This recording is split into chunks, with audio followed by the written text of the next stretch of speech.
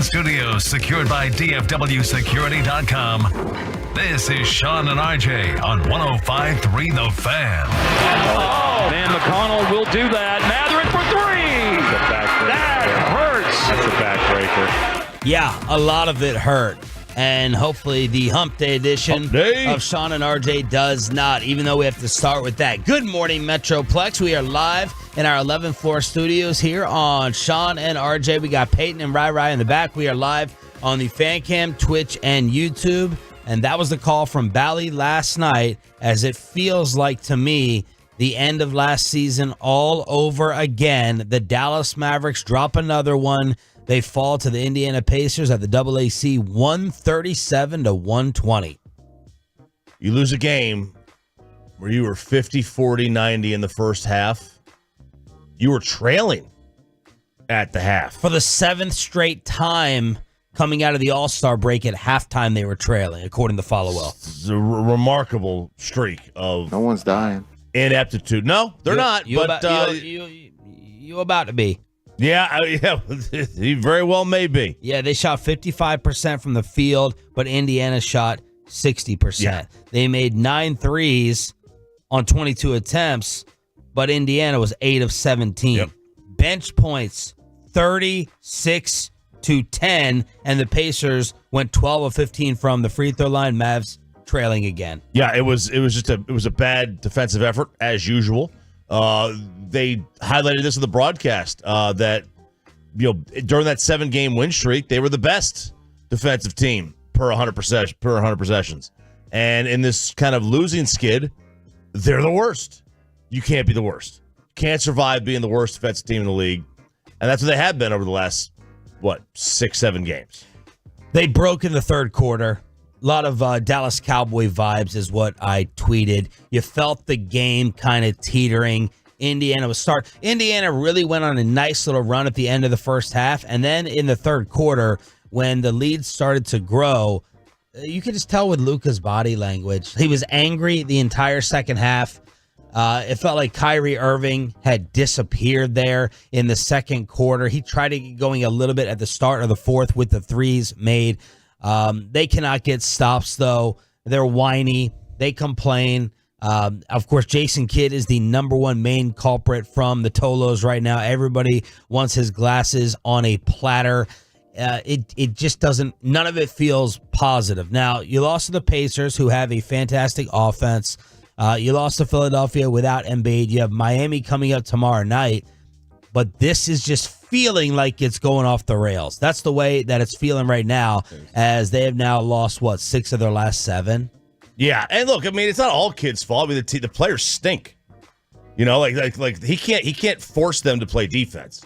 He can't when they're not playing sound offensive basketball. I mean, like when these guys are just taking matters into their own hands. I mean, he can't force Tim Hardaway to make shots.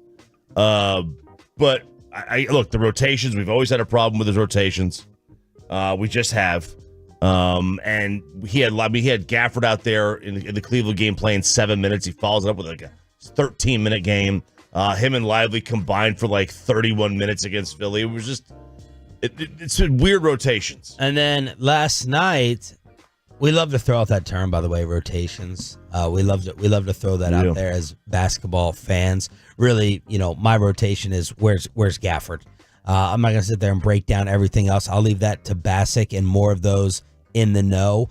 They lost 5 of their last 6, not 6 of their last 7. Oh, no, man. It's title time. Title time, baby. Title time? Yeah. Instead of 6-7, it's 5-6. Yeah, much better. Oh, much better. Much better. And then last night, Lively gets 2 early fouls, and you're like, okay, whenever that happens in a game, bam, you're going to get your starter going to the bench. He decided to do the Phil Jackson trust, keep Lively in. Eventually, Gafford got in there, 7 of 7, 10 rebounds, 3 blocks, 16 and 10. He was the energy. He was the spark. I feel like he brings that every single night. It's not like you weren't facing another big. I know Miles Turner can take you outside. He loves to kill the Mavericks, being the Texas Longhorn. But it's like, okay, why doesn't this happen more often? And then Luka, like any other game, we're sitting here praising him, or at least I am, for a 30-point triple-double. Not last night. And I think we got to have some Luka Micah comparisons a little bit later on in the show or this week in terms of being that special player, but maybe not the guy to lead you, because he's not going to do anything by example in terms of like he's going to complain to the referee. Let me make sure I preface that correctly. He's going to do a lot by example in terms of offensive scoring and all the stat sheet. But in terms of like all the little things and the intangibles, he's always going to complain and cry first before getting back. He's always going to say the right things to the media. Yesterday was, Markieff Morris, he spoke in the locker room. We all need to listen to Markieff. We have to change something defensively. Well, man, you got to be the one. I'm not saying Luka never tries defensively, but you got to be the one to hit the floor. When's the last time you saw Luka Doncic ever hit the floor when he's not selling a foul? Like something to spark them and be like, okay, I'm going to change this.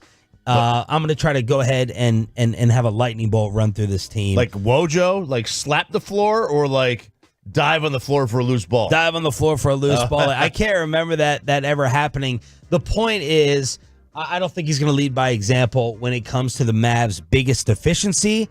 And Jason Kidd was asked about it last night. When is the defense finally going to get better? Yeah, well, we tried everything. We switched to hit. We went zone.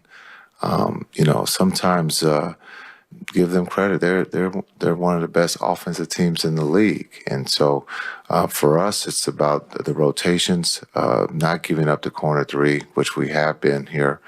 Understanding our offense is one of the best in the league. And so if we can expend some of that energy on the defensive end, hopefully that gives us a better chance to get a stop. I love it. I love J Kidd afterwards. I coached. We tried everything. Watch the Mavs sideline. That's what I'm starting to do now in these games after defensive possessions. Watch Jason throw his hands up. And the guy to really focus on is their defensive coordinator. They got a lot of love over the past year and a half here, Sean Sweeney. He's just like, I don't know. Like, they call the timeouts to try to break the runs, and Sweeney's over there. And I'm like, what is he saying right now? Or what are they saying to him about this defensive effort, which is hideous? Yeah, your top two guys have never been good defensive players or great defensive players. You are limited. Like, defense is not just about effort. There's a lot of talent that goes into it. You could have slow, unathletic dudes. Rick Pitino talked about that one. We're slow laterally. Remember, he just kept saying that. We're very slow laterally. You give all the effort you want, but there are guys that are just so much more athletic or faster or just more skilled, whatever, on the offensive side of the ball. It doesn't matter how much effort you put in. Well, they're not putting in. But they're not putting in all their effort. Like, it's just way too easy with baskets that are allowed and given up. In the last 6 games, they're 30 in defensive rating, 26 in net rating. They're 30th in three-point percentage allowed. They're 29th in points allowed, 29 in field goal percentage allowed, and 26 in free throws made allowed.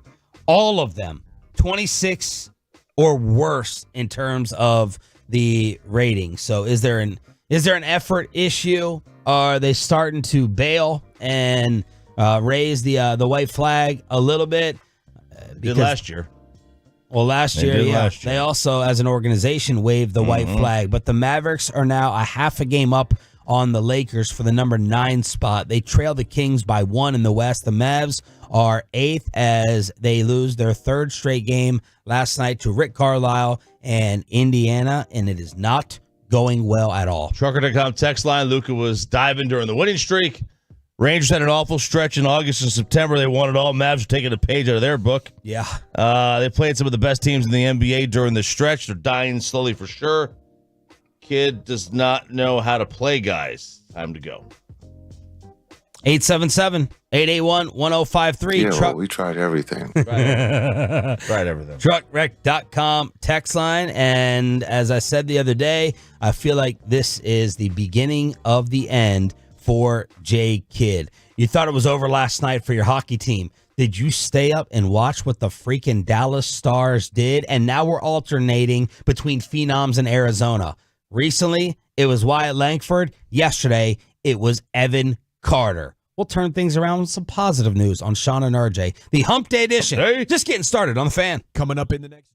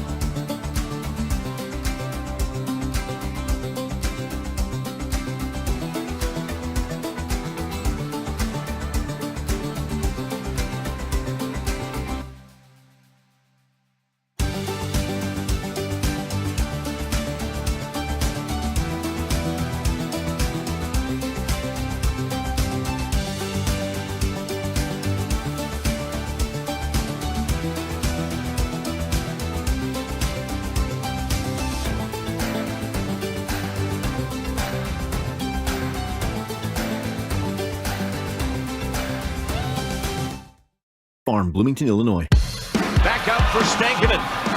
He'll send it back. Here's hits, shoots, and scores! And the Dallas Stars have pulled off a miracle here in San Jose and won it 7-6. That was the call last night on Sharks TV. Stanky is what he likes to be called. See? I was on to something. Stank-assin'. Stanky with 8 points in 6 games played. And this was the textbook of stealing 2 points because the Stars, they were not good all night. They were down 6-3. They scored 3 goals in 2 minutes and 44 seconds to tie it up. They take it to overtime, and Hitt scores the game winner as they come back last night. Wow, that's a lot of the tweets that I woke up to this morning from the Tolos. And let's be fair, they had no business being down that many goals to begin with. The Duclair goal was a great feed. Otter never saw it. The Zetterlund goal was a great feed on a he spun around, centered it. Otter had no chance, right? Yeah, Spittle was defending, taking a lot of time to defend Otter last night, saying, if you want to blame him, which one should have been stopped? You know? All right, do you want to say that on the Carpenter rebound that he should have corralled it? Fine, whatever. Like, I don't know. I mean, the Stars' defense was fine. I mean, they only allowed 20 shots the entire night. 6 of them went in. Better than the Mavs' defense? Much better. You know, like if you allow 20 shots, I mean, that's a pretty good defensive effort. Generally, that's, you know, and then look, shots on goal is a weird thing because if it doesn't actually kind of get on the net, on the goalie, it's not really considered a shot on goal. But I didn't think that was as bad as the score was letting it out to be. Should we be more excited that they came back like this, or more worried that they were down 6-3 to the Sharks, given the way they've been playing? I would do the comeback because, like you said, is that some of those goals necessarily weren't. Well, they were just San Jose had there's a great feeds that they had to set them up in a perfect position to where a junior player could have made some of those goals. The paperwork did get done for Tanev. Hey, look at that! He's got his visa. Chris jumped on the ice for his first game, and the win puts the Stars back in first in the Central because Winnipeg lost. So the Stars have a few days off before a back-to-back Friday in Anaheim, Saturday in LA against the Kings. There's a fresh Spits and Suds out on Odyssey or wherever you get your favorite podcasts. 4 points clear of Colorado, too. 4 points clear of Colorado as well. That's big. You want to be able to get at the top of the division if you can. Evan Carter going crazy yesterday in Arizona. We're going to be talking about it with our Ranger insider, Jared Sandler. He'll join us from Surprise at 8 o'clock, but he starts off 2 for 2, 2 home runs, 5 runs batted in, and one of them was a granny. Granny. Do we have the nickname for Evan Carter yet? No. Okay. Evan Almighty. Yeah, that's one of them. That You didn't like Full Count last year? I did like that. Okay. Yeah, it's okay. But it's okay in order to use it, you're going to have to get a lot of full counts to use it all the time. You know what I mean? Yeah. Like, I don't know yesterday if one of the home runs came on a full count, but it's not broad enough for us to be able to throw out there all the time. I did like full count. Yeah. I did like that for the postseason because it kept happening, but got to come up with something else. I mean, the standard has been set with Kareem Abdul-Jabbar. Yeah, Kareem is a great one. Larry Nerd. That's the other names that he's called. Larry Nerd. Larry Nerd. Those are some of the other good names that he's got. He's got a few more good nicknames. I can't. And who he played for? Indiana State. Indiana State. Perfect. Yeah, it is perfect. But it's funny when you Google Kareem Abdul-Jabbar, it still comes up as Kareem. Like that's whose name pops up. But yeah, I mean he's got the rec specs on. He's been wearing those forever. It's fantastic. Larry Nerd, Kareem Abdul-Jabbar, whatever you want to call him. You got to love it. Evan Carter is now hit safely in 5 consecutive games. He's hitting .389 with an OPS of 1.178 in 20 Cactus League plate appearances. Wow. Yeah. Wow, those are good numbers. Yeah. So far for spring training for the two of them, maybe we need a combo name too. You know, we need to do something like the Bash Brothers back in the day. Evan Carter, .389, 2 home runs, 7 runs batted in. Wyatt Langford, .353, 3 home runs, 7 runs batted in. His OPS. All right, when I read OPS, how should I say it? OPS on baseball slugging. No, the number. Like 1,332, 1,332. Yeah, it's 1,332. Yeah, it's 1,332. Yeah, because it will, after 30 games of the regular season, it will never be above 1,000 again. Like unless you're Barry Bonds or Mike Trout. Like for the most part, you're not going to have an OPS over 1,000. It's a great number. It's a great number. You want to be over 800, and if you're going to be a superstar. Yeah, you want to be over 900 or as close to 900 as you can get. Those are the guys who are in the MVP conversation every single year. Larry Blurred is another one of his nicknames for Robbie Avila, the Kareem Abdul-Jabbar. All right, how long did the Facebook outage last and affect everyone yesterday? Did you figure out your passwords? You and Corey Majors were scrambling, saying, I'm not going to know how to get back into this account. It just kind of logged back in for me. I went to the website or the app, and it just logged back in. So I don't think I needed to put, or I don't know my password. I think I can guess it, but I still don't know what it is, and that scares me. That really, really scares me. So how do you keep your one? Does anyone use these password apps where you just go in there and put them all in? There seems to be an easy solution. I just have not gone down that road. On your iPhone, it has like an iCloud password save, so everything's there. Yeah. It's just like it recognizes my face, and then it'll go to my password on it. So everything's saved in there that I can look at. But you have to have a password to get into the password folder. Like, how do you guys keep straight your passwords for up here on these computers? Oh, if you do that, you should be fine with Facebook. Well, because you have to change all the time, right? So I'm having to constantly type it in. Yeah. That's how I remember it. It's like I haven't typed in my Facebook password probably in years. So that's the reason. It's just always logged in. And that is why. It seemed like it came back pretty quickly yesterday. 11:30 maybe? 12 o'clock? Just about the same time the AT&T thing came back on a couple of weeks back. Are we going to get some type of refund here from Zuckerberg? I don't know. Do we have a culprit? Do we know who was behind this? We don't. They're never going to tell us anyway. I mean, it just so happens it was on the election day. It happened to be on election day. Trump has his out. Elon Musk had a field day though on Twitter yesterday with all the memes of Twitter. We're still up here, but everyone else is gone. Yeah, because usually it's Twitter that's down. It really is. I think they said it's had something to do with somebody entered the wrong coding in, and they had to go backtrack it and figure out what the problem was, which takes time. It could have been something as simple as that. Meanwhile, people are also trying to figure out if there's a conspiracy and what are the actual whereabouts of Kate Middleton. Yeah. Oh, good stuff, Peyton. Good stuff. We don't know where she is. Now, she was seen in public for the first time. However, I challenge this photo, Sean Sharif. Oh, I looked at it. I looked at all the memes and the jokes as well.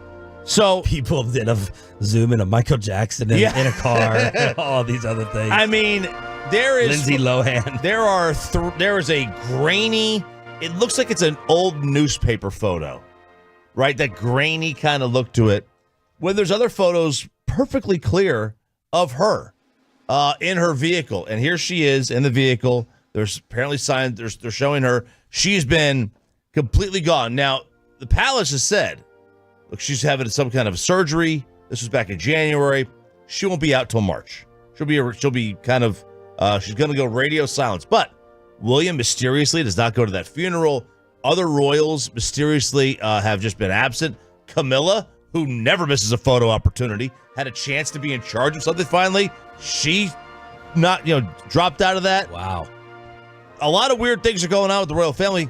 And, obviously, Prince Charles. King Charles has prostate cancer, so he's got his own health issues on that side. And there are a lot of weird things. People are wondering what's going on, where she's been. We've heard no updates. The palace said she's fine. They throw out this grainy photo, though. Just happened to do it 3 days after they had to release a statement. Something's going on here. Something's going on. Do you think that's her in the photo? I mean, it looks close enough to being her, but no. It's like, why would the photo be so grainy? Well, that's not her fault. It's the camera. It's the camera's fault. Yeah. I know. It is. It is. Maybe it was an iPhone. Maybe it was an iPhone. Maybe it was an iPhone, not an Android, as Bobby would tell us. Our Cowboys Insider joins us next. The Cowboys have made a Micah money decision. Bobby has a linebacker all picked out, and this is your second chance, everyone. He's finally available. Do you want to finally bring Jamal Adams back on home? That's next. Here with Sean, RJ, and Bobby joins us next right here. Hump Day Edition on The Fan. We will gladly be yours.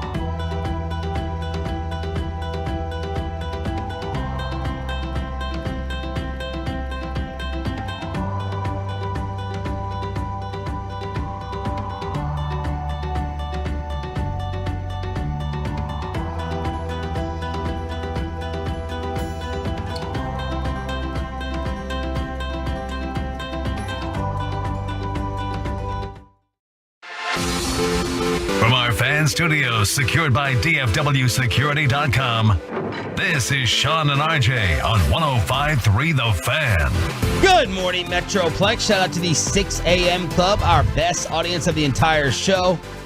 Thank you if you're checking us out as well on Twitch and YouTube. Got the entire morning squad together on a hump day edition. Hey. Sean, RJ, and our Cowboys insider Bobby Belt heading back out to the Ford Center at the Star in Frisco yesterday. Yep, had to do the draft show. It was Zach Wolchuk had his infant, his child, and so because of that, he was off of his normal Tuesday duties, and it was me. So I was doing draft show with Kyle Yeomans, Nick Harris, Broadus, and Aisha Morrison. And did you hear anything out there? No, nobody's back in the building yet, really. They just got done with Combine, but generally they immediately scatter and go do some other things, so nobody was out there really chattering. I don't know if you guys knew, I did hear whose bowl that was. I What? think you guessed it. Chiafalo. Really? Mm-hmm. He brought his I don't know. animal up there? He owned up to it on the Instagram comments when somebody posted the photo. He said, that's my bowl. Does he have a dog? No, I think he ate from it and set it down and then never picked it up. Why would you? I've never thought once to set something on the ground after I'm done with The it. sun dries it out, I think.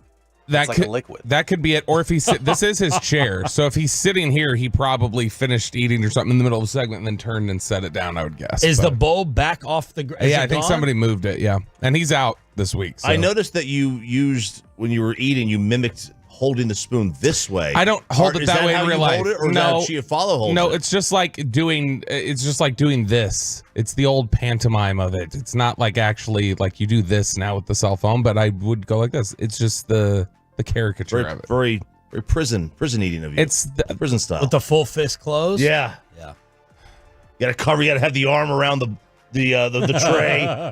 just funnel it all in. I grew up in a house with 9 kids. You had to There we fight go. for your food. Yeah, there you go. Cowboys placed the 5th-year option on Micah Parsons, and they did it as a defensive end, not a linebacker, according to Michael Gelkin. The salary difference is about $2.7 million.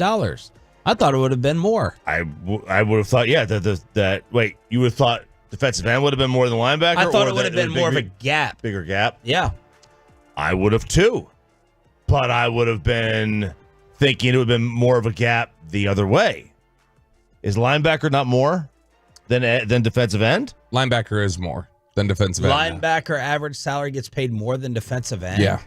And so they're paying Micah. Exactly. They're Stunned me. That's what I was. They're being cheap. They're Yeah. paying Micah less than they. How they is do. linebacker get paid more than defensive end? It's the same dumb thing that said when they were trying to pay DeMarcus Lawrence, and they're like, we're offering you top 5 money. And they kept saying, you're offering us top 5 4-3 defensive ends. You are not offering us top 5 edge rusher, because the top edge rushers are TJ Watt, Khalil Mack, Joey Bosa, like the highest paid guys. And those guys are 3-4 outside linebackers. So they count as linebackers on the salaries. So if I franchise Micah, is that not taking into play? Okay, so like Bobby Wagner, Fred Warner, are they in this mix when it comes to linebacker salaries? I can't remember what the split is on that, but yeah, it's like because they play like middle linebacker instead of outside linebacker. Okay, so it's not like a thing just like that. it's not just all under the Edge rusher. linebacker label. We're breaking it down into edge rushers. They should, yeah. I mean, they should. There's been a push from the PA that they want them to have edge rusher as its own like Position. 5th-year option category. Yeah, it should, because he's getting docked money, and there's no rhyme or there's no difference. There's no difference between a edge rusher that's a defensive end or a 3-4 outside. Like the concept, the position is basically the same. Your job is the same. I agree. It's like there's no difference between a quarterback from a job one who is a primary runner versus one who's a primary passer. Like your position is the same. Yeah, the franchise tag number is also higher for linebackers. What? Because it's Watt, it's Mack, it's those guys, and then the top paid defensive end technically is Like Myles Garrett. I believe it's I think it's actually on the cap hit or the average right now because of his most recent deal. I think it's Eric Armstead. Like that's the type of guy they're trying to pay him like right now. This is actually so Micah is not going to be happy with this designation. No, they just not cheated him. They just basically took $3 billion from next year. It's a very Cowboys move. But they can now go all in with that savings of $3 million. Yeah. Wow. Okay. That is really surprising and really, really interesting. It's dumb. It's dumb. That's what it is. It's dumb. It's a dumb designation. It's a winning for the culture. League. The league is the one that's a problem here. That's a big problem. It's dumb from the league because, if you give the Cowboys or another team a tool like this, they will take advantage of it. You know, I guess it's a smart thing until it comes back and burns you. You know? Yeah, I mean, like, I always say to these businesses, man, do you realize the morale increase and boost that you would achieve if you made someone feel justified, made someone feel good about their salary? You don't have to go crazy and overboard and nuts about it, but these types of little things, man, if I had like leverage on the other side, I would, it's probably a fault of mine, I would have my Jericho list out, man. And I would be like, remember when you did that and you were petty with me for $3 million? F you. I'm going somewhere else. I would count that very heavily on the other side, and maybe it won't come back and bite them. Yeah, listen, this would be far more egregious if the Cowboys were a 3-4 defense and they put him as a defensive end. But they are a 4-3. Yeah. And he does play defensive end. Except they've literally never listed him as a defensive end on their own official rosters that they submit to the league. And Steven just got done at Combine talking about, hey, he's going to play a lot more linebacker. So they file a grievance. They would have one. If everything they have said indicates that he is a linebacker publicly, everything they've said and every place they've listed him as has been a linebacker, they file a grievance. Why did they list I bet he him? wins. Why did they list him as that? A linebacker? For this? Well, this would get him paid more. Why did they list him as linebacker on the roster? Yeah. Just because that's where he was initially, and he was blitzing a lot from there. So you're telling me last year, by NFL designation, Micah Parsons would be viewed as a linebacker? On rosters, yeah. Within media guides and everything else. So then how is he tagged here as a defensive end? File a grievance. That's what I would do. How does that work? Because it's like, you could be a guy who is listed as this position here. You could be listed as a corner, but if they have you playing what is a pseudo safety, they can then call you a safety. But they're calling him a linebacker. So he should have had the 5th-year option picked up as a linebacker. So, but they view it as like, they view it more like your position is defensive back. Like you're a guy who plays both corner and safety, and they just get to pick which one you're designated as. Like if I look at the roster right now, like let me go look at it. Micah Parsons, number 11 linebacker. That's on the Dallas Cowboys website right now. I would file a grievance. Yeah, I absolutely would. I mean, the PA needs to fight for a separate tag number for edge rushers. I totally agree. It's Capology. $2.5 million less for disappearing and having a podcast. Dock them. It's a podcast penalty. Sounds like Mike is going to be asking for a trade next year. It's dumb from the player that he wouldn't transition to linebacker like they wanted him to. That's his natural position. Shut up. I know. He's an edge rusher. What if Zim put him there? He played defensive end more. Yeah, look, from that perspective, yes, he did play defensive end more. Like that's look, what he has been. But here's the bottom line. You know what happens in your building. You know the reality of your work. We all know the reality of this. You want to get cute? You want to go ahead and try to, move the goalposts? Okay, fine. We all know the reality of it. You want to try to get away with paying me $2.7 million less? Fine. When the reality really hits with my extension, then I'll make you feel that pain. By the way, that's the way I think about it. You want to get all cute and you want to screw me and use semantics? Okay, fine. I'll get the last laugh. Yeah, I don't view it as like the reality though is that he played defensive end last year because he played edge. Like it is a different type of thing we're talking about. He's a pass rusher. Yes, but he stood up. He never put his hand on the ground like a defensive end would. And so that's why I think they're especially trying to cheat this a little bit. And you're talking about the agent. When you call me a linebacker, I'm thinking of Leighton Vander Esch. When we're talking about anything else, edge. You're an edge / pass rusher. Yep. Like, and again, fine. You can respect for you explaining it, Bobby, and all that stuff. We all know the reality. Let's cut the BS. Let's cut all the crap. We know that man's job is to go get 20 sacks. Yes. And that's what they put him out there to do. Yeah, and that's why, to me, though, it would be, like, for instance, I'm trying to see what do... Yeah, so like the Steelers and everybody else on those websites, same sort of thing, they will list him as a linebacker. And the reality is because they're an edge. They're a 3-4 edge. And that's why it's weird with this hybrid system that they run. He's not a typical defensive end. Like, even when he's playing pass rusher and he's on the line of scrimmage, he's standing up like a 3-4 linebacker would. And that's why they're going to be, I'm certain the one who's going to be irritated with this is his agent. Maybe even more than Mike is. Mike is the one who's apparently like, hey, I'll play for less money even. I can do this. He talks like that. And so he may not care, but I guarantee his agent will, and I guarantee the NFLPA cares. So that's the Micah 5th-year option. Yesterday, other news that came out. Saquon Barkley is going to hit the market. Ah, yeah, Saquon Barkley. This would hit home, too. This hit hard to me because I hate seeing any kind of growth. Any kind of growth really upsets me, and this is what I'm seeing from another division rival. The Giants will not be placing the franchise tag on him, maybe likely ending his time there, which is terrible news because seeing them get bogged down by a running back salary and using them high picks on them was a great service to the rest of the NFC East. Yes. And now I do truly fear for the worst, Sean and Robert, is that both NFC East teams will be taking quarterbacks in the top, 10? Top six? Yeah, but the Giants will take J.J. McCarthy. Sean will be happy. Yeah, maybe. Yeah, and he may flame out. He will. But it's better than the option they have there. At least there's a what-if hope. And I am scared to death of what-ifs. The known is Daniel Jones. I know Daniel Jones is ranked somewhere between 20 and 25 in quarterbacks in the National Football League. Would you guys rather have Daniel Jones or Russell Wilson next year? Russ. I think I would pick Daniel Jones. Yeah, Daniel Jones. Daniel Jones, I give Daniel Jones credit for this. Tough. That dude's like incredibly tough. And I think if you, with the 6th pick, I hate Brian Daboll for Daniel Jones. I don't hate Daniel Jones anymore. I hate Brian Daboll for the way he treated and talked to that guy and had the game plan of, hey man, this is the Navy offense. And you're gonna run around that edge, which Micah Parsons is not playing.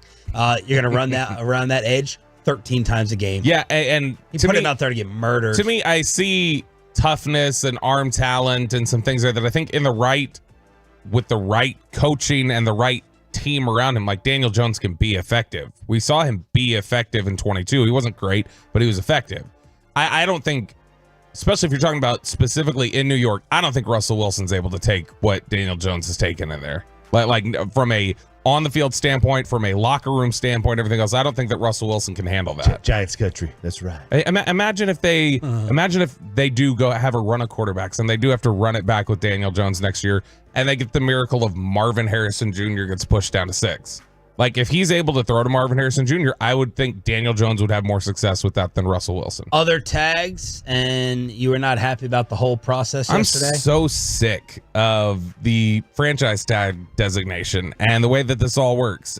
So we talked yesterday about the top 100 or top 200 NFL free agents, and by yesterday afternoon, 7 of them had the franchise tag placed on them. The only ones who didn't were Christian Wilkins, Kirk Cousins, and Chris Jones. So a bunch of different players getting the franchise tag. We already knew T. Higgins, Brian Burns from the Panthers got it, Michael Pittman of the Colts, Jalen Johnson, the corner from the Bears, Josh Allen, who was the highest graded one on PFF's list that got the tag yesterday. He was the 3rd overall free agent from the Jaguars, got it.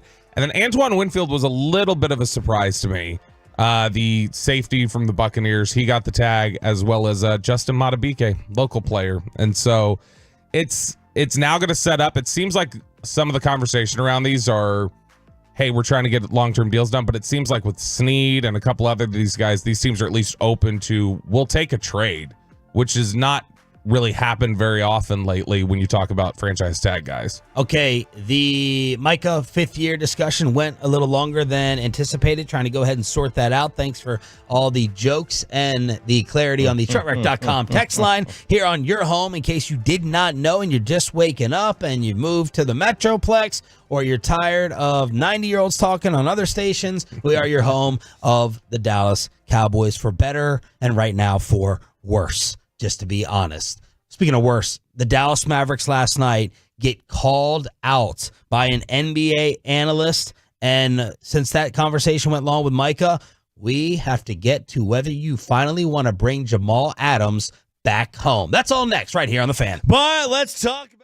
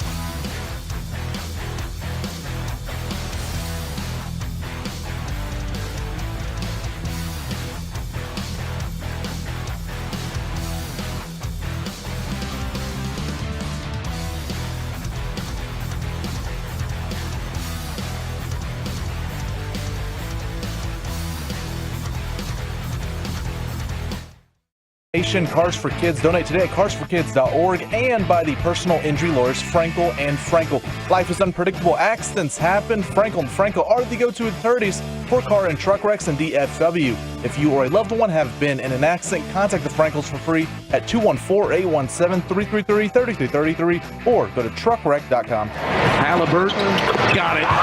Big night for Ty. And a lot of joy and a lot of smiles for the Pacers here in Dallas. Listen to that dead crowd at the AAC. Halliburton didn't even do anything early on. You had Miles Turner crushing the Mavs, as he always seems to do. You had a bunch of no-names as well, have like career shooting nights.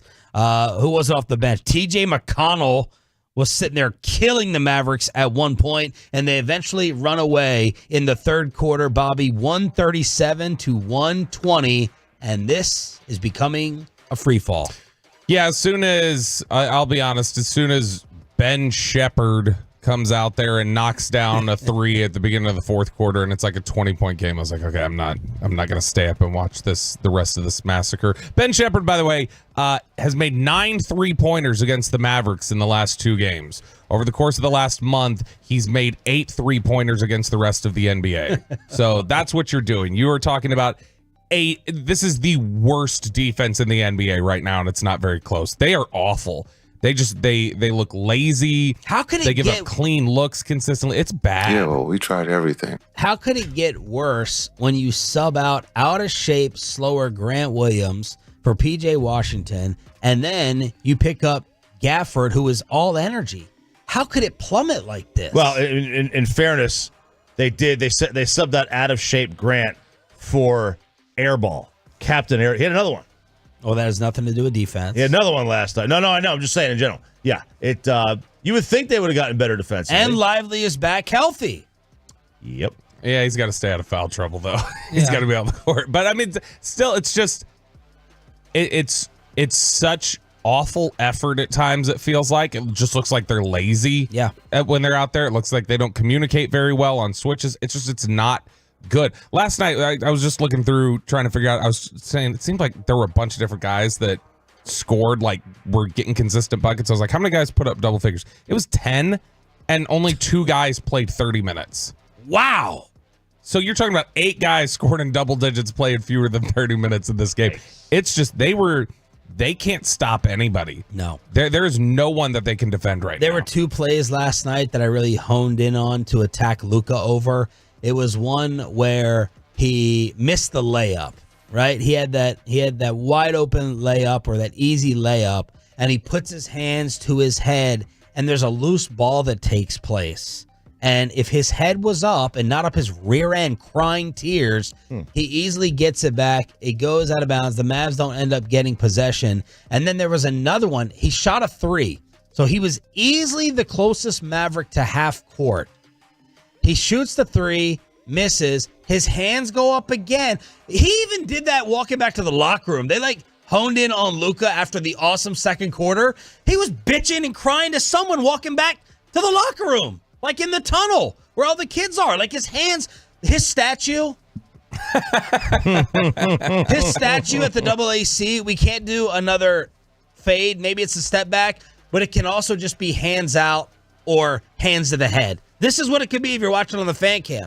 This is the Luka statue. And yes, I'm picking on him because he's that great to be picked on. He misses the 3. His hands go up. Outlet pass. I'm like, how was the guy closest to half court who shot the 3 not the one back on defense? Easy layup for the Pacers. And when you are trying to come back, when you're down 14, when you're down 15, every single stop has to happen in order for a Dallas Stars type comeback to take place, and it's just not going to with their defensive effort. Which is not, they don't have one. They're a bad defensive team over the last, 6 games. 7 games or so, 6 games or so. But when they had their 7-game win streak, they were the best defensive team in the league.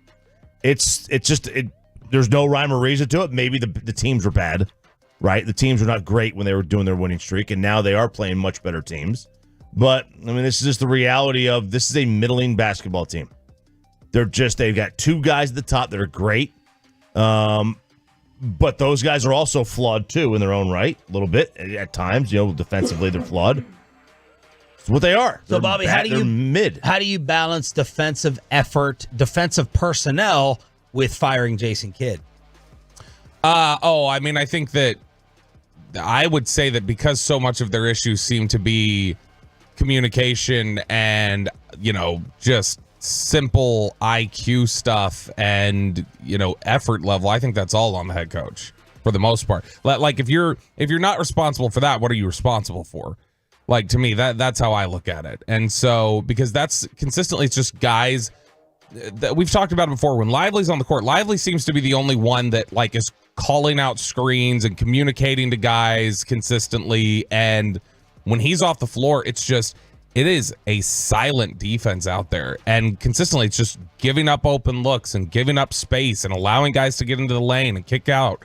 And it's so frustrating. And to me, that reflects poorly specifically on Jason Kidd. And this is reflecting poorly right now on Tim Legler, who the other week came out and said they are the number 4 threat to win the championship over the Phoenix Suns. Not in the West. In the NBA, he's going to put the Dallas Mavericks at number 4, and Legler not too happy with them on ESPN. Here's the problem. I'm just going to call them out. They don't play hard enough. They don't play hard enough. It's that simple. Wow. They do not lay it on the line defensively the way you have to be considered a legitimate contender. They have everything they need offensively every single night to go toe-to-toe with any team in this league because of the way that Luka controls the game as a scorer and passer and the supplemental offense they get out of Kyrie, and they got more than enough shooting. They got bouncy legs in the middle now.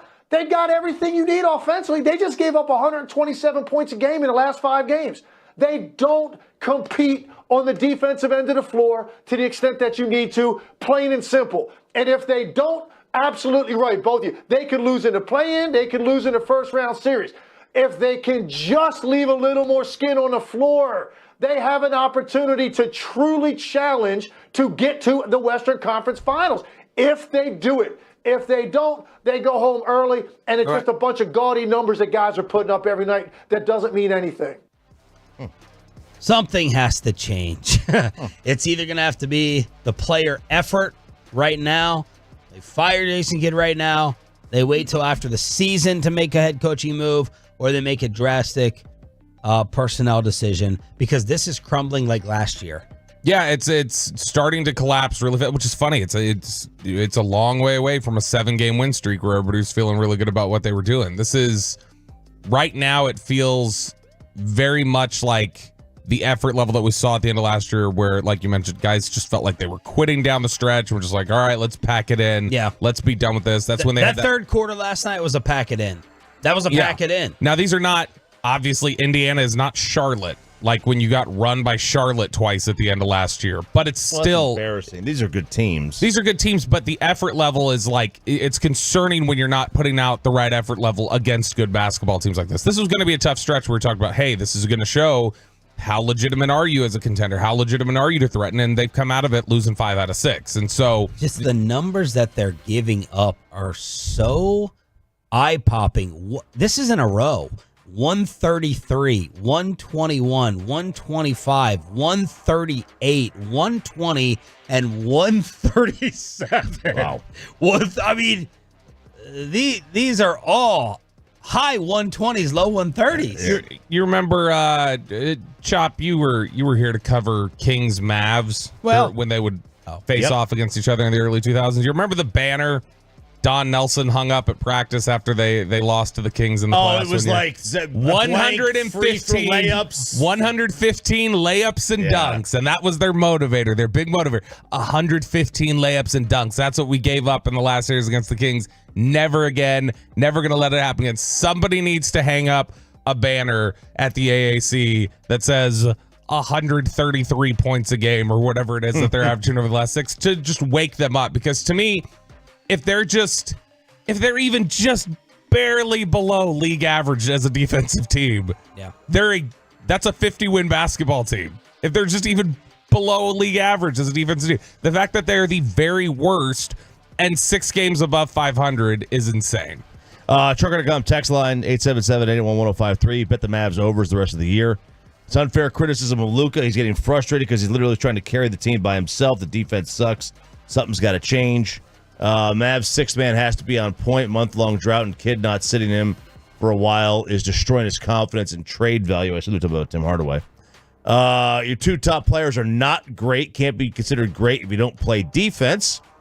Is Luka just a better stat? Russell Westbrook. I called him Russ years ago. No, it's different. I mean, obviously, their games are different because Russ is high flyer, but there's a lot of similarities there. I mean, they're ball dominant players who may or may not actually make anybody better around them. Harden's a better comp to me than I agree. Than Harden's a better comp than Russ. But Russ is too athletic to be comp to Luka. Yeah, but Choppy's Westbrook comparison is what you finished with there of, and I don't fall in this category, but some Luka detractors would. Can it actually win big for you? Yeah, I don't know. I don't know that somebody who's as ball dominant as him can win big for you. I'd have to go back and look. Does he play like this when he plays for Slovenia? Play like this? What do you mean? Does he have the same ball dominant style when he's playing internationally? 60 usage rate or whatever? Yeah, does he? Or is that I don't know. I don't really watch enough Slovenia games or any of them. Well, I mean, Dragic has got to get his shots off or whatever. It's fair. I just think, from again, Cowboy comparison, from a culture parallel, Luka, I was watching some old Kobe Bryant stuff, and before the Olympics and then, Dream Team struggles and all that, he knocked on Coach K's door and he said, I need you to let me guard the best defensive player. He was winning he was the best player in the league. He was the scoring leader and all that stuff. But Kobe made up his mind, I'm going to have to do something different to set the tone and change things. And when the Dream Team went all out partying in Miami and they returned to the lobby at 5:30, Kobe was going the other way with his workout gloves on. Everyone started then working out at 5:30. I would love to hear that Luka Doncic goes to Jason Kidd and he's like, look, I know I can score and I know I can score 50 and I have 30-point triple doubles. I'm going to start scrapping. I'm going to stop complaining and stop crying and try to, instead of just this whiny reaction, I'm going to try to fire up my guys. Maybe I'll put someone in the stands. I don't know. There's some type of shock factor that needs to run like a lightning bolt through this team. And I don't feel confident that Luka Doncic, just like I don't feel confident in Micah Parsons, would do anything leadership-wise to change it. Do you remember 20 years ago or whatever it was when Chuck Knobloch in the playoffs booted that ball, didn't catch that throw to second base, and somebody slid into him and he stopped and he just pointed hey, why? And the ball rolled past. They go to the run. And he got killed nationally for that. Luka does that every game. Yeah. He does the equivalent of that every single game. It wasn't just a one-off. And you've got to correct that. You've got to grow up past that. You can't just sit there. You can't stop play. Just do it after a whistle. Right. That's all I ask. Tim Duncan at least Tim Duncan had the awareness to just grab the basketball and hold the ball in his hand and then go arms up with it. Right. He had the common sense to do that. You got to wait till the play's dead. All right, the Metroplex 0 for 1. Yesterday we were talking about the greatest Sean and RJ victories in terms of opinion. We forgot this one. Is it finally time for you to get your Jamal Adams wearing a Cowboys star? Next on 105.3 The Fan. But it is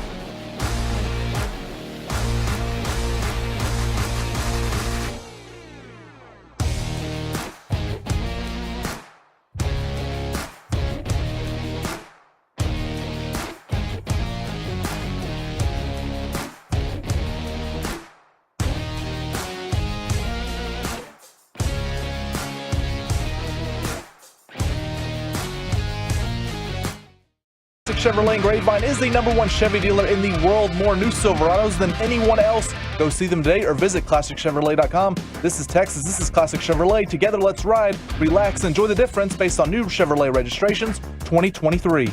A Sonic $50 giveaway is coming up during the Expressway.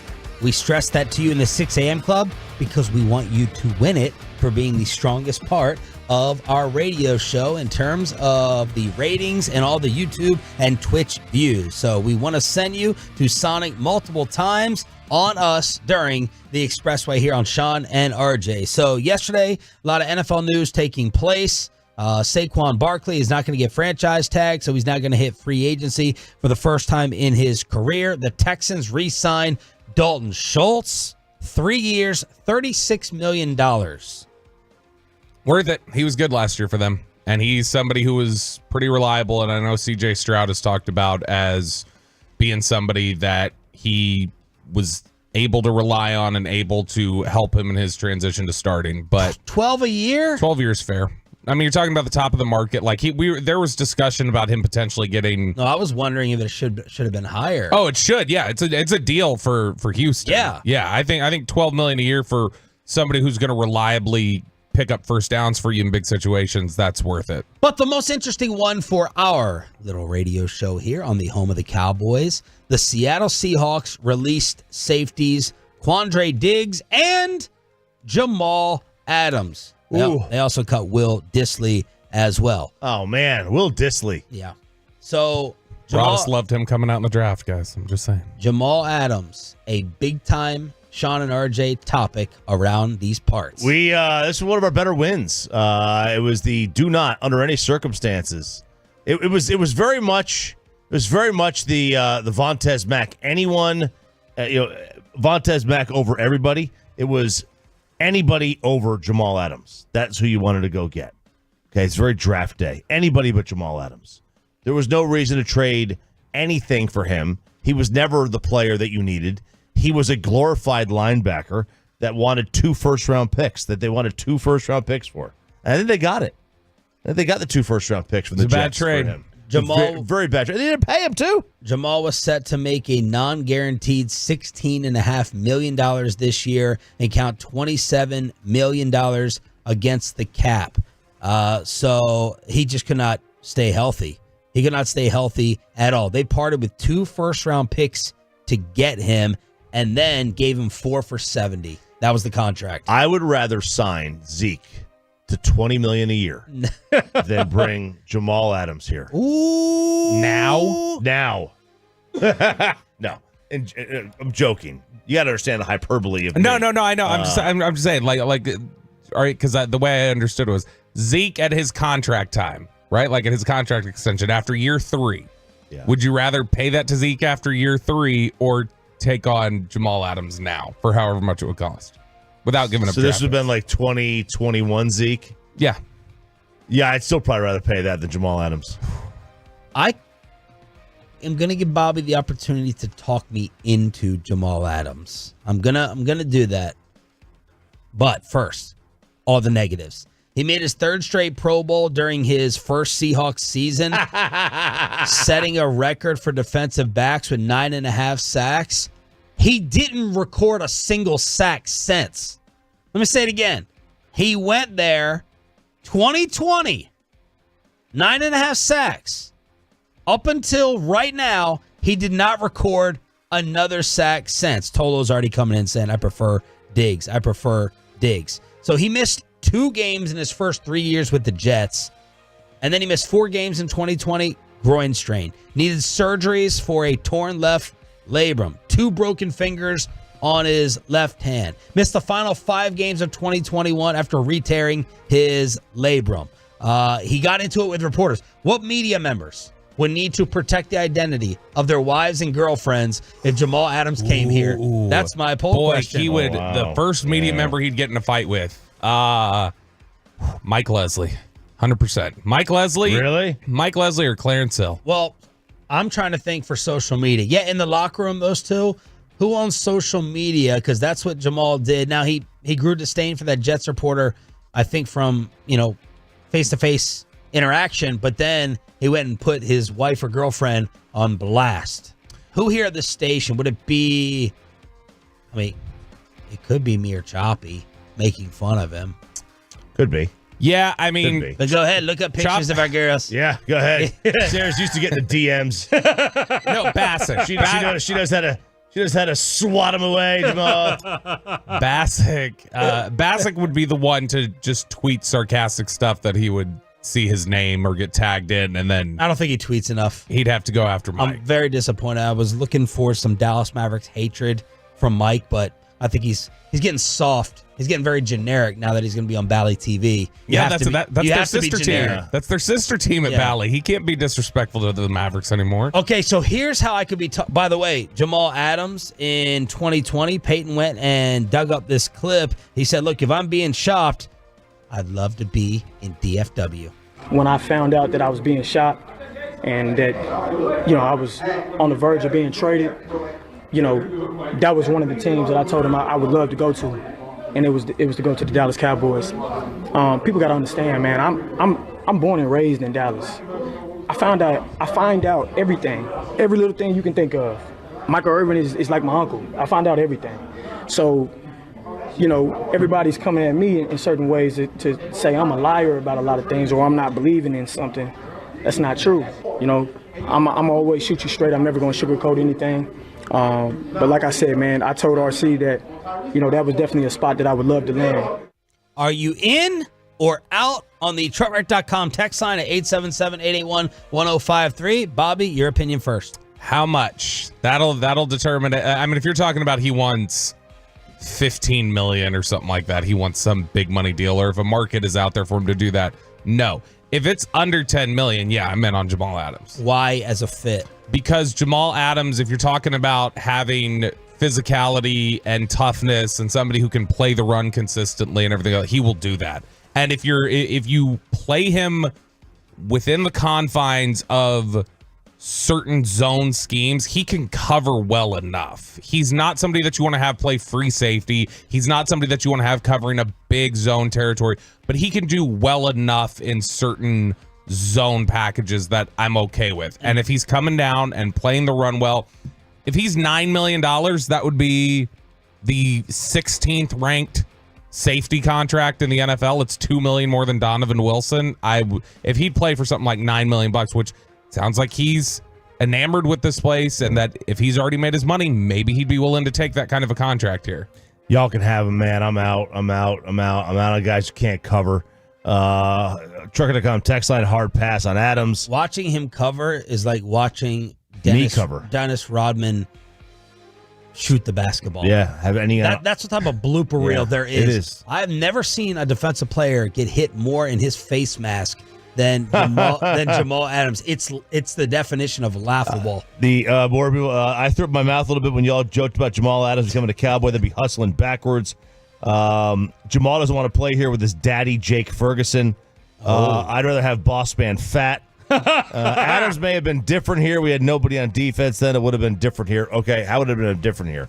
Just because you have nobody on defense, wouldn't that make it more difficult? If you have nobody else on defense? Does he play better? If you can keep him out of coverage. If you keep him off the field, it's great. If you can keep him out of coverage and he can help my front seven and improve the attitude and physicality, I would want him. Is he better would he play better than Curse did last year? Yes. And so to me, you're talking about an immediate upgrade. He'd be playing a box safety type role. Find a younger, cheaper option, I'm sure, right? Or that's the hope. That's the hope. Maybe you're gambling either way. You're gambling either way. With Jamal Adams, you do know what you're getting as a run defender. You do know what you're getting as a tone setter, and in terms of contributing to the improved toughness on your defense. More people on the Trucker.com text line. Worst NFL trade maybe ever. Where's Jeff Heath? Let's see. Adams is horrible on pass protection, and he gets hurt. Would they move him the linebacker? Okay, now we can have a discussion. No. Sure. We can have a discussion. Zimmer wouldn't do that, though. No. No, he's not. Zimmer's never going to do the Dan Quinn hybrid linebacker role. He's washed. I'd rather sign Bobby to play safety than Jamal Adams. He's 28, by the way. He's 28 years old. His PFF grade last year was a 55. J-Ron Curse's was a 43. Oh. 43. for J-Ron Curse. But, so right now, the TroutRent.com text line is really against it. There is a linebacker out there that you were all in on yesterday. Yes, I am all in on one Eric Kendricks. We'll be all in. Yes, sir, Jerry. This is your all-in move right here. Eric Kendricks has been a captain for several years, whether it be with Minnesota or the Chargers. The Chargers released him yesterday. 10-year veteran. He's 32 years old. He is not the same player that he once was, but he's still a decent linebacker. He's still a good player. He's just not an elite linebacker anymore. But this is a guy that Mike Zimmer drafted and had with him his entire time in Minnesota. And so I think Kendricks, as somebody who knows what Zim wants to accomplish, can provide veteran leadership, can still play linebacker better than probably anybody you have currently on the roster, and is somebody that can communicate the ideas, concepts, and everything else that Mike Zimmer's trying to do. Player advocates are really huge for coordinators and coaches when they first take over, to like help spread that to other guys on the offense or defense. And so to me, Eric Kendricks would make a ton of sense now that he's been released. He was set to make $5 million in 2024. And so you're talking about a market that, if him being released for $5 million, you're probably looking at a similar market that he'd have out there for him to sign for now. And so I'd be willing to spend $5 million on Eric Kendricks. All right, there it is. TroutRent.com text line, 877-881-1053 in order to go ahead and hit us up, 877-881-1053. The Cowboys placed the 5th-year option on Micah Parsons as a defensive end, not a linebacker. The salary difference is about minus $2.7 million for Micah, minus $2.7 million. We have a Sonic $50 giveaway. Did you see? Did you stay up for the Stars comeback? What is going on with Ryan Garcia in the boxing world? Evan Carter going off in Arizona, and the guys want to combine for a college basketball and football kegger. Baby. Next on Sean and RJ. But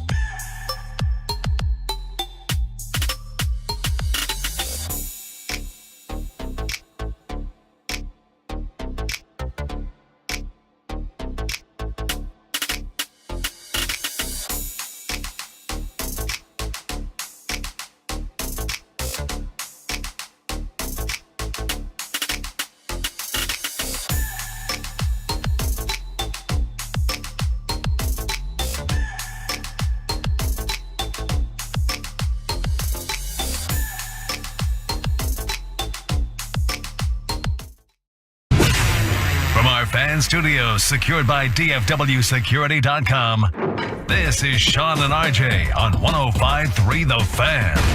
Haskinen fought off by Kapanen. They score on the rebound. Wyatt Johnson with a hat trick to tie the game 6-6. They were down 6-3. The Dallas Stars on Sharks TV scored 3 times in 2 minutes and 44 seconds to tie it up. They go to OT, and Hintz scores the game winner. Wow, they overcome penalties, missed defensive assignments, but you got the young guns changing the momentum of the game. 2 20-year-olds. Stanky is what he wants to be called. He's drawing penalties. And along with Wyatt Johnson, who became the youngest Dallas Stars player to have a hat trick. He had 3 goals and 2 assists. Stanky drew 2 key penalties, also added 2 goals and 2 assists. Tanev debuts after they get his passport straight, and the Dallas Stars pull off a miracle comeback. Yeah, it was, and I don't think they ever should have been in that position anyway. I mean, their defense was not as bad as what 6 goals would lead you to believe. I mean, they only allowed 20 shots on net. And, at least 2 of the goals, I mean, surely the first 2 were just fantastic passes and finds by San Jose. The Declare goal and the Zetterlund goal, they were just fantastic passes right there. That Otter really had no chance. I mean, he just didn't. Like one was from behind the net. He didn't even see it. The other was a centering feed. He just couldn't get over there in time. He had to protect that one side. It wasn't the worst. This wasn't a normal 6-goal game where the goalie was just terrible, the defense was terrible. No, it wasn't really like that, I didn't think. So it was good to finally come away with the win in a game that wasn't really a 6-goal defensive performance. Winnipeg loses, so the win puts the Stars back in first in the Central. They have a few days off before a back-to-back. Friday in Anaheim, Saturday at the Kings. Spits and Suds is up with the Fresh podcast wherever you get them, or on Odyssey. Around the NFL with other moves. We already talked about Saquon Barkley hitting the market. We talked about Quandre Diggs and we talked about Jamal Adams, but Quandre Diggs was released. Any interest in him, Bobby Bell? No. You want to talk about somebody who is seriously fallen off in the last couple of years? That's Diggs. I mean, more than Jamal Adams. I mean, so Jamal Adams is somebody who's always had his limitations, but I don't think that any of that's necessarily fallen off. It's it just is what it is. Diggs is not the same player anymore. He is a smaller, undersized type of defensive back, and I don't see that being a fit here. All right, the other NFL stories is Russell Wilson willing to take the minimum, and did the Chicago Bears screw up the Justin Fields market by waiting a little bit too long? There's some people saying, Bobby, that after the NFL Combine, it kind of cooled the temperature on teams going after Fields. Yeah, because Joe Milton, baby. That's right, Bobby. You know that. And Brandon Bridge. That's who Joe Milton is, the old South Alabama quarterback, Brandon Bridge. He's Josh Allen. Josh Allen wishes he had Joe Milton's size, speed, and arm strength. He really does. He really does. He's much of a freak. Can Milton run around like that? He's not. I mean, he doesn't, but he can. He's an athletic guy, but his problem is he just doesn't know where the ball's going. He's wildly inaccurate. Well, neither did Josh early on. But we'll get to Fields in a second. You have been all over Russell Wilson. I have been all over Russell Wilson. I feel like your quarterback torches in this offseason are J.J. McCarthy and Russ. I know, right? Yeah. And so is he even worth the veteran minimum? Yes. Russell Wilson is not starting for my team and everything that comes along with him unless he is a 1-year bridge. That's it. Otherwise, he can take his ass to the bench. I'm demoting him from starter level unless you are a bridge. Period. Okay, so because Pittsburgh, Atlanta, Washington, there's a report from Florio that he's going to take the league minimum, and because Denver because Denver's paying him, right? Yeah, Denver has to pay him anyway, so he could just kind of stick it to them. Yes, by making them pay the app. So whatever he gets in his new team, it's offset. Yeah. Yep. From Denver's liability to him. So he's gonna they'd have to pay him everything but $1 million if he took that. Right. So if he takes a $1 million deal, which is I think the veteran minimum is 1.3 or something like that. Yeah. So whatever that veteran minimum deal is, he takes that with his new team, gives them all kinds of cap space because they're paying the quarterback nothing, and he could try to do the formula that got him a Super Bowl in the first place. All right, if I put the Tomlin stuff aside, just try to think of it as a team fit. If I put Russ on the Pittsburgh Steelers, what are they next year? We did this yesterday with Kirk Cousins on the Falcons. How much better are they? I mean, hell, they won 10 games with Mason Rudolph and Kenny Pickett. Yeah. Are they 12-5? Are you willing to say they're 12-5? I don't know. These 2 games better. No, I 11-6. I think they're about the same. You think Russell Wilson is as good as Kenny Pickett? Not even better than Kenny Pickett. I just think the Russell Wilson fit in that city with that team with that coaching staff is. I don't know that it's much better than what they were doing on offense last year. I think it's better. I think Washington is more improved if he goes to Washington. I think that's a better fit. That's a coach who he really respects now. That's a guy in Cliff Kingsbury who's shown an ability to adjust to whatever quarterback he has and get the most out of them. I think Washington could be a couple games better with Russ. Okay, so they were 4-13. What are the Commanders with Russ? 6-11? 5, 6, yeah. 6 or 7. Yeah. Okay. Depending on what they do with it. Like if they were to get Russ and then get a quarterback at 2 and Russ is a bridge, that's the perfect setup. Russ is a bridge for a year, rebuilds his value, and then goes back out there. And I think that's the case, like unlimited. And they're, like with Pittsburgh, right? So they're not picking high. They don't have a high pick. They get a Penix or whoever. And you could start him right away. I mean, shoot, Penix is almost as old as Russ. You can play him right away, but you could also, like Bobby said, use that bridge, let him develop, let him have the Mahomes. Are we giving up on Kenny Pickett after 2 seasons? It's the new trend. Pickett always felt like just you're the best in a bad class. Because you would say start Kenny again. Yeah, I mean, like I would. I mean, I would, but that's not the way the league is. Like I would continue to give him a chance, but there's also you at least need to see flashes after. You could see. I could even make the case that you should give Justin Fields more time. You could at least see flashes there with Fields. What do you see? I don't know that I see anything with Kenny Pickett. I've never thought Kenny Pickett was very good, and he's somebody who it was a bad quarterback class when he was coming out, and he was the best in just a mid class, and so that's why he went where he did, which was still back third of the first round or wherever it was, something like that. Yeah. He's just I just don't think he's ever going to be anybody that you win with. But if Russ were to go to Washington, that would also fit. If he were to take a minimum, that would fit with their line of thinking, because reports coming out of Washington yesterday from all the Washington beat is, despite having how much cap space, like $80 million, something like that, Washington is not expected to spend very much this offseason. That's what Washington reporters are saying now. Man, not a good start to Josh Harris. No, it sounds like. If you've got $80 million, I mean, it sounds like the way they're talking, they will spend at the salary floor, and that's going to be it. Why? I don't know. It sounds like they don't want to throw a bunch of money at outside free agents. Do they get rollover? They can roll over, but you have to spend 95 or whatever it is. You got to spend up to a certain point, so they're gonna have to throw money at somebody. What are they saying about the Fields market now?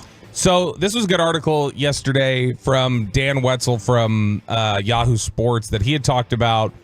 Chicago may have played this incorrectly with Justin Fields, because that is the biggest loser coming out of the NFL Combine. He says, look, you see J.J. McCarthy, Bo Nix, Michael Penix all go out there and improve their stock with their workouts and answer a lot of questions. Now you're talking about maybe 6 quarterbacks go in the first round instead of the 3 to 4. Now you're talking about 6 could go there. And so if that's the case, other teams may say, well, I'm going to sit back. I believe in this guy as a first-round talent. I don't need to do that. Justin Fields, a lot of the time the betting markets have said Atlanta. Well, if Kirk Cousins if the rumors are true about Cousins going to Atlanta, or that being him having the inside track, you start looking around the league and go, where's the obvious fit for Justin Fields? Because other teams may view it as, I can draft a young quarterback here because there's 6 options in the first round. I don't need to be picking at the top to get one of these guys. And do I want to give up? Probably what? What do we think Fields' market is going to be? 2 first-rounders is probably what they'll ask I would bet they ask for 2. They'll ask for it. I mean, they will. They'll get. Are you stupid? No, they will that's what they're gonna ask for ask 2 for. first-rounders. Well, they can ask for it. Carson Wentz got a first. Justin Fields will not get a first. I bet Justin Fields gets 1. The Bears What do you wanna quarterback, the Bears quarterback. Drunk bet. Someone will Drunk trade on a air first for Justin Fields. Shake. All right, drunk on air bet. Yeah, easy. With He'll permission, get, of course. I don't even think he'll get a second. Oh, I do. Oh, he has to get a second. A second is if you're going to get a starting quarterback, it's a second. It has to be. Well, that tells you how much his market has gone down, is that Sean doesn't even think he'll get a first-round pick. And that's because of the combine, according to Yahoo, that they say the quarterbacks who perform well just ruin the market. He's not going to get a first-round pick. Chicago should have traded him before the combine. That's what they should have done, if that's what they were going to do. This is so stupid. Why? Because if teams are going to go to Indianapolis and change their minds based upon watching Michael Penix throw 12 footballs, your mind shouldn't change that much. You know what Fields is. A lot of the guys. You know these scouts, man. The combine should not affect Justin Fields' market that much. Not just the throwing, though. Like we got to talk to him for 10 minutes. I mean, his attitude. The attitude, look, man. Here's the thing. You don't necessarily know how he does whiteboard work, a lot of these quarterbacks. You don't know how they view the game. This is the first chance a lot of these guys have to see what is your mental makeup and what is your football IQ when you get up on the whiteboard. So that may answer a lot of questions that teams were, okay, on the field, we see the tape and we like this, but we need confirmation of these things. Once teams get confirmation of those things in meetings, now it goes, okay, yep, definitively. These are things we didn't know about them. Now we know this is somebody we take in the How first much of round. that's confirmation bias, though, a lot of times? No, because there have been plenty of teams that have been scared off by whiteboard work. Just to clarify, if someone trades a first for Fields, I drink on the air. Yes. All right? Yeah. Just so we know I think that. Bobby's the one that wants to, though. We both want to. Yeah. 877-881-105. It's a win-win. I'll join you in solidarity because I don't want you to have to go that alone. I want to support you as a good teammate. It's a win-win. 877-881-1053. We can get some micheladas down the hall there from Chicaline with La Grande. Evan freaking Carter going off yesterday, hitting 2 home runs, one of them a granny. I'm going to start calling him 2-Homer Carter. That's going to be his nickname. There you go. 2 home runs. Bobby hit. I want you to tell Peyton what you came in Because I'm here. sure Peyton loves the nickname. Yeah. Full Count is the dumbest nickname in the history of sports. He came in here crapping all over in the commercial I'm going to break. start calling Bobby, stick to football. Luka's nickname is going to be 30 points per game. Oh, That's going to be his Not nickname. that obvious. Just call him Russell Westbrook. Tim Hardaway Jr. is going to be 0 for 8. You're going to be desperate to make that narrative fit. THJ I can is see going to be that. over. There's no nicknames where it's like, I love Dan Marino. Dan Marino's great. I'm going to call him 48 touchdowns because he had 48 touchdowns in his second year. Calling him Full Count is the dumbest nickname ever. It's not the dumbest. It can improve. It's not awful. It can't work because he doesn't do everything in a full count. It doesn't apply. Is 0-2 good for a good nickname for Jacob DeGrom? What's the best nickname you've ever come up with or given? Your mom. That's what I come up with. You thought that was funny. You thought I that didn't know was, my mic was on. Sorry. Yeah, I thought it that was was on. funny. All right. So either way, that is Evan Carter spring training stats: 389, 2 home runs, 7 runs batted in. The OPS 1178. Instead of the Bash Brothers, since you're asking me for nicknames, we're going to call them the Bash Babies. Wyatt Johnston and Evan Carter. The Bash Babies. That's not terrible. I know, it's good. It's not bad. It's not bad. The Bash Babies. I like that. And then when one of them does some Bash Baby, one of the Bash Bash It Babies, can work yeah. for the combo or individual. Now we don't need a nickname for Evan Carter because he's got the couple nickname. That's right. Is Evan going to hit for enough power? I mean, you saw those 2 home runs yesterday, didn't you? Yes. Did them without a full count, too. All right. Were they without a full count? I don't know. Yeah, you have no idea. I do. I wanted to just see how close of attention you were paying. All right. If you're paying attention, you know that we hook you up every single morning for turning it on, leaving it on. That's what Tolo stands for during the expressway here on Sean and RJ. I don't know where to go with this. I'm split.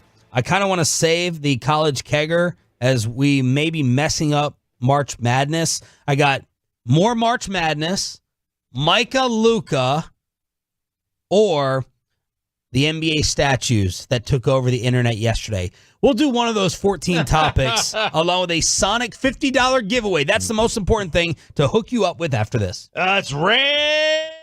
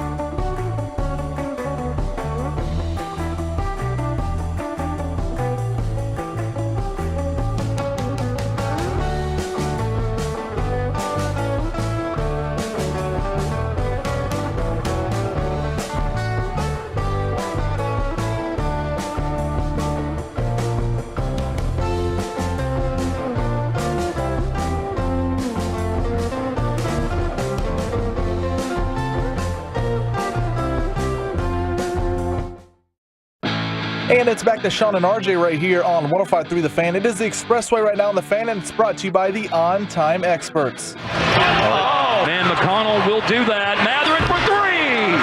That hurts. That's a backbreaker.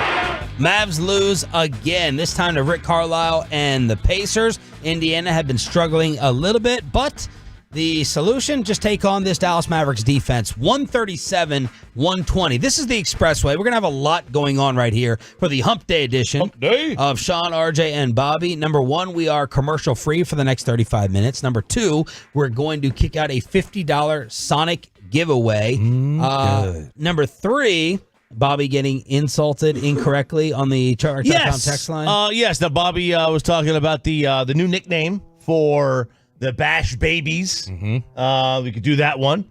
But he said Wyatt Johnston. You better be ready for me to mix this up forever. I'm going to, Wyatt is just, if I have two Wyatts, I'm going to mix those up a lot. I don't know how you don't call him Wyatt Earp. Exactly. At some point. It's going to be like Keelan Moore. He called Wyatt Langford Wyatt Johnston, who I do believe is a member of your Dallas Stars. And the fan text says, dumbass Bobby, you said Wyatt Johnson as a Bash Baby. You meant Wyatt Langston, right? And they even messed up that. Because I do not believe his last name is Langston. This is like Deadspin with Caitlin Clark, which brought you great satisfaction. My favorite story this week is the Caitlin Clark story. Oh, yeah, and we're also going to chop it up right after all of this madness. Deadspin had written an article yesterday or on Monday, and they were trying to be their normal holier-than-thou selves. And they had written the article, hopefully the Caitlin Clark effect doesn't end with Caitlin Clark. And basically just this whole takedown of the male patriarchy and everything else. The problem is that in the tweet, twice in the headline, and throughout the entire article, they misspelled Caitlin Clark's name. They spelled it Caitlin with a Y at the end. It's actually very Gen Z. Very Gen Z. It's actually with an I, and I loved Athlete Awful Announcing's headline for the story. They said, athlete of the moment, Caitlin Clark's name misspelled in headline by none other than Deadspin, and then they put a Y in Deadspin instead of the I. It's clever. Wow. It's clever. Have they settled their lawsuit with the kid, 9-year-old kid, Deadspin yet? That's probably not. I don't think that's actually been settled, but that's which suit? It's the one where they said the kid was in blackface. He was a 9-year-old kid, but he had red and black for the Chiefs, and he had a because the Chiefs wear black. A lot of hand wringing over there at Deadspin. He had a Native American headdress on, which it did come out that he does have Native American in him. But yeah, that was because I guess part of the Chiefs' colors. Even though they don't have it on their uniform, it is. I mean, black is not a part of their colors. It's not, but like people wear like the black and red sometimes. I don't know, but either way, they said he was in blackface, but he wasn't in blackface. They just disingenuously showed a half side photo of him. And now they're suing. Family's not. Yeah, the family is going after him. But I don't even know if they have any money left or they paid out Hulk Hogan. Did Deadspin? Yeah, Gawker. Deadspin has had a number of lawsuits that they've had to deal with. And I thought you were saying the Chiefs didn't have any money left after paying for Andy Reid's son's legal fees.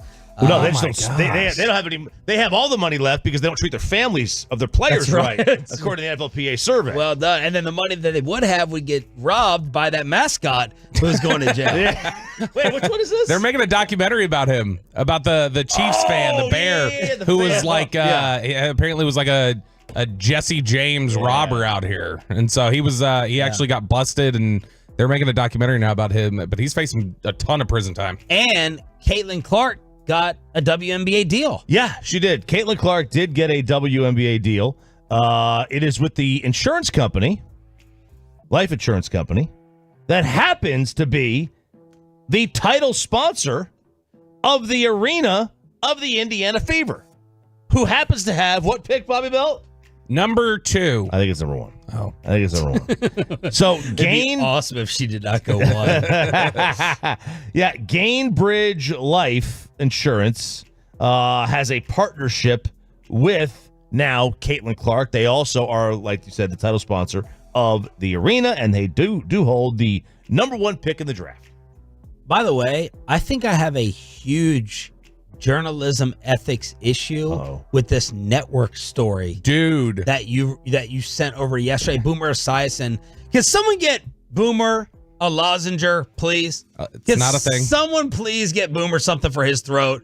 We don't have the NFL season on anymore. I don't think he's having to work Sundays. I don't know if he's on one of those HBO extra shows. Can someone please help out Boomer for these sports minutes? But he talked about this network Caitlin Clark story. Yeah, this is something that when it came out yesterday within the coverage of the Caitlin Clark NIL deal that you got. It was John Arand over at it's Puck now. That's his outlet. I didn't know that's where he was. Sports Business He Journal? was Sports Business Journal. Now he's at Puck, whatever that is. He's covering Wyatt Langston. Yeah, exactly. But what he has here, he said that a collection of TV networks led by Fox viewed Caitlin Clark as such a ratings push for them, somebody who was so valuable to their ratings. Fox executives contemplating reaching out to other networks to see if they could come up with an enticing NIL offer that would convince her to stay in the college ranks for one more season. I had no clue this was even a possibility. I had not thought of this. Think about all the ratings Colorado got this year for Fox football. Like, are you telling me Fox could go, we need to come up with an NIL deal to make sure Shedeur Sanders stays in college longer? Like, they could do that? I had no idea this was even something that would be allowed. This is the Wild West now. This is why...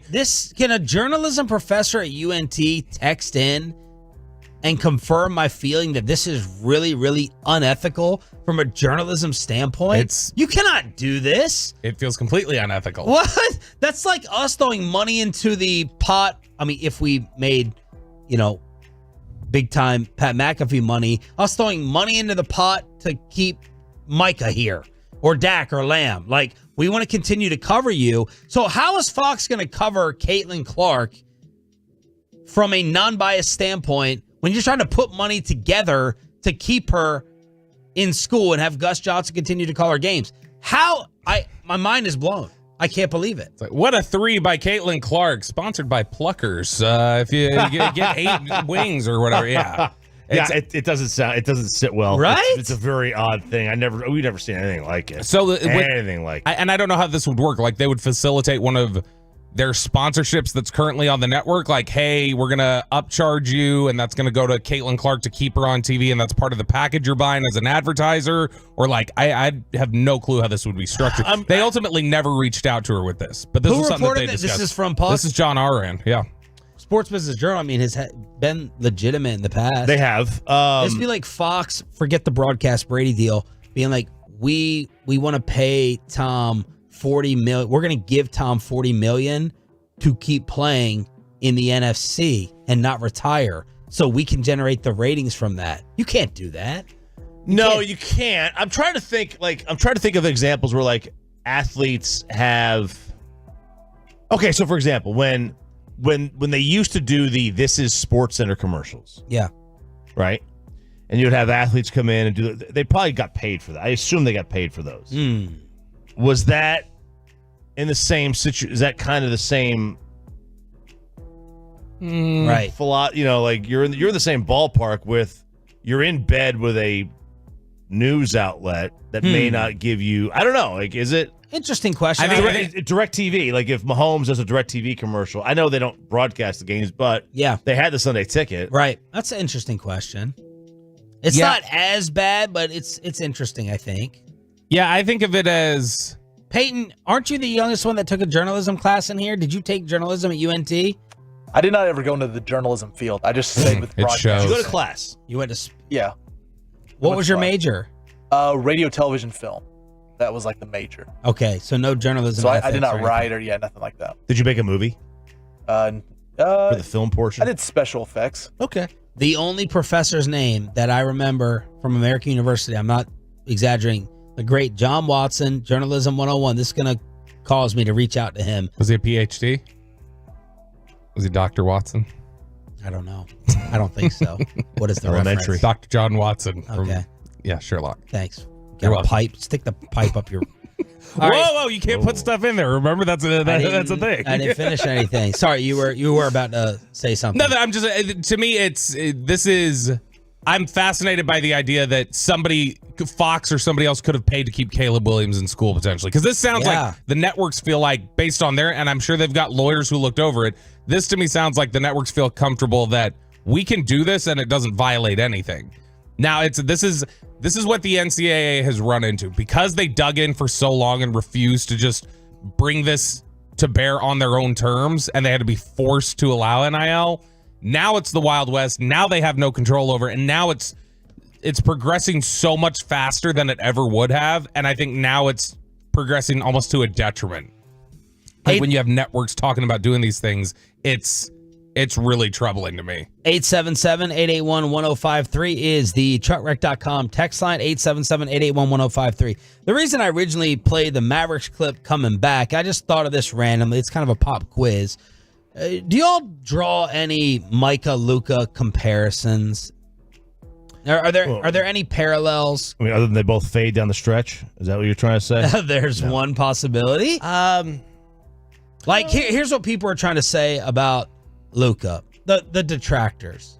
And I've always been a Luka defender. All you Trae Young mice, y'all went scurrying back into your holes. I haven't seen you forever. It's like clogging up the little holes in your house. I didn't know that you had to. I thought you buy a new house and the thing is sealed. No, you have these extra Tolos come in and it is a great service. But all you little Trae Young rats, you ran right back into your hole, scurrying off. But for the leftover Luka detractors, a narrative is it's going to stuff the stat sheet. RJ's Russell Westbrook point, but he's never going to take you to a championship. How is he off the court? Is he the best leader that you could ask for? A lot of the Micah Parsons, all the Micah Parsons talk this offseason has been about him lacking leadership, kind of connected to the Cowboys culture question. Are these things similar? So there's one, I think that it's a good comp. There's one sincere difference to me, at least the way I view Luka and Micah, is that... Because Luka after the game was like, yeah, Markieff Morris, he's the voice of the team. He's the one that was speaking in the locker room last night after another loss. I feel like Luka is going to pout and be upset when they lose. I feel like Micah is going to pout and be upset when he gets no sacks. Oh. Like, I think that's... Micah would duck out after victories when he didn't get anything in the stat sheet. Was that the Giants game? Yeah. So they'll win games, and if they win, he's still upset if he didn't have, like, a big stat game. Luka, I feel like, could get 10 points, and if they beat down the Celtics, he's happy after the game. He's not going to pout. Whereas if he puts up 50 and they lose, he's mad after the game. I feel like that's a difference. Yeah, I get it. Now, Micah, though, he didn't even show up. Forget a sack. Yeah, he didn't even show up in the stat sheet in that game. That has to be... But I don't know. Is he mad at himself in that situation, or is he mad at the team? Like, he can't be mad at the team. I don't know. I know there were a lot of... There has been criticism before, not from the team or anything, but I'm like, you'll see it from fans. Like, it's been a discussion point before of when... If they lose a big game and Micah has 2 sacks, that Micah is a little too sunshiny talking to the media after, like, yeah, we got to do this or that. Like, he seems concerned with what he's doing on the field. And then a counter to the Luka criticism is, right, like, you're Luka Doncic, like the greatest of the greats, which he's probably going to be in one day. You're not sitting in the 8th spot and maybe going to miss the playoffs for a second straight year. The greatest of the greats don't do that. Now, you could counter back and say, what the hell else do you want him to do? Are you kidding me? The guy is putting up 30-point triple-doubles every night. He can score 50. The shooting numbers have all increased. What else can you ask of him? But I'm just saying, from a macro view, Luka Doncic playing with a drama-free Kyrie Irving is 8th in the West. Like, when we're talking about this 5-10 years down the road, this team does not make the playoffs, gets taken out in the play-in, or eliminated first round. The NBA historians are going to be like, name me the other all-time greats with an awesome Robin were that low in the standings or didn't make the playoffs. Like, that's going to be the macro from a distance opinion on what's happening. Is it fair? Will it be fair? And what's fair right now? Does he have to be a two-way player to be great? Not by today's NBA standards. So Dirk wasn't. Steve Nash wasn't. So because of that, I think that Steph Curry's never talked about defensively. Because of that, I think you have to draw a similar analogy and say, because I know it's not a perfect one because he does play both sides, but where it's like, okay, Micah and the Cowboys defense, if they're averaging, give it up 10 points a game, but the offense is a Pittsburgh Steelers one that's putting up 7 to 13 a game, so they end up being a 9-8 team and out of the playoffs or barely in the wild card and getting bounced early. People wouldn't necessarily hold that against Micah. It's the same sort of thing to me with Luka. Like, their defense is so bad. They're one of the best offenses in the NBA. They put up a ton of points. They play really well. The defense is just awful. And Luka's never been a defensive player, so the guys around him have to pick him up the way he carries them on offense, and they don't. Truckwreck.com text line. Let's see. Kid is a terrible coach. It's Kid. Y'all need to discontinue the show. You guys are idiots. Listen, we've been idiots for 13 years. That hasn't changed. Well, I've been an idiot for a year and a half. We'll follow up with the opinion on the text as to why versus just your general label and headline. Text back why. Text back why. Idiots. And we're asking a question. Yeah. Luka is the Mike Trout of basketball. Yeah, I think the difference is that Luka has more impact over the game than Trout does. Trout gets 4 at-bats a night. By the way, if you were going to keep one to stay in town, we're all picking Luka. Over Micah? Yeah. Yes. Well, yeah, because he's in more control of he has a bigger handle on the wins and the losses than an individual defensive player would. Yeah. Okay. Now, if Micah was a quarterback, then obviously you take the quarterback. I also think, regardless of my pick, I also think it's more likely like Luka stays in town longer than Micah. Oh, really? Yes. Just because of the nature of Ari Myroff, by the way.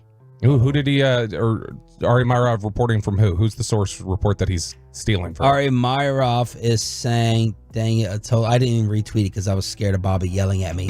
He said, clarity, the Cowboys are not the ones who decide what position Micah Parsons is classified as. That will be decided by the NFL Management Council. So Micah's 5th-year option that got picked up, at linebacker, it's $24 million.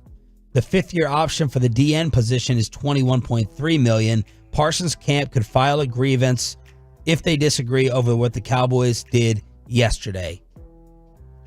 Fine? Okay? Cleared? We're cleared with that? Clarification? He's trying to say that the Cowboys have no say over that. They're not the ones who decide what position Mike is classified as. It's with their input to the league. That's what it comes from. They don't have the final say. It's not like a thing, but this is not like, if you read Gelkin's report, this is the way the Cowboys wanted to classify him. So Ari Myroff, you got to steal from better sources, buddy.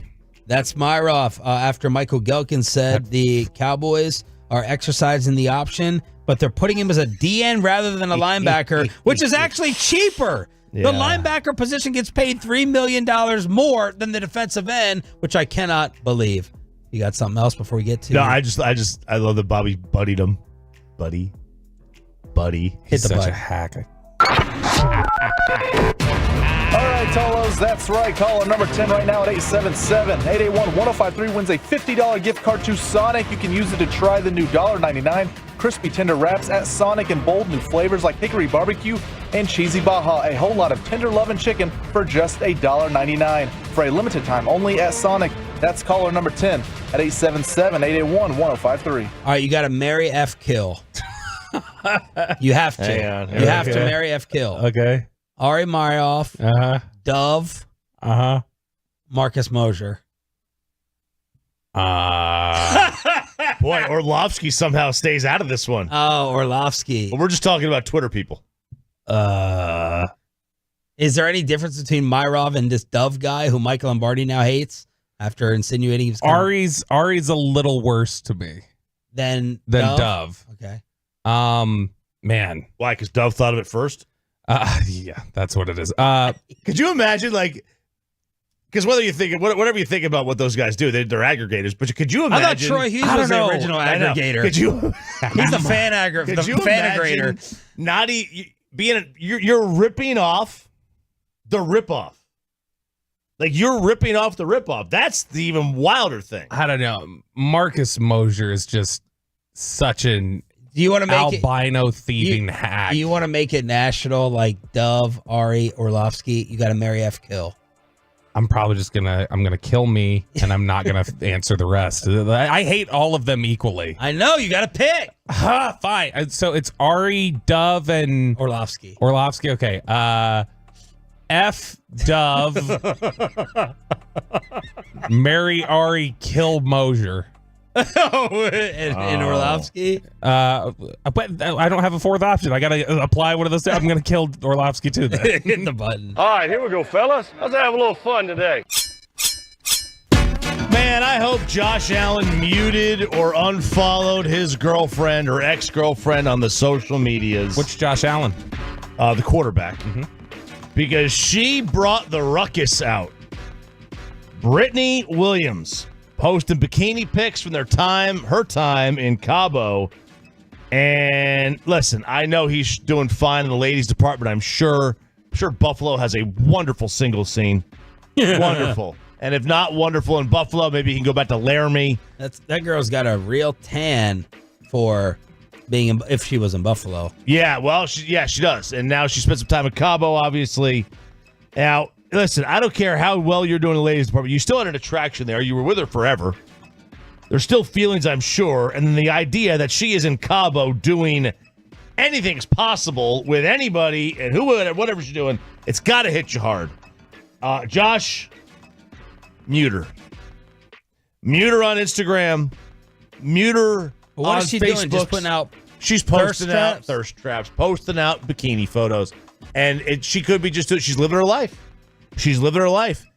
Let's be real. When guys break up with a girl, they want to see her just sit at home, do nothing. Be miserable. Be miserable. Not this. Get fat. Oh, what she's doing. She looks fantastic. Good for her. She's living her own life. Screw Josh Allen. Make your own thing happening down in Cabo. Yes, sir. Or ma'am, in this case. I think that was one of the biggest takeaways that Sean had from Super Bowl was when we were walking around the outside and we passed Josh Allen, and Sean was like, "Holy cow, that guy is massive. He's huge. Yeah. He is a unit. That dude is giant." There she is, Brittany Williams. She's in a straw cowboy hat. Why did they break up? No idea. Because he couldn't be the Chiefs. Because it could be the Chiefs. It's like that UFC girlfriend who said, if you don't win, I really do have to break up with you. He's like, if I get fat, he's going to break up with me, so I hold him to the same standard as the MMA fighter the other week. Those are fake, though. Those are fake. They are. The hats? They are. Well, yeah, no. The hats, they're not the all. hat's definitely The fake. other. Yeah. I'm more talking about the lips, the nose, everything else. All right, absolutely. Here we go. Okay, next one. I love slang terms. You've been going light with lifestyle lately. I feel like our New York Post jokes got to you a little bit. I'm not seeing as many. Yesterday you put in a decent amount, but if they come through on the computer and I see them, because I get notifications at the top right? Oh, okay. And if they come through and I see them, they're any good, I do that. Problem is, and this is the worst part, we're in that awful election cycle now. And now the only thing flying through is politics stuff. And it's like, get this off my computer. Were you glued to it yesterday? I watched enough of it. Yeah, I watched until, I don't know, 7:30, 8 o'clock. I was tuned in. Did your team win? I mean, not really. Yeah, but not really. Jake Tapper. Jake Tapper had the same facial expressions as Luka last night. Man, every time Trump won a delegate or state, you can see the soul of Jake Tapper be sucked out, just visibly. Yeah, Jake Tapper's also doing the hands to the visibly head. sucked out. Yeah, with every win. But that's what it is. So that's why we're a little bit lighter on the lifestyle. But Texas, you sirs are home to the most loved slang term in the entire United States. So this was a study done of the slang terms and dialects from all the states. And they gave it an upvote or a downvote, right? And if people liked it, they gave it an upvote. If they didn't like it, they gave it a downvote. Texas's most loved slang term, according to Urban Dictionary, or this website's the studies, got nearly a 98% approval rating. Okay. The highest approval rating in the United States of America. What is the slang term most notably used in Texas? Already. It's not already. No, that's what it was. Not already. 12 years Y'all. ago. It's not y'all. Just give it to us. We're running out of time in the segment. Conniption. No. This is like those fast Very food high maps. approval rating. This is like those fast food maps where it's like every state's favorite fast food, and then they throw ours up there, and then it's like, it'll be like Domino's. And it's like, that's not true. Yeah, this isn't necessarily our favorite or the most used. It's just like slang terms that are more regionally, kind of born here. I don't like conniption. So they also have kin and supper, fixin'. Fixin' is very Texas. Those all got high approval. Kin, 95%. Conniption, like I'm having a conniption? Yeah, a like kid a fit is of having rage. Absolutely. I don't hear that more in Texas. Kin got number 3 overall, 95%. Wicked was number 2. That's a Boston one. Wicked. Yeah. 96% approval rating. Also Boston. So Texas and Boston got all the top 4. Frickin' was number 4. I like that one. My kid says that a lot. My kid is starting to repeat us too. Yeah. So he's starting to say it. Yep. California, their top one is out of pocket.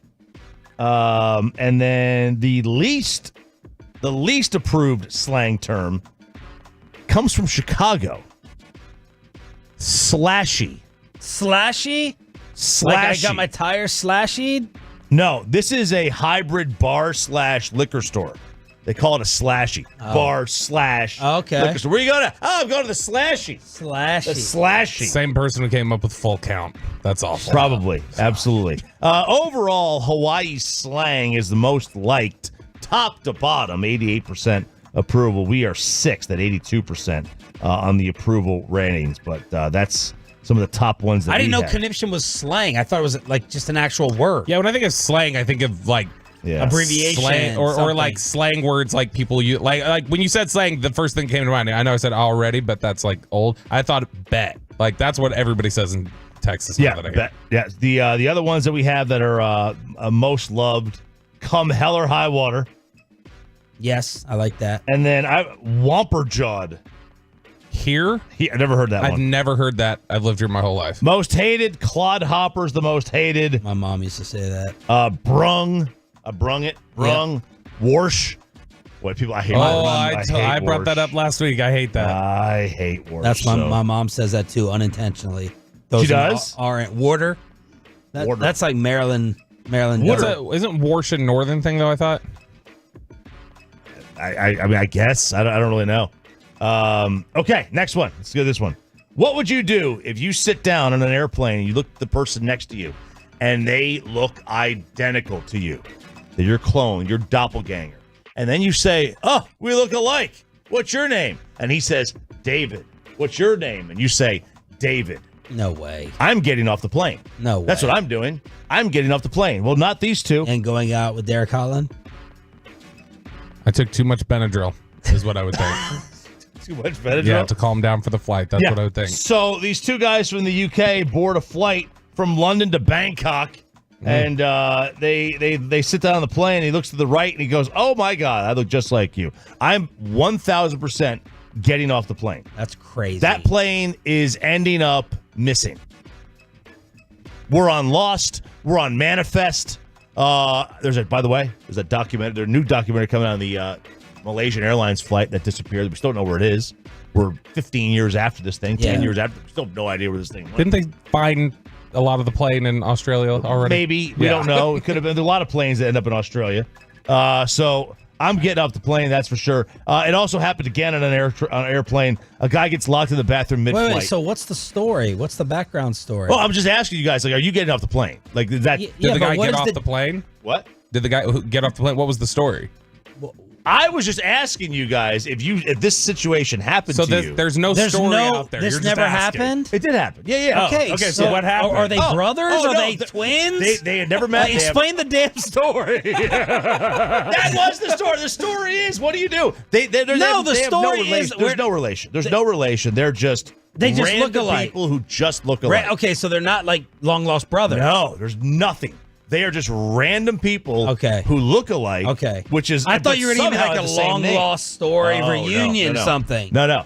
somehow they just look identical. You see the Same name. Same name. Okay. They look alike. They didn't check to see, same mom, dad, mistress, affair. There's nothing that shows that.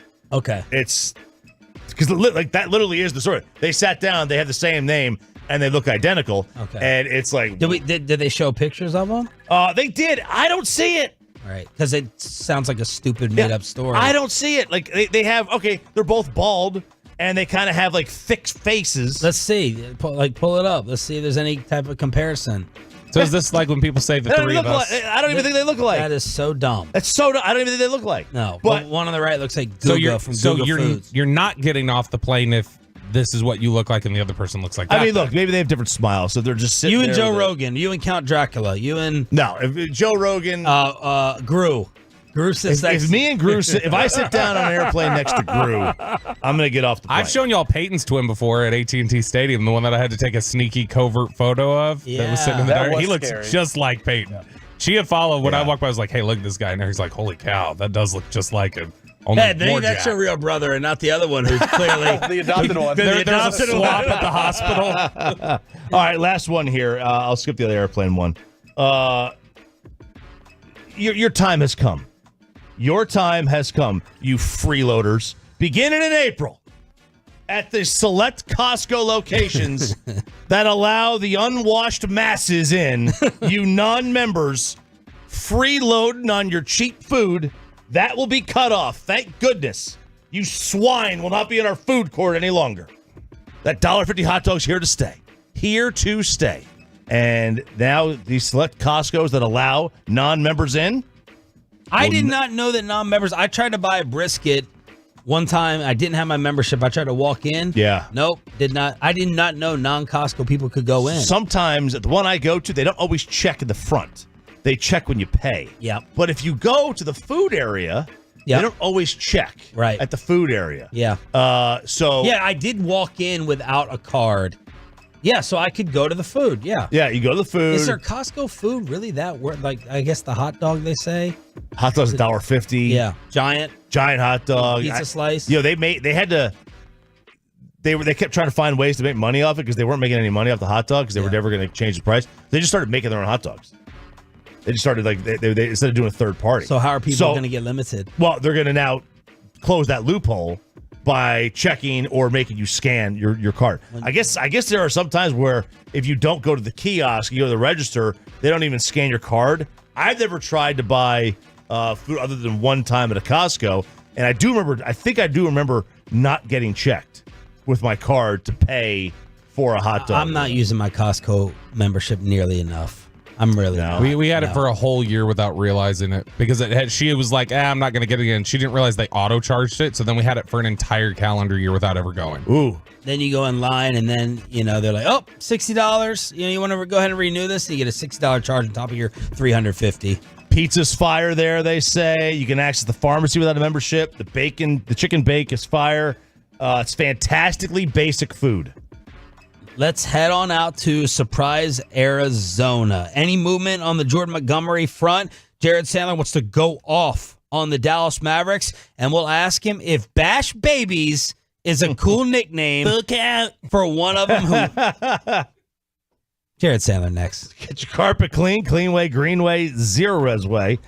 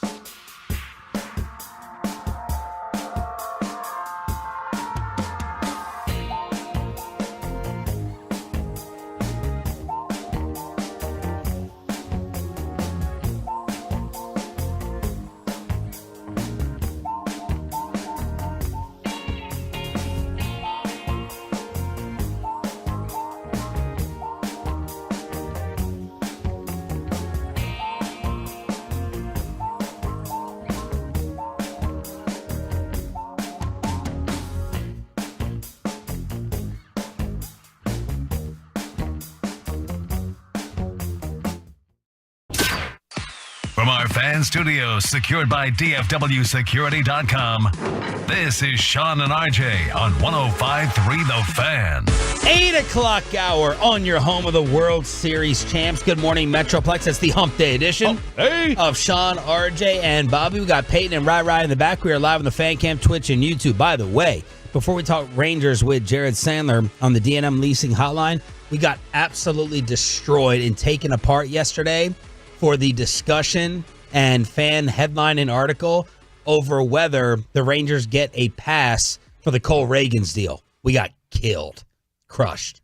What a stupid question. Resulted in a championship. The flag will wave forever. Flags fly forever. We got taken apart, and I blame Bobby because he had the strongest opinion saying if Cole Reagans does become the left-handed DeGrom, someone should be fired in Arlington. Yeah, because it's just about the development. Like, that's the thing, is that it's not a, like. And Bassick was strong about this in Cross. He's like, no, absolutely not. Yeah, he's a TV company man now. We can't listen to his bias anymore. He's sold out. Yeah.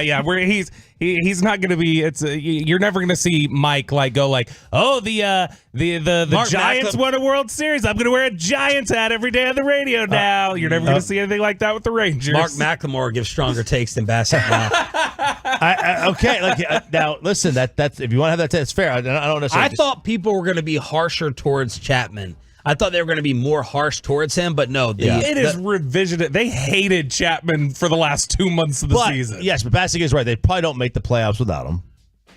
But also, you can have this question be asked. He always defended Aroldis more than others. Right. Would you rather be really, really good but never win for 10 or 15 years, or win one title and have a losing record every other year? And I think a lot of people would choose the one title, and that's the deal. I mean, one player in baseball generally doesn't make the difference between. Well, Bassick was also making the point, too, they gave more than enough chances here. Anyone would have thought about giving up. Jared Sandler joining us here on the home of the Rangers, 105.3 The Fan. What's your take on all that?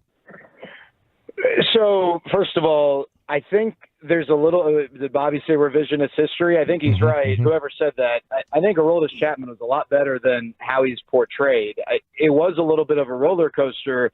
Sean, was it you yesterday that talked about, or RJ, that cardiologists in the DFW Metroplex loved Aroldis? I get that, and that's 100% true, but at the end of the day, Aroldis Chapman got the job done. And was he the Hall of Fame version of Aroldis Chapman? No, but he definitely helped. Now, do you if I ask you, forget the players, in the middle of the season, you can trade your top prospect, and Cole Reagans was not, but the way that he's pitching, I guess if you were to go back and put him back in there, say maybe he was, you trade your top prospect for a championship, I think you say yes every time. I would counter back and say, now again, Cole Reagans, he was not doing any of this. Could I have gotten Aroldis Chapman while giving up something else if I still felt like there was something? You know what I mean? Like, did I have to give that up for Chapman? And that's really easy to say because Reagans was coming off of 2 surgeries and not pitching well. For sure. I think there are a few factors here. One, I'm sure there were other deals that could have been on the table. Maybe, at the time they were less appealing. I mean, I'm sure that wasn't the only deal. The Rangers did pay a little bit more to get Chapman early July as opposed to a month later, and they were reeling. They needed the bullpen help. Yeah. But you're right. I mean, the Rangers, they had not been able to make it work with Cole Reagans. Now, 2 things can be true here. You can say, I would do that trade over and over, and you can also then reflect on what Cole Reagans has done and say, guys, we got to be better. Like, why did we not tap into this? What are we doing? Let's look in the mirror. Could we have done anything differently? Yeah. How did he go to Kansas City and start doing this? So I think both things can be true. Thankfully, you're able to look in the mirror with a World Series ring. But I absolutely think that, on the player development side, they're probably going over this and asking themselves, how did we not get into that? Yeah. The other side of it, too, and this is the third dimension of it, I think to some degree, and I know this is a crummy thing to say, I think to some degree the Rangers are also betting on the fact that with 2 Tommy Johns already, the shelf life just isn't going to be there. Now, time will tell, and you can never guarantee or predict those things. But the data shows that the person most likely to have Tommy John is the person who has already had Tommy John. And when someone's already had Tommy John twice, the shelf life is not usually going to be another 7 to 8 years. Recap Evan Carter's day for us yesterday, and what did he try to improve on or change this offseason to be better than already an incredible, unbelievable debut? Yeah, I mean, I think he's probably annoyed with all the questions, but there's no doubt that hitting left-handed pitching is a focus. It's not an area that I think at his age and his stage in his career is a glaring concern, but it's absolutely an area that, has room for improvement. And so I think that was one thing that, he spent time on this offseason. I think he's talked about pitch recognition, which is kind of bizarre because it seems like he recognizes pitches as well as anyone. But we had that conversation, and I think it's just kind of sharpening what is already a strength and making it even more of a strength. And one thing the Rangers have been working on with Evan Carter over the last few years is driving the ball. When we saw a version of Evan Carter last year that had power, he hit some home runs. He had the 9 doubles in the postseason, which was a major league record for a postseason run. But when Evan Carter first came into the organization, it was a lot of line drive singles, but not necessarily line drive doubles, not peppering the gap. And he's really continued to work on elevating the ball appropriately. He's not going to be a Joey Gallo type where it's just if you don't hit the ball in the air, it's a loss. He's got the type of speed to be a line drive hitter, but being one of those, I hate to say old school, but really an old school line drive hitter who hits for power. And I think we're starting to see that. Obviously, the home runs yesterday certainly demonstrated that. The things that stand out to me about the home runs, I mean, I can't play both sides of the fence, right? I always come on here and tell you guys spring training results it's just hard to really know what they mean. And his 2 home runs yesterday were no different. The only thing I would say that stood out is that it was against Logan Gilbert. Both those home runs are against Logan Gilbert, who's one of the better starting pitchers in the American League. Now, was Logan Gilbert just going out there working on certain things and not attacking the particular game plan? Probably to some degree. But if you're asking me for the thing that stands out the most, it's the guy who was on the mound that he hit the home runs off of. Where does he? Where would you put him in the lineup when everybody's healthy? Well, if it's me, I mean, against a righty, I'd like to lead him off. I'd like to see what that looks like. The only thing there is, and I know there are a lot of people who feel the same way, then where's the best fit for Marcus Semien? I think you got to consider the big picture. I do think ultimately I want Evan Carter to lead off against righties and then probably hit somewhere a little bit lower against lefties. But if he's not going to lead off, I don't like the idea of taking Corey Seager out of the 2-hole. I still think the best hitter on your team should hit second, and that's Corey Seager. So do you hit Evan Carter third? I mean, they did it last year. I don't mind that at all. I don't have an issue with Evan Carter hitting third. I think the 3-hole hitter profile has evolved over the last few years, and it doesn't necessarily need to be a guy that, you expect to hit 30 home runs. And if you've got Adolis Garcia, who's a run-producing machine hitting behind him in the 4-hole, I want a guy who's going to get on base ahead of him. And so I think it would make sense to hit Evan Carter third. Would it make sense to have Marcus Semien third and Evan Carter first? You can make an argument for that. I don't love that argument as much. So I think when you consider the big picture, it maybe makes sense for Carter to hit third and Semien first. But in a vacuum, if you didn't give me other context, I'd say against righties on a lot of teams, Evan Carter's your leadoff hitter. Jared Sandler, Rangers insider from Surprise here on the D&M Leasing Hotline. Is it starting to click for Wyatt Langford with the home run power, or are we overreacting to that a little bit because of what you said about spring training? Yeah, I mean, I think that any concerns after his slow start were overreactions, and I think the fact that he hit the 3 home runs over the weekend, I don't think that's an indication he's absolutely ready, right? I think one of you guys used the Rugi example. He always hit well in spring training. And I'm not saying that Wyatt Langford is Rugi by any means. I think what stood out to me is just the sheer power. I don't care if it's spring training, if it's, Little League Baseball, or if it's Game 7 of the World Series.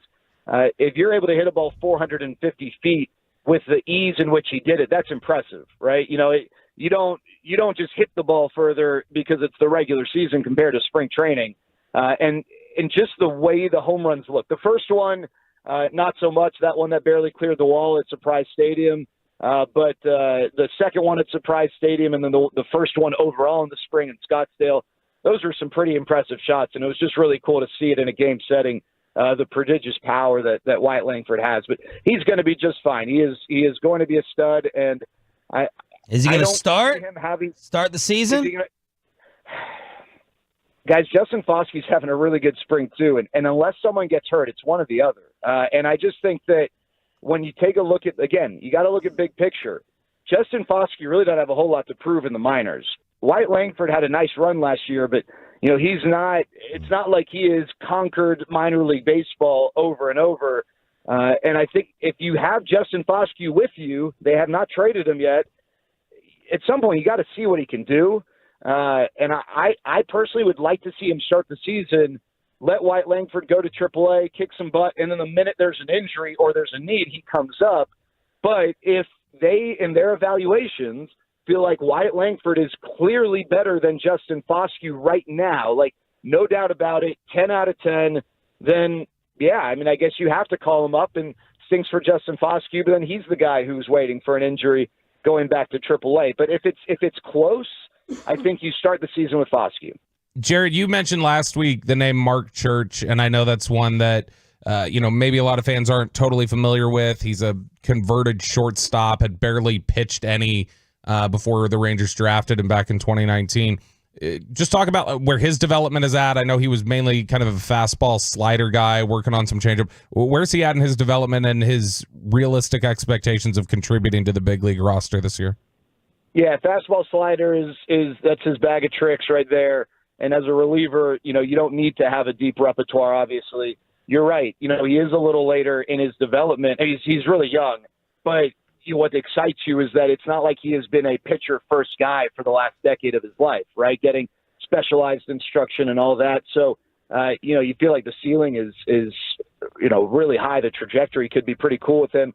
He's having a great camp. And, with the way the bullpen struggled last year, it's tough to suggest that, he wouldn't get the opportunity to start the season with the team if that camp continues. I thought that after watching him last year, the camp he had, there would be a chance he'd get called up in 2023, but he just didn't quite have the type of season you'd like, which, again, because of what you mentioned, the later to committing to pitching, that's okay and understandable. I think he is going to absolutely be a major league pitcher this year. I would say 53%. He starts the season with the team. And I think that down the road, he's a guy who profiles to me as a late inning, late game reliever. And he listens to Beethoven, which every reliever, every closer's got to have that quirk about them. And very few of them are just kind of down the middle, ride the fence type guys. And I think Mark Church banging out to Beethoven is that little calling card for him. So I like that about him. He's got a little crazy to him. And he's pretty fun to watch for sure. Is it really Beethoven? Have we been pronouncing this wrong all these years? As opposed to what I said? I said Beethoven, right? Wait, say it again. Beethoven? I don't know that you're saying it right, Jared. What is it? It sounds like you're putting a little emphasis on the H. Yeah, it's like you're saying Cool Whip instead of Cool Whip. That's very Family Guy. I like it. Beethoven. I thought it was Beethoven. Ludwig von Beethoven. Maybe it is. I don't know. Maybe. I have no idea. We could all be wrong. Maybe he'll resurrect. So it's more like Beethoven? Yes. What have I been saying? Beethoven? Yes. I'm just a big Jay-Z fan. That's why. He's gonna resurrect Beethoven like he did Creed. Yes, absolutely. All right, Sandler, real quick. Any smoke on Jordan Montgomery? And have the players you've talked to mentioned anything about the free agent process this year and why it's so bad for Scott Boras and the league? Yeah, first of all, I appreciate you guys being too scared to ask me about the Mavericks. That's probably a smart move. If you move. answer this quickly enough, we're going to ask about Mavs and full count, Carter. I think if you ask players to a man, they would tell you they think that there's some level of collusion going on. They throw that around there for sure. I think the Rangers would love Jordan Montgomery, the players, but there really hasn't been any smoke about Jordan Montgomery coming back to Texas here recently. But I do think players are frustrated. They feel like the RSN stuff is an excuse, and they'll tell you that next year there's going to be another excuse. And so they don't feel good about that. The floor is yours to talk about your Dallas Mavericks. Yeah, I mean, I can go a lot of directions here. Next time Bobby gets fake strep throat from bad tipping, then maybe I'll just come on and from bad tipping. Right. I mean, I don't know. I got so many different directions. The one thing I'll say, I'll go back to when the Mavericks acquired Kyrie Irving. That was horrible team building by Nico Harrison. He had a prior relationship with Kyrie from their Nike days or whatever, so he probably thought, oh, that's cool, get him in here. But all Kyrie Irving was a temporary fleeting prize that Nico Harrison could point to and say, hey, I just went out and got a star. But what he didn't consider is that there is zero reason for the Mavericks to have expended so many resources on a ball-dominant guard when you've got maybe the best ball-dominant guard in the NBA. What they should have done was continue to build a team around Luka Doncic with 3-and-D role players, with a good ball handler to help with the second unit when Luka sits down, a pick-and-roll big. Hey, getting Daniel Gafford's great, but it's too little too late. This team is so poorly constructed. Kyrie Irving does not maximize his ability, and he is an incredible individual player. But his ability is somewhat wasted because you already have Luka Doncic. So this team is poorly constructed. Their two best players can't defend. Luka right now does not look like a guy who can lead a team through tough times because the stuff you were saying earlier about he worries more about complaining to the refs every single possession than taking it upon himself to look his teammates in the eye and say, guys, we got to bear the you-know-what down and lock in like we saw Dirk eventually grow into becoming as that guy. And honestly, the role players they have, the guys who, they are relying on to hit the open shots that Luka creates for them, they're horrible. I mean, for a team that wants to win a championship, they're horrible. Go find. You know why the Warriors worked with KD, Steph, and Clay? Because Steph is a ball-dominant guard. KD does not have to be ball-dominant. He can feed off of a guard, and Klay Thompson obviously feeds off of a ball handler. Those guys' talents did not overlap to a degree where they were wasted. This is a roster that is so incredibly poorly put together. They're lucky if they win a series. There is no chance in hell they win two. And I'm not counting this bogus play-in stuff that they're probably going to have to play to just get to a proper series, which is another indication of how poorly constructed a team with two superstars like Luke and Kyrie truly is to be in that position. You are a beast, except when it comes to German composers and pianists. Jared Sandler here on the DNM Leasing Hotline. Listen to Beethoven's Symphony. Let's fact check ourselves. We need to fact check ourselves and why Pat McAfee can't pass a drug test. Next on The Fan.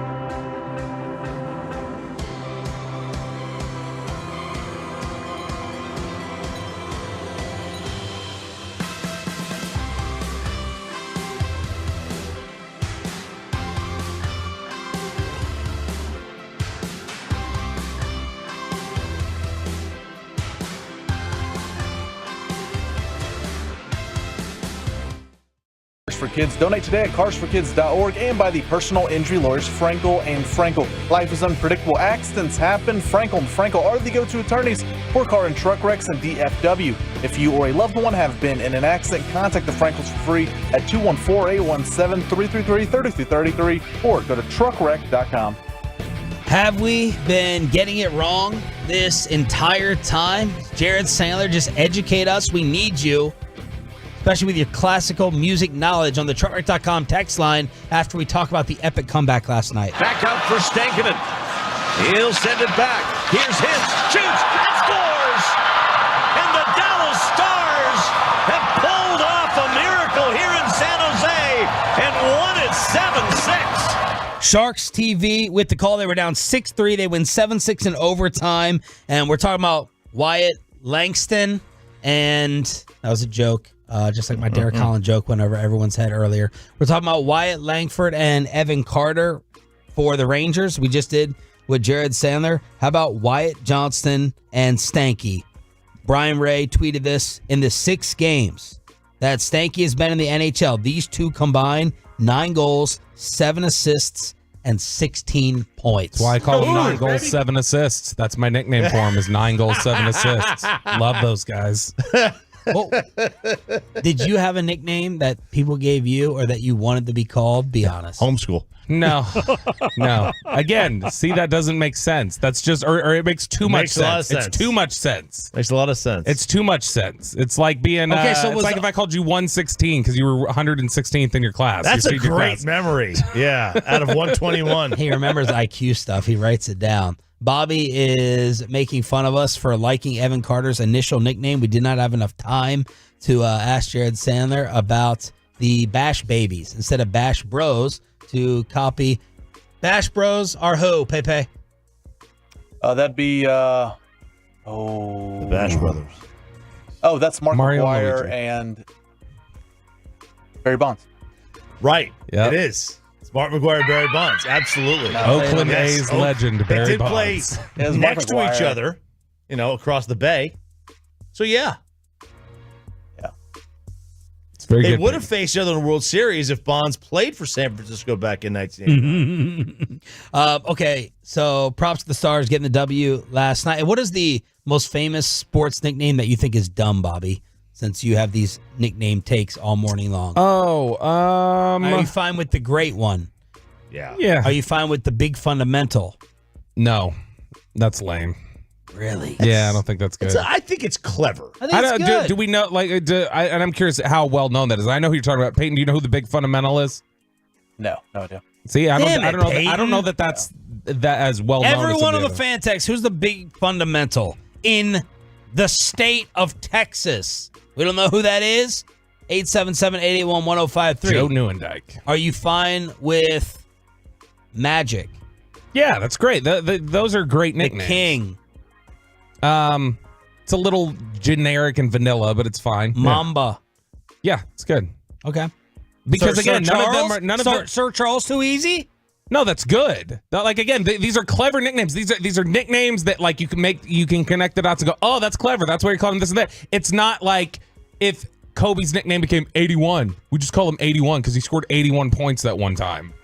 I didn't care for the big unit nickname. You didn't? Never seen him with his pants off.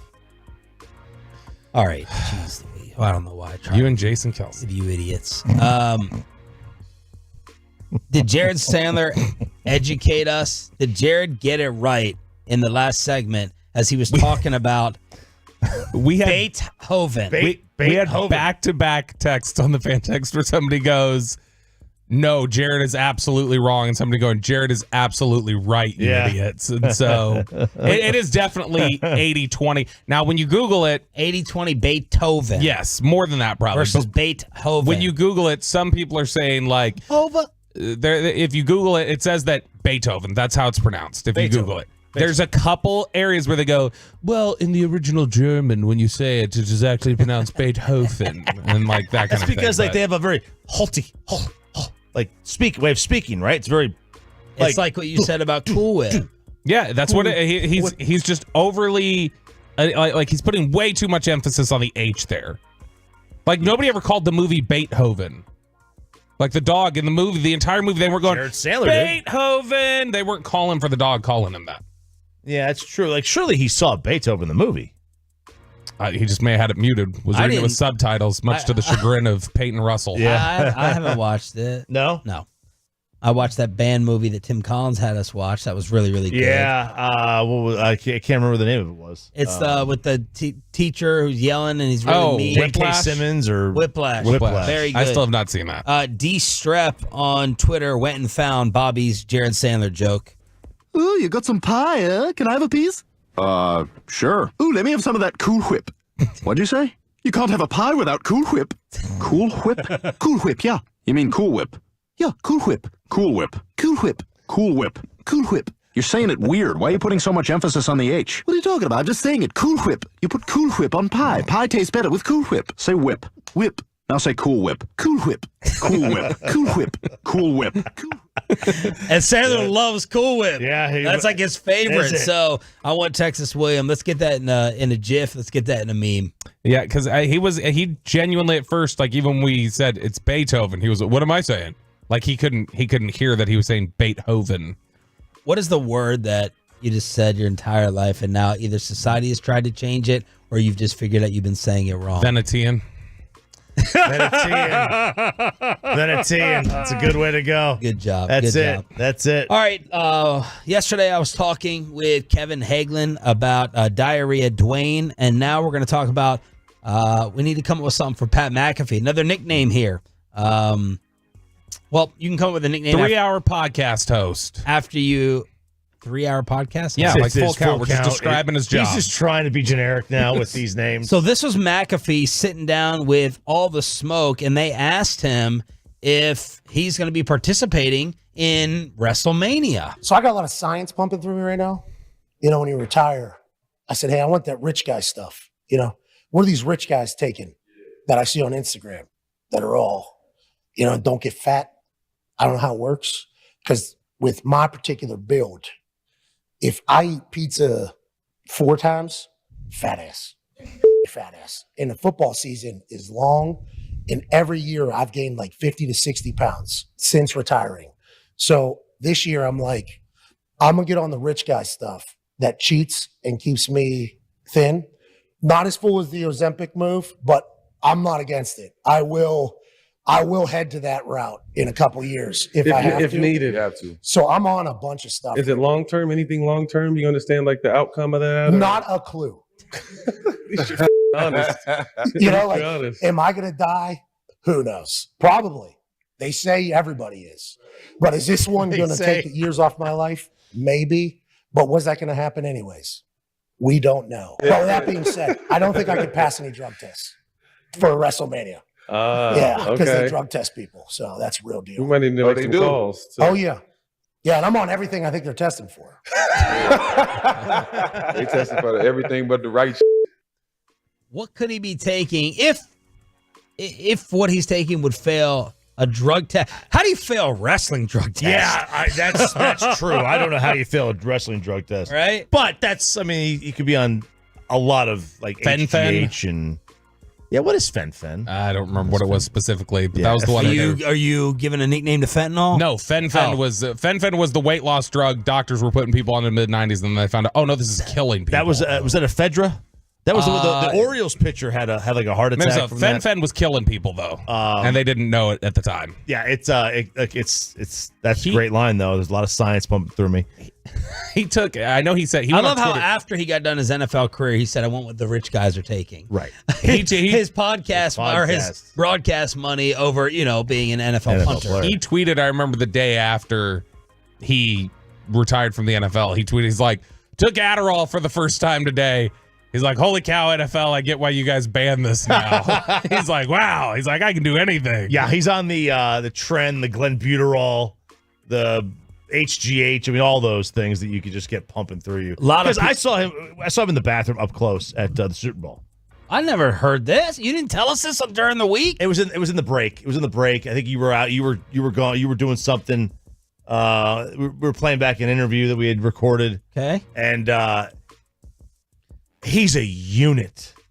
He's massive. Is he? I had no idea he was that. We're talking like he's like because you just talked about the big unit and you're saying massive in the bathroom. He's much taller than I expected him to be. His shoulders are much wider than I expected him to be. Like I've seen him wear his sleeveless shirts, but I was never like, this guy's like pretty jacked. Right. I was like, dang man, his back's really big. Okay. Broad shoulders. I was like, okay, he's put together. Now it makes sense. Did you stand next to him? I mean, we're washing hands. Okay, not stall to stall. Not stall to stall. We were washing hands. But like I was like, and his head's huge. Peter King size. Peter King size. Bobby massive size. head. Yeah. It's bigger than Bobby's. It's a pumpkin. It's a pumpkin on top of his head.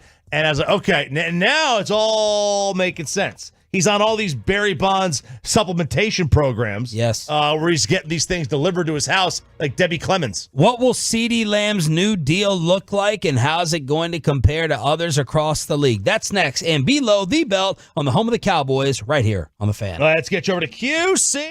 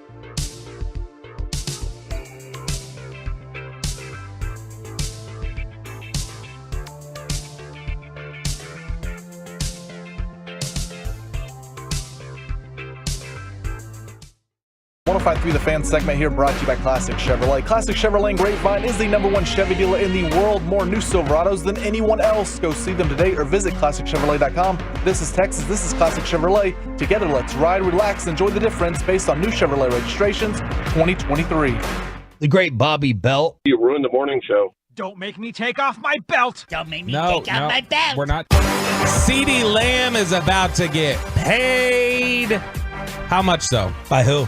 The Dallas Cowboys. Oh. Allegedly. They're going to do with all that money that they're saving from not paying Tyron Smith or Dak Prescott or anybody else. That's how they're going to work it. Yep, all in. Even though, signing CeeDee Lamb to an extension saves you a bunch of money anyway. Let me say something real quick to try to defend the Cowboys. This is devil's advocate. Number one, I'll say two things. Number one, the Tyron thing could work out.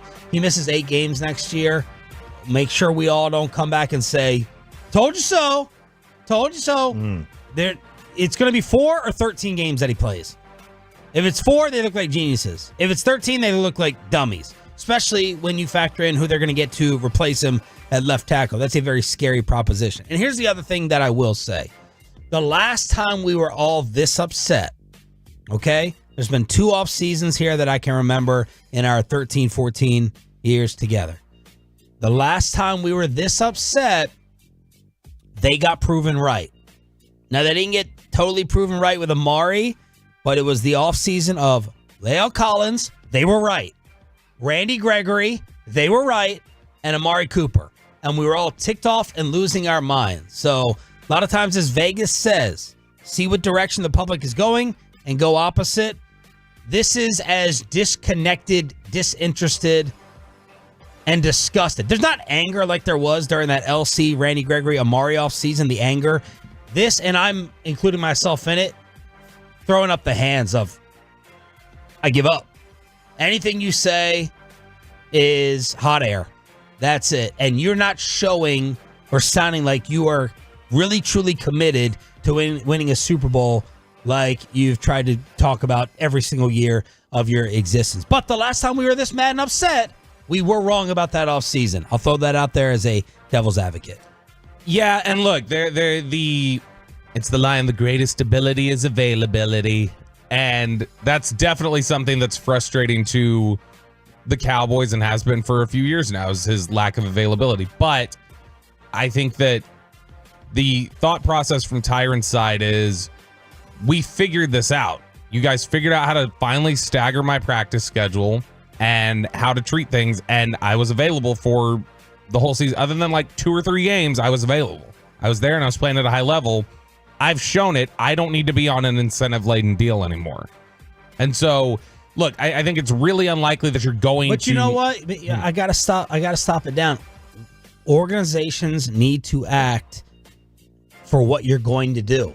Sure. Tyron, not what you've done. Not what you've done, right? We should be applauding them for, yo, man, Tyron, ultimately, we appreciate that was your fault. Should the Cowboys be indebted to him with a makeup deal? That's not the best business. And as fans, we should probably be happy that they're not trying to give him makeup money because he got taken advantage of or decided to be really unselfish with that first contract. That makeup money should not come into play here. Unless the team said, we'll make it up to you on the back end. Right. In a handshake agreement, wink, wink. Tyron should have pulled a Zach Martin. What Zach did last year, he should have pulled that years ago. Yeah, because he's cut them a deal for a really long time. I think that... I got news for you. You go into our offices and be like, you know what? Give me the bare minimum. Give me the bare minimum. Give me the bare minimum. But when I really feel justified, when I really feel like I have a great argument in case, I'm expecting you guys to make it up to me. You know what happens? ... Back to you. They let you read. No, and that's the thing, is that you can definitely say that they're being proactive. They're staying ahead of things. If they're wrong, though, and he does continue to play well, then... But none of us know. Right. But it does say that all the other times that they were in on him or didn't have some set, and then he was missing time, then they were negligent then. Or if you look at the fact that they're slow playing, it seems like things with CeeDee Lamb and Dak Prescott, and that would become negligent. Like, they take weird stances at weird times. That's my biggest thing, is that they have these hard lines in the sand on certain things, and they come at just odd moments. Like, why are you taking a hard line stance now with Tyron after he played a whole season? But you weren't earlier when it was like he was playing, 5 games and looking washed at right tackle, and I just don't understand. Well, they didn't have to redo the deal. Yeah, they redid the deal last year. They redid Tyron's deal? Yeah. To what? That's that one that they gave him where they were like, all right, if you play this percentage of plays, you're in this or whatever else. Well, maybe they wanted to come back again, as I would, with incentive-laden games play. And he's like, and screw Tyron, that. Yeah, Tyron's whole thing was, we figured it out. We cracked the code. I got the practice schedule, and I showed you guys I could stay healthy. Yeah. I was fine making that deal last year. This year, I'm not doing that. And that's fine. He's going to get rewarded out on the open market. A contender is going to roll the dice and they'll literally be rolling the dice. It's going to be 4 or 13 games. That's what history shows. I can't kill the Cowboys for wanting to move on from Tyron Smith after we whine and complain and moan about it year after year. And last year he played the games, had a really, really nice season because a year ago, let's not have amnesia now, okay? The majority of us were ready to move on from him and have Tyler Smith play left tackle. And now we're just going to go ahead and base all this off 1 year. I can't crush them for it. Smart organizations aren't scared of losing good players. They're not scared of losing older players that are still good. It's like they always say, get rid of the guy a year early than a year late. It's okay. Like the idea that you always have to upgrade your roster on paper doesn't need to play. It's okay to lose guys. It's okay in a sport to trade a really good player to help out another position. Now, I'm not suggesting they do this, but someone in the fan text brought up a point. What if the Rangers really were desperate for a starting pitcher? And they traded Adolis because they've got they think White Langford's going to be the truth, and they got Evan Carter. Yeah. And they got Tavares. Like, okay, you know what? We could get a frontline starter, a number 1 for Adolis. I mean, I'm not saying do it, but it's a discussion that should be had in that organization because you're taking from a position of strength to improve something else. Sure. Here's what I would say. It's tough to take them seriously on some of their inconsistencies. Like, for instance, Tyron shows he stays healthy for most of the year, has a really good year, dips into the fountain of youth, and they're like, man, dude, we can't just leave ourselves exposed like that. I'm sorry, Tyron. You're going to have to go on your way. All right, guys, now let's turn back over here and huddle up.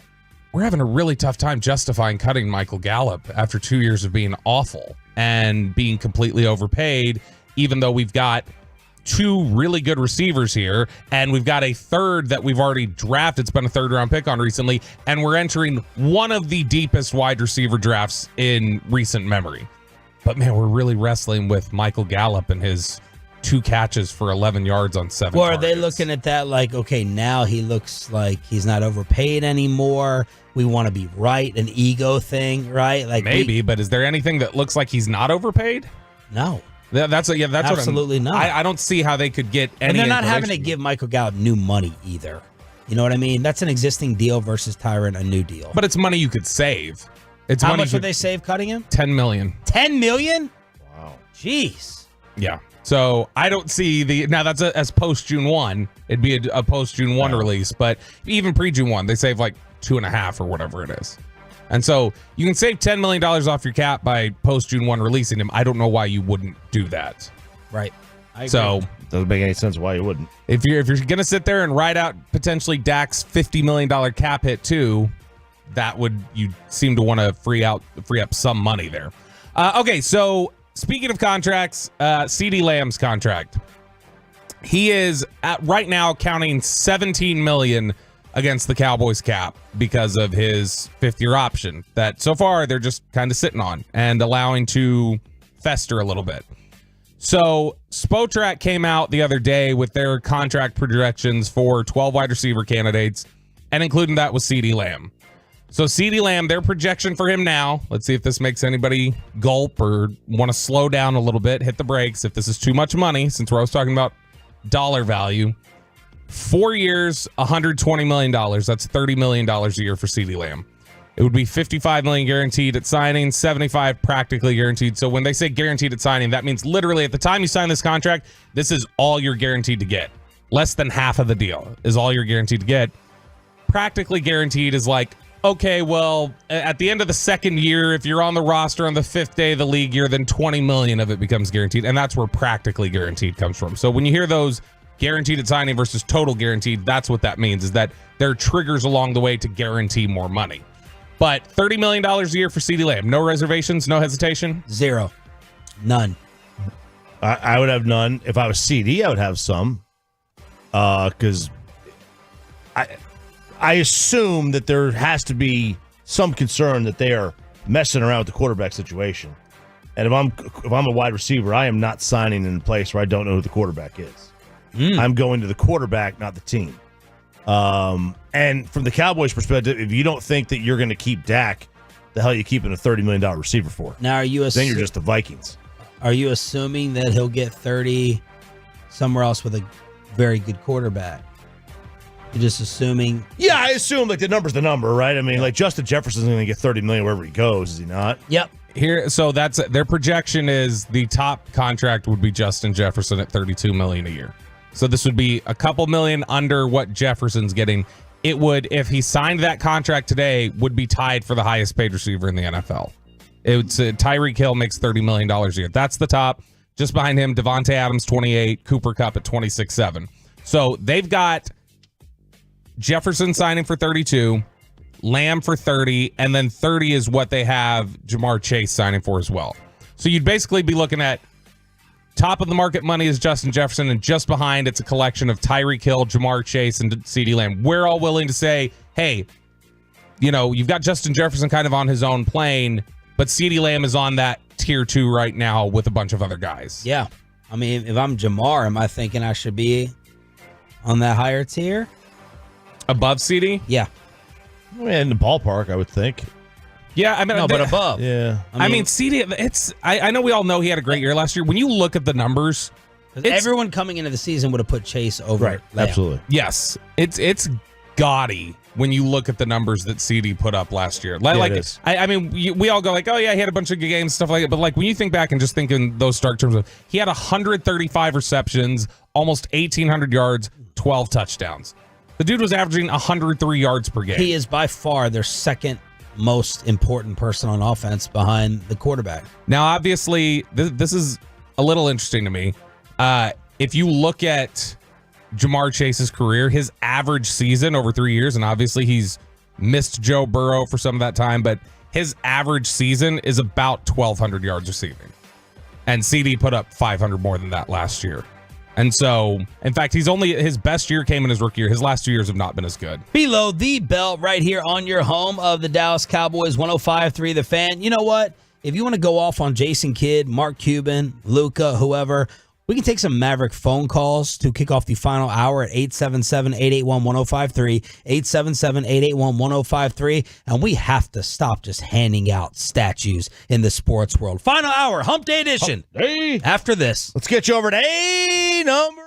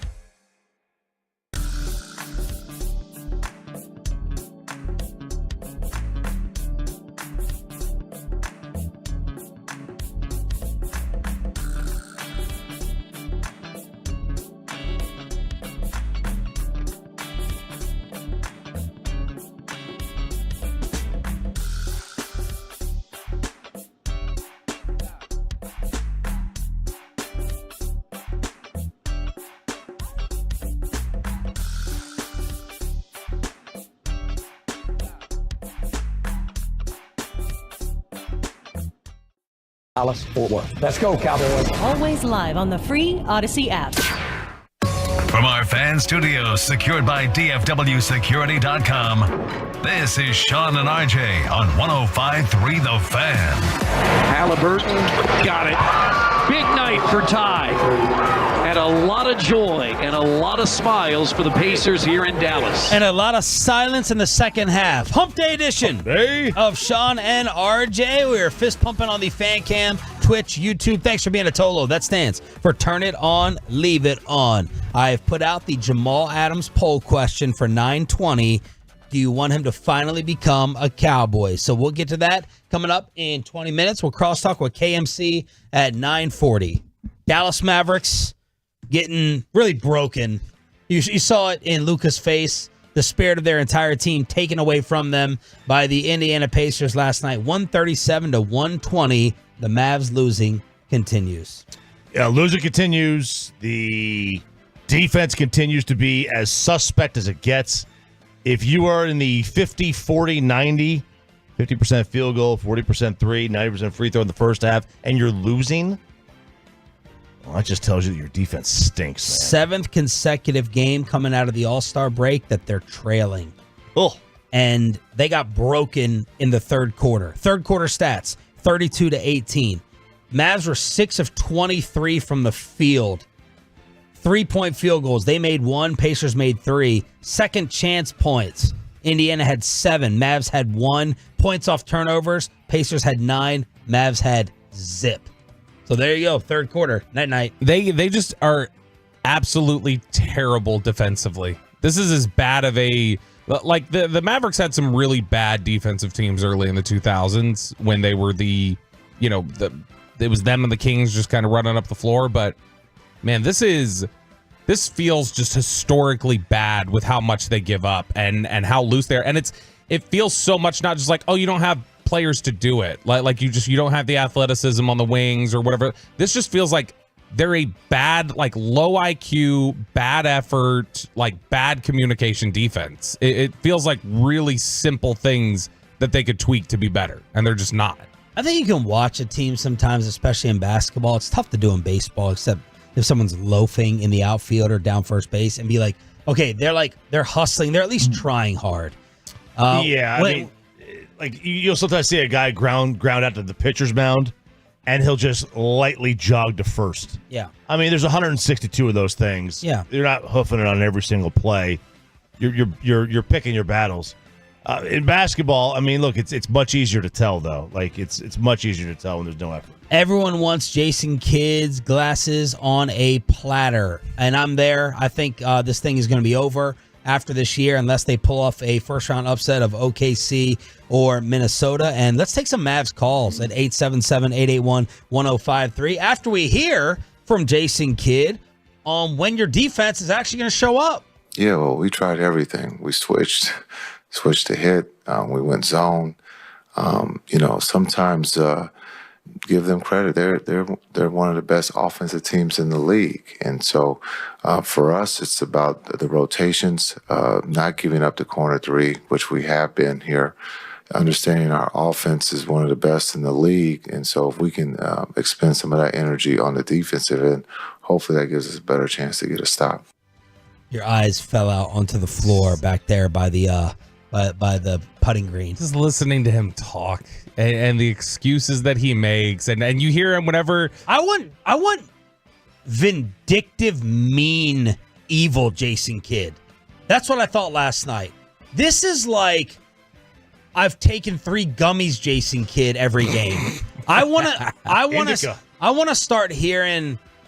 Is that the downer? Yeah. Yeah. I want stevia. Right. Jason Kidd. Stevia, I believe, is the fake sugar. Yeah, man. I want evil, vindictive Milwaukee Bucks Jason Kidd. We tried everything. Where's the Jason Kidd that in the this is a corpse? They get into the playoffs. He's talking about Luka's effort's not going to cut it on defense. Yeah. Luka defensively, this isn't going to cut. Where's that guy? He seems to have. Maybe he realizes his meal ticket is being the player's coach, and I will get to hang around. That's what Bassick would say. I don't know. I was watching a game last night. I was like, what can we do to get that coach across on the other side? Like how do we get a guy like the Pacers coach? That's what I. He's good. He's really good. He is good. That guy. I What's think his name? I think they wanted. I think the last team he was at really wanted him out though. It's almost as if we might want to start blaming the actual players in this town or instead of the coaches. owner/general manager. That's fair. We can do that one too. Blame them. Nick in Dallas. Let's take some Mavs calls. Nick, you're live on Sean, RJ, and Bobby. Man, you guys, I'm one of the biggest Mavericks fans in Dallas, Texas. And for some reason, Jason Kidd decides to play Kleba over Gafford and Lively. You're talking about a non-athletic white guy against a very, very athletic black man who can ball, who can hoop, who can rebound, who can dunk. Why is Jason Kidd continually to play these guys small ball when we're playing big guys? This man killed us in the middle. And you talk about the gummies. That's what Kidd's eating on the sideline. You ever see kids sitting over there on the sideline eating whatever he's eating? He's eating gummies. He has no clue what's going on. It's sickening. I yell at my TV every single night for the last 7 games. My kids are looking at me crazy. My son doesn't know what to do. He just walks out of the room. He's scared.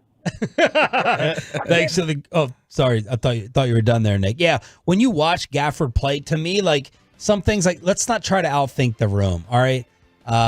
I know other teams are going to go small, and I know Gafford out on the 3-point line is going to be more difficult. Maybe Maxi's a better defender out there.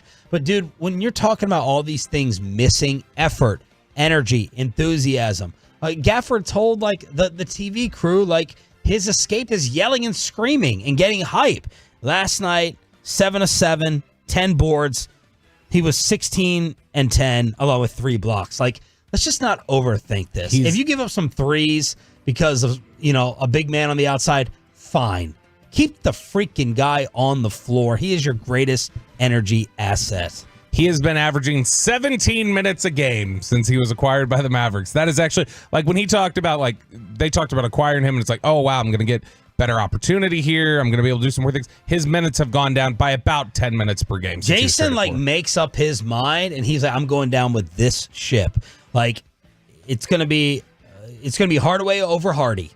It's going to be Maxey over what? Can't win a title without Timmy. You know, we need Timmy. Can't.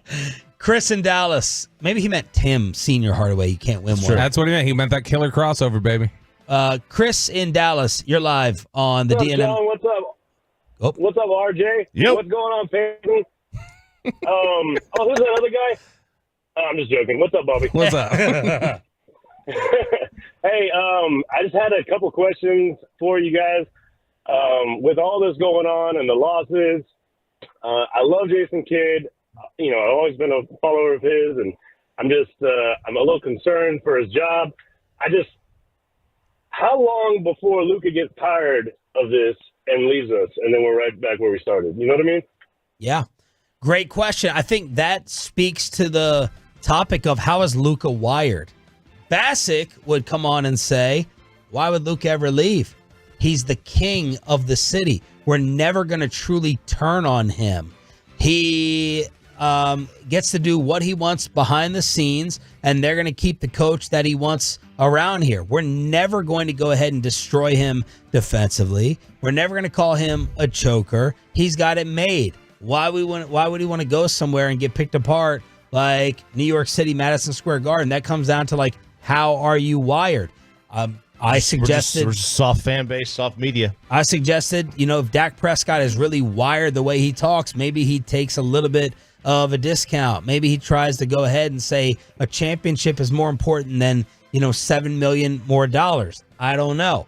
I'm just throwing that out there as a topic yesterday. But will Luka get sick of this? Or at the end of the day in the offseason, is he like, man, it's still great to be king of DFW? He's not Dirk.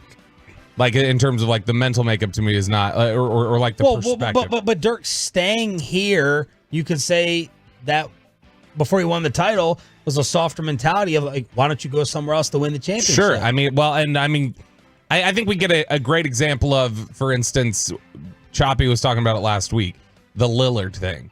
Like, it was like, why doesn't Lillard just leave? And then you see, like, Lillard's talking about, since I left, it's, like, really affected my family and, like, my personal life, and it's really difficult. And so, like it makes sense, but Luka, I think, is so infuriated by losing. Like, I think he hates it. I think, I know some people say this, but I genuinely think he would be okay scoring 10 points a game if they were winning.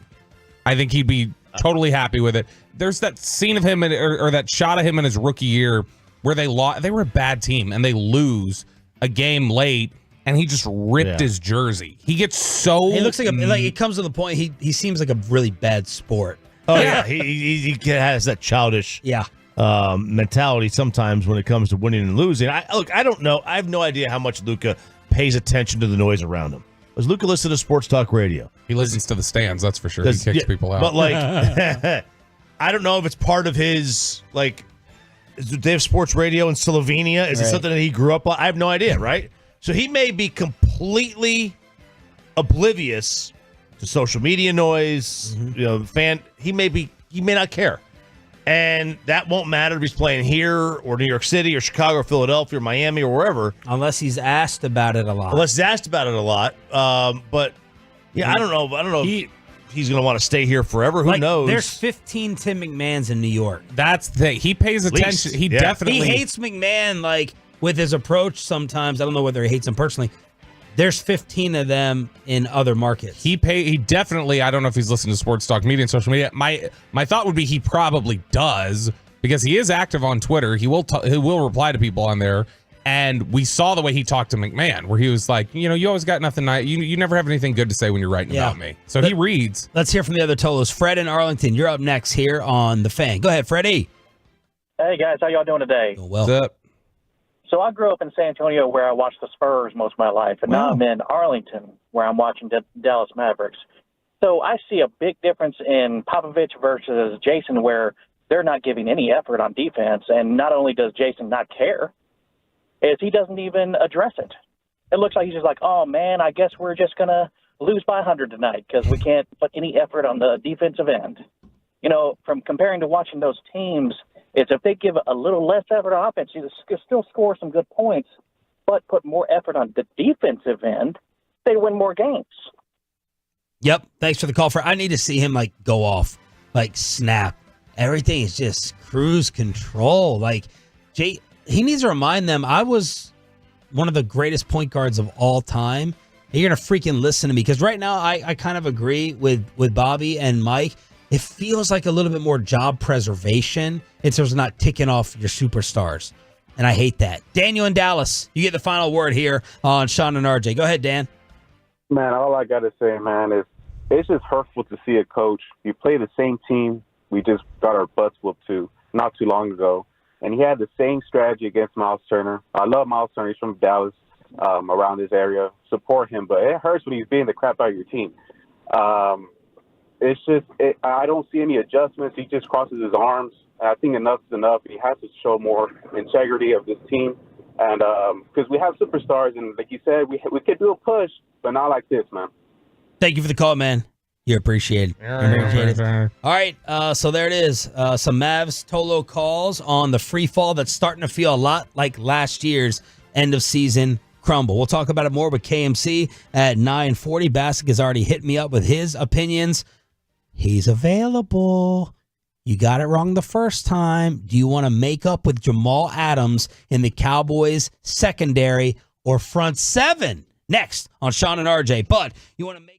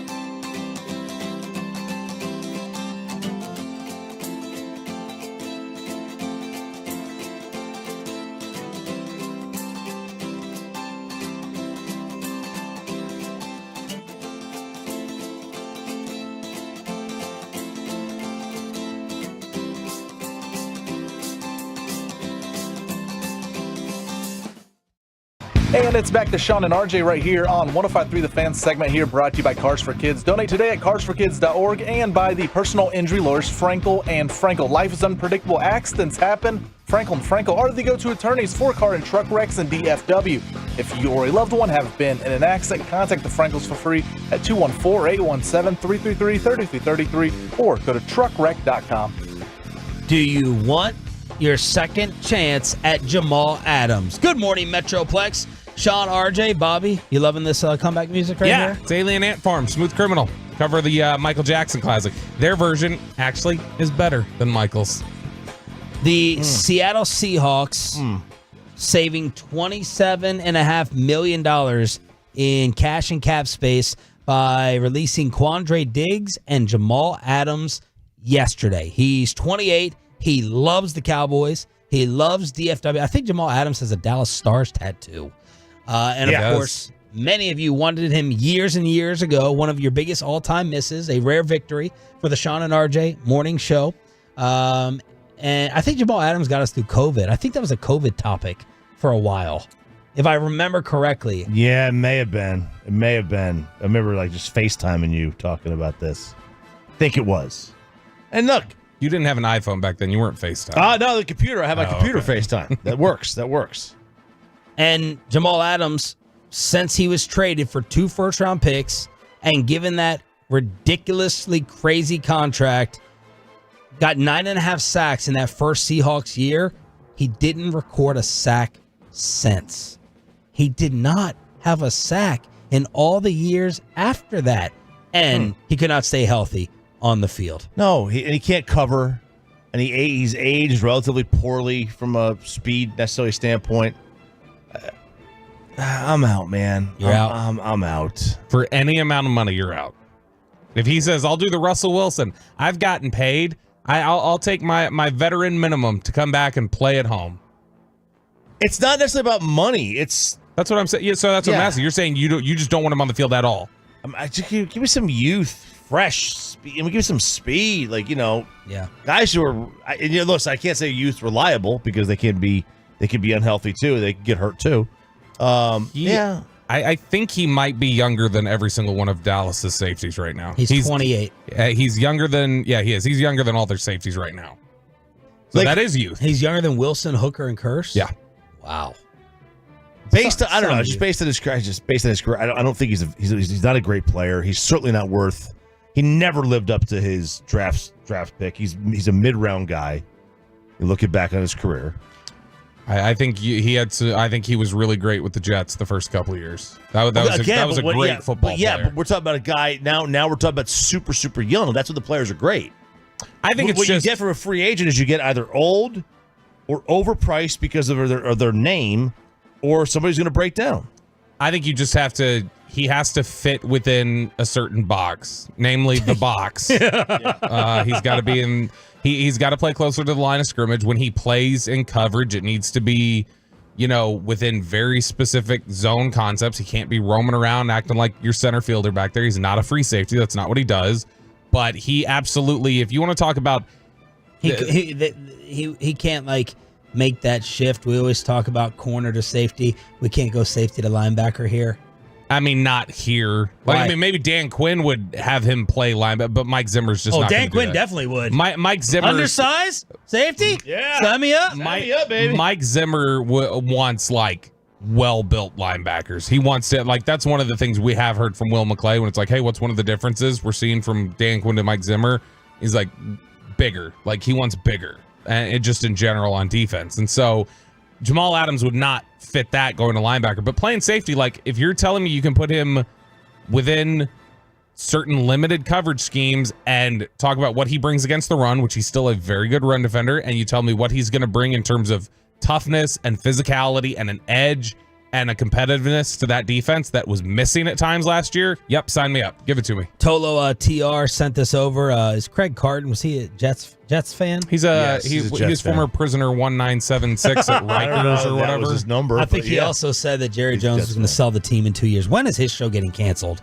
For God's sake, put us on TV next. Jamal Adams will go down, quote, as one of the most disappointing and overrated players in the history of the NFL. And Carton says his career is over after being released by the Seahawks. I mean, it's not over. He'll probably play again, I assume, but... Well, then he'll be a bum. He may be one of them. I mean, you could argue that he may be one of the most disappointing picks.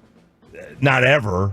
I mean, that's saying a bit much. Yeah, because in order to be an all-time disappointing pick, you got to fail on the first team. Yeah. And he did not. And especially coming from Carton, like, he's a Jets fan. There are plenty of examples of Jet players who were drafted that never had a remote shot of success compared to Jamal Adams. There is a reason Adams went for 2 first-round picks. And Broadus' boy traded the 2 first for him, John Schneider. There is a reason he went for 2 first-round picks when he did, because coming off that 2019 season, like we saw that game that year against the Jets, that the Cowboys went up to New York, they got stunned by Sam Darnold and the Jets. Jamal Adams wrecked that game. And Jamal Adams during 2019 wrecked a lot of games. He was absolutely like one of the best defensive players in the NFL that year. Can I keep him out of coverage? Can I keep him out of my wife's Instagram page? Can I do these things? No promises there. I put out the poll question. I tried to come up with 3 interesting options. Do you want to make Jamal Adams finally a Dallas Cowboy? Yes. Need the physicality? No. Injured and can't cover? And the third option, only a linebacker. So you have to try to make the transition switch to linebacker and cheap money. 75% are voting no. Injured and cannot cover. 19% only a linebacker if you make him switch positions full time. And only 5.5% saying yes, need the physicality. 75% learning the lesson from the first time, Roberto. He is Nickelback. Like it's gotten to such a point. Hey, Nickelback. It's gotten to such a point where people are wanting to dog him, and it's become so cool to hate on Jamal Adams that in the process he has now become incredibly underrated by the masses. That's Jamal Adams. That would be something that you would want to, if somebody falls, so far to the other side where you can now maximize an inefficiency in the market, then go for it. But I think you would want to do that with somebody that could still play.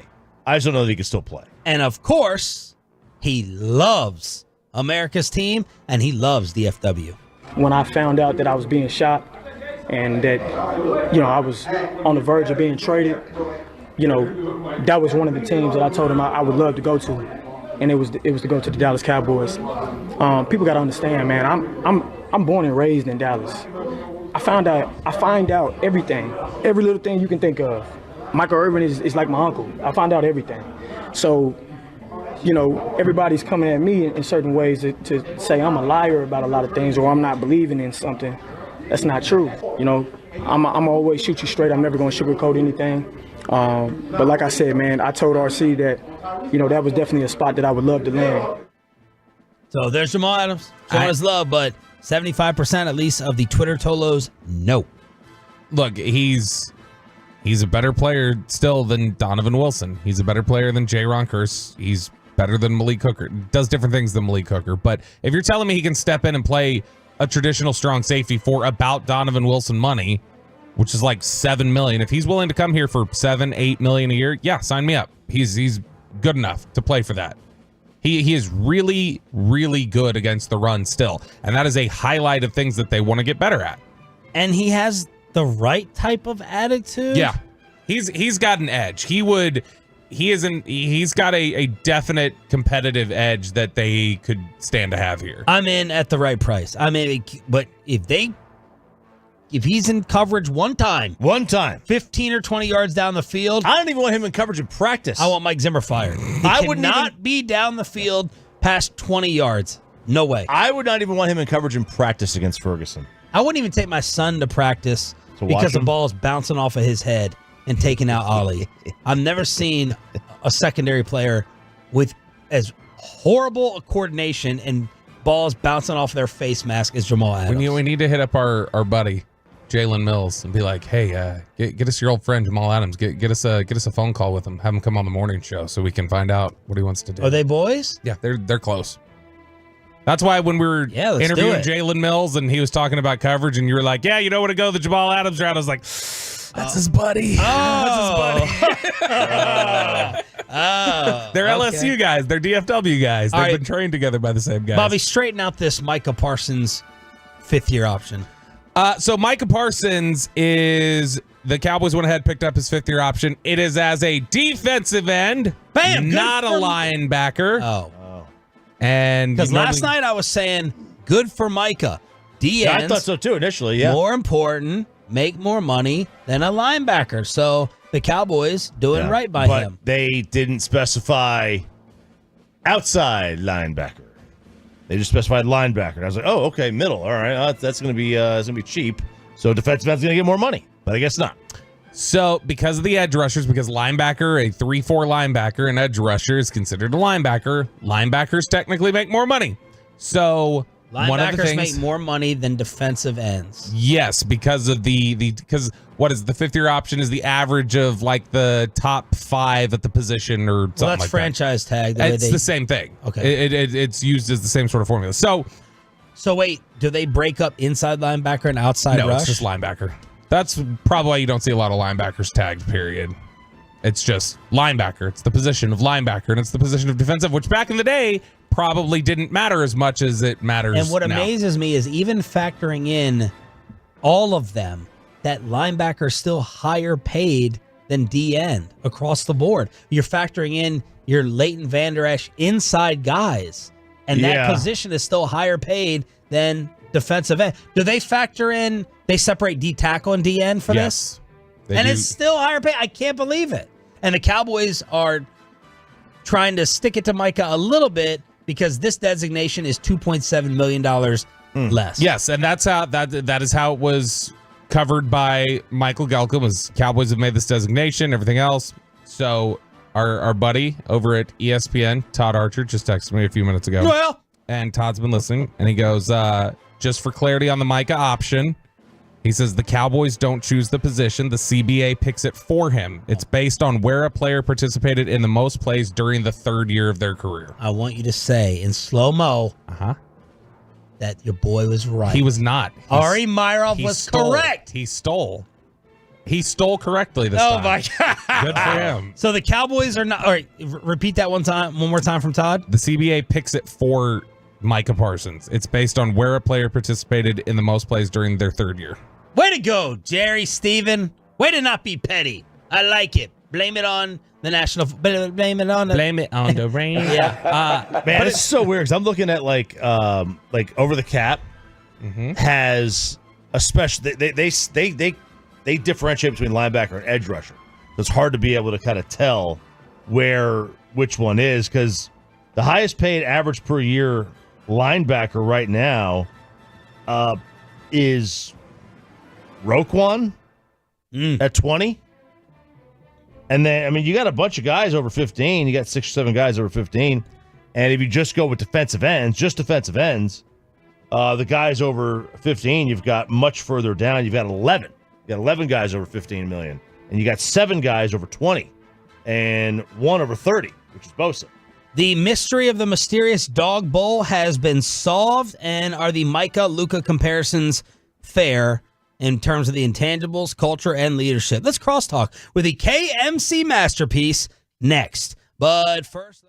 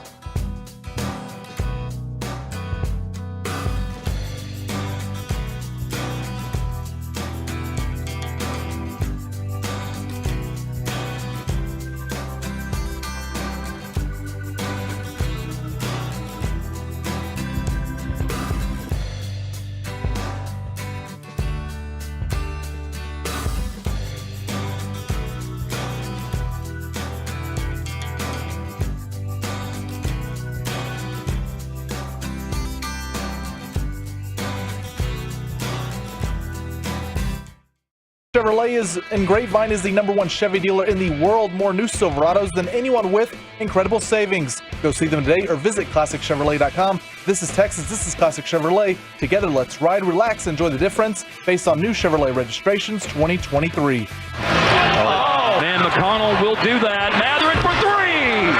That hurts. That's a backbreaker. That's why he left the Senate to go play basketball. Who's that? McConnell. March McConnell. Here's a three-pointer. I believe his name is Glitch McConnell. Hey, you know what? McConnell could have scored in double digits last night too. Exactly. I agree. Agreed. Oh man. It's time for Crosstalk with a KFC masterpiece here. I can't remember who it was. It might have been John Oliver. John Stewart said he kind of looks like a turtle. I was like, I could see that. Yeah. Yeah, I could, yeah, he does. What was that? What was that movie? Was it David Spade? Yeah. Was it Master of Disguise? David Spade. I have doesn't no exist. clue how. That's Dana Carvey. Dana Carvey. Turtle. I don't know how I knew. I've never seen the movie, but I somehow remembered that. This is not what you wanted to start off with. I'm sorry. Yeah, whose team won yesterday? How'd y'all do yesterday in the Rangers won, baby. Everybody lost. Oh, except for the Rangers. That's what happened yesterday. In what? The big thing that we were all following along with last night. Everybody lost. The voting or whatever. Everybody lost. Oh, you're talking politics? It was Politics. I love. I walked by the break room and Corey goes to Kevin. Oh, that's why you put Super Tuesday yesterday. Yeah. Yeah. It didn't turn out to be so super for most of the night, and then the Stars pulled one out of their ass, and it was amazing. Wow, way to bring it back on the highway, Kevin. A full week of derailing, and now you bring it back. I like it. Mike, I'm very disappointed that you have not been rage tweeting about the Mavericks. During streaks like this, I usually like to go to your Twitter account. It gives me like a 6:20 segment or half a segment or 7 o'clock, and it's not on there. We are thinking that I got tired of Mavs fans. I'm not tired of all Mavs fans, but Twitter it's just... Mavs fans are the worst in DFW right now. It used to be Aggie fans. So it's just like, your boy had baseball. What's the point? He did. The Mavs homers, I should say. But it's just like, what's the point? Like, they're going to say Jason Kidd's a Hall of Fame point guard, which makes him a Hall of Fame head coach. I mean, Luka's putting up great numbers, and I'm not really mad at Luka.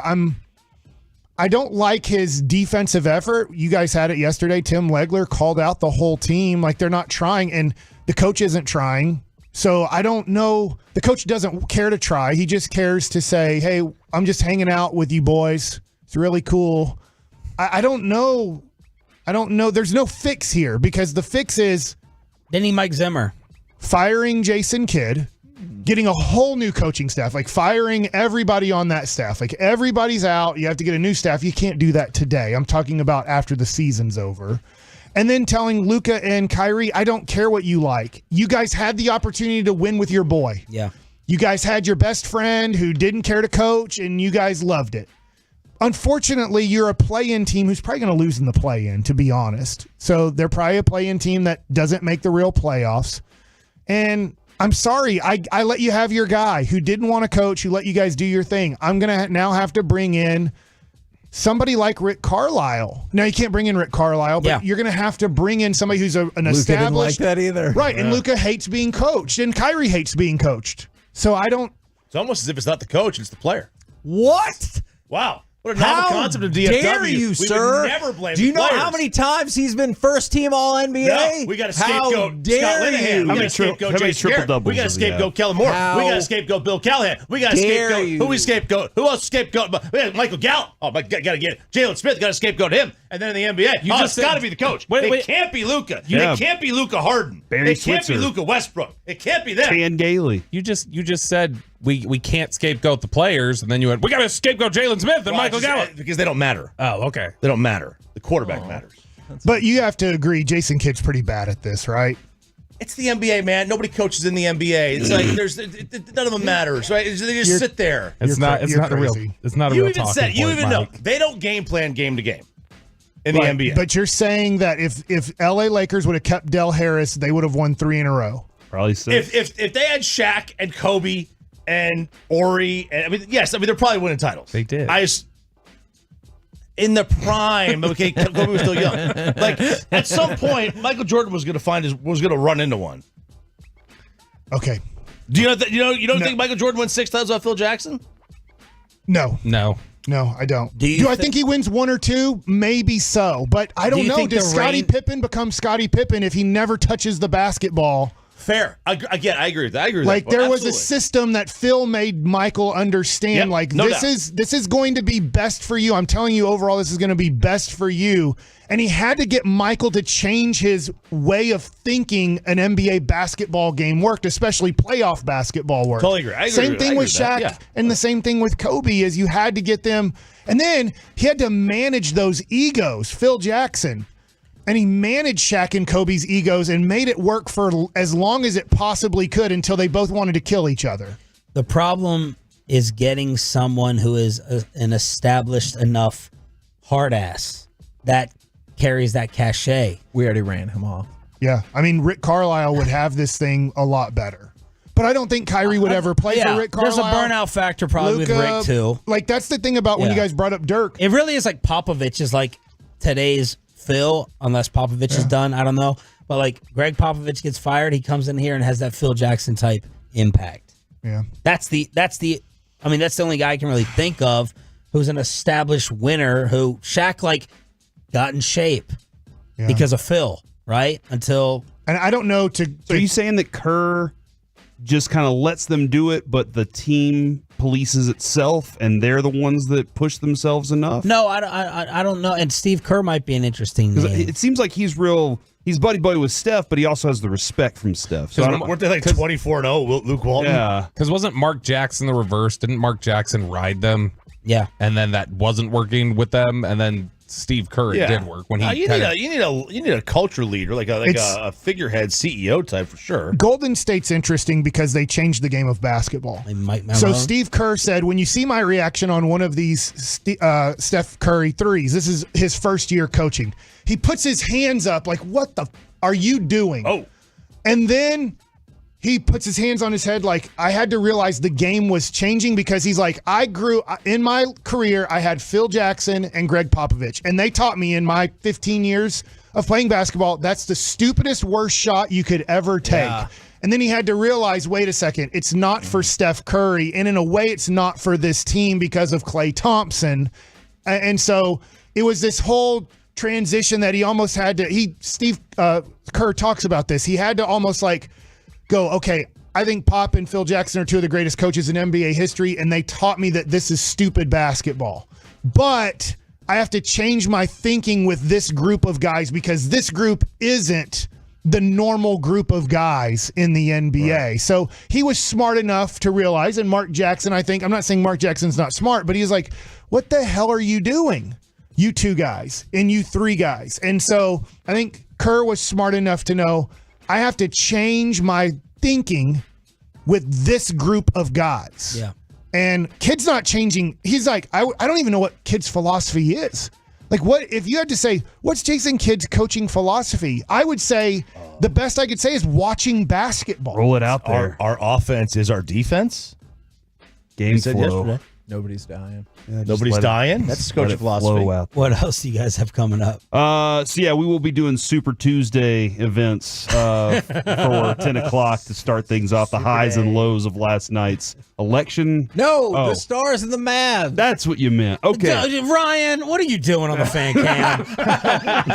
See? You're going to get us in trouble. That's good. I love it. Good job, Ryan.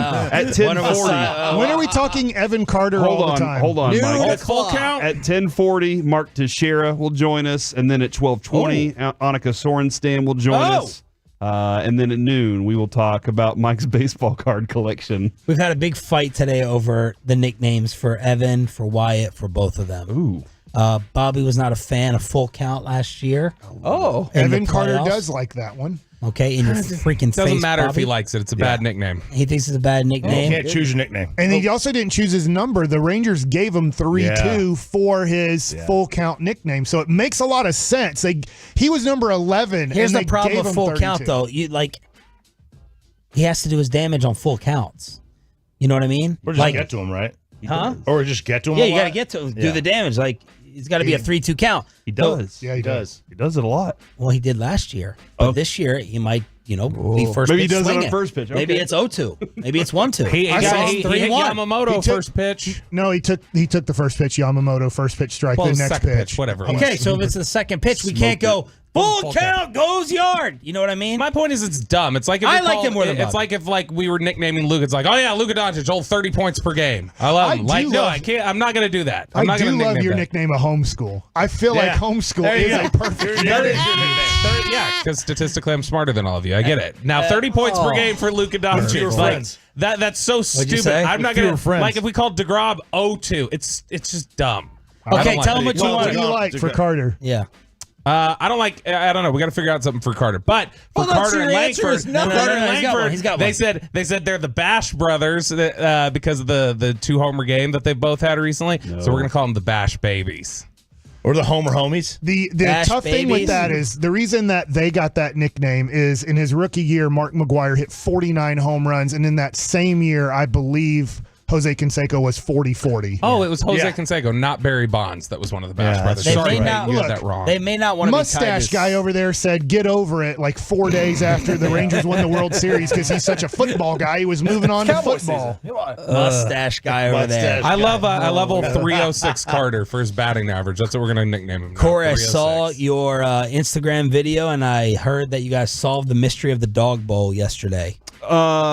I don't know that we did. They did not know that it was solved because he owned up to it in the Instagram comment. Okay, so you guys don't know whose it was? No. All right, you got to guess. I laid down and someone in the just building pointed at it. Someone on the staff, full time. Broadus. Nope. That show. It is Chiafalo. Yeah.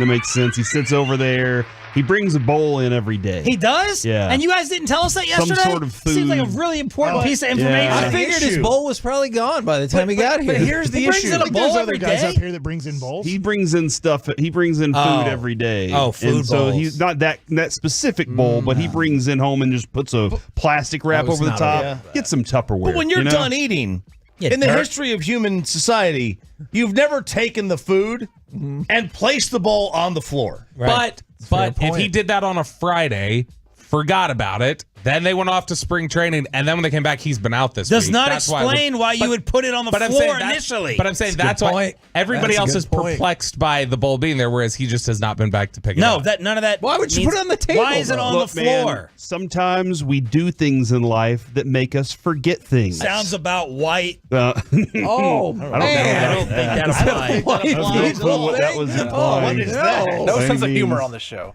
But yeah, maybe it was sitting next to Where's his bag. Get him in early. He picked up his bag after a 5-hour show. It's the longest show on the station. He picks it up. The Ranger season. Average that in. And then he just walks off and didn't see the bowl there. I could totally see that happening. It happens to other people all the time, but not me. He's got his bag. He forgot his bowl. There it is. Eric Chiafalo. I get it. You get it. Looks like we're down to just Ranger talk for the most part for the next 6 months. Yeah, baby. We can rub it in on Mavs. Baseball. Like, we Unless can you rub can it in find- on Mavs a lot. You can find that drop from Roy at New Year's years ago when he said it's going to be a big year for the Whites. I don't know if you need to add that. We're not going going to do that on our show. We're not going to do It that. happened on your show. We were filling in for you. After Super Tuesday, huh? You know what? I know why you're in this very disruptive, good, giddy mood, and I'm about to tomorrow. If you do it again, we're gonna talk about it. I'm not in a giddy mood. You're in a very different sad. mood. I know why, and I'm gonna make it public tomorrow. Last night was sad if you for don't all stop. of us. The KMC masterpiece is next to talk about Super Tuesday, the politics of it. Oh. Yeah. Turtle McConnell on the Fan. Always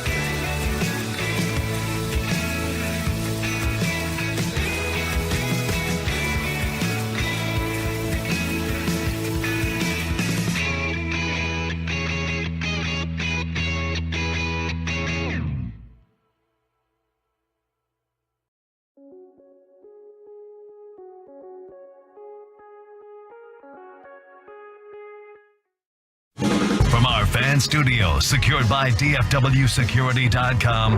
It's the KNC Masterpiece on 105.3 The Fan. KNC Masterpiece right here on 105.3 The Fan. You got me, Kevin Hagelin, Corey Majors, Mike Bassick. Yeah, and for his only engagement with the show this week, it is Chris Strong. Yes, sirski. All right, take it away, buddy. Well, I do think he has an advantage here because unlike the rest of us, did you in fact stick through the end of the Dallas Stars game? I did. So he has a man advantage. I like what you're doing there. If that's what you're bringing to the table today, we're going to be A-okay. Go ahead and fire off cut number 10 for the goal that I definitely did not hear. Hintz has the puck. His shot. He scores! The Stars have come all the way back. They win a wild one, 7-6. So when Start the games earlier. When okay, maybe so. I still think I would have dipped out because it's 5-3 going into the third. The Sharks score within the first 3 minutes, give or take. Instead, it's 6-3, and I'm like, you know what? I'm out. And Chris said, I got to sleep with the TV on. And I said, so do I. But I turned on Family Guy because I was like, I don't want to listen to this crap anymore. But then in the span of less than 3 minutes, the Stars score 3 goals, and all 3 of them are from Stankoven and Wyatt Johnston. So I think they're combined like 43 years old or something ridiculous. You get to overtime. Rope Hintz scores. You win the game. I cannot believe they got 2 points out of this. And I'm really glad they did because yesterday I ran down how crappy San Jose was. And so if you're going to get blown out by the Sharks, that would have been embarrassing. 41 years old, Kevin. Wow. Combined, so that's nice for them. That's nice for us. Yeah, that is here's what I suggest, Kevin. If you're going to be that bad, Mavericks, then play second. Later. Yeah, play second. Okay. Because by the time that Mavericks game was done, I didn't want to be let down by another team, and the Stars were like, "Hey, guess what? We're here for you, buddy." But that's how I felt. That's why I was like, I'm not watching this crap. I can't believe the Mavericks are. Yeah. If you didn't know any better, you're like, are they intentionally losing? And then the Stars, you're like, son of a gun. Mm-hmm. They're not good either. And then I was like, I'm done with sports tonight. And at least the Pacers are respectable, right? And when you were getting run by the crappy Sharks, I was with you on that. I was like, okay, well, today sucked. But then they pulled victory from the jaws of defeat. You know what? Just like we all expected to. I did not. Okay. Look, I'll be honest. I turned off the television from the Stars game because I did not think that was going to happen. But you know what? Let's party. Let's go ahead and play cut 9 as well because the Stars did earn those 2 points, baby. Haskinen fought off by Kapanen. They score on the rebound. Wyatt Johnson with a hat trick to tie the game 6-6. Now, the good thing there, and we've talked about it, is you are still on top of the Central Division. Now, again, Winnipeg has played 3 less games than you, but they took a loss, and so now you're 2 points up on Winnipeg, 4 points up on Colorado, and we have talked about this for some time. In addition to just playing good hockey, you want to be at the top of the division to hopefully avoid those 2 teams in the first round. However, Jake Ottinger was terrible last night. Now, his defense in front of him wasn't fantastic. If you want to blame that first goal I was going to say almost exclusively on Miro. I don't know if that's too harsh. If you want to largely blame it on Miro, fair enough. If you think they should switch Miro to the other side, fair enough. But this was not a good game for Ottinger. And after coming out of the All-Star break so strong, you've seen a couple of clunkers mixed in there, going back to that last Colorado game. And so not my favorite, but they did still get the 2 points. So hell yeah. There are parts of the way that they played last night, Kevin, that remind me of the way the Mavericks played in the just sloppy on a lot of places that you're like, hold on, this is what you're supposed to be better at than the Sharks for sure. And you weren't. And so what is that? Is that just mentality? Is that just hey, I'm taking it easy tonight. I put it in cruise control. We're at the top of the division. We're doing well. You would have thought after that last San Jose game, though, they would have woken up a little bit. And then been like, holy crap, well, maybe this team can hang with us, even though they're not very good. Kevin, I will say this. I know that I looked it up, and the Sharks had lost 8 in a row. Oh, but no. one of their last wins, they did score 6 goals. So in their history of wins in the last sometimes 10 games, score 6 they sometimes goals. score 6 goals. So they're good offensive teams sometimes when they're winning. Now, that's a great point. I appreciate that.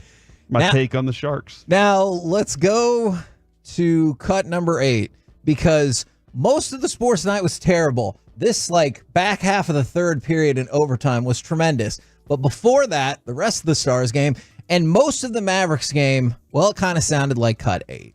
Halliburton got it. Big night for Ty. And a lot of joy and a lot of smiles for the Pacers here in Dallas. And that lack of reaction you hear there is because most of the Dallas fans had left. Because this game They went was... to sleep to watch Family Guy. Oh, fair. Was OVER after the third quarter. And Halliburton is a great player, and I know he got a ton of assists. I didn't, especially from distance, I didn't think he was overwhelming last night, considering how good I think he is. The rest of the team was. They shot almost 50% from 3. And the Mavericks got just smoked again. It's over. This season's over. You see play and loss. I'm done. Okay.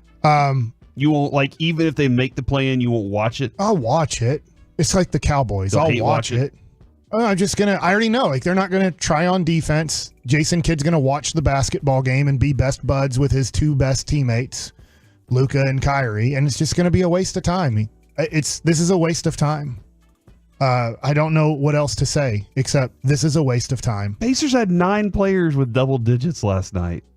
They don't care. 9 players. This is a team that doesn't care. Nobody was dominant last night against. Miles Turner was really good. He was really good. And Pascal Siakam, he was doing all the other things. What did he have, 13 rebounds? He was really good last night too, but everybody was just kind of it just seemed like they found the open guy, and the Mavericks' defensive effort on that side was either they were out of rotation or they watched dudes walk right to the basket. When you say, I want to go back to something there, Mike. Yeah. When you say they don't care, I'm not saying you're wrong.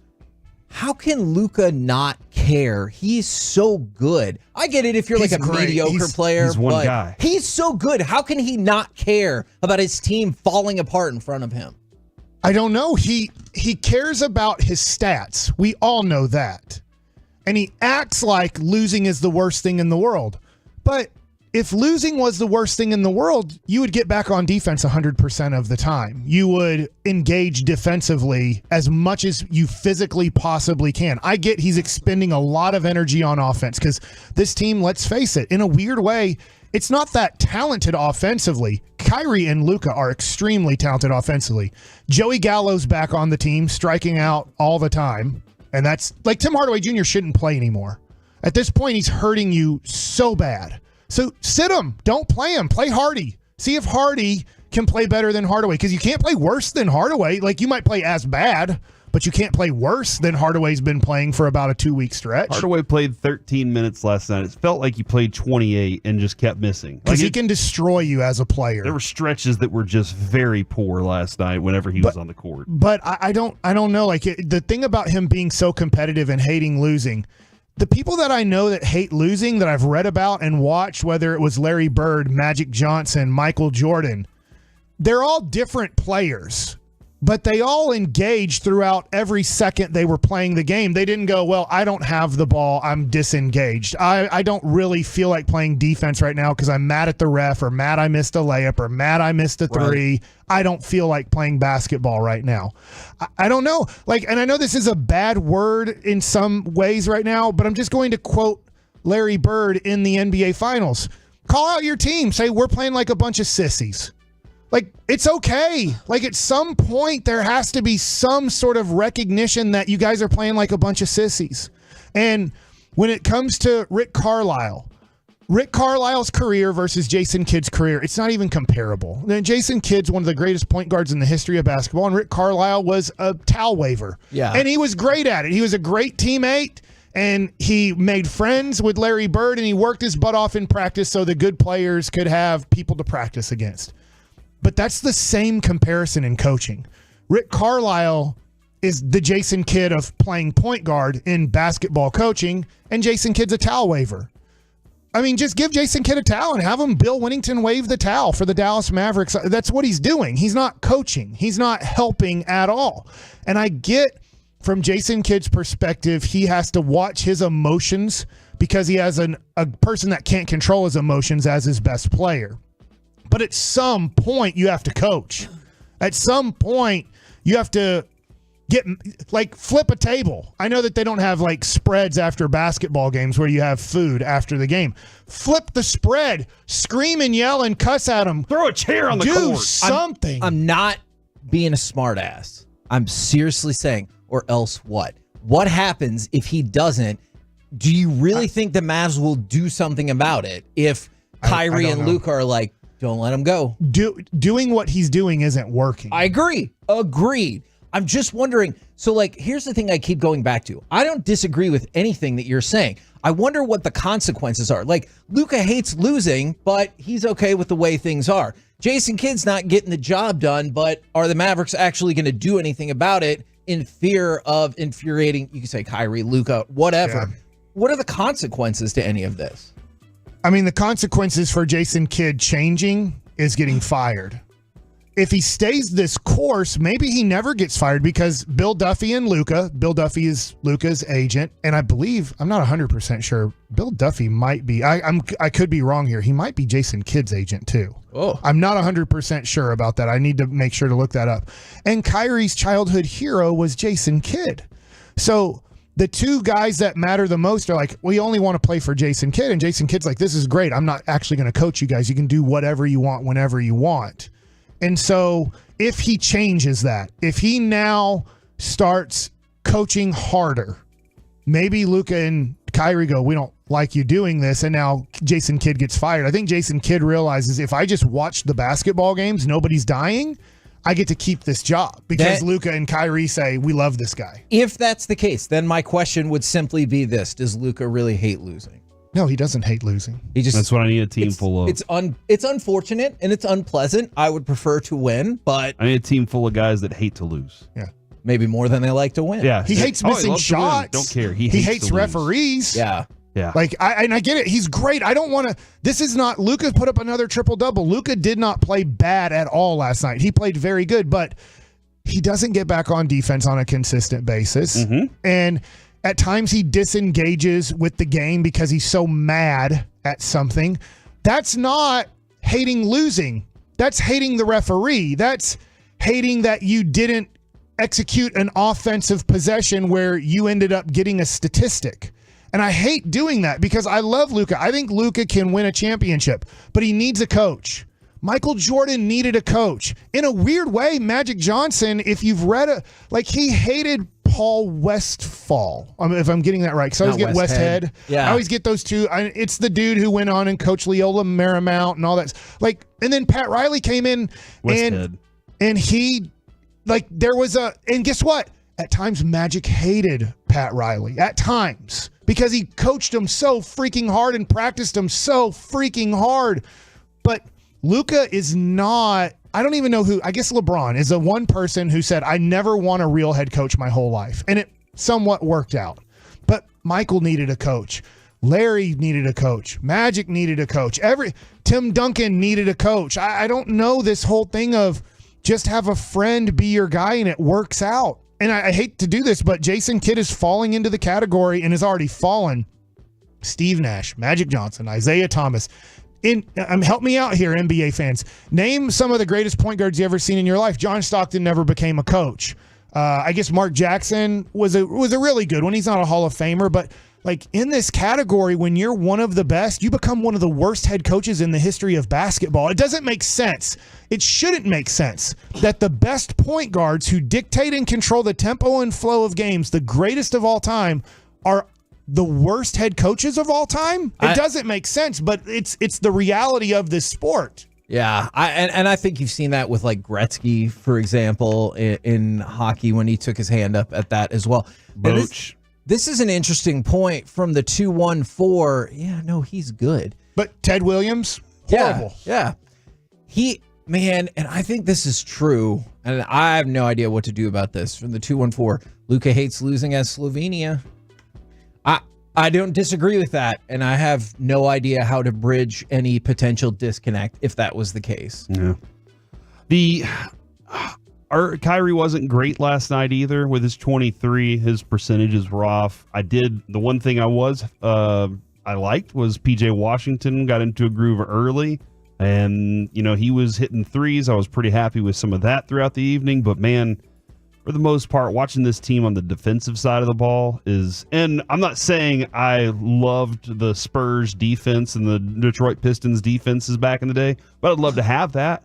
I'd love for that to be something that I can say is another calling card of this team. Not only can they put in the bucket, but they can stop teams whenever they need to. Man, they don't get to the basket the way they want to. The thing that really frustrated me last night, I give him the credit for the hustle, but Gafford, man, you make some amazing alley-oop dunks. Now get your ass back as fast as you can. Stop celebrating, get back, because that's what they did immediately. They just took it out of the basket and pushed it right up the court because they were like, that guy's not there. We got to go now. We're the KNC Masterpiece right here on 105.3 The Fan. Coming up next, let's get to your defending world champion Texas Rangers. Rangers players who are surging and unfortunately also fading in spring training. We'll do it next right here on The Fan. Welcoming new listeners to our clubhouse with open arms. I don't know what to say. Thanks for listening all day to 105.3 The Fan and through our Odyssey app. Where can living well take you? Well, anywhere you want. At Blue Cross and Blue Shield of Texas, we understand what it means to take your health well beyond. Because wherever your journey takes you, your health and wellness go with you. From the beginning of something new to the start of a new beginning. Retiring for the night somewhere under the stars, or living out your wildest dreams after retiring. Greater all-around health starts by making sure greater access to health care is all around you, with new technologies and innovative platforms right in the palm of your hand, and easier ways to stay on top of your preventive care so your well-being stays on track. It's why Blue Cross is committed to advancing and simplifying the healthcare experience for our members well into the future. Trusted from the beginning, we'll be forever by your side, no matter the state you find yourself in. Always elevating your healthcare well beyond. Blue Cross and Blue Shield of Texas, a division of Healthcare Service Corporation, a mutual legal reserve company. Hi, it's Pete Thompson from the Consumer Team. If you're replacing a roof, get the peace of mind of a lifetime workmanship warranty from Blue Nail Roofing.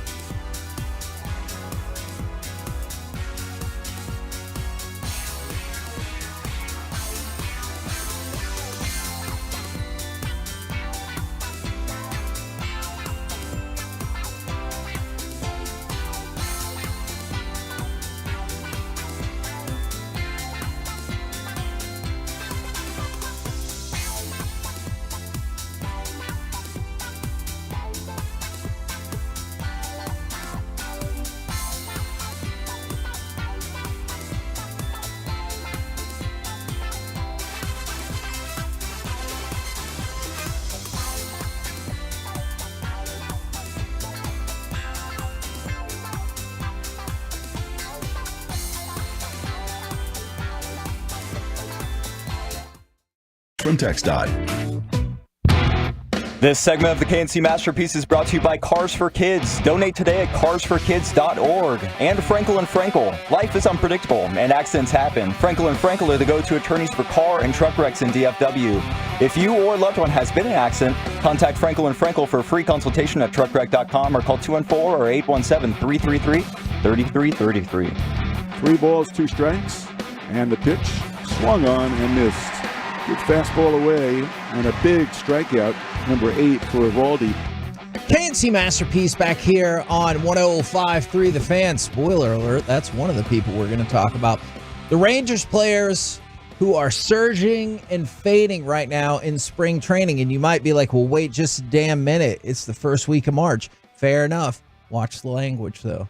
All right, do you want to talk about the players that are surging or the players that are fading to start? Well, Adolis just surged into the Cactus League lineup, baby. His first appearance, Mike. We finally get Adolis in Cactus. It's a surprise. Well, we were there last week, and he was hitting on the backfields. Yeah, but not the real field. I know. Today's the real field. Where Evan Carter hits bombs. Doesn't he? Maybe he should just play in Peoria the rest of spring training. Actually, yeah. I've constructed a stat line for his full season that I want to know if you guys think is reasonable. Well, Corey, I want to know if you think it's reasonable. I know Mike's going to be like, yeah. 2 grand slams every other game. Oh, my gosh. All right. Do you want to go with the good players first? Yeah, let's go positive because I don't want to hear about faders. Okay. Positive. Nathan Evaldi, you probably could have guessed based off the clip that we played to come back. Evaldi pitched yesterday. He said his first outing, I didn't feel as good. The results were good, but I didn't feel like I was commanding the ball where I wanted to. And so, first of all, I really like that insight of, sure, if you look at the box score, it looked like I did well. I did not think I did well because I didn't have my command and my control of where I wanted it to be. So he felt a lot better about that. And in the Rangers B game on Tuesday, 4 innings, 4 strikeouts. And in his Cactus League starts, so not on the B fields, he's given up 1 run and 3 hits with 5 strikeouts. So spring training, you're tinkering with stuff, you're working on stuff, but still dominating. Hooray for Nathan. He's still dominating now. Absolutely. So I'm not worried about him at all by any means. Even regular season, I'm going to get regular season Nate, but all it's about with Nate Evaldi is get me to the playoffs so I can do my real work. Agreed. That's what he does. Last year, he struggled out of spring training with his breaking balls, his slider curveball. So that's something that you're hoping that I'm assuming he's going to be your opening night starter. I would assume that as well. I know that the Rangers haven't named that yet. Some organizations have, but I'm 90% sure as long as he's healthy, it'll be Nate Evaldi against the Cubs. That first game on ESPN I want him to have a 3-pitch mix to start the season off. And then the thing is you got to stay pretty healthy. I get there's going to probably be a couple starts he misses, but man, if in those first 3 months, if there's I have to miss a month because of an injury, that could really hurt the Texas Rangers. Yeah. So those first 3 months are really, really like, please be good and please be healthy. And then at that point, you're hoping after 3 months, Max Scherzer is back, and then you're hoping that Mahle is really close. I'm inclined to agree with you there. I wanted to jump to somebody that we have less faith and confidence in just because you've never seen him at the major league level. Also surging in Arizona, Justin Foscue. So again, let's start with the B game and spring from there. Yesterday Justin Foscue had a pair of doubles that hit the wall. And in his Cactus League at bats thus far in spring training, he's hitting .350 with a .909 OPS. And what I wanted to compare that to was his minor league lines thus far. He has hit .276 with an on-base percentage of .380 and 50 home runs in 3 minor league seasons. And Sean McFarland of the Dallas Morning News pointed out that he picked up 6 innings at first base on Tuesday. And while it wasn't perfect, he did corral some tough throws and ground balls. How are we feeling about Justin Foscue at a time where, I'm not going to lie, it does kind of feel like it's Foscue or Langford, but they could do something entirely different with Are you like They're considering breaking camp. more DHing opportunities for Yes. Foscue?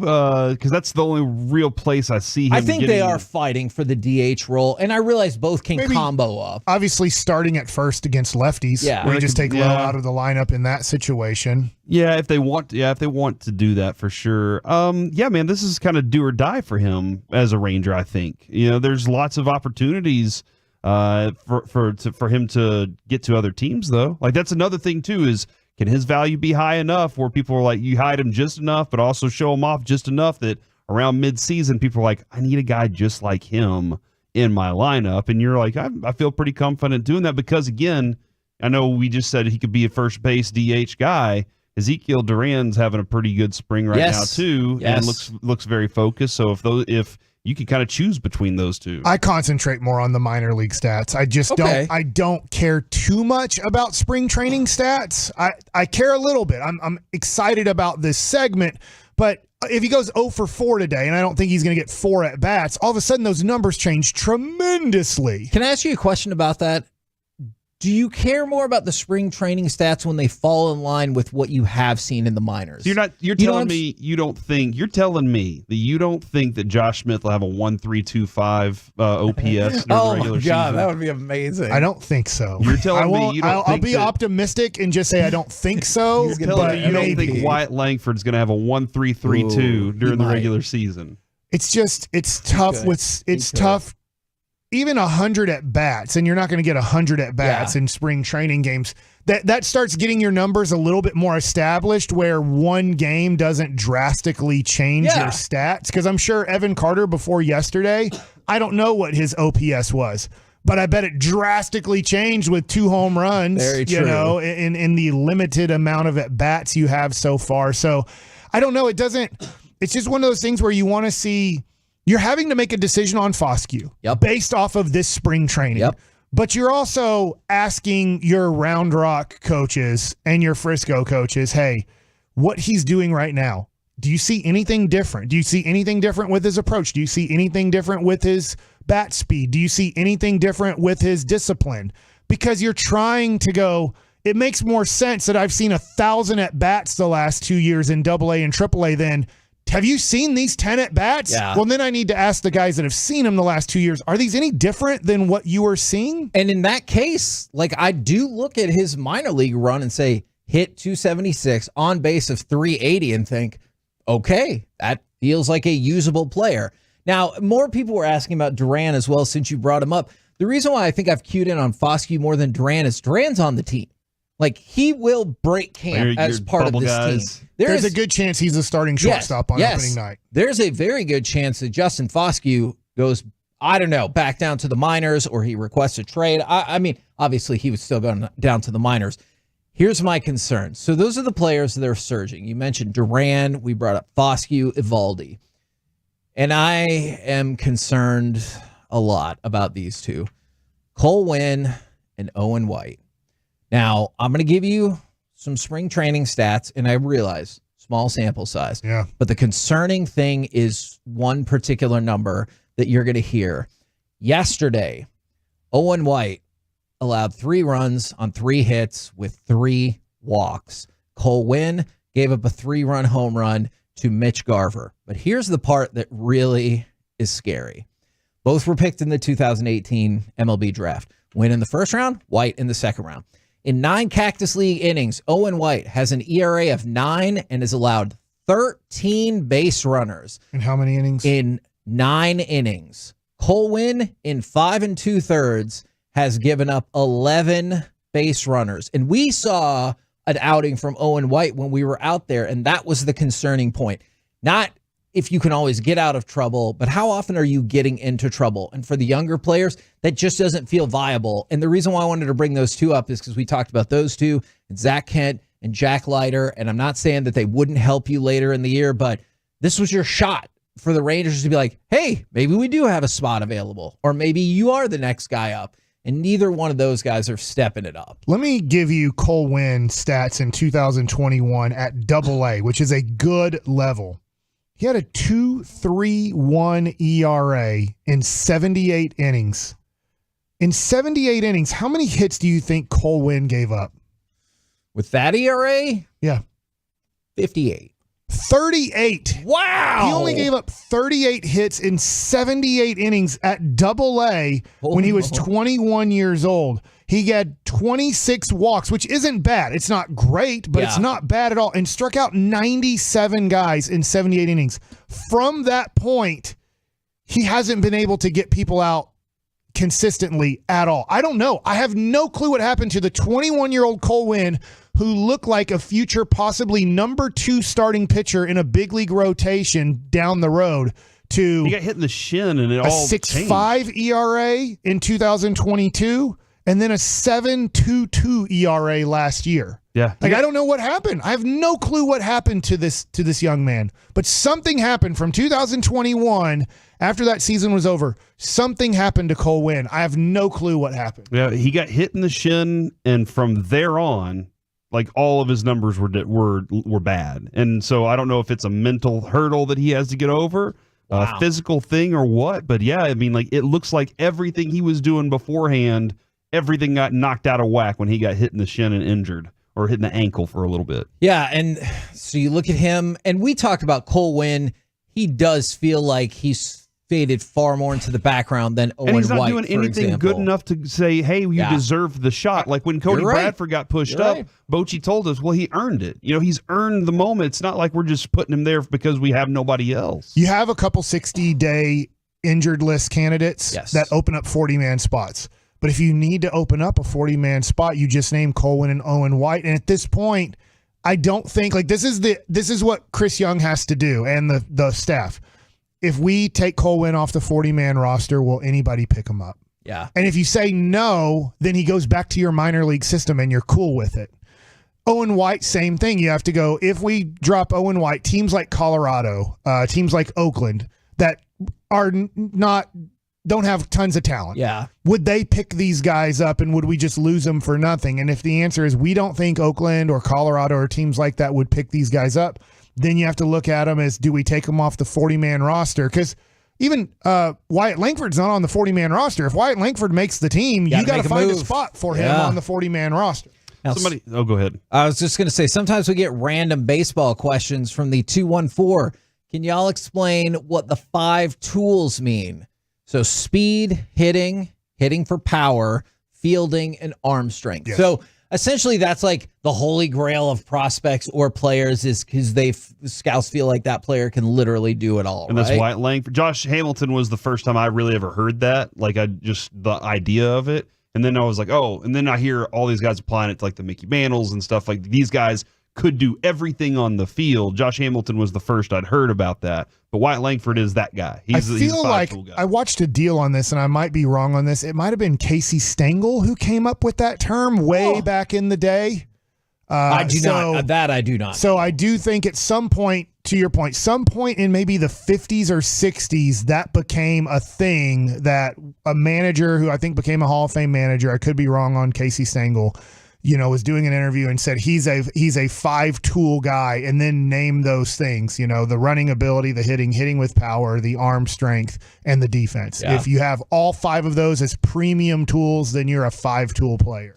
Well, I mean, clearly that's worked out. Feel like we've stuck with that term for quite some time. Quora.com, Kevin says, Branch Rickey first coined the term 5-tool player in the book The American Diamond, referring to Willie Mays and Mickey Mantle. Wow. Thank you. And he helped with Jackie Robinson. Harrison Ford. Yeah. Yes. Yes, Harrison Ford, if you've seen that movie. We're the KNC, which you should. It's very good. Yeah. We're the KNC masterpiece. I wonder if you thought Chewbacca was probably a 4-tool guy because lacked speed tremendously. That's fair. That is very fair. Nobody's fielding either. Coming up next, it's time for Baseball Nuggets with Mike Bassick. Man, I'm not going to lie. I kind of want to do a 5-tool breakdown of fictitious characters now. Yes. We probably won't do that next, but let's get to former All-Star, former Texas Ranger, Mark Teixeira next on The Fan.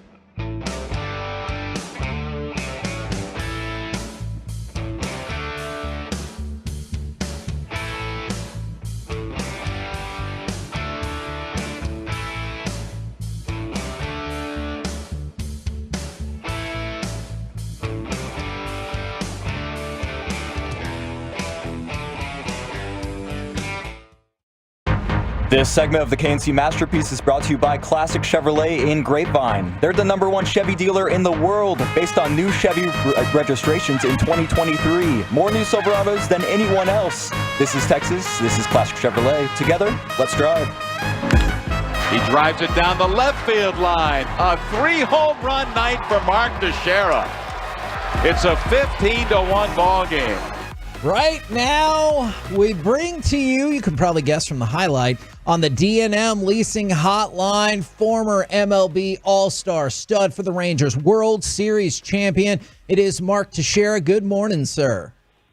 Good morning, gentlemen. How are y'all doing? We're doing great. I wanted to ask you this real quick because we asked a bunch of players this in spring training is you win a World Series, and that's amazing, and us fans are still basking in the glow, but so many Rangers players in spring training were like, it was awesome, but we have to turn the page because that time is over. Is that how it is for you and all ball players?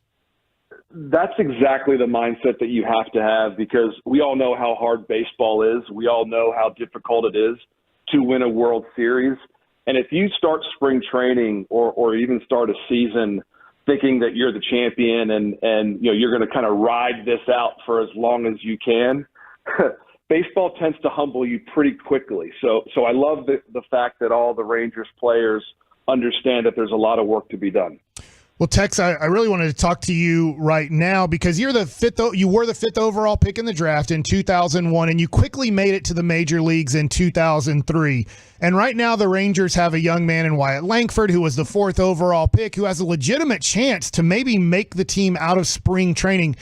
Can you talk about maybe the pressure of being such a high pick and then the expectation of – I know when you were coming up in 03, kind of changing the franchise possibly from a team that was struggling to win, but Wyatt Langford possibly joining a World Series team almost right out of college?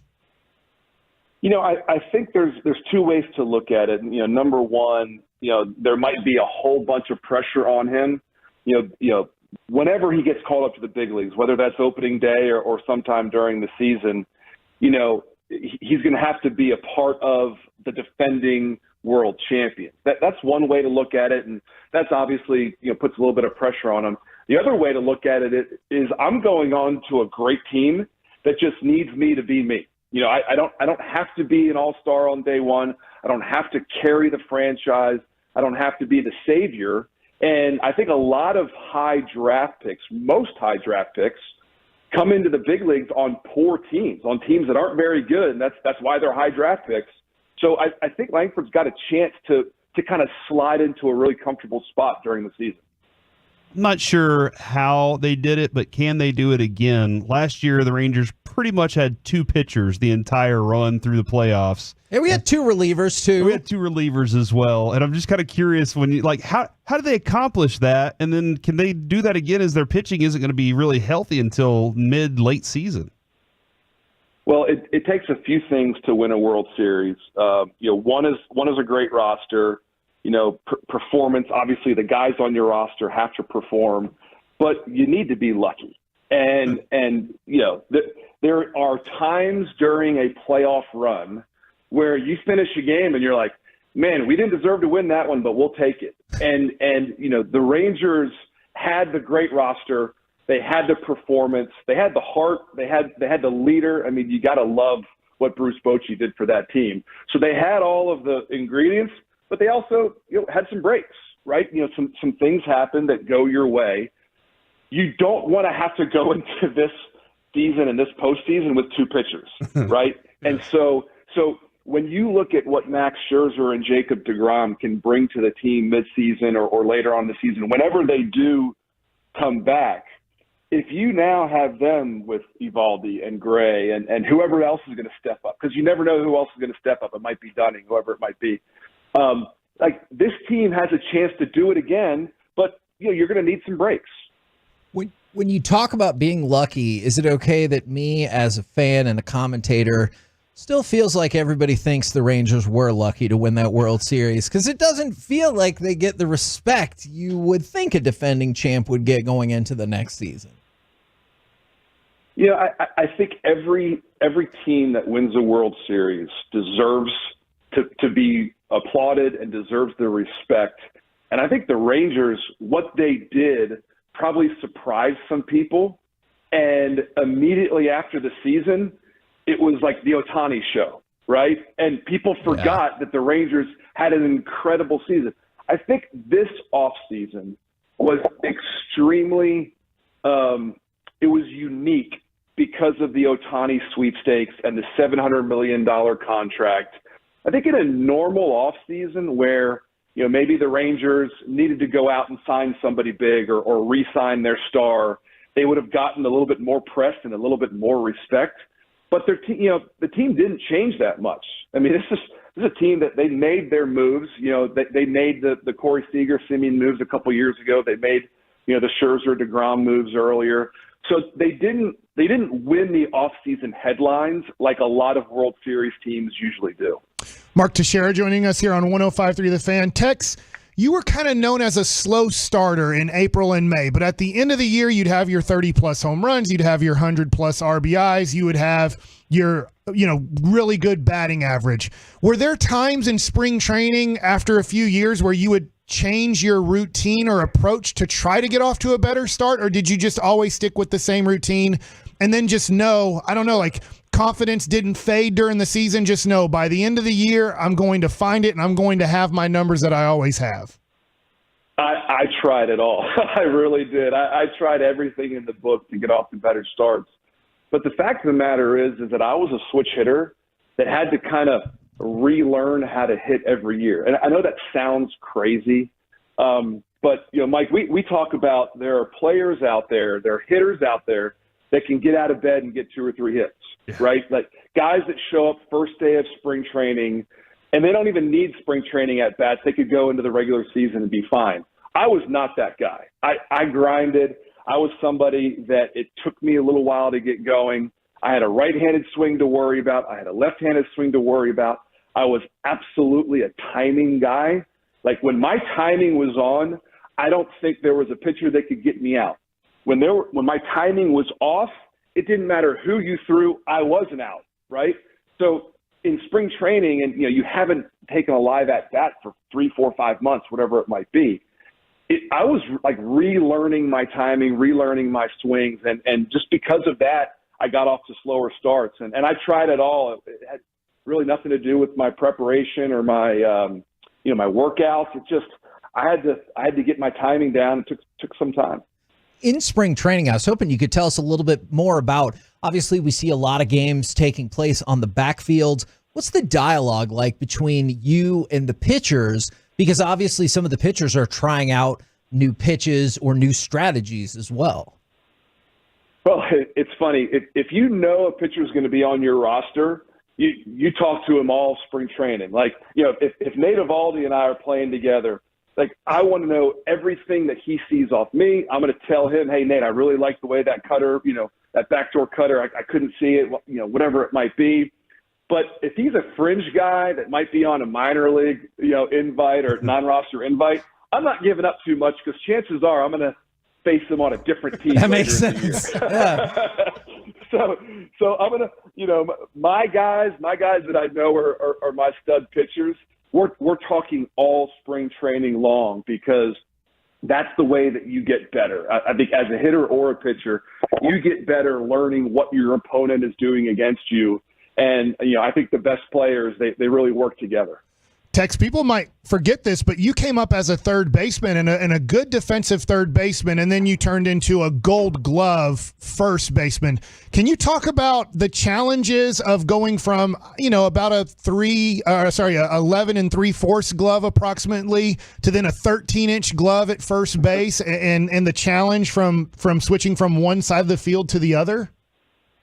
Well, I remember showing up in spring training, and, the Rangers were coming off a pretty disappointing season, last place finish in 2002. And in 2003 spring training, we had a lot of hope for guys like me and Hank Blaylock and Michael Young and Kevin Minch. A lot of the younger players were going to be the future. Well, one of the problems was me and Hank Blaylock were both third basemen. And, I found out really quickly, and Buck Showalter and I talked about this, Hank was a much better third baseman than me. He was more consistent. He had played third base his whole life. I was a shortstop growing up. I didn't really start playing third base full time until college. So I wasn't as good as Hank, and I was taller and I had longer arms than Hank. So it just kind of made sense that I was going to be the one switched to first. And as soon as Rafael Palmeiro got moved to the designated hitter spot full time, like I just settled in there. I worked my tail off. Took me about 2 years, 03, 04 to really get first base down. But man, I loved it. I loved playing first base, and kind of the career that I had there. Hank Blaylock did me a favor, most likely, just being on that team and being a better third baseman. We're pretty fascinated by Evan Carter's patience at the plate, the way he works pitchers and gets a count, and basically he forces pitchers to pitch to him. And I was kind of curious. Everybody has different approaches. Obviously, the count kind of dictates that. But in those moments, how often do you think you knew you were about to hit a home run before the pitcher started his windup? Like, I got him. He has to throw this to me. Yeah, there's a few times a game. There's maybe 2 or 3 pitches a game where you have a chance to do damage. And that's how good the pitchers are. Wow. And the more you can get into 2-0, 3-1 counts, the better your odds of getting that type of pitch. Guys are so good nowadays. They're dropping in 2-0 curveballs, 2-0 cutters, backdoor, whatever it might be. So when you, especially at a young age, 21 years old, when you have such great strike zone discipline, over a long season, you're going to get more of those pitches to do damage, and obviously you're gonna get on base more because you're gonna walk more. And I've been so impressed with him. I mean, this is one of those kids that I'm sure Chris Young and his agent have already had conversations of like, hey, what would it take to sign this guy to a long-term deal? Because if I'm betting on a player to have a long, successful career, man, Evan Carter is not a bad guy to bet on. Tex, this was awesome. I have 10 more questions for you, but, time restraints, and we got to get to a commercial break, man. It was great getting to talk to you again, and you have so much information. Hopefully, during this Ranger season, we can have you back on and talk about what's going on around Major League Baseball and the Rangers. We'll do it again. I'd love it, guys. Thanks, Tex. There you go. Mark Teixeira right here on 105.3 The Fan. By the way, this Baseball Nuggets was brought to you by Twin Peaks Eats, Drinks, and Scenic Views. Nice. He was fantastic. He's great, dude. He's great. I wish he would have talked down about Evan Carter a little bit more for negotiation purposes, but I understand what Kevin, he's you gotta saying. start supporting the player side a little more, dude. Okay. Yeah, what's wrong with you, so man? much, You're always like, I hope the owners get over on the players. You want all players and employees out there to get no raises. Gosh, I hope they lock them out and really screw them over next time. Wow. Isn't that what you? That's no, that is not what I think at all. We're the Why not just give him a 12-year, $400 million contract? That sounds great for Evan Carter. Okay, well, and you're going to be broke forever because you're going to be like, now I need to go buy all of his cars. He's just gonna, whenever retirement happens, Mike has things to do. I moved on this morning to Sebastian Walcott. I'm buying his cards now, too. We're the KNC Masterpiece right here on 105.3 The Fan. Coming up next, a very unique segment that I hope everybody likes, but it might make some people mad. Examining how the MLB and NFL Hall of Fame criteria are so different, using Dak as an example. We'll talk about it next right here on The Fan.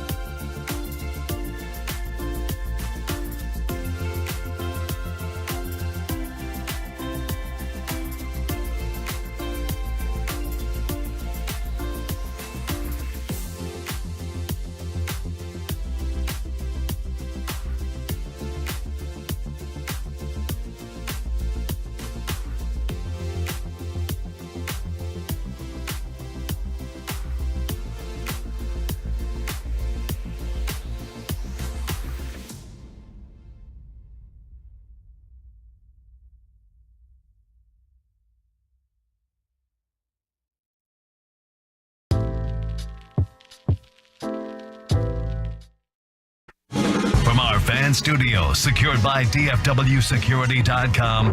It's the KNC Masterpiece on 105.3 The Fan. KNC Masterpiece right here on 105.3 The Fan. Hey, help me out real quick because Chris and Carter were no help at all. Who are you voting? Not that. 877-881-1053. And don't tell me to Google it because I'm farming it out to y'all. I like when people tell you to Google something you can't spell correctly. Now, That's a good sometimes it point. does work out. I'm like, guess what? I can't spell it correctly, so it's not coming up on Google. Like Tashira? What? That is a tough name to spell. There's so many eyes. What happened to Kate Middleton? People keep saying, where's she at? Did she get kidnapped or something? I think she was just a mom for a while and was not in acting. And now she wants to be back in acting, I think. Is that right? Wait, is Kate Middleton sorry. I don't know who people are. Kate Middleton's She's the princess. Yeah. No, you're thinking of Meghan Markle, maybe? I don't know. She had abdominal surgery and was hospitalized, and so she was just seen in public a day ago for the first time. What's the Kate that was married to Tom Cruise? Katie Holmes. Yeah, that's who I was thinking of. Joey. I don't know. They're all Kates. That's weird. Not everybody is Kate. Kate plus 8. Katy Perry. Mm-hmm. I have a sister named Katie. Who's that But one? you just changed the name halfway through. Kate and Katie are not the same. They're exactly the same. Who's the one Kate that I really like a lot? Upton? No. Winslow. That's a good one. No. Blanchett? Kate Winslet. No. She was in the Underworld movies. Oh, Kate Beckinsale. Beckinsale. Loved her for a while. Then I found out she's really there's into so many cats. Katies. It's weird that she had a surgery and everyone's Kates. like, where is she? I mean, I'm recovering from surgery. All right. We're going to talk about Dak Prescott here, but in a totally different way because Mike brought up something yesterday and I decided to crunch the numbers just to make sure this all works out. Let's talk about how different the MLB and NFL Hall of Fame criteria are. Because NFL, I think as it stands right now, Dak Prescott has very, very, very little chance of making the Hall of Fame. Like 0 chance. But I would put it at 1%. Sorry to do that again. But you think if he was a baseball player, you've taken a look at it from a totally different point of view. Explain. Okay, so Dak Prescott is an MVP type player when he plays average to bad teams. Okay. He destroys them, and his numbers are better than Patrick Mahomes, better than pretty much anybody I ever. agree. So here's what I was thinking.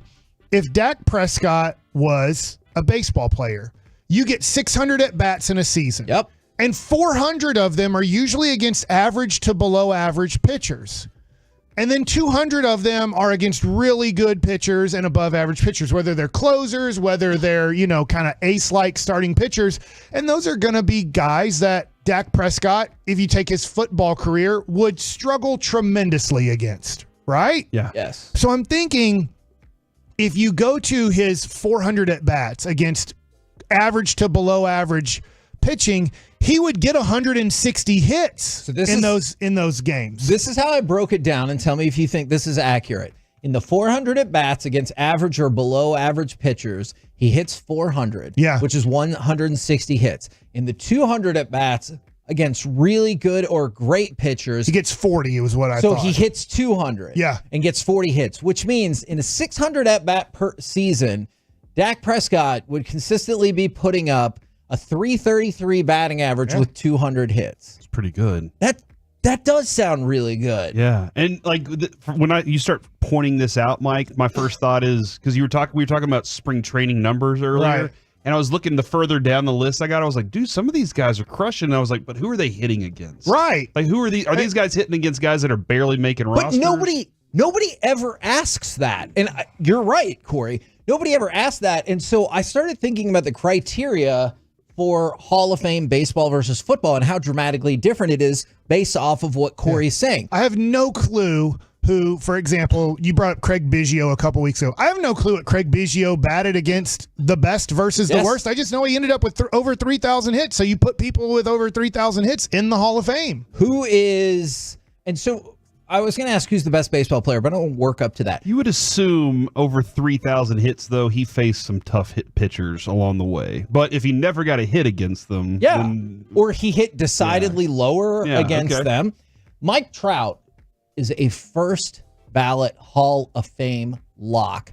If he played football, he's a loser. What? Think about it. Quarterback. If he played at quarterback, that's true. That does not seem to translate to the other positions. It actually, in some cases, seems very irrelevant. He played in only 3 playoff games. That was in 2014, and the Angels got swept. And so I think people would look at him if he was the quarterback and be like, he's not that good because he can't win in the playoffs. But he's unbelievable in the regular season. And I have to admit, I have never put together a database that says, this is how he did against Verlander. This is how he did against Greinke or Cole or whatever your elite pitcher of choice is. And that was fascinating to me. The other thing I wanted to add in there is, who's the greatest baseball player of all time? Mickey Mantle. Well, a lot of people will say Babe Ruth or Barry Bonds or Shohei Ohtani right now. Okay. Let's say Babe Ruth. So let's take a look at all of those. Babe Ruth and Mickey Mantle, they won 7 World Series. That's the most, right? No. Shohei Ohtani, he has won nothing. Barry World Bonds, Baseball Classic. You mean like Babe Ruth won 7 and Mickey Mantle won 7? Shohei Ohtani has won no World Series. Barry Bonds, no World Series. Shohei's never even been in the playoffs. Willie Mays won 1 World Series. Hank Aaron, 1 World Series. But these are the greatest of the great players. Yogi Berra has won the most World Series at 10. Nobody thinks he is the best player. He's a good player. It's because nobody thinks he's the best. Obviously, and this is, a baseball player can't affect a game like a quarterback can. It's impossible. Like literally the quarterback gets the ball approximately 50% of the time. At no point does Mickey Mantle or whoever have 50% of the at-bats in a game, or where you get all of the at-bats in the game. Like, you know what I'm saying? Like if you look at the way offense and defense works in football, and I'm not trying to be positive on Dak Prescott, because the other person who I was thinking about in this is Evan Carter. What's amazing to me is he hit 306 with a 1.058 OPS in the playoffs. Yeah. So in the biggest moments, he's turned 21 years old during the playoffs. The dude was unstoppable. And then you look at his regular season. Sorry, I gave his regular season numbers. In the playoffs, he only batted 300 with a 917 OPS. Get him out of here. But like, I was wondering because he played against Seattle 7 times, Evan Carter. Now, I know they didn't make the playoffs, but they were literally 1 game away. Toronto did make the playoffs. They had a 4-game series against him. So in his limited time in the regular season, he even faced playoff opponents there. Like, he hasn't gone through, and I don't know what Evan Carter's going to do against your Oaklands, I'm not trying to dog on Kansas City. I think they'll be better, but your Kansas City's like, I don't know. What could Evan Carter possibly do? Could he be somewhat in a way? What if he's this good against the good teams, but then he's Dak Prescott against the bad teams? I've never seen a player play better in my life than Dak Prescott does against bad teams. Yeah. He's going to make almost $1 billion in his life taking advantage of the bad to average teams. And there's something to be said against that. We just know that he can't play against good teams. He's going to die against the good teams. But if he was in baseball, he would get 200 hits every year. He would bat over 300 every year. And nobody would do the breakdown of how did that all come to pass. Right, and nobody ever has. Like, I have no clue about the best hitters in baseball. I have no clue how Ken Griffey Jr. did against what we'd be considered good pitchers versus average to bad pitchers. And so, like, Dak is almost in the wrong sport because in football, and we have to do it this way. But his skill set There's only 17 games. There's a limited amount of games to put this thing together. So we look at, how did he do against Buffalo? Pathetic. How does he do against San Francisco? Pathetic. How does he do against playoff teams? Pathetic. How does he do against New York and Washington? Kills them. Literally kills them. How does he do against teams that are going to not make a playoff run? Kills them. And teams that, like, maybe honestly they are level with, he's level with them, like the Chargers, like they're about on the same plane, right? And you kind of hope that they're a little bit better, but that maybe the team is just right there, and he's good enough to beat the Chargers. But then the teams that you would probably consider in the second tier, first tier, it's just not going to work out. It's that third, fourth tier area where, look, you're good. you're good.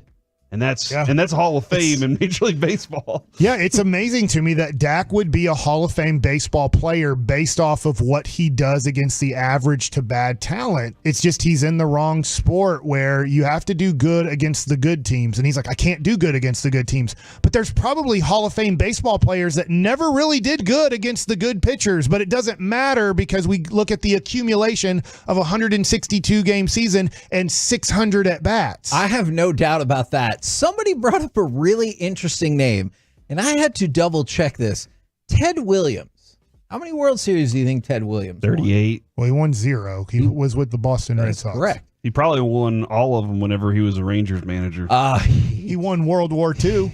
Damn right he did. That is a good ass point. And he was the coolest looking picture you've ever seen. He was in one World Series, and they lost. I started immediately thinking about Dan Marino because I feel like people talk about how amazing Ted Williams is, and then some idiot like me will talk about his frozen head, but then they won't talk about his World Series failure. Whenever you talk about Dan Marino, he didn't win a Super Bowl. Oh, he made it to one Super Bowl, and he lost. And his entire career was exceptional. Like he was an exceptional quarterback. And you can blame the rest of the team around him, like he just didn't have this, and this as he was trying to get to the next level. Or you can just say maybe it was Dan Marino. Maybe he was the Luka, where he's really good. You just can't get everybody else to be better. Is it just baseball and football we're comparing here? Or are there other sports y'all kind of try to navigate in? I mean, basketball, your primary player, it's all based off of championships. Like Luka will never, there's nothing he can do to become a top 20 player in the NBA if he never wins a championship. And then I just want to read your response, Corey. We get all kinds of amazing feedback on the truckwreck.com text line. However, sometimes people send in things that are very, very inaccurate, to which point Corey responded to this text. You're wrong about all of the words you texted, Corey. I saw that before. Sorry, Corey. I saw that before I saw the text, and I was like, "Ooh, what was the text?" And I looked at the text, and I believe you are correct. I'm sorry. I was inaccurate on my reply. He did say Dak is only one player of 53, and he's correct about that. That is a fact. But the things that he said that we say, I've never tried to erect a statue of Romo. I wanted Dak to replace Romo. What are we talking about here? Somebody said y'all praise Herbert. Man, I feel like I was like. I was at the forefront. I was excited about Herbert's talent, and then it Mason. He's not that great. Is it plateaued at Mason? It plateaued. It stalled, and he hasn't done anything since. So with Josh Allen, I will praise Josh Allen. I think there's a lot to praise there, but he falls apart whenever he was against Mahomes, the greatest quarterback ever. So what can I say about that? One time he didn't. They didn't call heads or tails correctly. That is true. that is true. But I look at this and I go, wow, I have no clue. Somebody who hits, I'll take Jim Thome. Did he hit 600 home runs? I know he hit 500 for sure. I have no clue who Jim Thome hit. He might have hit all of them off me. I know he didn't. I didn't face him. Oh, man. He was my teammate, and he was a great person. But we don't care how you accumulate the stats in baseball. We just see at the end the accumulation. And Dak needs that. For his career, he needs to just never play a good team and always play bad to average teams, and he would be one of the greatest quarterbacks, if not the greatest, in the history of football if he never had to play a good team. And he is one of 53, but if he was losing these games, if against Green Bay or San Francisco or these situations in the regular season, if he was losing these games 33-37 or something like that, we'd look at it kind of like the Romo versus Peyton Manning game when Peyton was with Denver.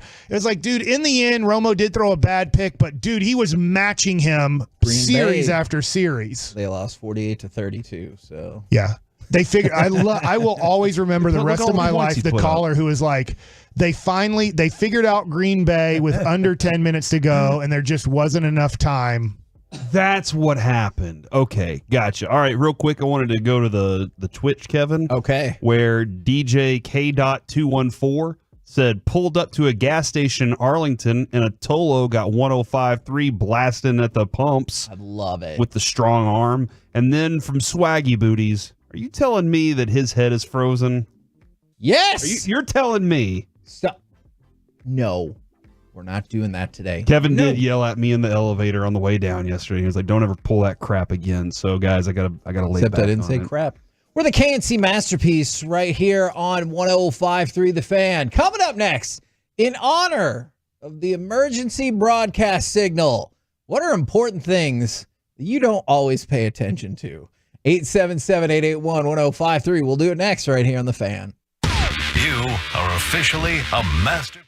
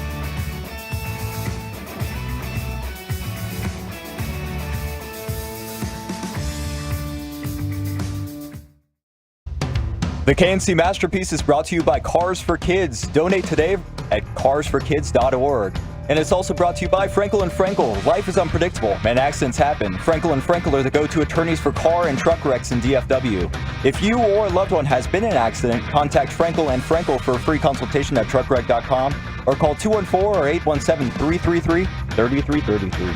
KNC Masterpiece right here on 105.3 The Fan, where I've already learned a valuable lesson. I originally wanted to start this segment with audio to come back, and I thought to play the emergency broadcast signal. Yeah. At which point I was informed that falsely playing that is very frowned upon, and I believe is a finable offense. Hold on, you didn't know that? I did not. Who told you that? Was that Chris? Did Chris Strong tell you that, or was somebody else? Maybe the bosses. Oh my! Well, Kevin, we take classes on this stuff all the time. I'm excited about this segment. You're telling me you don't All take right, the class? Because I have a question. Okay, can I set it up? Start it up. Set it up, man. So I'll knock it down. The emergency warning broadcast signal was playing yesterday during our show. And I realized at that moment, they could have been like, and for those reasons, we have declared war, or the aliens have invaded. And I wasn't really listening. I'm pretty sure they said it was a test, but if they didn't, I was not prepared appropriately. So, in honor of that, what are important things that you don't pay attention to? Well, one is what you're talking about, because I can't remember the last time this warning came on, and it was a warning. It's always a test. Okay. Now, I will say this. That's a good thing. Every once in a while, they will tell you that a tornado has touched down somewhere in our metroplex and to take shelter if you're in this area and it's headed your way. So I'm not saying it's never used. But to your point of we've declared war or war has been declared against us, or I don't know. Like I've never heard one of these things besides there's, for Dallas-Fort Worth at least, a tornado warning or something is happening. That's the only time I've ever heard this system actually used. Now, I hope it's never used. By the way, I hope it's also never used in the horrible ways that it could be used. So there are already multiple people giving the same answer. Amber Alerts from the 214. Amber Alerts and frozen food cooking instructions. Let's get back to that other one. Frozen. From the 817. Amber Alerts. Yeah, I feel bad, but what am I going to do? Hunt that person's car, make and model down? And another person said Amber Alerts because it's like 5 a week. There was a time. And that's sad. It is sad. That's terrifying. Really? There was a time, maybe a year ago, where my phone went off to the Amber Alert and Jess's did not. And I looked over at her and I said, hey, how come your phone didn't go off? And she goes, oh, I turned those off, or I silenced them. You can? I did not realize that was the case, but she wants me to make sure I tell everybody she has now turned them back on. Probably because of guilt trip. Tap to open settings app. Tap notifications. Those are important. Down, Try to help out. Tap the toggle next to Amber Alerts. Listed under government alerts. How many government alerts do we get? But there are a lot of people who are saying Amber Alerts, which makes me kind of sad, but I understand it. But Corey and Tim swooped in with what I felt was a stunning answer. Corey said he used to ignore the warning and would smoke cigarettes at the gas pump. That's for sure. And then Tim, when I smoked cigarettes. And then how long did you smoke cigarettes? Probably about 8 years, and then I quit. Like you quit for 8 years? Yeah. You were a cigarette smoker? Yep. And I quit cold turkey. So do you know, I've told my wife this, if she were to ever start smoking, that's divorce. Oh, wow. Right. Yeah. Okay. Well, luckily you never wanted to marry me because you. But I've had dreams. I've had dreams where my wife was smoking, and I'm like, we have to get divorced. Oh, I can't be married to a smoker. I get it. Well, that's why I quit smoking, Mike. Because Adrian was tired of your breath and everything? Absolutely, yeah. One night, and here's the whole story. Sorry, Kevin, I know there's more to this, but here's how the whole story went. I had one cigarette left, and I was driving home from my bartending shift, and it was late. And I got home, and couldn't really go to bed, so I went outside. I went upstairs 2 flights in the apartment, smoked the cigarette, went back, washed my hands, took a shower, got in bed at like 4 o'clock in the morning. I was like, that's just too much work. So I just quit. Yeah. So when was the first time you smoked a heater? Was it high school? 15. Oh, yeah, man. I figured. We found one in the alley. No. Feels like that's always the way. Yeah, we found was it like half done? No, it was a full cigarette. Now, did we walk around and go, "Hey, can we smoke these butts?" Yeah, and we you did. you liked it? I caught a buzz immediately, and then I was like, "You were chasing that buzz the rest of the time. You never was the same." Do you think at a workplace where people can take smoke breaks, you should be able to just like lean back in your chair and zone out for 5 to 10 minutes? I do that if you don't smoke. Yeah, I know. No, you should work Mike, through you it. are a smoke break. Let me continue to add 2 things, Kevin, that I think that I ignore that are important. 1, the water filter on your refrigerator that says replace water filter. I just replaced it 2 days ago because before I left, it had been out for a month and a half, and I was just like, my kid this morning, something was wrong with the refrigerator. It wasn't pouring water out for what reason. I fixed it. My kid goes, "Dad, how am I supposed to drink water?" And I went, "There is a tap right there." And he goes, "I don't think I've ever had tap water in my entire life." Oh my God. And I said, It's "Yes, stronger. you have, son. I have definitely given you tap water before. Trust me." He was like, "Hold on. So every time you fill up a glass of water for me, you use tap water?" And I just left the room.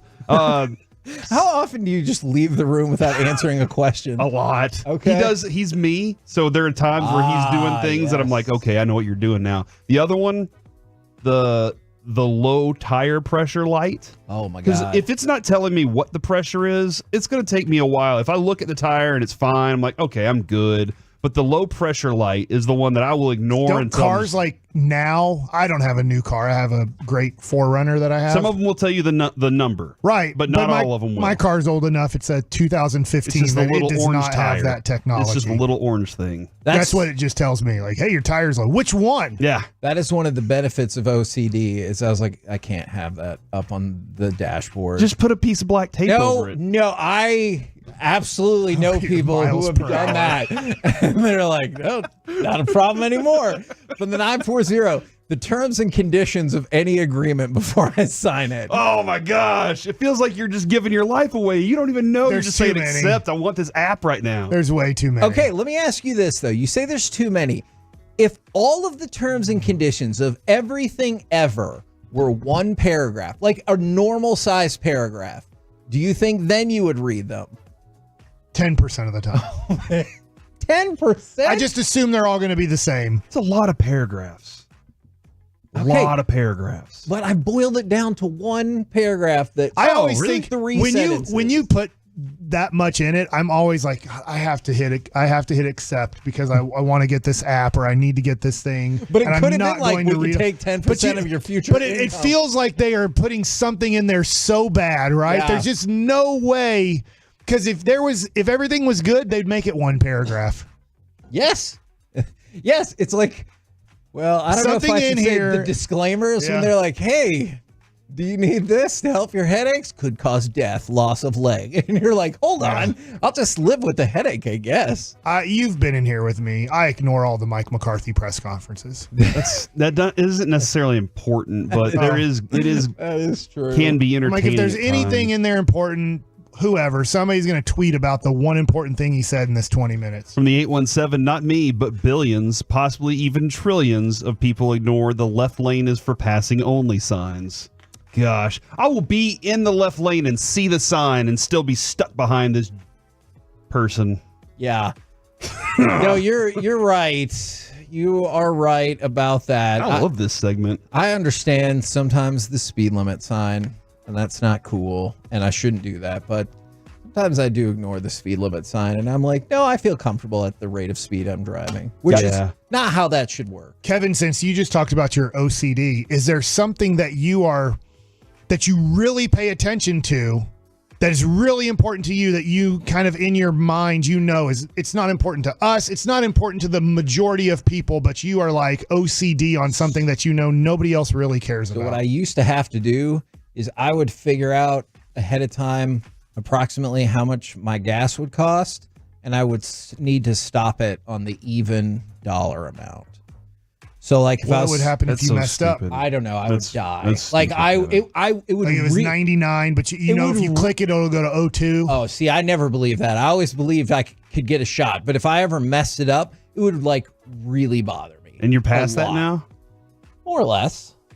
less. Oh, look, I'm not going to say no more. It's not a perfect science. There's been a time, and yes, I've seen those memes, and I've always been terrified that I was going to end up at like $32 and the gas was going to say 10.999 gallons and I don't know what to do.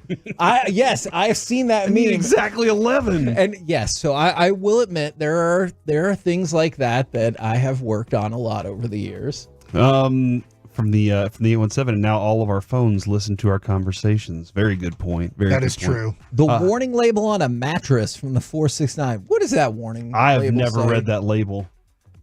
There's a warning label on a mattress? I guess. You know what? I do sometimes ignore the no diving signs, and I just dive anyway, because I'm like, I'm a better diver than those idiots that probably bump their head. You don't think they're warning you that maybe the water level is shallow? I don't know how deep 3 feet is. I can still hit 3 feet diving. I'm not diving straight down. I'm diving across the water, into the water. I'm gliding across the pool. I'm not trying to do a front flip and break my neck. Come on. Do you guys ever take lint out of the dryer? Because I think it's been a couple months for me. No, first of all, your apartment is going to set on fire, and you need to take the lint out of your dryer. Second of all, what are we, married? No. Because, man, oh man, do people in my house not care about taking lint out of the dryer? Yeah, I think I'm the only one that does it. So much so, Chris Strong, that last year when we moved into our new house, our dryer just stopped, like it wouldn't dry anymore. And I was like, what is going on? I took the whole thing apart, okay? That's impressive. Took the whole dryer apart.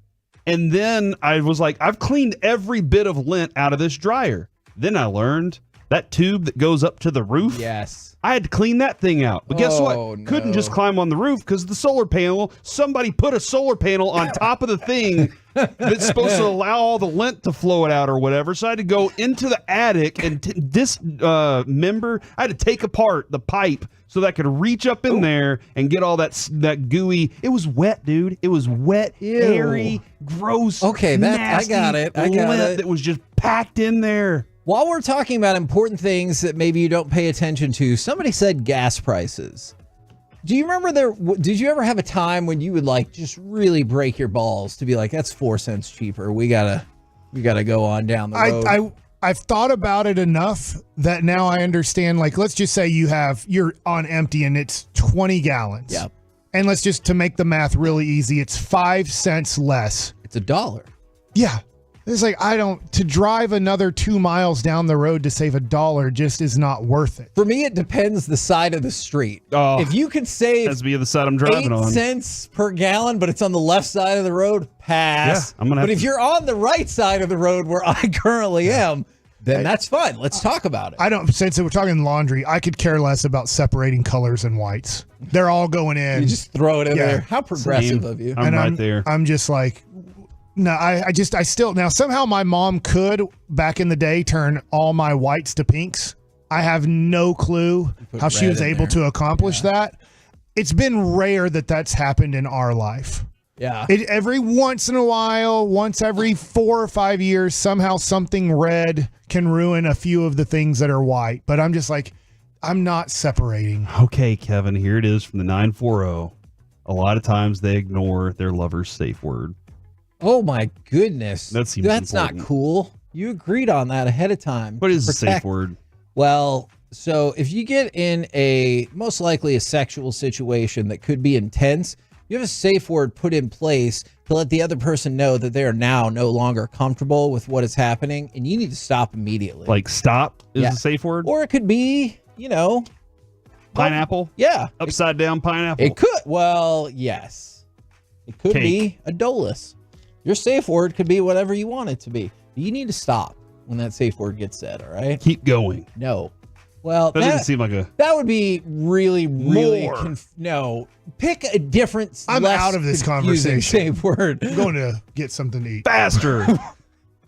Could you finish up, please? When is this going to be over? Agreed. We're the KNC Masterpiece right here on 105.3 The Fan. Coming up next, it's time for Gridiron Gravy. Who is the most coveted running back in the stacked free agency class? Let's talk about it next, right here on The Fan. Better starts now at Salad and Go. From Cobb to Caesar, Greek to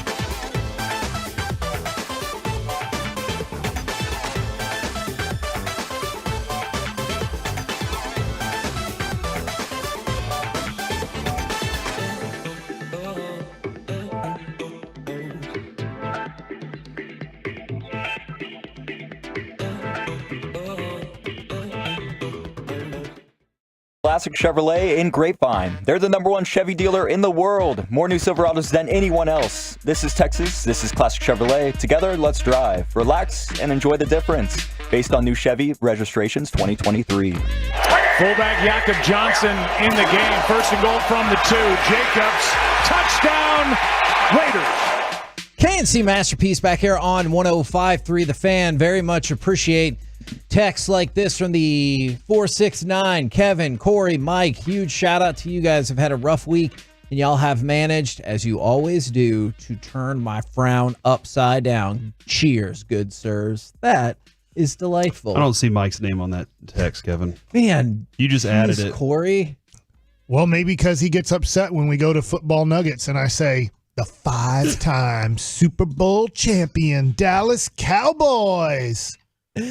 You heard the man. It's time to go around the entire NFL and dip into some gridiron gravy. Dip. Raiders don't have 5. Was that a Raiders highlight we played coming back? Yes, it was. Yeah. Which I'm okay with. Like, it's weird. I guess because I hate the Niners so much. But I'm okay with the Raiders. Like, come on, what are the Raiders? I usually don't do it intentionally just to infuriate you. Let's talk about Jason Kelce. Jason Kelce, and I believe they're going to talk about this more on their podcast, which comes out today, I want to say. All right. Jason Kelce, now that he is retired, he did have the opportunity to jump through a flaming table. Oh, man. Hold on. He still has an opportunity. What is he talking about? No, he did. He did it. He jumped through the flaming table. For the Bills? Yes, for the Bills Mafia. Now, he also had like a fire suit on, which I think is probably a logical way to do that. I know that's not what the Bills Mafia feels like, but good for Jason Kelce for jumping through a flaming table. However, this is better for Jason Kelce. Have you heard the story of why he got his ankles taped for his retirement press conference? Just in case. So his last time that's ever going to happen? I mean, maybe. But his athletic trainer, who had done this for years and years, he missed his last game in Tampa because he was going through chemotherapy. Wow. And so he was like, hey, will you come to this and tape my ankles up? And I just think that is delightful. And I wonder what that moment was like between the two of them. Was it the same as usual? Did they always talk trash to each other, like all that, or did they just sit there and cry their little heads off? Because like that probably would have been one of those, those tough moments. Doesn't that make you want to root for the Eagles next year? No, Mike. It makes me want to root for nothing. Okay. What? That was your answer? Well, yeah. That's all I got. There. You've become a nihilist? I do not want to root for the Eagles. And Mike's trying to get me. He's like, hey. I mean, isn't this a good story? Well. What about Jalen Hurts? He's a good story. What about the Dolphins? Dolphins, they have their strength guy. His son passed away from cancer. Do you want to root for them more? Now I do. See, look at that. That's actually... What are you doing? Everybody, I'm guarantee you, every team has a story, and I can't root for all the teams. Okay. But I'm not rooting for the Eagles. Find more delightful Cowboys stories. I mean, it won't make a difference, but believe it or not, for Mike anyway, I have one more Kelce-based story. Did you see the giveaway last night at the Cleveland Cavaliers game? It was the Kelce brothers Cavaliers bobblehead with Travis and Jason rocking Cavs jerseys. Travis is spinning the basketball in his finger, and Jason is holding it. Because they went to Cleveland Heights High School, which is... When Adrian stayed up there for like 2 months with Lucy, we were in the Cleveland Heights area. Nice. And so whenever, like now, and so as soon as she heard that he went to Cleveland Heights, she was like, oh my gosh, we're even connected more than you think. And I was like, no, you're not. Taylor is connected to him, not you. Oh man, why would you take that away from her? You're not an extension of Taylor Swift, Adrian. I feel like Adrian's becoming a Chiefs fan. She is. Yes. She's like, because she said our coach Andy's clearly upset right now. And I was like, oh my gosh. Our coach, Andy? Would she root for the Chiefs over the Cowboys? She probably would. What the hell? She doesn't root for football. Like, she really typically is just kind of... Saturday, yay, football! Usually during games, she's sleeping. You know, she's napping away. Okay. And it's me just kind of by myself. What's going on with the kids? Who knows? Who knows where they are? That would be really weird in your house if they were upset the Cowboys won the Super Bowl over the Chiefs next year. Yeah. I think they'd be happy for me. But sad for Taylor Swift. Sad for Taylor Swift and her legacy of Chiefs championships. All right. So yesterday was the deadline to put the franchise tag on people. Michael Pittman Jr. did get the franchise tag, as did Josh Allen of the Jags. The Bucs put the franchise tag on Antoine Winfield, and Jalen Johnson got the franchise tag from the Bears. Meanwhile, the reports are at least 7 teams have already contacted the Chiefs because they are interested in L'Jarius Sneed. You talked about that when the tag got put on him, is that they were probably looking to make a deal there. We will see if that deal materializes. Let's go from that to Eric Kendricks, the linebacker who used to be on the Chargers. The Chargers have gone ahead and cut him. It will save them $6.5 million. He just turned 32. He is a 100 tackle per season machine. Do you think this is a name that will come up as the Cowboys pretend like they're going all in? Yeah, I do think it will come up. From fans. Yeah, the Cowboys are interested at under $2 million on a 1-year contract. Price tag's the whole factor there, man. Yeah. You tell me he's going to make over $5 million, and I'm going to tell you the Cowboys are out. Dude, I mean, he's been pretty healthy most of his career, too. He's a machine at getting 100 tackles, too. Yeah, that's for sure. All right, he's our next Keith Brooking. Maybe. Remember him from Atlanta? I do. As long as he's past his prime and doesn't cost much, that's what we're in. That's what we're in for. We had Keith Brooking, then we were like Zach Thomas. Remember, yes, you're right, Mike. We just keep finding that old guy that's like past his prime. And Gerald McCoy. And then we talk about all the things he used to do. Yeah. And you're like, he's a Pro Bowler. That was in 2014. Or we like people who totally quit football and don't like it. Who is the guy who burned down his house, or accidentally it burned down? Tyreek Hill? No, he was a Cowboy when McClain? Yeah, Rolando McClain. Oh, yeah. Yeah. He played like 1 year and then was like, hey, you want to give me some more money? I don't want to play football anymore. And they're like, yeah, we do want to give you more money to not play football. Dude looked like a stud on the field when he got out there. You were like, what happened? That was the 2014 year, right? That he was great. Yeah, with the year that they were great. They were on that path.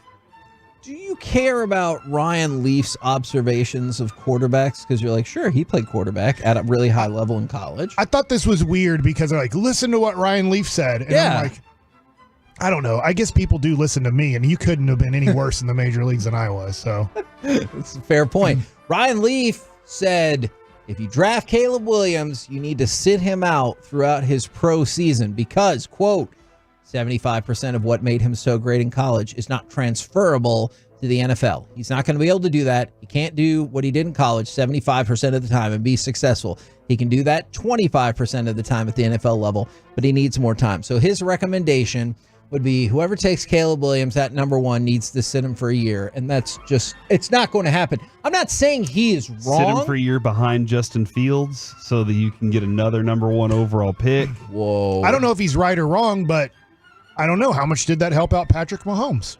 I could see that. I don't know if there's a right or wrong answer on playing a guy right out of college. I mean, obviously Aaron Rodgers' name comes up. There are plenty. Peyton Manning was horrible his first year for the most part. 3-13, threw as many picks pretty much as touchdowns, but I think you'd say that made it ended up working out fine for him because 2 years later they were 13-3.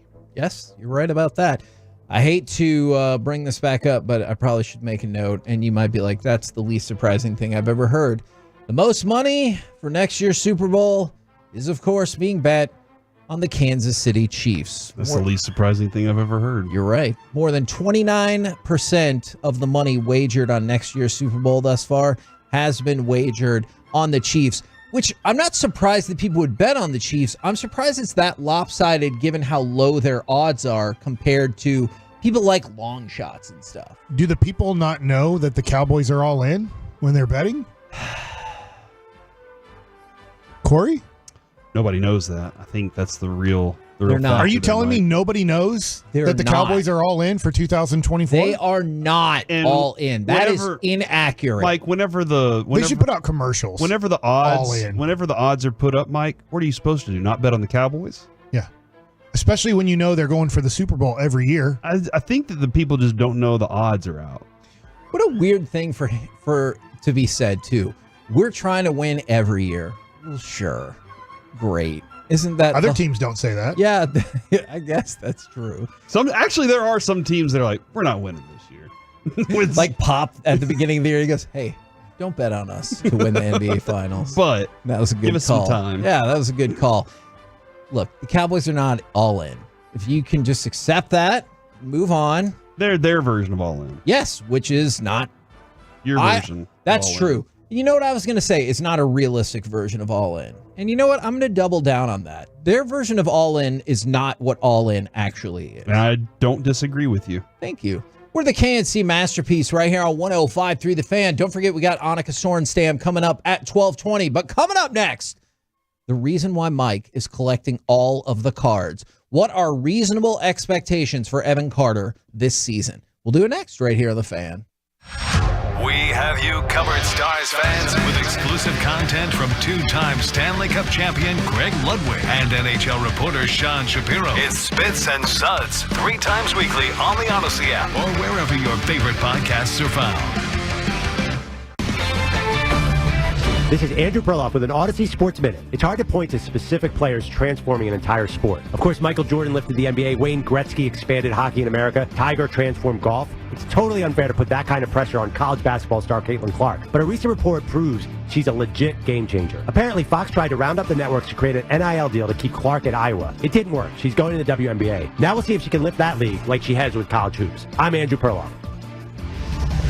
Wesley Financial Group is not a law firm. This story is called The Ugly Truth About Timeshare. If you think you've done your family a favor by buying a timeshare, you need my help. Hello, I'm Chuck McDowell, founder of Wesley Financial Group. 10 years ago, I started helping folks cancel their timeshare. And in the process, started what's now called the timeshare cancellation industry. The ugly truth is when you buy a timeshare, you can't tell me how much it's going to cost or when it's going to end. I recently helped a couple that had their maintenance fees go from $800 to $3,200 a year. They also received a $4,000 assessment for a hurricane that was over 1,000 miles away. Sound crazy? The crazy thing is, this never ends. Call my office now. If we take you as a client, I guarantee we'll cancel your timeshare or you'll pay nothing. Call for your free information kit. Call 800-462-3333. That's 800-462-3333. 800-462-3333.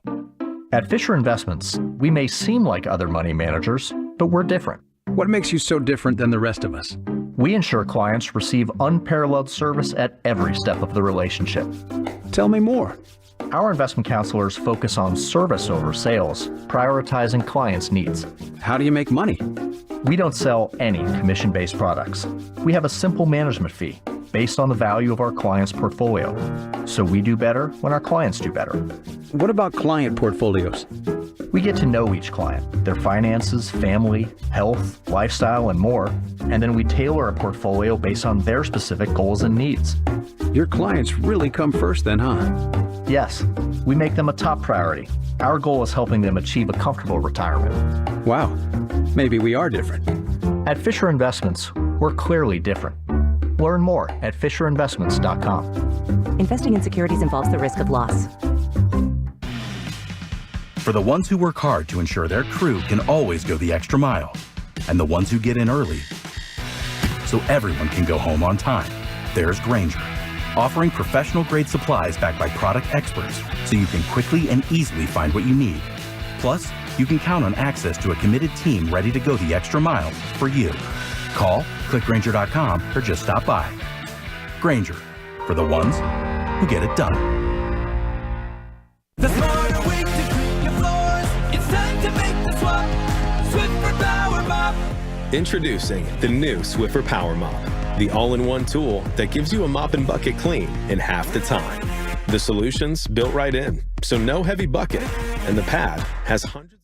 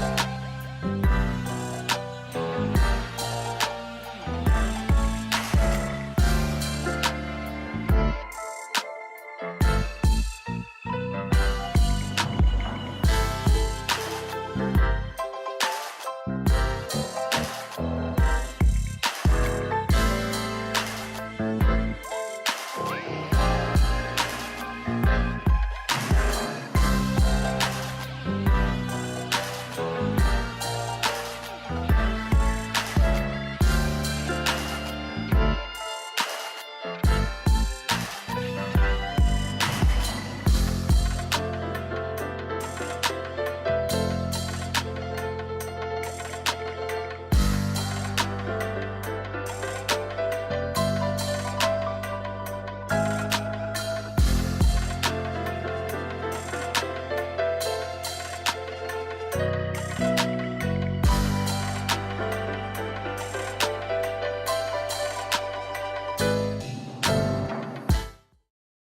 our fan studio, secured by DFWsecurity.com, it's the KNC Masterpiece on 105.3 The Fan. KNC Masterpiece right here on 105.3 The Fan. Talk with Annika Sorenstam in probably about 20 minutes. But right now, it's the reason that Mike Bassick is collecting all of the cards. All you really need to hear right here is the crack of the bat. Let's go to cut number 4 because Evan Carter was doing work yesterday. Oh my God. Can you just, for Mike... That's an explosion. Can you play that crack of the bat one more time? Do it. Oh! I've heard that before. I was on the mound. They're around my bases. Or I'm backing up bases. Sometimes they hit it so hard it doesn't get high enough and just smokes up against the wall. Then I'm saying hi to all the people in the third base dugout. So Evan Carter hit 2 home runs, including a grand slam yesterday. Wow. I'm 7 games, 7 RBIs. Woo! Although he had at least 5 yesterday. I know. So. Do you think he told everybody like how to hit so that they could be on base for him? He was like, "Look, guys, Yes. I want a grand slam, so here's what you're going to do at the plate." I actually do think I that. couldn't believe that. He's like, "Here's how you're going to work the count." We've talked a lot about about Wyatt Langford. But the weird thing is, Evan Carter, in his Major League Baseball totality of his career, I believe he's played 40 games, 39 games, something along those lines. Feels like an 8-year vet already. Exactly. But 23 games in the regular season. But I included the playoffs as well. So my question is, what's he capable of doing for an entire year? Because we've talked again about Wyatt Langford. I decided to do this project and extrapolate some stats out based on what he's already done. Is it going to be better than Baseball Reference's page of what they think his stats going to be for 2024? Ooh, tell me what they said. 10 home runs. I have him as a potential of 24 home runs. All right. 32 RBIs. I have him as a potential of 72 RBIs. 35 runs scored. I have him as 72 RBIs. Take it away. I'm sorry, 6 Kevin. stolen bases. You're good. 26 walks. Really? This is In a the whole season? I would like to Baseball Reference. I use you a lot. Mark this. Fix it. Baseball Reference. Fix this. This is the stupidest projection I've seen in the history of baseball. What? Evan Carter, I guess they're projecting he gets hurt for 2/3 of the season?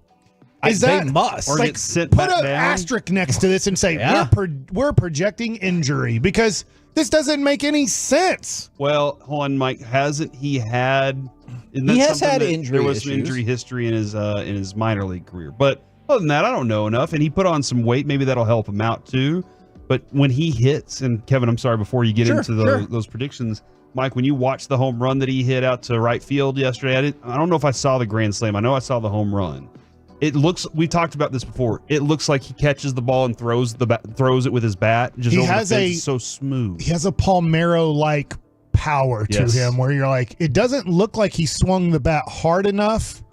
Like when Wyatt Langford swings the bat, you know he has swung a baseball bat. You can feel the air out in left field when he's swung the bat. Evans just short and quick to the ball, and then he has a smooth follow through, and you're like, wow, that ball went over 400 feet. That's interesting because that did not look like a swing, and he doesn't have a body that looks like the ball's going to go a long way. It's really good bat speed for him. Some people are already giving kind of their predictions for the entire season of Evan Carter from the 214.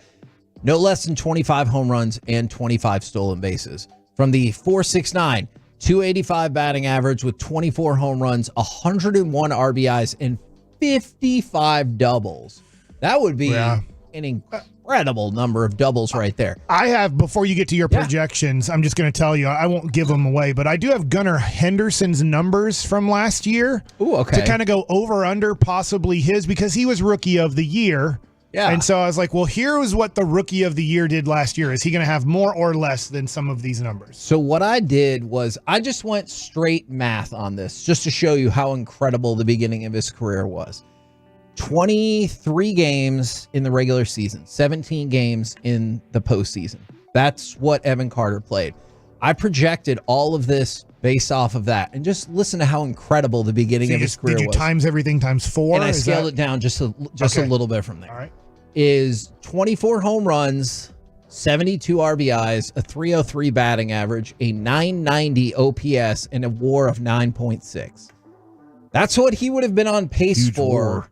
last year had he played a full season. That's an MVP yes, WAR. Absolutely. And so those numbers I don't think are achievable. I could see 20 home runs, 75 RBIs. I think those are achievable for sure.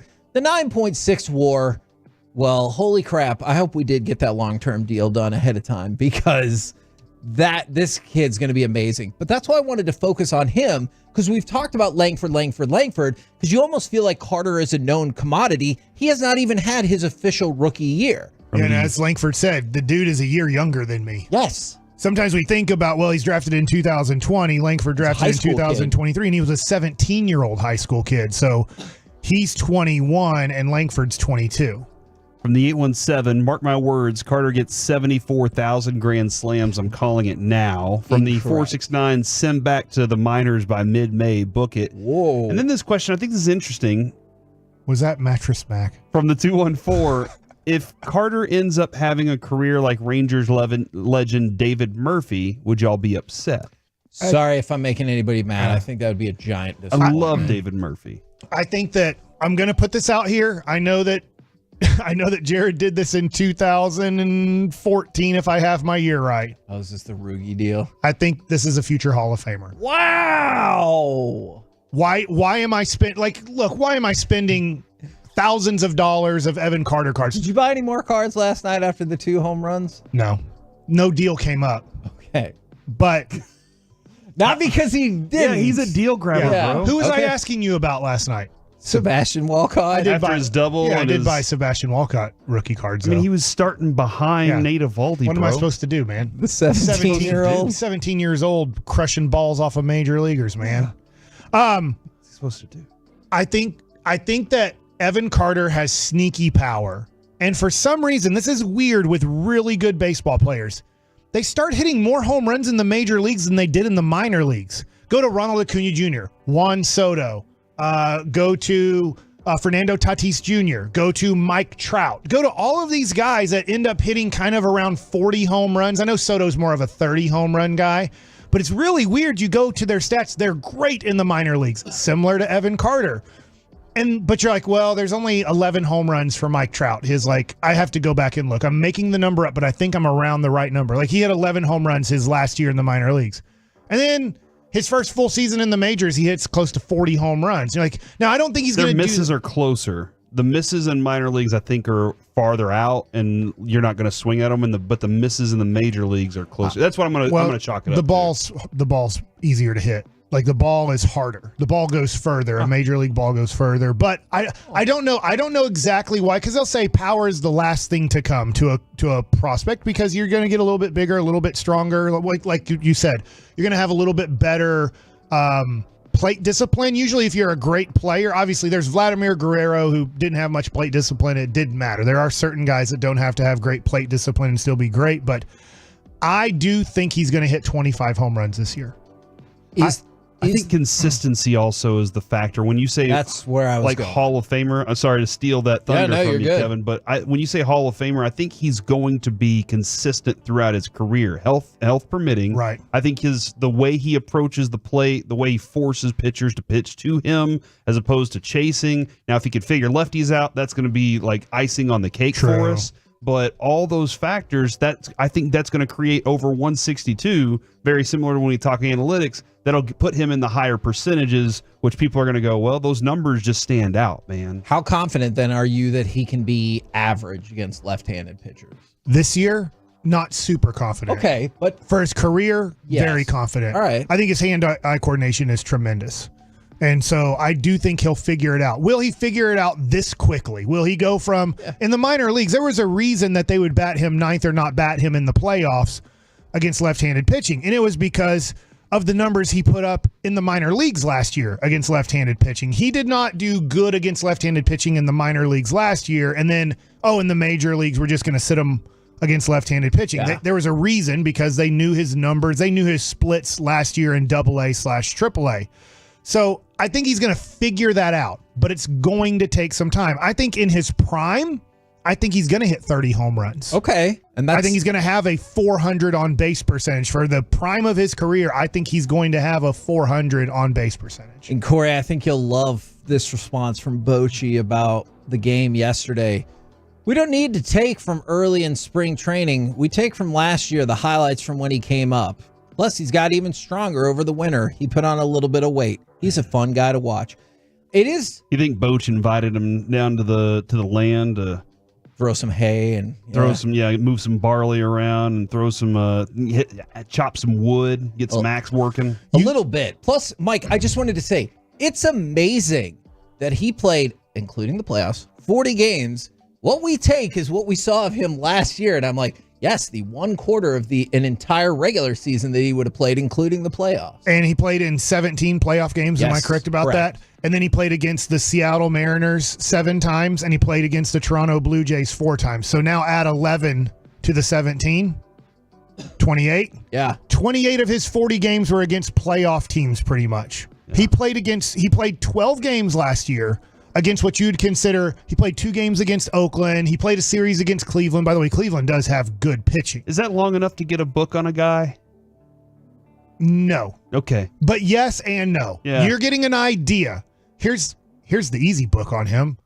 Put a left-handed pitcher in the game if the game's on the line. Yeah. I mean, that's a simple book right there. The other thing too is here's my book on him, watching him and all his at-bats last year. On 2-0, I'm not telling you to throw the ball down the middle, but there's a good chance he's going to take on 2-0. You're going to have to throw strikes. There's a good chance he's going to take on 0-0. So I'm not saying throw the ball right down the middle. We're not throwing, batting practice to him on the first pitch, but you can get ahead of him. It doesn't mean you're going to get him out, but he's going to allow you to get ahead of him. He's not going to be aggressive on the first pitch. So let's see how we start doing on an 0-1 count with him. If you get behind in the count, he's going to take his walk. If you think he's going to chase a ball just out of the zone, he almost never will. He never will chase on a 3-1, 2-0, even 3-2. He's rarely going to chase out of the zone. So you're going to have to throw him strikes. But you can get ahead of him probably easier than you think, because he's going to be that Julio Franco, Tony Gwynn type of approach where he does not mind getting behind in the count. So that's where I get a little. Wyatt Langford might come up and he might start off hot. He might start off like he did at spring training, where it takes him a few games and then he gets hot. But once they start getting scouting reports that are in depth on these guys, what's that adjustment? What do they do? They go, okay, they know I can't do this. Now I'm going to be either I'm practicing so I can, or I'm just avoiding all that altogether. And that's where, Kevin, when the numbers start to come out, I can't get too excited because I got to see him overcome the slump. Yeah, no, absolutely. And I love the cat and mouse game of we as a league, or this particular pitching staff you've seen a bunch, has adjusted to you. How do you adjust back? I think that's a really fun back and forth throughout baseball. Here's what the Rookie of the Year did last year, Gunnar Henderson. You can say just over-under on this. 143 hits. Over. 28 home runs. Under. 255 batting average. Over. 100 runs scored. Ooh, that's a lot. Under. I think he's going to get over that because of this offense. This offense is really good. That's a lot of runs. True. 82 RBIs. I'm going to say slight under. That one's really close. Here's the one that I'm going to go over, but not by much, just to give you my opinion on, because I don't think he likes doing this. Bochy. Stolen bases, 10. Over. See, and I just don't. I think he has the ability to have 30 bags this year. I just don't. I need to see it to believe it. I wonder if he's a guy that they just go, if you like it, go. More than, hey, we're going to call these for you. If you like it and in game situation, it works. Yeah, we're going to give you that freedom. It matters where you're batting in the lineup. Yep, for sure. If he's leading off For some reason, he's leading off and Corey Seager's up to bat, and he gets on first base. You should never steal. Now, people are like, why should you never steal? Well, because now I have the pull side open up. The first baseman has to hold on the guy. He's playing in, right? He has to play in front of the base. So I have a first baseman with no range against Corey Seager, and you can't shift multiple guys over to that side. So in a way, I think Willie Mays could have been an all-time steals leader until Ricky Henderson came along. But in his book and everything, who is batting behind Willie Mays a lot of his career? Willie McCovey. Big left-handed power hitter, and they're like, dude, like, he's like, I'm on first base. I'm not going to steal second here because now it pushes the second baseman and the first baseman back into a position where ground balls will be outs instead of base hits. So sometimes it'll dictate who's in front of you. The other thing, too, is health. He had a 325 on base percentage. That's Gunnar Henderson. I think he's going to be way above that. Too. And then OPS of 814.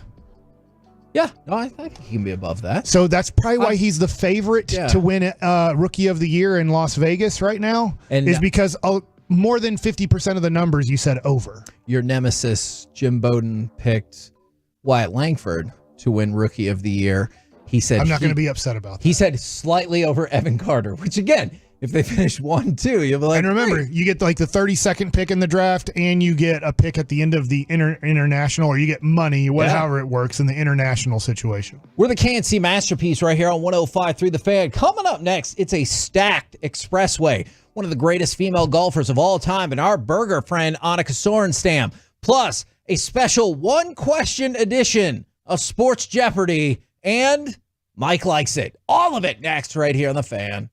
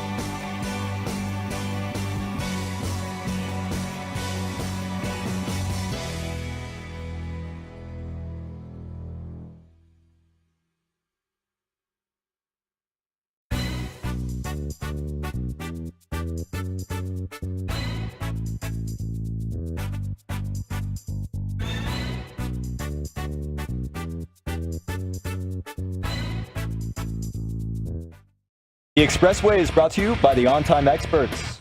KNC Masterpiece back here on 105 through the Fan right now on the D&M Leasing Hotline. We bring to you one of the greatest female golfers of all time and our buddy, Annika Sorenstam. How are you this afternoon?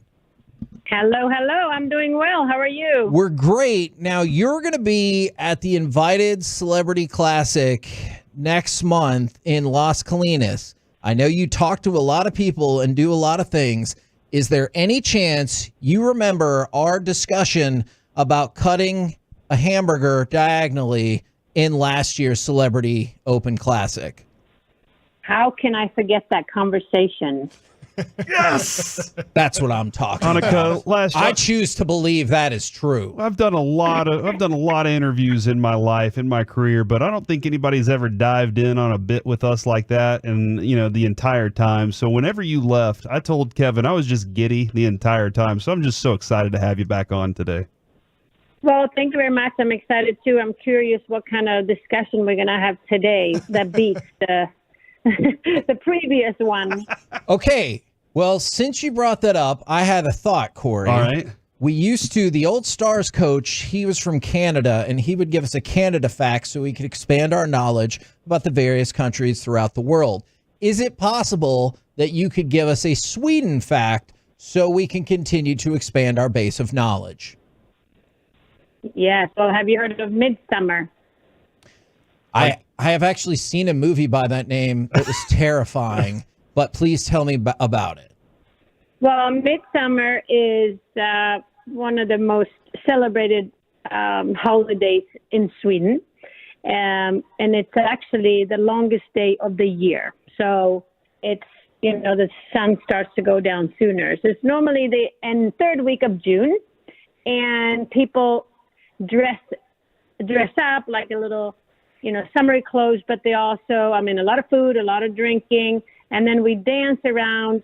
It sounds funny, but like a pole that you dress in like greenery, you know what I mean? And kids will make these wreaths and put on their heads, and it's called Midsummer, and it's a very popular holiday in Sweden. Okay. Did you wear like a special hat or little headdress or anything like that as well? Yeah, you make like a wreath, and then you put it on your head, and you dress it with flowers. So the basics like leaves from a branch, and you roll it around some, metal wire, and then you put some whatever flowers you find. It's like a wild. You go down in the forest and you pick. It's not like you buy a bouquet of flowers and then make one, but so it's everybody makes their own, and you put it on your head, and after a while it starts to itch. But other than that, That sounds like a delightful party right there, and one that I want to be part of. Now, last year, Annika, whenever we talked to you, and Kevin pointed out we were seeing that you were cutting your sandwich appropriately, and I started wondering how you became so brilliant when it comes to preparing food. Have you ever put in time? Have you ever done any shifts in a kitchen in your life? I actually have.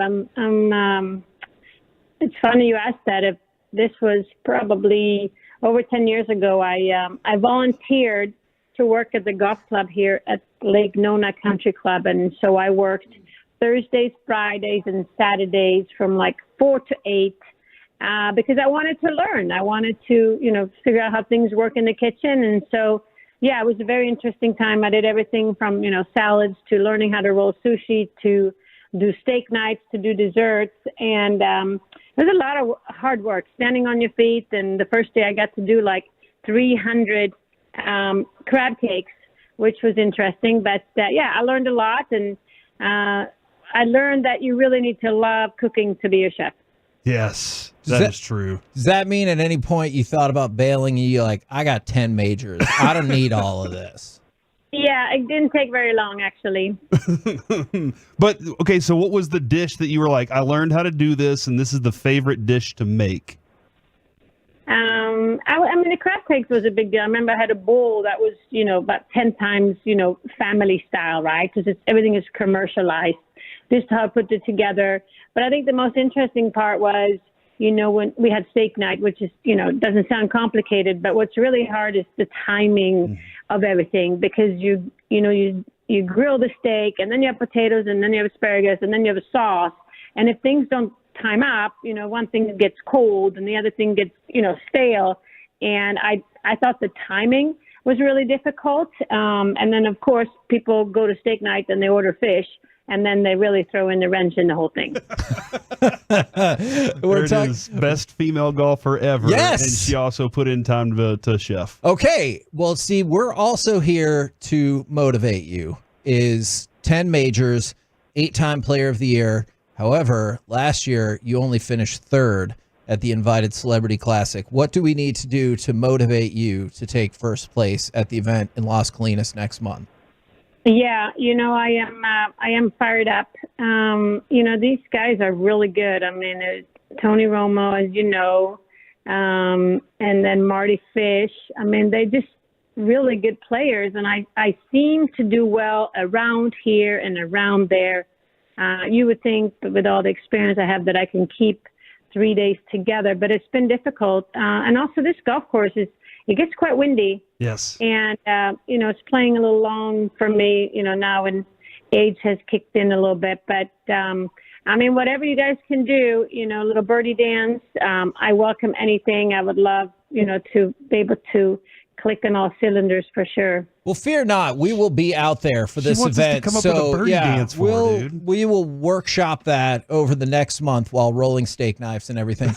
Is to go along with that, is there anybody that you're starstruck by? I'm sure you've met all kinds of incredible people, and you were talking about the list of people there: Larry the Cable Guy, Vince Carter, Roger Clemens, Albert Pujols, Emmitt Smith. Like, it goes on and on and on.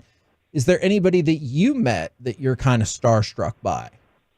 Well, every time you meet somebody for the first time that you maybe watched on TV or read about, or just, that you're always a little bit, excited, and, you have a perception of somebody, and, you're curious, how is this person in real life? And then, when they come to these golf events, I'm also like, wow, what kind of player is this person? Do they, what's the technique? What's the putting like? So for me, you kind of look at different things, but I've always enjoyed, meeting these celebrities. And one thing I can just say in general is they are so passionate about the game, right? They're just so into it, and they're just so intrigued, and they have so much respect for the sport, whether they come from another sporting background or an actor or, somebody like that. It's amazing how, they are all also inquisitive and want to ask me, how do you hit this chip shot, or what do you think on this hole? And, I get a chance to play with Jack Wagner every year. And, here's somebody we probably have seen quite a bit on TV, and but they're so good. I am impressed by all of them. Obviously, I'm meeting Tony Romo for the first time, who I think it's amazing, or, John Smoltz for the first time. And, these are just great athletes. And now I'm competing against them. It makes it kind of fun. When you see John Smoltz, will you do us a favor and ask him why he does not like the world champion Texas Rangers, please?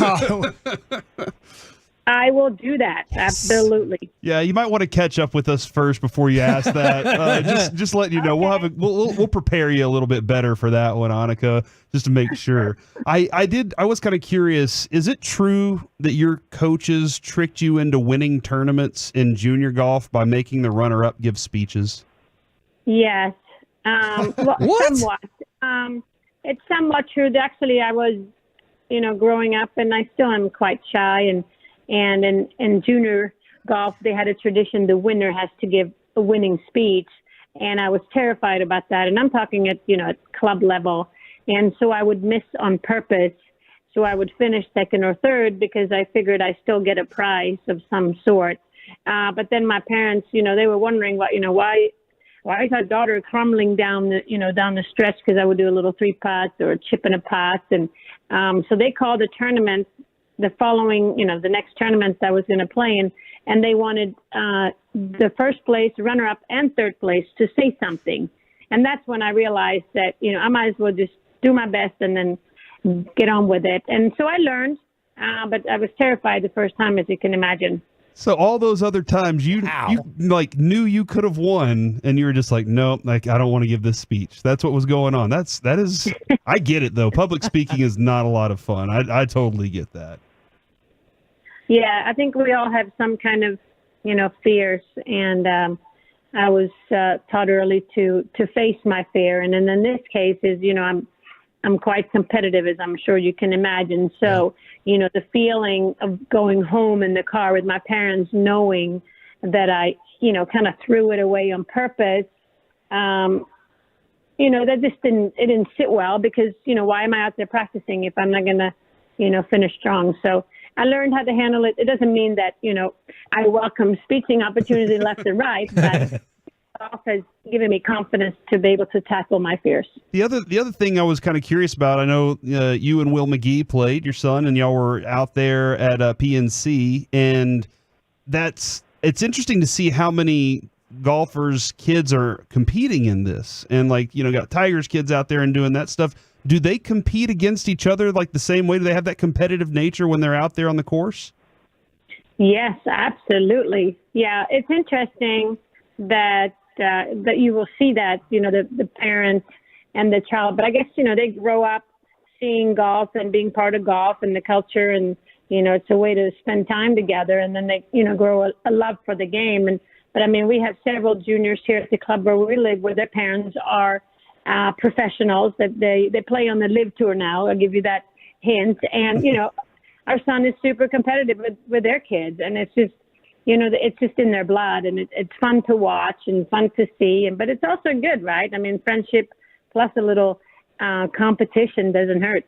How much do you enjoy the, I guess, charitable aspect mixed in with the competition aspect? Because y'all got the tournament, Invited Celebrity Classic here in Las Colinas next month. And one of the cool things is the Invited Celebrity Classic has raised more than $500,000 for Momentous Institute and then First Tee Dallas and First Tee Fort Worth. So you get to be competitive while also raising money for a good cause, which kind of feels like maybe the best of both worlds. Oh, absolutely. I mean, it's win-win. And I mean, I think that's one of the reasons we really do it. It's more for the community and the attention it brings to different causes and bring people together and, create awareness and be able to, give back in different ways. And that's, the three charitable organizations you mentioned. I mean, they're, very important in the area. And I feel like you look at golf, I mean, it's just, that's what makes the sport so special. It's what it gives back. And, we're very fortunate to be where we are and play the game that we love and, so forth. So what can we do to give back a little bit? And I think in the end of the day, I mean, that's, putter or drive is, it matters, but it doesn't matter as much as the impact you can make in people's lives. Now, before we let you go, Annika, and I'm really looking forward to seeing you whenever you're here in Dallas, my co-host, Mike Bassick, former Major League Baseball pitcher, but I've seen him on the slopes. I've seen videos of him skiing. And do you still ski? Are you still a big-time skier? Yeah, I don't know if I'm big time, but we go probably 3 weeks a year. We're heading out in a few weeks. We're going to hopefully capitalize on all the snow that the West Coast has received the last few days. So, yeah, I think it's another sport you can do with a family like golf. You can go out there, you have your own skill level and expectations and, a level of dareness, right? So we're going to do that. I love it. I grew up skiing. So, I would say that I'm an avid skier. I love it. It's always been my passion. Maybe I don't go as fast and I'm not as courageous anymore, but I love it. And it's just a fun thing to do as a family. Okay, Mike can't. He falls a lot. I quit. Yeah. I tried. But his family wants him to go skiing with them. Do you have any advice for him? Stay upright. I tried. I'm scared to death. The thing is, it's the older you get, we start thinking more about the consequences and, then you ski and you're super stiff and, it's like golf. When you just see out of bounds and when you do see, a lake, you stiffen up, you grip the club harder and you just kind of guide the shots and just kind of instead of trusting it and swing through. It's the same with skiing. I mean, if you only see, the difficult stuff and, you really stiff up, it's hard to turn and then, you fall and it's like a log, boom, and it will hurt. We love having you on. I have one more question because you did mention Midsommar. Have you ever seen the movie by that same name that came out, I don't know, like 5 or 6 years ago? I have not. Okay. I'm not. It's a weird movie. At times, it perplexed me. It was very fascinating. I will warn you, it's like 2.5 hours. Before we see you next month, if you could watch that movie so we could talk about it, because I don't know enough people that have seen that movie, and I need people to talk about that movie with. What about your colleagues? They haven't seen it. Oh, you know what? If you watch it, Annika, I'll watch it too. So there you go. We can have that discussion with it. All right. Well, let me see if I'll put it on my perhaps list to do. Yes, I accept. schedule, dude. I know you got a lot of do. stuff to do. All right. Well, thank you very, very much for the time. We will see you next month in Las Colinas. Thank you very much. You guys take care. Yes, ma'am. There you go, Annika Sorenstam. And if you're curious, the Invited Celebrity Classic, you can get tickets. There are free grounds tickets at invitedcelebrityclassic.com/tickets. We told you there are many more names. Joe Carter, Reggie Bush, Alfonso Ribeiro. Like, there are a ton of people out there. What if in the same group they had Joe Carter and Mitch Williams? I bet they could get along. I bet they'll be just fine together. But do you think Joe would do something well? And he's like, looks like I won. And he jumps up and down, like he jumps up and down twice. And Mitch Williams just goes. Mitch Williams hits the ball and then spins out on his glove or whatever because he can't stay Touch up. them all, Joe. It's April 15th through the 21st at the Las Vegas Country Club. It's a whole extravaganza. She's delightful, dude. She's so delightful. I don't know Mitch Williams at all, and maybe he's a little crazy. That would be an interesting guy to have on as a former Ranger. Yeah. I would be all for it. Yes. I never thought of like maybe getting Mitch and Joe Carter at the same time. No. Well, I know I'm not getting Lenny Dykstra at the same time. That's a fair point. Are you guys ready for a special edition 1-question version of Sports Jeopardy? Yeah, I'll get it right. Okay. I don't have that much faith. All right. In me. I have no clue what the question's going to be. The question is Olympics. Do we have to answer it like a question? Well, you're going to bid on it. That's what we do. There are 10 possible answers. Oh. The top 10 home run hitters of all time. Mike's got number 1. Corey, don't give any hints. How about Chris? Don't give Barry any Bonds. hints, Chris. How about Chris? What is Barry Bonds? How many of the 10 can you get, Corey? What was the question again? Oh my God. Top 10 home run hitters of all time in terms of career. 2. Mike, can you go a good bit higher than 2? Yeah, I think I'm going to guess I could get 8, maybe. Corey, can you get 9 of the top 10? I want to say I can, but I'm going to let Mike ride on this one, dude. I'm going to let Mike try and get all 10 of these. Mike? I can go quick for 5 real quick. Okay. Bonds, Aaron, Ruth, Pujols, Mays. Correct. But not in order. I'm pretty sure Griffey's in the top 10. That is correct. All right, so this is where it gets difficult, okay? Mm-hmm. Is Alex Rodriguez one of them? That is correct. He's actually number 5. And you answer that in the form of a question. So that's why he let you have it. So I'm at 7. You've gotten 7. All right, before I answer, Corey, I'm just going to mention some people. All right. Oh no. Because I'm not 100% But sure. don't ask. You have to say. It's true. Because if you ask, then he's going to count it as an answer. That's a good. Jim point. Tomei might be in the top 10. Didn't he drive like a tractor? Help me out here. What? How is that last part relevant? He's like a farmer, right? Sammy Sosa might be in the top 10. Sammy Sosa was a big-time home run He hitter. hit number 600 with the Rangers, right? That is true. I don't think there's more than 10 people with 600 home runs. You're correct. I bet. So I'm going to guess. Okay. You have to ask. Right now. Who is Sammy Sosa? That is correct. That is 8. Is Tommy in the top 10? That is also correct. That is 9. I have one more to get. I'm going to ask a question. You don't have to answer it because I've said 8. Okay. Is he somebody in kind of our lifetime, or is it somebody back in kind of maybe the 50s through 70s? Second one. Okay. throwing out a haymaker here. I'm not. Is it Frank Robinson? That is correct. Mike Bassick, baseball knowledge in your face. Now, oh my God.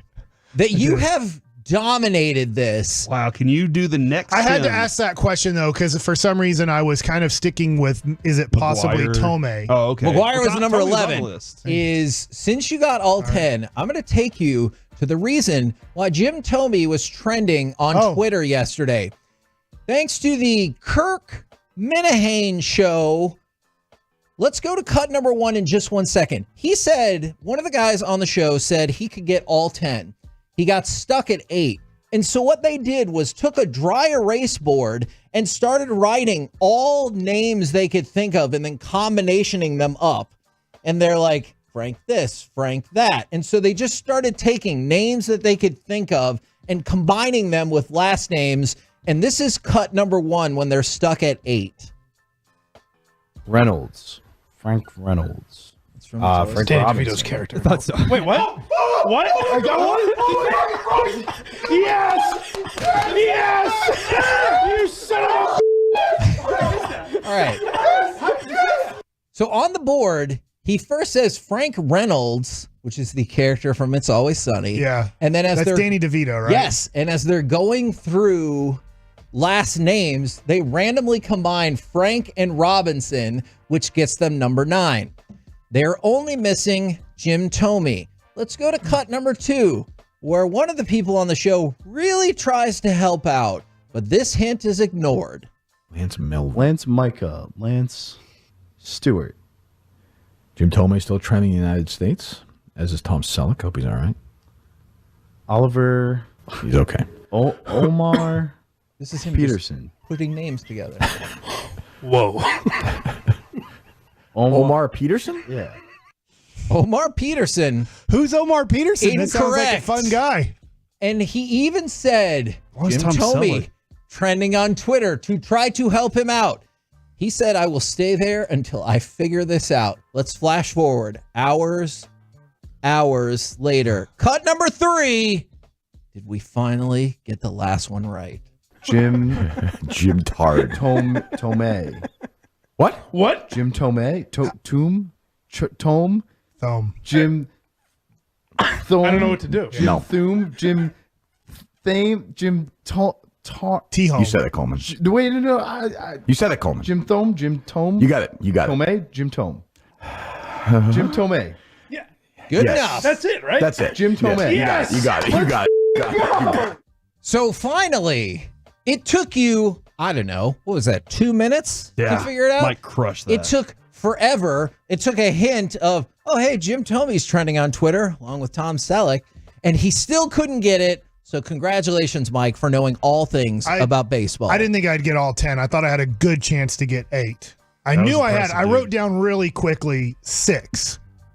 And then I wrote down pretty quickly A-Rod, and that was 7. And then I was like, I can figure this out. I can get one more. Frank Robinson, I'm surprised. I don't think he doesn't pop into my head first. Yeah. But I need to do more Frank Robinson reading. I need to go back and read up more on what his career was.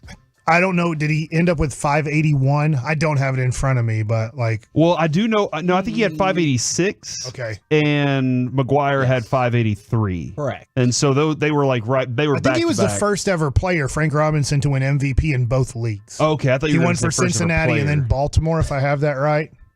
I believe that He is was the first correct. ever black manager in baseball. I know that. I'll tell you this, Kevin. I'll put this show's baseball knowledge up against any show, especially on the planet. The Kirk Minihane show. Yeah. I asked Frank Robinson for an autograph when I was 10 years old at Arlington Stadium. He immediately turned me down as a 10-year-old with nobody else around. I thought that was really awesome of him. And then in 2006, when I got sent down to the minor leagues with the Washington Nationals, he was the manager and had no interest in that meeting at all of like shaking my hand or looking me in the eye or anything. Did you tell him that he turned you down for an autograph? No, when you were a kid? I never talked to him ever. And then the next year it was Manny Acta was the manager. But you know what? I'm not doing was any reading on him now. That's rude. I did not expect that. When he was the turn. manager of the Montreal Expos, some of my teammates that ended up later on still being on the Washington Nationals. If people don't know, the Expos moved to Washington. That's the Washington Nationals. Sometimes they would have to wake up Frank about 20 minutes before the game in the manager's office to tell him, Frank, game's starting in 15. So he'd wake up and watch the game. So I'm reading between the lines here. It sounds like maybe you're not the biggest fan. I'm not a fan or a hater, but you have these moments in life where that same day, Jim Palmer, who was broadcasting for the Orioles, and my dad took me like 2 hours before the game started. Maybe we had access because he's a former Ranger. I don't know why I was there when pretty much nobody was there for batting practice and everything, and I was so excited to watch Cal Ripken Jr. take batting practice. That's why I was really there. But I brought a couple baseballs my dad gave me, and then I knew who Frank Robinson was. I knew who Jim Palmer was from the history of baseball, even though I was 10 years old. Like, I loved baseball. And so I thought, wow, wouldn't it be cool if I got Frank Robinson's autograph and Jim Palmer's autograph? Jim Palmer did sign for me. Frank wanted nothing to do with me as he was talking to a woman. And and then later on in life, he became my manager for 3 weeks and was like doing a crossword puzzle or whatever. And I said, hey, thanks for the opportunity. And Frank looked up at me like, I never gave you a chance. He didn't say that, but you could tell by his body language, like, I don't care. Looks like Sebastian Walcott just hit a 2-run shot in the B game, Mike. Dude, and that's why I bought 5 of his rookie cards this morning. And it looks like Jamie Newberg is saying maybe 3 stories. So 3 stories high as it was sailing out of the ballpark. So I going to Mike Likes It a little bit.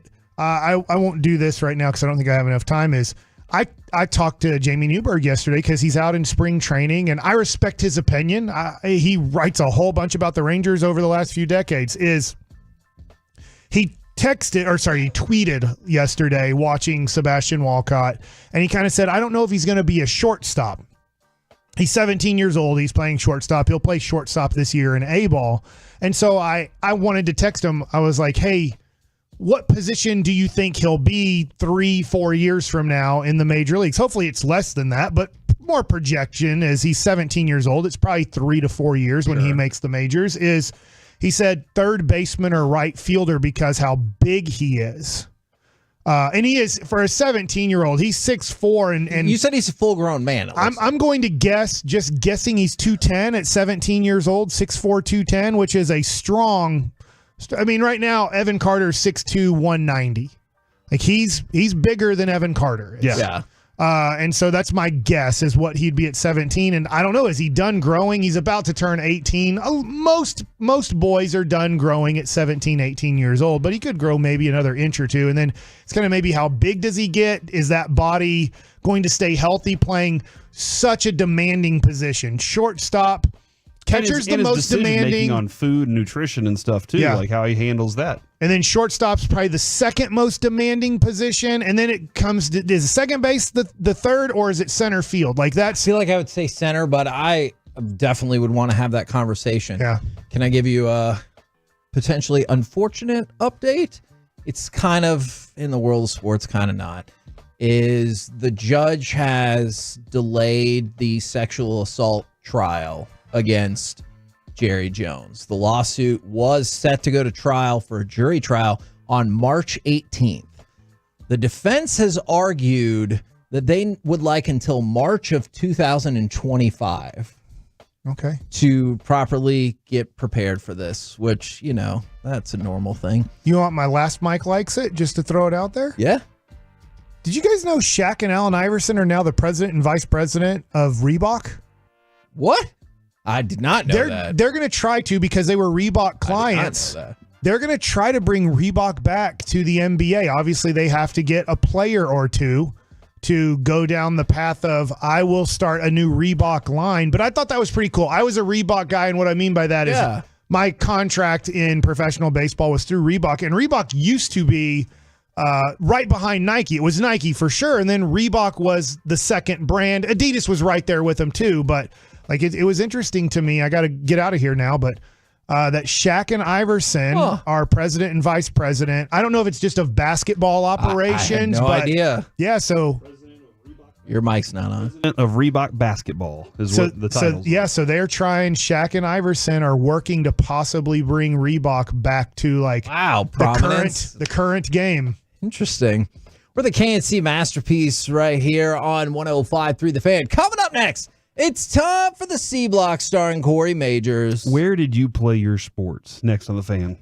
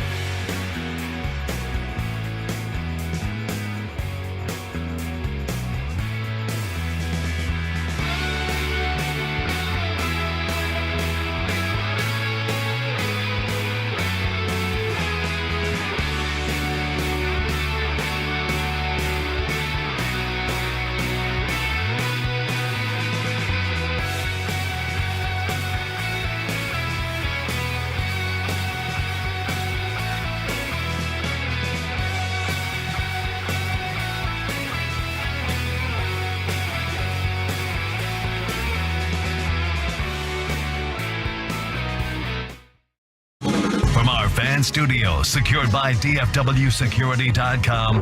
It's the KNC Masterpiece on 105.3 The Fan. KNC Masterpiece back here on 105.3 The Fan. Right now, it's time for the C Block starring Corey Majors. And you guys. Forget about you guys, all right?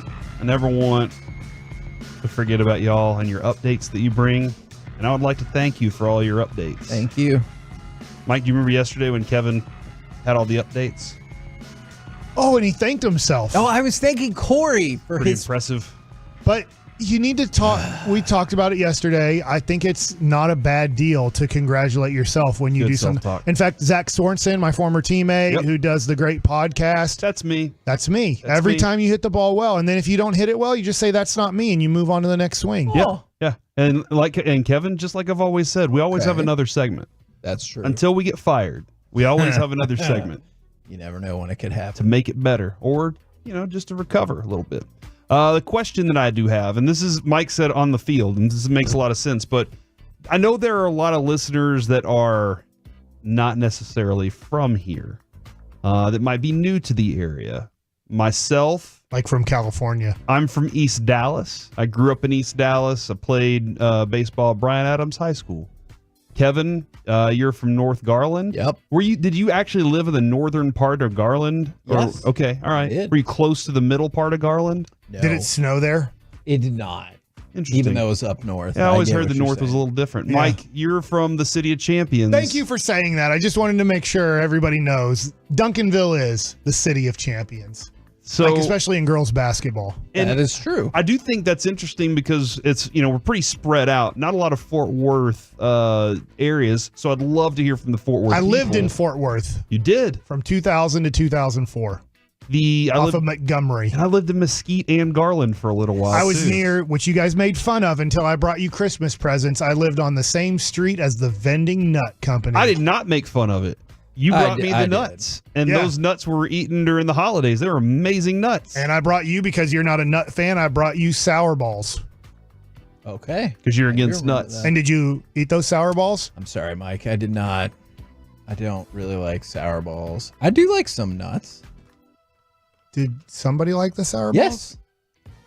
2 people in my family did like the Jess and sour Brandon? balls. Yeah, that's correct. All right, well, good. That's who we really got them for anyway. Yeah. Fair That's enough. not- I don't mind. They did enjoy it. Just as long as you don't trash them. No, Just as no, long as you we- go, here's these sour balls, and then you just dump them in the we did trash. not trash Like them. my buddy who went to Jimmy John's and got the unwich, and he demanded the bread or a discount on not having the bread, and then he finally got the bread and then just threw it right in the trash in their face just to show them. I said I wanted the bread. Why? That being said, for all the He people, wasn't in a good place, okay? Okay. and that happens. Okay, that's fair. So my question here is, because I started kind of perusing around, Carter's looking forward to playing some soccer, and I know in Plano, like they're going to play on their school fields, the Plano Senior High School fields, so John Clark Stadium, Kimbrough Stadium, and stuff like that. But I started thinking about when I was a kid, I knew that I was probably going to be playing baseball at the YMCA off Garland Road, right there next to the library. And Kevin, if you got lucky, you could hit home runs off the wall of the gym at that Yes. YMCA. And I did. I used to hit the wall all the time. It was awesome. That Norbuck Park was where we would I play have a lot been of to games Norbuck at. Park a lot. That would be that Do was they have fences there? No fences Yeah, at Norbuck. no fences. I And remember that. You could hit one and it would just go forever. And sometimes there was a hill in the back where if you hit it far enough, it would travel down the hill off into the woods, and good luck for that day. 877-881-1053. What was your childhood memory? Where was the park that you grew up playing your sports? Whatever sport it was, too. So for me, one of the places is Holford Park in Garland. And what really tripped me out is all these years later, when Brandon played football, they had their football practices at Holford. Really? And it was just, it wasn't that far, like from where my mom lived. But I thought, man, this is super weird being back here and like bringing my kid to practice. But it was pretty cool. So Holford Park in Garland is the place that I think of. For baseball, quite a few of my Little League games were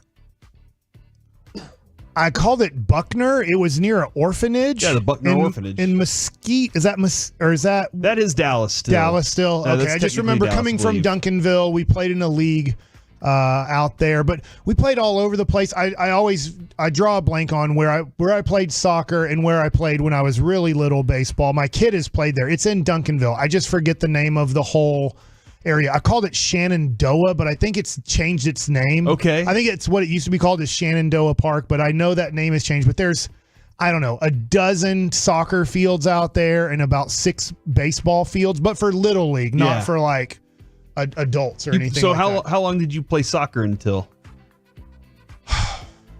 Maybe 8 years old. Okay, that sounds bad because you were like, that's when you were like, I like these other ones a little bit more. Yeah, and at one point I wasn't the goalie, and they kicked the ball, and it was near my hands, and I just caught it, and I was like, oh yeah, I can't do that in this sport. And I was like, I'm done with this sport. I like the sport where you can use your hands. I like the hand-eye most. coordination. I like that kid Mike was just like adult Mike. I used to all my BBI games were over at the same Buckner Orphanage area, and I can't remember the name of that park specifically, but I do There remember are 2 fields at that one, Yeah, right? There's a smaller field and a bigger field. I remember I got my first time to ever pitch, and I threw a couple of strikes, and then I threw one, almost hit a kid in the head. Oh. And the umpire walked out to give me the ball, and he said, "Hey man, just calm down. You're going to be just fine."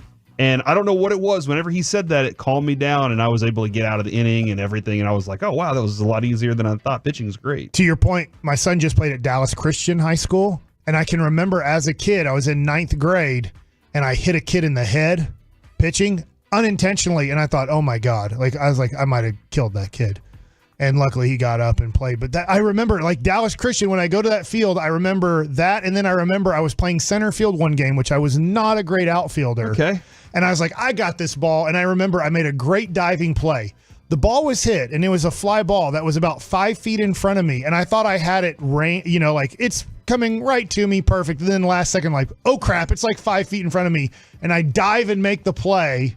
Like, oh, nice diving play. I'm like, literally the ball was like maybe at most 2 steps away from me from where I was playing. You didn't need to dive. But I remember those 2 things. Like, I made a great diving play for no reason except misjudging the ball and smoking a kid in the head. Most of my life, too, I was like, I grew up in softball fields. My parents would play, and they would play against like Drew Pearson's teams and Randy White's teams. They were always in tournaments. We were always somewhere. And when we were kids, we would take tennis balls, and you couldn't use bats in between the fields because they were like, we don't want y'all carrying bats around and hitting other kids. So we just use our hands, and we would just make up games and all sorts of stuff. But I was all like Audubon Park in Garland. That's Garland, right? Or is that Mesquite?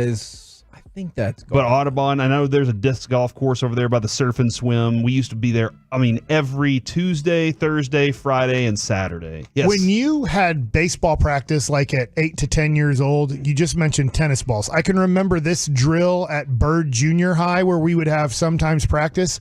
Our coach, and I did like him, but I hated this drill. So we would turn the right way and drop our bat.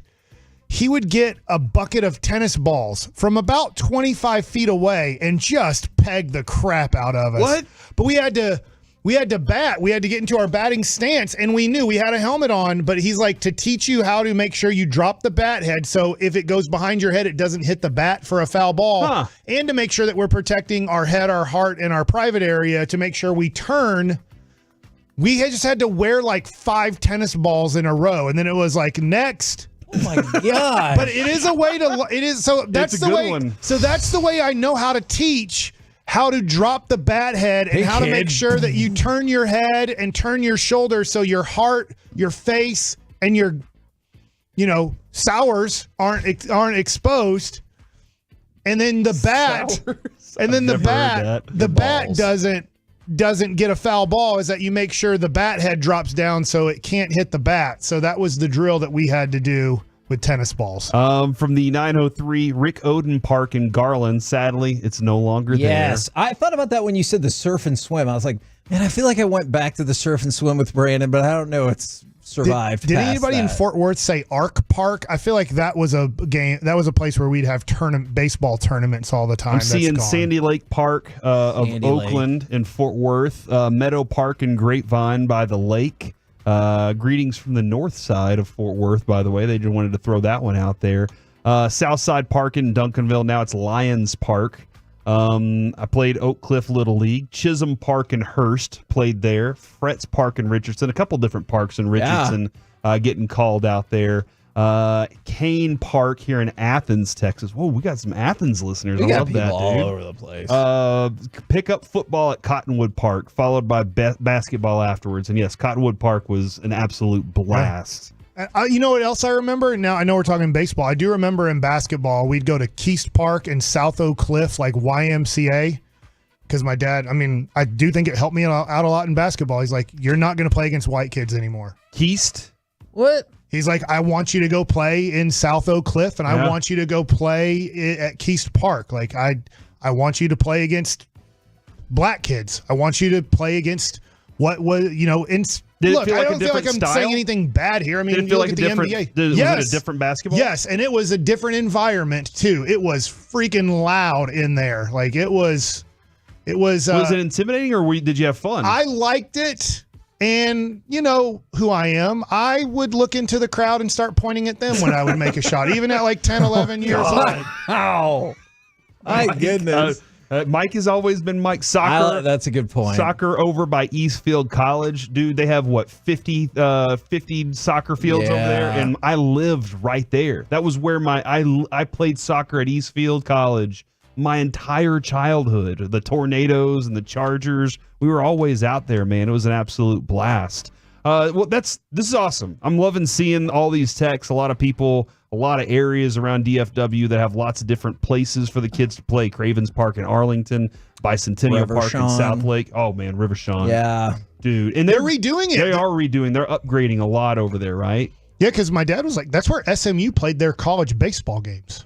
Is it really? They had to get rid of Title IX. Kind of got rid of baseball for SMU, but. It'd be cool if SMU had baseball again, and then I look at it and you go, how in the world did they play college baseball in such it looks so, but obviously when you're looking at the 60s and 70s and stuff that, it wasn't like how college parks are today or even 20 years ago. Mike, quick question, because this came up on the text. Do you by chance have any baseball or basketball kids cards of yourself from when you were a kid?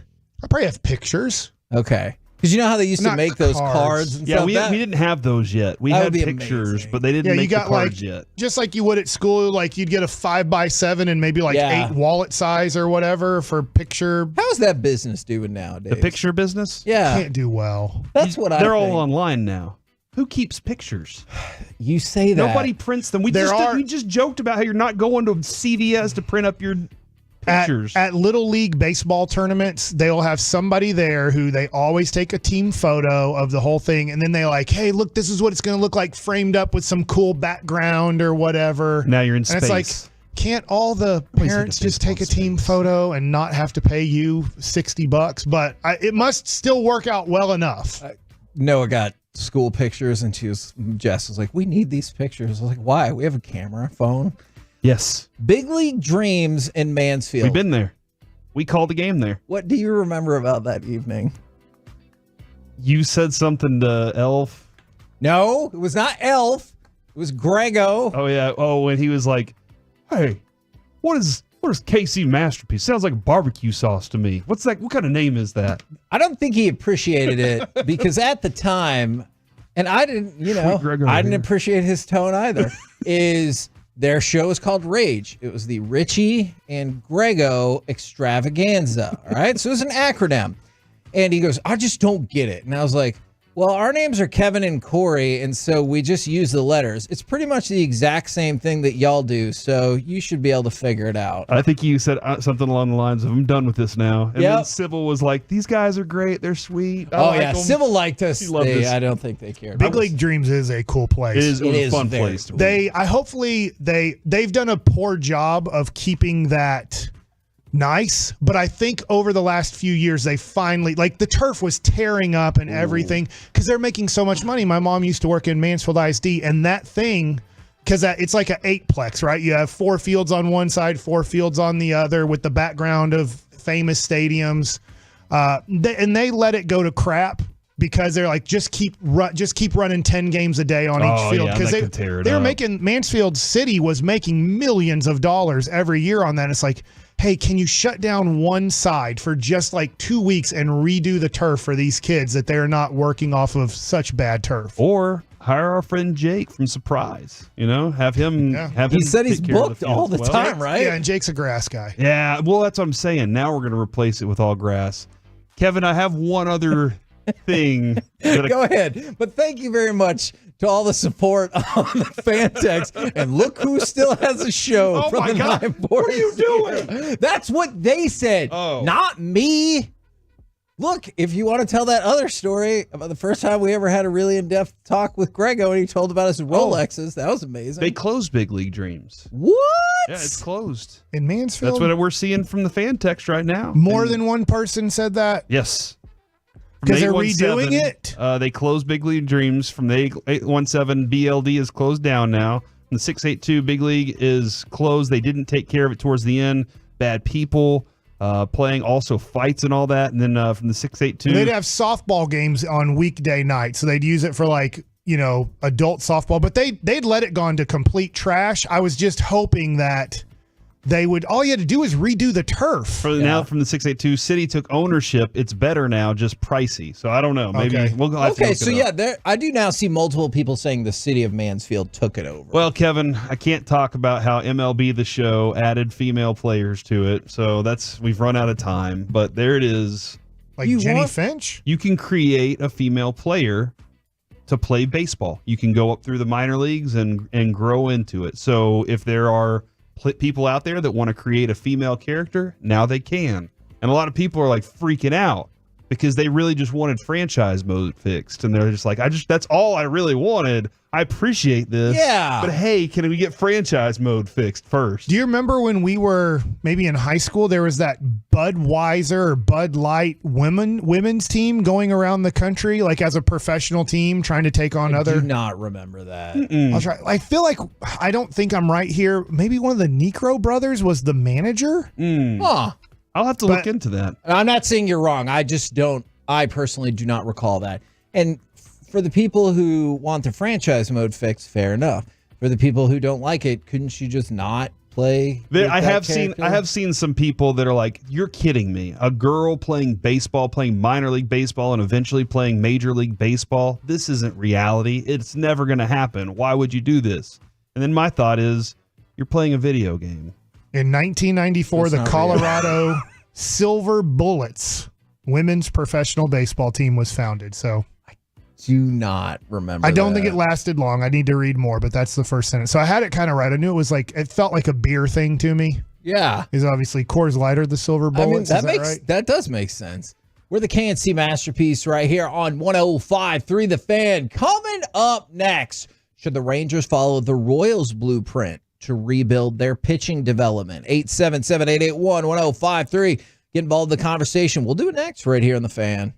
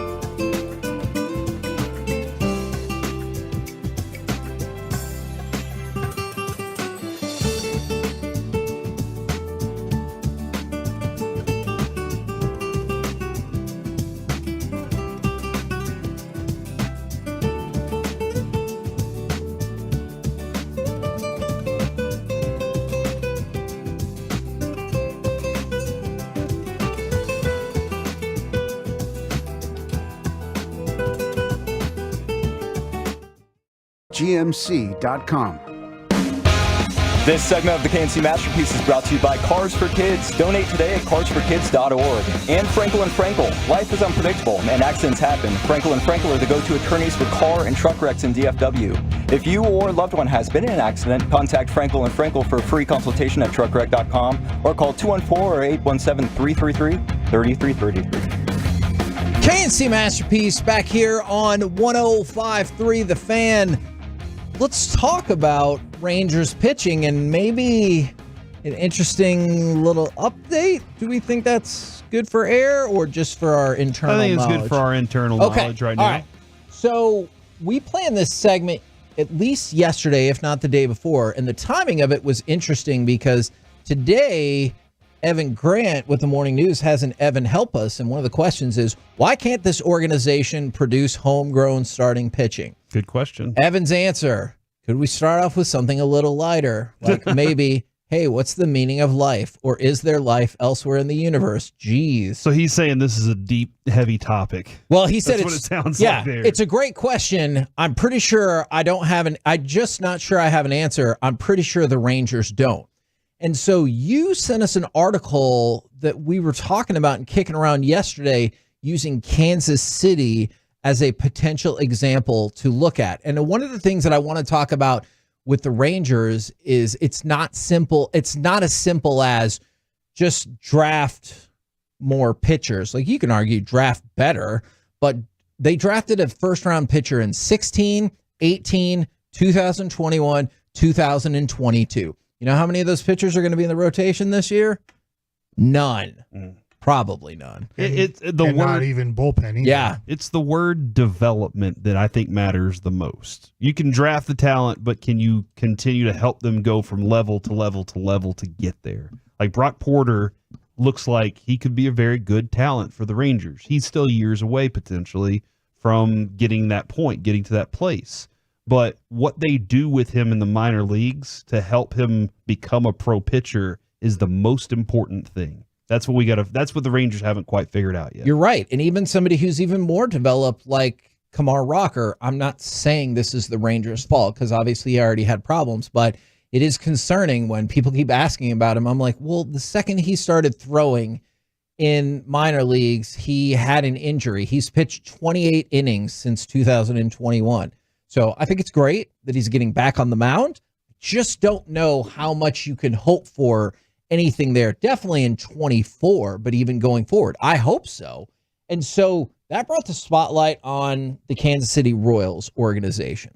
There's a lot to dive into, but the thing that you pointed out to me, Corey, that I was like, fascinating.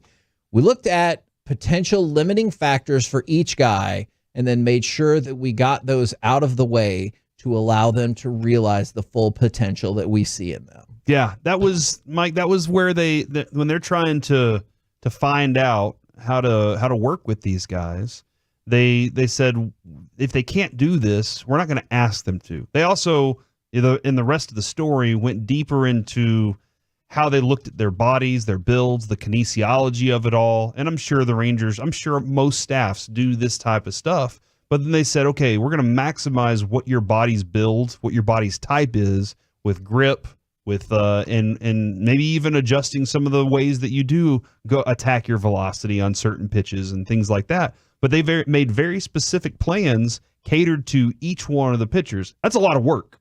I mean, that is a lot of work to go to. All right, this guy specifically, we have to break him down and build him all the way back up in order to figure out what kind of pitcher he actually is. Now, again, I haven't quite figured out, Kevin. This is a model they put into place, and it looked like it was working as it was going along. And I started looking at some of the Royals guys, and it looks like their numbers were pretty impressive. Well, let's put that in perspective.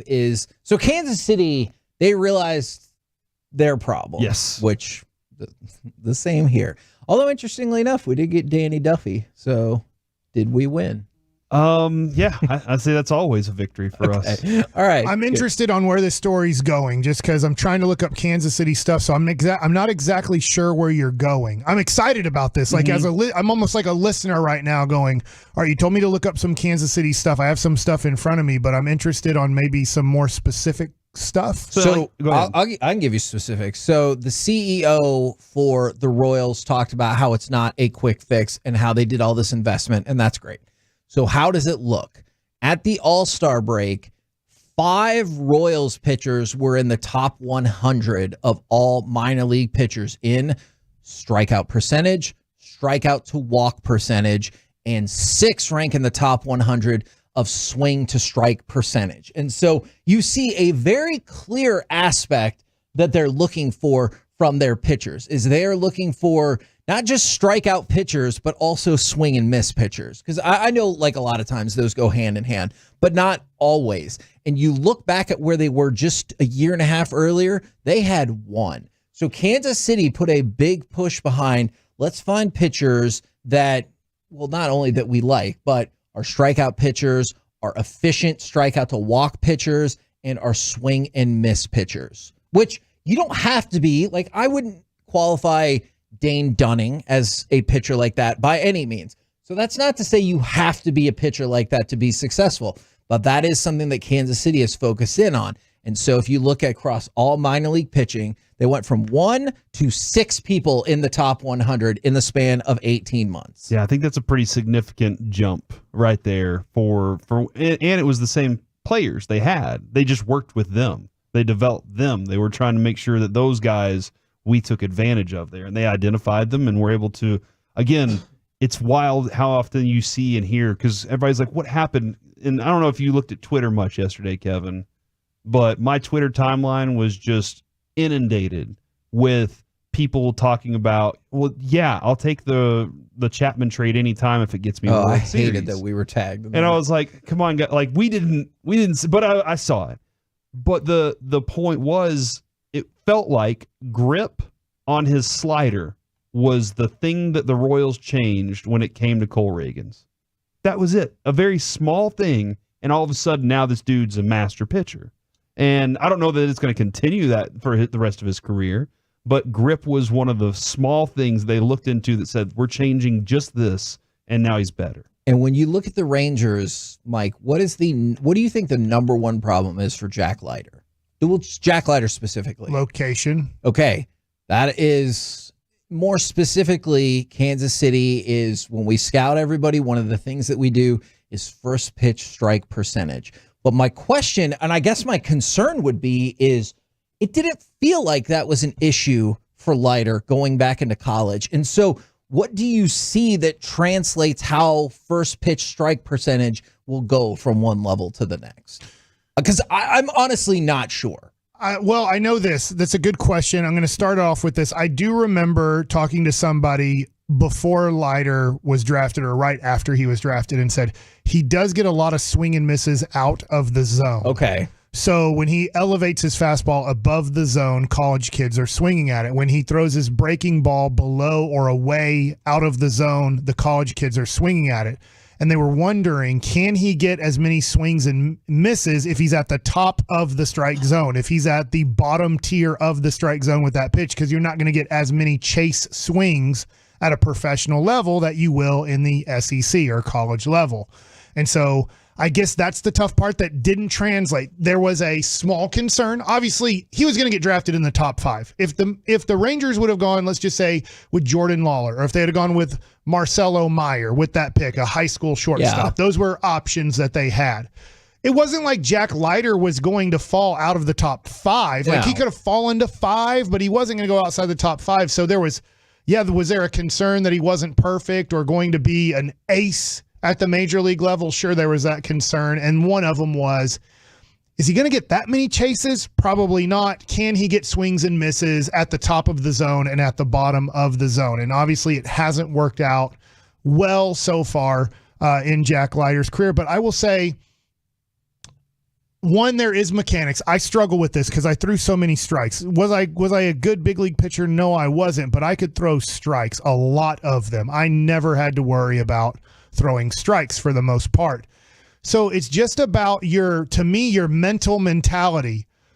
Are you, and this goes into the mental ABCs of pitching book that I love, that really helped me out. And I can't say it on the air perfectly, but are you a warrior, like a Golden State Warrior, or are you a warrior? Are you worrying all of the time on the mound? Yeah. you have to be a warrior on the mound. So you dictate to the hitter. You don't want the hitter dictating to you because now you're just worrying all the time about what's the hitter going to do? How's he going to get me? Oh, yeah, you got to have confidence. Are you the warrior who says, here it is, you SOB, let's see what happens? And then I'd give up a double in the gap and be like, I need to stop calling that guy an SOB because he's crushing me. But there's a mentality to me early on in the count of I'm attacking you. Let's see how you swing on my first pitch. You're not timed up on me yet. We just had Mark Teixeira on earlier, and he talks about the timing. The more pitches you see, the better your timing's going to be, especially in the same at bat against the same guy. So if you go ball 1, strike 1, ball 2, ball 3, man, they got to see 4 pitches already, and they're in a favorable count. Yeah. Like, what if you attack and demand, if you don't swing at this pitch, I'm ahead of you 0-1. And for some reason, and this is a Ranger thing, I know that they count first pitch strikes versus batter's face. That's been done forever. But what's the emphasis on it? You know, and you hate doing this, and you kind of can't in professional ball now, but it's like, hey, you know what? For every time you throw a first pitch ball, you run a half gasser for me. So if you face 25 batters in a game and you throw 10 first pitch strikes, tomorrow you owe me 15 gassers or half gassers. Yeah. You know no, what? that's a little league way of doing it, and that won't go over well over time, and you could wear out your pitcher's legs because if they're not throwing first pitch strikes, they're going to be throwing up the day after they pitch. But there has to be, to me, an emphasis on, yeah, I want swing and miss guys. It's great, but man, I want to have locators. I want to have guys that aggressively attack the edges of the strike zone. And for some reason, it seems like the Rangers have a big issue with walks in their minor leagues. Yeah, what's interesting there, Mike, is that's the Mike Maddox philosophy, though. That's the Maddox family philosophy. And you even hear Nate Eovaldi talking at the All-Star game. Finally got ahead of a guy. You know, like that's what that dude preaches, first pitch strikes and being at that point of it. So it's interesting that it hasn't trickled down yet, or it never did trickle down whenever he was here before, as this is how we want this to be, and this is the development process of it all. There's something that's just not correlating with the Rangers over time because they've taken high school guys. They've taken a college guy whose dad had a 20-year major league career. They've taken a college guy that his dad was a professional football player, scout. What was Kamar Rocker's dad? I know he was I played for the Eagles. Yeah. Like they've done it different ways. And it just because he was a tight end. Am I remembering that correctly? Give me a minute. I do not recall. But it's just they've tried the 21-year-old. They've tried the 18-year-old. They've tried the more command guy. They've tried the guy that just blows smoke. Like they just, whoever they get it recently, and I shouldn't even say recently. I'm going to go since 1972. Yeah. They've really struggled to develop pitching. So I don't want this to be a Chris Young thing or a John Daniels thing or a Kip Fagg thing, or for some reason in the history of the Rangers, they have struggled to develop pitching. They've never been considered a pitching organization. We're the KNC Masterpiece right here on 105.3 The Fan. Coming up next, let's chit-chat with those fellas from the G-Bag Nation. Next, right here on The Fan. All right, before we do that, if you want CBD of the highest quality, I'm telling you, you got to go to thetrustedlab.com. They are a Texas proud company offering the highest quality of CBD products. Some people might use it for sleep. Some people might use it for achy joints or tight muscles. Some people might use it for energy. They have so many different products at thetrustedlab.com. I'm just telling you, go there. Check out all their products. Get some things that sound like, hey, maybe I'm struggling with this. Maybe it'll help. Right now, I am taking the TrustedLab.com's CBD gummy for sleep. I also, in the morning, take one for energy. Obviously, that is from the TrustedLab.com. Those are different products, but it's CBD of the highest quality. It's CBD you can trust from the TrustedLab.com. Save on protein at Whole Foods Market. Get air-chilled boneless, skinless chicken breast for $5.99 per pound with Prime through March 12th. Use it to bulk up a salad or as a main dish. While supplies last, shop in-store or online. Terms apply. Donate to Junk for Joy. Donate to Junk for Joy. Donate your card today to Junk for Joy. Hooray! Donate to Junk for Joy. Donate to to Junk for Joy. Donate your card today to Junk for Joy. Donate your card today at junkforjoy.org. You'll get a tax deduction and vacation voucher. Donate your card today to Junk for Joy. Donate today and your car will be picked up by tomorrow. I'm Michael Jenkins, helping you beat the books with BetQL. Milwaukee travels to Golden State tonight as both teams continue to jockey for playoff position in the final stretch of the NBA regular season. These two teams have been going against brand lately, with the Warriors going under the number in their last 7 and the Bucks playing to the under in 9 of their last 10. No matter, the BetQL model is going against the trends. The 5-star play in the NBA tonight is to grab the over between the Bucks and the Warriors. I'm Michael Jenkins. Bet smarter and beat the books with BetQL, and download the BetMGM app today. For the ones who work hard to ensure their crew can always go the extra mile, and the ones who get in early so everyone can go home on time, there's Grainger, offering professional-grade supplies backed by product experts so you can quickly and easily find what you need. Plus, you can count on access to a committed team ready to go the extra mile for you. Call, click Grainger.com, or just stop by. Grainger, for the ones who get it done. If you're thinking about saving money and getting great internet, think Frontier Fiber. And right now, we're offering consistently fast 100% fiber internet at an equally great price. Get Fiber 500 internet for $44.99 per month with autopay for 12 months and save up to $600 on your first year versus cable. Switch now and you'll also get premium Wi-Fi and expert installation included. Fast, easy, reliable. That's Frontier. In select areas, ETF terms apply. Based on first year cost versus existing customer cable rates with routing. Visit frontier.com/save. It's a new year and time for a new career in the high-demand fields of IT, cybersecurity, and AI. Already in IT? Build cybersecurity skills and prep for thousands of open positions nationwide that employers are desperate to fill. At My Computer Career, you could become job ready in just a few months. Make this your year. Go to mycomputercareer.edu and take the free career evaluation today. That's mycomputercareer.edu. Financial aid is available to those who qualify, including the GI Bill. Better starts now at Salad and Go. From Cobb to Caesar, Greek to Thai, thrive with every delicious, nutritious bite. And refresh your day with drinks like cucumber mint lemonade, mango green tea, or an energizing cold brew. At Salad and Go, we're fast, fresh, and made for whatever comes your way. So, swing by the drive-thru today and get any salad or wrap plus a drink for only $7.49. But just like your lunch break, this deal won't last long. Forrest kicks and fires. The final out. He struck him out looking. It's over. The glove spike. Ranger fans, you're not dreaming. The championship. The wait is over. And right now, you can get single game tickets to see the world champion Texas Rangers this season. Secure your seats for any 2024 home game except opening day. Don't miss out on seeing the world champs in action. Get your tickets at Rangers.com. The IRS is the most powerful collection agency on earth, and if you owe back taxes, the news isn't good. The IRS is raising the interest rate it charges on unpaid taxes, and further rate hikes are expected. Most people don't know it, but the IRS adds interest charges to your tax debts daily. So if you owe the IRS today, you'll owe even more tomorrow. And it doesn't stop until you get right with the IRS. The good news is getting right can start with one phone call to Optima Tax Relief, America's #1 tax relief firm. Optima's tax professionals specialize in the Fresh Start Initiative, a powerful IRS program that can save you thousands if you qualify. In fact, the experts at Optima have resolved over $1 billion in tax debt for their clients. Call now for a free consultation. Call 800-809-5833. 800-809-5833. 800-809-5833. Optima Tax Relief. Some restrictions apply. For complete details, please visit OptimaTaxRelief.com.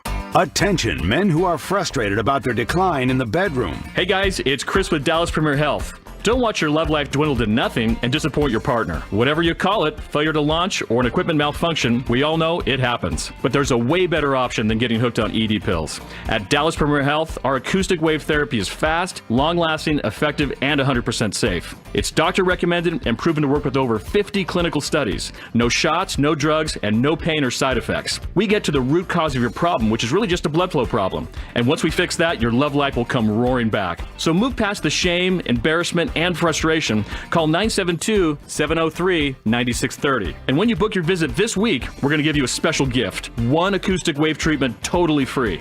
You'll also get a free consultation and painless blood flow evaluation on your visit. This is an $800 value. Call now, 972-703-9630. That's 972-703-9630. Or visit us at DallasPremierHealth.com. Pillows, no one takes care of their customers or their community quite like the great folks at Keller Services, the #1 HVAC company in all of the DFW Metroplex, a local family-owned business getting ready for their annual charity golf tournament going down May 9th at Sky Creek Ranch Golf Club. This year, the proceeds benefit the Keller Community Senior Fund and the North Texas Special Needs Assistance Partners. Go online to KellerServicesCharities.org to learn how you can get involved. And of course, before it gets 100 degrees outside, go check out their maintenance plan at Keller-Services.com. That's Keller-Services.com. Hello, I'm Eric Thomason, owner of Blue Nail Roofing. If your roof hasn't been inspected in the last 5 years, call us today. High winds and hail can cause damage that's difficult for the untrained eye to see. Finding and reporting damage proactively can ensure that you get maximum insurance coverage and also prevent the damage from getting worse. Call us today for a free inspection and learn more about the Blue Nail Lifetime Workmanship Warranty. For more information, go to BlueNailRoofing.com. That's BlueNailRoofing.com. This segment on 105.3 The Fan is brought to you by Classic Chevrolet in Grapevine. They're the #1 Chevy dealer in the world. More new Silverados than anyone else. This is Texas. This is Classic Chevrolet. Together, let's drive. Relax and enjoy the difference based on new Chevy registrations 2023. And McConnell will do that. Mathurin for 3. That hurts. That's a backbreaker. Turn it off. I have other things we can talk about for sure. You can ask these guys. It's the end. We can tell it's the end of the season. How does it make you feel, Mike? Like, here's the thing that hurts. I believed in them 2 weeks ago. This is the thing that hurts is I'd given up on them already. I was like, look, they're the worst defensive team in the NBA who could make the playoffs. And then they made trades that made you feel really optimistic. And you're like, this might work. I'm not saying to a championship this year, but I was like, maybe they could like do some damage. And now you're back to, I don't know, maybe they are the worst defensive team in all of basketball. Maybe they're worse than the Detroit Pistons. They're not worse as a basketball team because their offense is awesome. Maybe this is the worst defensive team in all of basketball. It's what they're playing like. So I guess my question now has morphed into, is it almost the end or definitely the end for the Mavericks this season? You know, I think it's almost the end. There's still 20 games to play, and this portion of their schedule was incredibly difficult. There was the Cleveland thing that was weird. The Pacers are a unique problem for them to slow down. I think Rick Carlisle knows how to exploit some of their weaknesses really well. So I'll see what happens. You know, it's got to get turned around. I'm not going to hold out hope or lose hope that they could win a playoff series. I think that's possible. I think that, but this is a team that really is going to win with offense, and that can be streaky, you know. But so can defense, especially for this group, and I think they can pull it together. But my bigger concern is just that, you know, they don't have the right mix or the right coaching staff, because when you are this good on paper and you're coming up this short and you can see effort sliding, that usually does hold. That usually does not get locked in late in a season. You know, if we're just assuming that all they need to do is make tactical adjustments and get some practices in, cool. But I'm wondering if the guys are listening that much to the coach anymore, or if they just aren't playing hard for each other, because these are very high leverage games that should get passion play, and it's just not. I think you're onto something there. Mike, I wanted to ask you this question. Do you think they're playing too many guys? Is that a problem with, and we always talk about when we get to tournament time, it goes down to 7 or 8 guys. Yeah, the benches get short. Do you kind of feel like that they're asking these guys, they're trying too much to play too many guys? Because I think they realize they have a defensive problem, which Gavin addressed there. The effort, I think, is, and they made some stops last night. They got the thing down in the shot clock to 1 second. Good shots. You know, Pacers made some shots. They're not doing it consistently enough. Yeah, that's the big problem. But I wonder, asking you who live and die it every night, are they playing too many guys? I would say I would lean towards no, but I'm not a strong no on this, because I do think there's this feeling out. is Dante Exum really an NBA basketball player? Because, I mean, he was out of the league for 2 years, and he's shown flashes of being like a solid role player. But then there's times where you're like, crap, I'm not sure yet. Derek Jones Jr., he had been with 4 teams, and 4 teams with really, like, the Miami Heat, I think a great organization, are like, he can't play basketball. But the Mavericks look like they might have found something out those first 30 or 40 games. So I think it's tough because, like, I would like to see Hardy get a few minutes, but then at the expense of what? Sure. And then when do you just bench Hardaway and say, I'm sorry, you're pathetic defensively, like arguably the worst guard defense in the NBA. I know there's probably some worse ones, but he's in the conversation.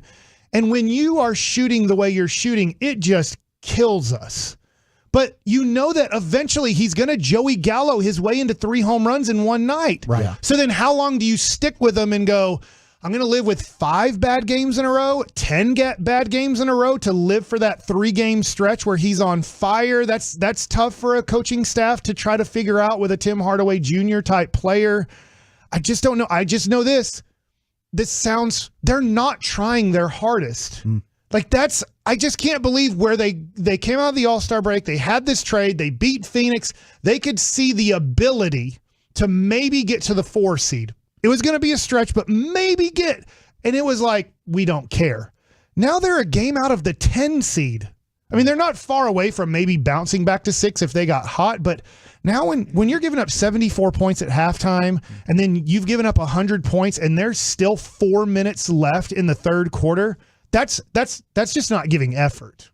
I think everything you described is Jason Kidd. It all falls back on the coach. Because if you listen in CA, who is at all these games and has a good relationship with Jason Kidd, what he will say is the reason he's playing all these guys is he's trying to figure out who he can rely on come playoff time. Well, honestly, you kind of need to go ahead and shorten that list now, because who knows if you're going to make the damn playoffs. These are all kind of starting to become must-wins. So you can go ahead and tinker, and I can give Dante Exum 16 minutes. I can give Hardaway 13. I can try to figure out Derek Jones Jr., can I trust you or not? You kind of need to know that by now. And I get it. You made some moves at the deadline. Now, it's not a talent issue. It was for many years. This roster is good enough. You've got this thing now where you got bigs. You can rebound. You can rim protect. You got P.J. Washington, who should be on paper a very good fit. To me, it's the same broken record, what you're hearing every single time at the podium post game. If we're not engaged in our energy, we're not making shots on offense, it's a reflection on our defense. You got to figure something out as a coach to where that's no longer a problem. That to me, that is the message that your leader at the top is sending. You've got to figure out how to crack this and correct this code. I think it falls back on the coach, because now I think Nico's giving you everything you can to be a successful team. Or else what? They're going to fire him? They're going to piss off their top 2 players who don't have any tolerance for that? Then be pissed off. Okay. It's not the first time Kyrie's tried to force himself out of a situation, so we just become another team that he does that with. And then guess what? We'll get assets for whatever you trade Kyrie for. What about That's Luka? fine. And there's not another coach that they can be okay with. Jason Kidd's the only living and breathing basketball coach that Luka and Kyrie will play with. Luka already ran off Rick Carlisle. I just don't think now you can is he going to run off Jason Kidd? Then who? That's all I'm saying. Is he's going through coaches. But Hagee, they have to play better. He won a championship. They have to figure out. And he ran that coach off. Mike's talking about they have to play better on defense, because if they don't, Nico is going to fire him. These guys, if you love this coach so much, go play hard for him. Amen. Don't sit there and every night have to have him answer questions why you're giving up 130-something points a night. Why you're burnt out. Yeah. Why do we keep waiting and expecting that to happen, though? Yeah. Well, this is the second time around, so I think at this point you're done waiting. Like, this year was after just a horrible collapse last year. I think this has to be the end of it. If you let it continue after this year, then you're letting a coach-player relationship hold you hostage, and that's not going to get you a championship. Everything has to be in line to win a title, and it's shocking that they're this bad. So I agree with all of that. If they don't change course now, then it's become a Jones family situation. Just for the record, I do agree that they should change course. I just don't know if that's something the Mavericks will pull the trigger on. No, I think they will. I think with Mark Cuban being out of the way, I think this is now Nico's basketball team. Okay. I really do. And he didn't hire Kidd. Yeah, and he didn't. And exactly right. This is where we're at. Now, if he sees the players not playing, if I've built you a good enough roster and they're not playing hard for you, I need to find somebody that can make these guys play hard. It's the most amazing thing in sports because Steve Nash, Jason Kidd, Isaiah Thomas, Magic Johnson, in my lifetime, those are 4 of the 10 greatest point guards of all time, leaders on a basketball court, and they can't coach to save their lives. And it doesn't make any sense. You would just assume Tom Brady, you would think, would be a great offensive coordinator. He might be the worst offensive coordinator in the world, but it makes sense in your head that Jason Kidd would be a great head coach, that Steve Nash would be a great head coach, Magic and Isaiah would be a great head coach.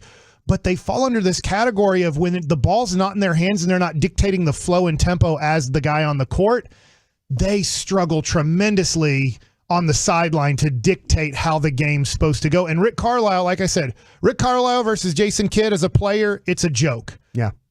Rick Carlisle versus Jason Kidd as a coach, it's a joke. Rick Carlisle's a Hall of Fame coach. Jason Kidd is, nothing against Rick Carlisle. He made the NBA, like I said, great towel waiver. Some of us have to be great towel waivers, like the Baylor head coach said.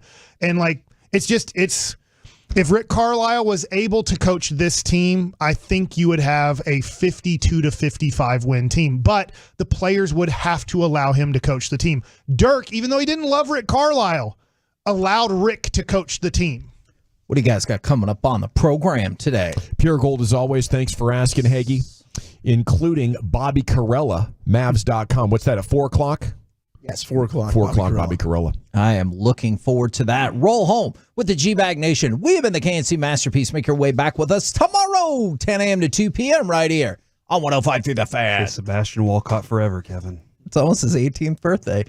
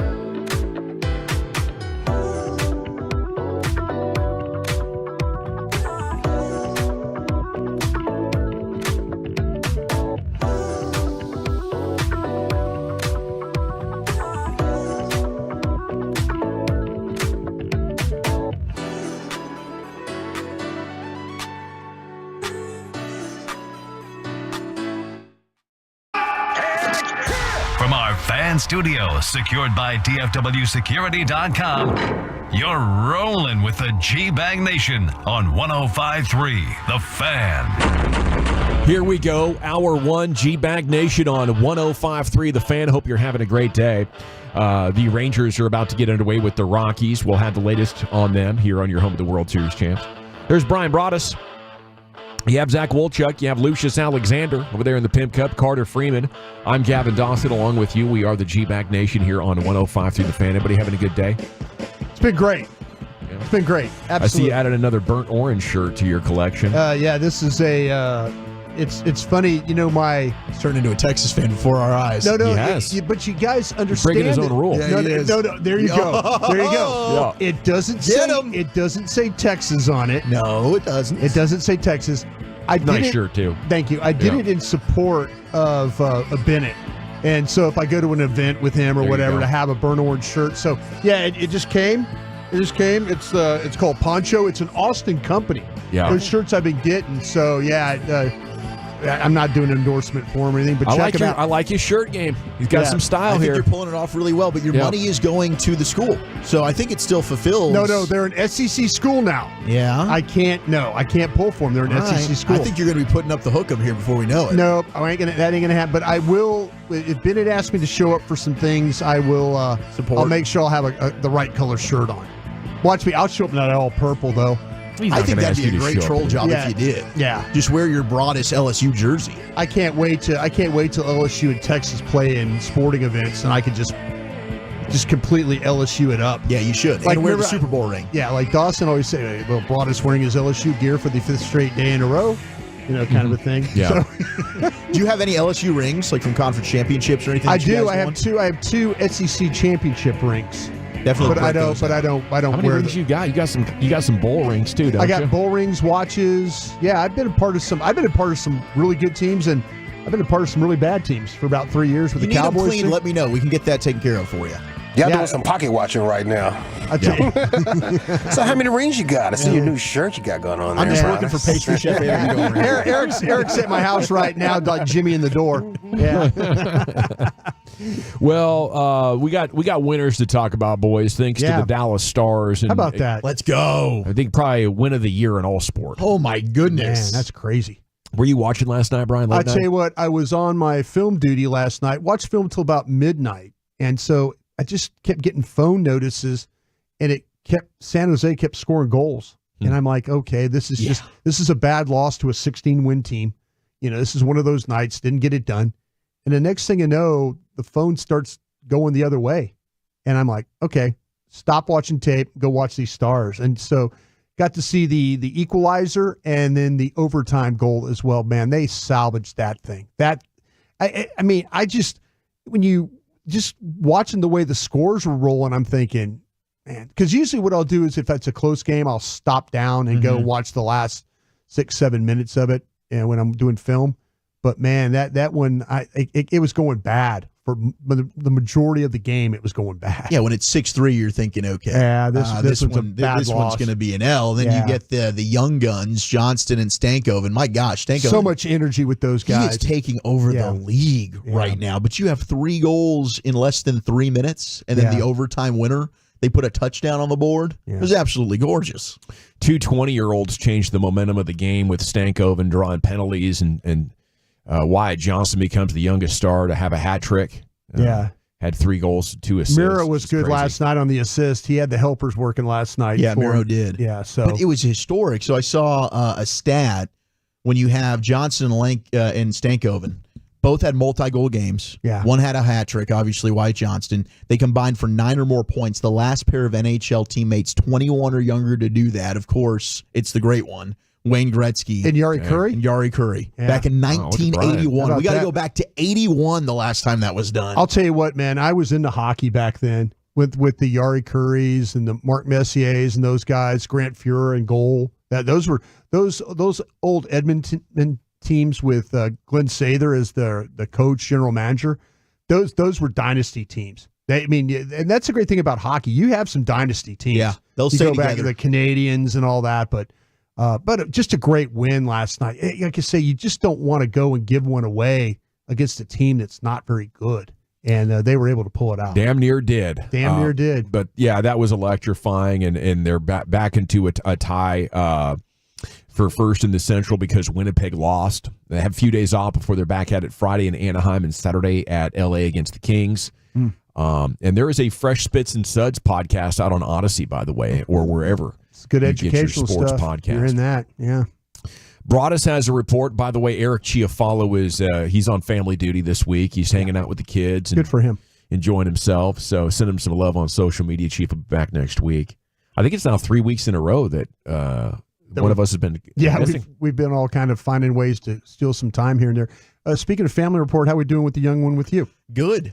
We are starting, and I think I can say this because it's scientific, but they call it nippling, where they're trying to work her on the bottle now. We had to wait till she was off the oxygen, which happened yesterday. So now I can see more of her beautiful little face. So we started that earlier today. It's kind of a surprise for her because she loves the pacifier, but nothing comes out of the pacifier, right? So she's got the sucking motion down, but then as soon as some milk came, she was like, "Oh, what is this?" And she spit it right back out. So they said that's what kind of takes the longest time in the NICU. That can take up to 3 weeks for her to get used to that. So they don't want to send us home before that. So she's going to be in there still for a little while, but she's doing great, man. She's just a beautiful baby girl. That's great to hear. Right on, man. Well, we appreciate those updates, and we love the images on social media that you've been able to share. And congratulations once again, man. Yeah, I know you're still in that a new dad phase, and that's beautiful plays. It's a dream. Okay, Broadus has a report on two players made available yesterday, Eric Kendricks and Quandre Diggs. That's coming up in the corner. At the corner, yeah. I get back to some scouting. I sat down and watched, and we'll see what and actually talk to some people in the Cowboy organization about Kendricks and maybe where that could fall. So we'll give it a go there at 240 for you. They did do fifth-year option on Micah Parsons as a defensive end, not linebacker. Two people closer to the situation said the salary difference is about $2.7 million. I just don't think it would be credible. I think he would win a grievance if he tried to do that. Well, is this something? I know Todd Archer had a tweet about that the position is determined by the amount of snaps. The amount of snaps. So he's like about 88% of his regular season snaps it's collectively bargained and agreed to. So that's kind of where they're at right now. So there's no choice in the no, matter. if you I could say Todd Archer does a really good job. Like I know a bunch of people are like, oh no, he's going to be mad and upset and this and all. Archer said, no, wait a minute, nope. Here you go. But yeah, Todd, if you follow Todd Archer on Twitter, he does explain the exact point in the agreement where it gets to where that you need to know where he's at. Well, a hell of a player indeed, and now the Cowboys will turn their attention to free agency and then the draft to try to put more great players around. Micah Parsons, Tank, Trevon Diggs. And I think they got to have a hell of a draft and a hell of a free agency, and I'm keeping my fingers crossed that they can pull this off here. But, man, I think the degree of difficulty is really high, and I think what they're doing is they're starting the process of getting right with the salary cap now instead of waiting until next year. So I think these next 2 years are going to resemble 2011 and 2012, where Tony Romo was around 30 years old. They'd gone for it in his youth in the Parcells and the early Wade years, and they're like, wow, okay, we're really salary cap bloated. We got to, trim some of this cap and some of this payroll. And instead of going for it one last time before 2025, they're going to start the process now and smooth it out. They're going to try to do a soft landing into a rebuild. And, in 11, 12, and 13, it really worked out for them well because by the time they got to week 17, each time they were a win and they're in the playoffs type of situation. So they were relevant the whole season. And, I think there's some benefits to that. It's going to allow you to be more competitive over more years throughout the course of a decade. Your chances of making the playoffs in any individual year, I think, go up. But what it does is it creates lower highs and higher lows. Okay? We can't absolutely get to the top because that would take a full all-in push, but, we're not going to be really that bad. And that's something Brian's been talking about the last couple of days. I think that philosophy is really crystallizing in the full public view. as we go through, this cycle of Cowboys team building and evolution. And, hopefully by the time we get to 2026, they'll be good with the cap. They'll have 2 or 3 great drafts stacked up. And then maybe they'll even have some legit salary cap space to go out and add a star and give 33, 34-year-old Dak Prescott a chance to, finally go out there and get the Super Bowl done. That's what I expect. Next 2 years, try to remain competitive, win the division if it's down. We can hope. Look, if you're going to go, they've spent a lot of money on their offensive line, and at some point they're about to spend some more. You're going to have Zach Martin come off the books at some point here in the near future. Tyron, obviously, they decided we don't want to pay what he's asking for, so they seem like they're going to go young on the offensive line. Maybe you get some, but it's hard for me to buy into at some point the Cowboys are going to be in a situation where they've got room to do stuff with the salary cap, because we've kind of thought eventually that will happen. They use that as the reason we're not going to sign this guy, that guy. We got to pay X, Y, Z. And we seem to always be having the same conversation that they don't have any cap space. Well, next offseason, you're going to have to start looking at Tyler Smith and Mike and CeeDee Lamb will probably be getting done by then. But then after that, this last draft class, you're not going to have to worry about paying any of those guys. So it'll be interesting. But I think it's got to start with great drafts. Yeah. And last year was a step in the wrong direction. If you have 2 of those in a row, that's a problem. Then you can really make it hard on yourself. That's what happened in 08 and 09. There was an accidental bad draft, and then there was the trade back draft, and it set the Cowboys up for a half decade of mediocre football until they got right in 14. You're right. So this next draft's huge. Rangers at Rockies this afternoon. Is Adolis Garcia making his debut? Oh, he's back, baby. El Bombi is in the lineup. He is back, and he is hitting third, right behind Simeon and Langford. He's ahead of Foskey. He's actually about to have his first at bat here coming up momentarily. Wyatt Langford is batting as we speak. Marcus Simeon flew out to start the game.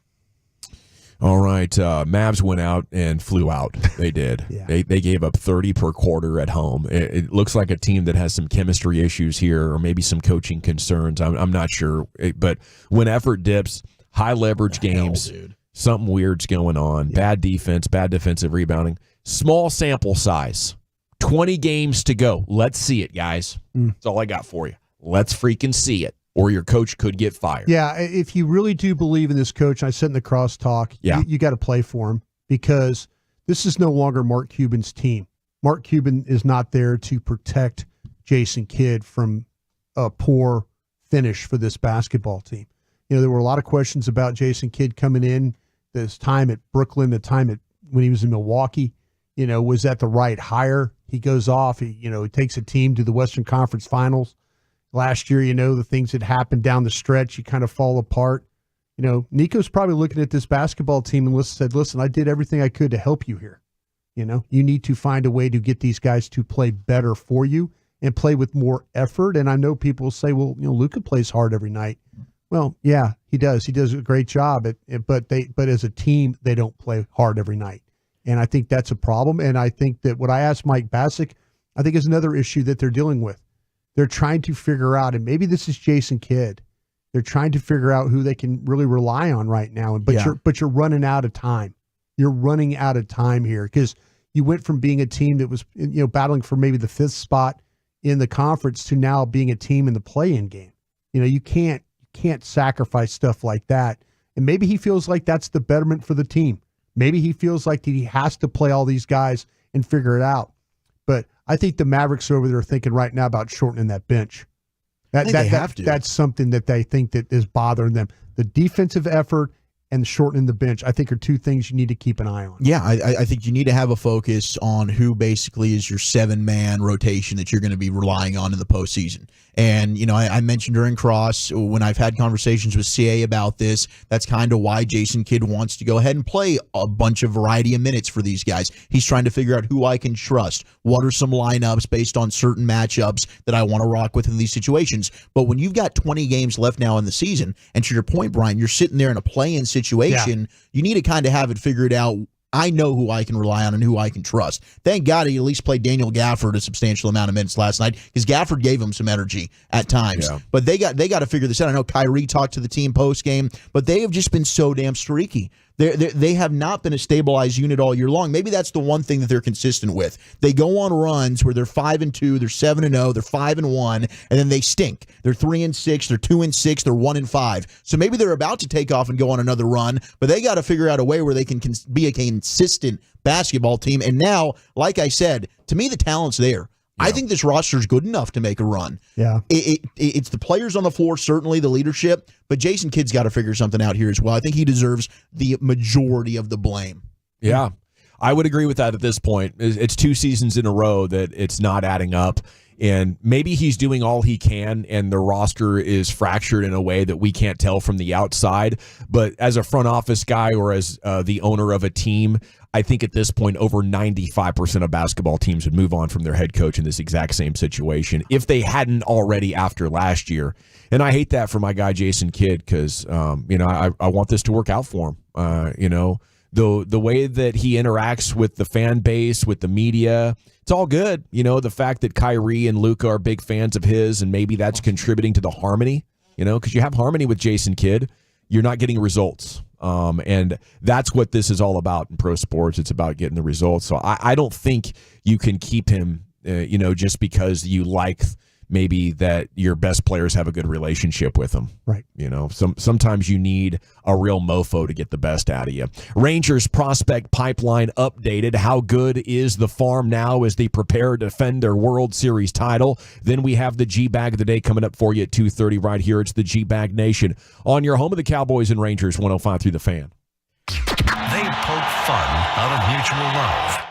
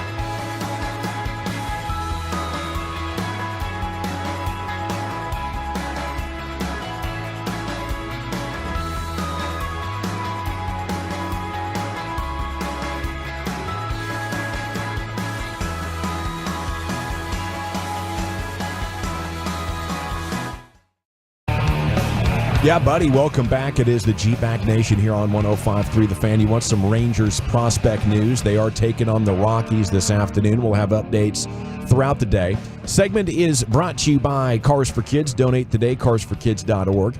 And it's brought to you by the Frankels. Life's unpredictable. Accidents happen. Franklin Frankel, the go-to attorneys for car and truck wrecks and DFW. If you or a loved one has been in an accident, contact the Frankels for a free consultation. That's 214 or 817-333-3333. Jump online to truckwreck.com. Where would you anticipate Carter and Bankford would be in the MLB Top 100? Of course, they're 1-2 in the Rangers prospects. 3 and 5. You know, I'm surprised that anybody could possibly be more touted than Langford at this point, considering how hot he's been. Yes. But I think he's getting faded for his defensive lack of defensive experience. I'm not going to say it's shortcomings. We'll see how he handles that transition. So it's not 5. It's probably what? Is it like, no. So they're not both in I figured they'd both be in the top 5. Is it like 3 and 18? No, it's 5 and 6. Oh, 5 and 6. Okay, so Wolchuk had one right, although I think it was probably the wrong one. Yeah. I was surprised there were that many players, but they're probably 5 tool guys, you know? I would think, yes, like 3 and 5 or 2 and 3 or something like that. 5? What do they have, like Jackson Holiday up there? I mean, what are we looking at here? Couple of Oriole guys in there, I'm sure. This is unbelievable. Because you're right. And this continues the offseason of disrespect. We go around the bases at 445. I got more disrespect. And this time it's coming from our guy, David Schoenfeld of ESPN. I'm getting sick and tired of this. Let me get you these top 100 prospects here real quick before I give you the Rangers top 30. Heaney's having some trouble early here. Heaney's fine. Jackson Holiday, Jackson Churio. Okay. He's the guy from the Cheerios we saw him play the other day. He's with the Milwaukee Brewers, center fielder. Paul Skeens. He's going to start it starting in AAA. With the minor league. I get. You know, they don't want to go ahead and fast track Paul Skeens. That's fine. It also is controllability stuff. So that's fine. Whatever. Junior Caminero, Tampa Rays. He's a big time prospect. But give me Evan Carter. Absolutely. I'll take Wyatt Langford and Evan Carter over all those guys. By the way, they do have Carter ahead of Langford, which is pretty interesting. Most services go the other way around. Well, I think I would put Carter ahead of Langford because we've seen Evan Carter do it on the biggest stage. Yeah. I mean, I don't know why you wouldn't have Evan Carter number 1. Wasn't like Evan Carter, if I'm right, wasn't he just such an afterthought on that draft? Oh, people were mocking the Rangers for taking him where they did. Yeah. Oh, some people didn't even have him in their top 300 prospects. There you go. All right. They do things outside the box, and when it comes to the pitchers, it's killed them. But when it comes to Evan Carter, it paid off bigly. Okay. Elsewhere, you do have Sebastian Walcott, number 71 on the list. Brock Porter checks in 88. Not a lot of surprises, although Lone Star Ball notes here in this write-up about it that pitchers Cole Winn and Zach Kent, who are on the 40, don't make the list, being surpassed by the likes of Dane Acker and Isaac Tiger on the Rangers' top 30 prospects. Winn had a bad couple of seasons, and Kent was hurt much of last year. They need somebody to step up here from the pitching. It's an embarrassment at this point. It's been going on for decades. I mean, we got to hope maybe Mark Church or somebody can step up for us. You need some of these arms to deliver eventually. Yeah, have you really guys given up on Jack Leiter? No, I have not given up on Jack Leiter. Yeah, I let me go don't think he's going to fulfill the number 2 overall hype, but I think he can still end up being a back of the rotation starter. Yeah. I've given up on him. Okay. I really didn't care what Zach was saying. I was curious what you had to say about it. I mean, the funniest thing to me is, you know, he came and he debuted and he was like not good, and they were like, oh no. Yeah. And now everybody's like, oh yeah. You still believe in Jack Leiter? Like when you hear the insiders be like, oh, you're obviously not paying attention. You listen to Jack Leiter, the same people that were like, oh, you got to be patient with this stuff like 6 months ago. Yeah.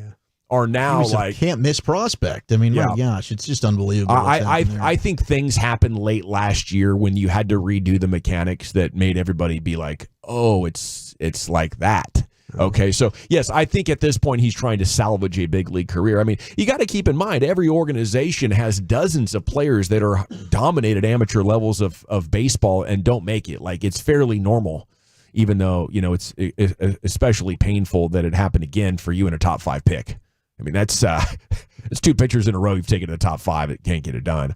Okay, Tony Pollard says he's willing to take less. There you go. Do you respond, say less? Or what do you respond with? I think there's a couple of different ways to go. And we had this discussion on Cowboy Break this morning on our show on DallasCowboys.com. And I always believe that coaches like familiarity. I could see them signing Tony Pollard, and I could see them drafting somebody. But if with the number, this is a record number of quality running backs in free agency.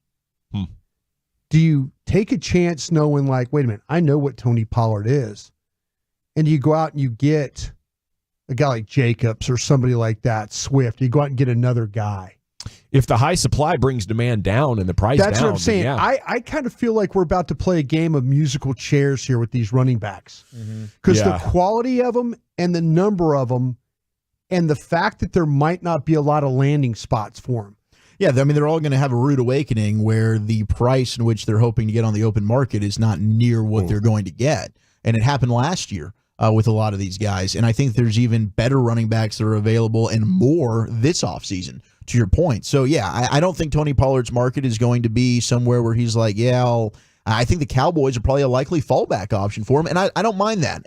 I've stated, look, bring in Pollard. I don't know how long the deal will be. Maybe it's 1 to 3 years. And then you still draft a guy, and hopefully that guy that you draft ends up being your starter. We got a goal from Copenhagen. They've clawed one back. City has them 2-1 in Champions League action. It's time now for the G-Bag of the day. Into the Pimp Cup. Here's Liz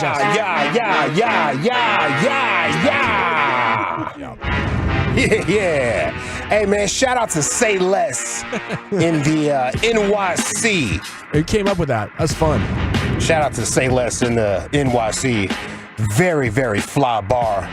That's what I would think, yeah. Yeah, man. It's a little sushi spot. It's fly. They be out there. Ooh, they be out there, boy. Taking chances with your life going out there, though. Let's go to our winners right here. This is day number 2 for the Fox 2 Detroit crew. Stand up. Detroit, what up, though?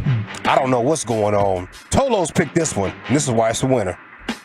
These pigs being rescued. Barn sanctuary. I don't want to eat all this meat. Go buy a pig. Nuts. You can eat some nuts. No, I ate some nuts this morning. It was only 3. Chris, it's only 3. How much? I'm not doing nothing. How much was it? 3. It wasn't worth it? No. The nuts were not worth it. No more nuts. No more nuts for me either. Okay. No more for me either. Had a bad experience last time. TV anchors. I'm allergic. I contend that's never happened in a market inside the top 40, Lucius. What are you talking about? This is small town TV stuff. Have you seen KTLA? Yeah, they get loose too, don't they? They're a little wild over there. KTLA. They get wild in Chicago, too, sometimes. They sure do. Yeah, this older. Little Michael Jackson coming at you on 105.3 The Fan. Can't help it. We have a boxer right here. Francis, what's his last name, Wilchuck? Francis Ngannou. There we go. Ngannou. Anyway, he's a wild boy. Listen how he's talking to this female reporter. Might be some Mike Tyson stuff back in the day. I can't talk to you unless we fornicate. You know, remember that guy? Yes. Anyway, it's over unless we fornicate now. Him do his open workout. I have something else to do. You're busy. Which is you. Oh. He's shooting his shot. She was loving it. Wow. Him do his open workout. I have something else to do. You're busy. Which is you. Outside. Maybe they've got a little relationship going on. Yeah. I hope she doesn't have a husband or anything. No. I'm working late. No. Got a lot of audio and stuff to chop up from the interviews we did today. Something to chop up. Stop it. All right, let's see. Have we been pronouncing the German classical musical composer, Mr. Beethoven? Have we been pronouncing his name wrong? No, Beats the hell out of me. It's definitely Beethoven, right? Beethoven. It's also a great dog. Beethoven. Yeah, great dog. Good movie. I guess it was a good movie. I was a kid when I seen it. Beethoven. Let's go to the RJ and Choppy show. Which one of these guys is Chop? Jared, you mentioned last week the name Mark Church. He listens to Beethoven, which every reliever, every closer's got to have that that quirk about them. Very few of them are I think Mark Church banging out to Beethoven is that little calling card for him. So I like that about him. He's got a little crazy to him, and he's. Is it really Beethoven? Have we been pronouncing this wrong? All these years? As opposed to what I said? I said Beethoven, right? Wait, say it again. Beethoven. I don't know that you're saying it right, Jared. What is it? It sounds like you're putting a little emphasis on the H. Yeah, it's like you're saying. It's like you're saying Cool Whip instead of Cool Whip. I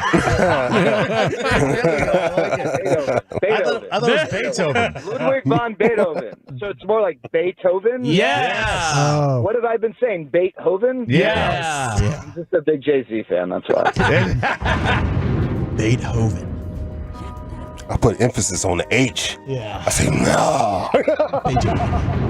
Like his first name was Bait. Yeah. Hand me a pencil. Last name Hoven. Yeah. Beethoven. Beethoven. Beethoven. He's German. Beethoven. Beethoven.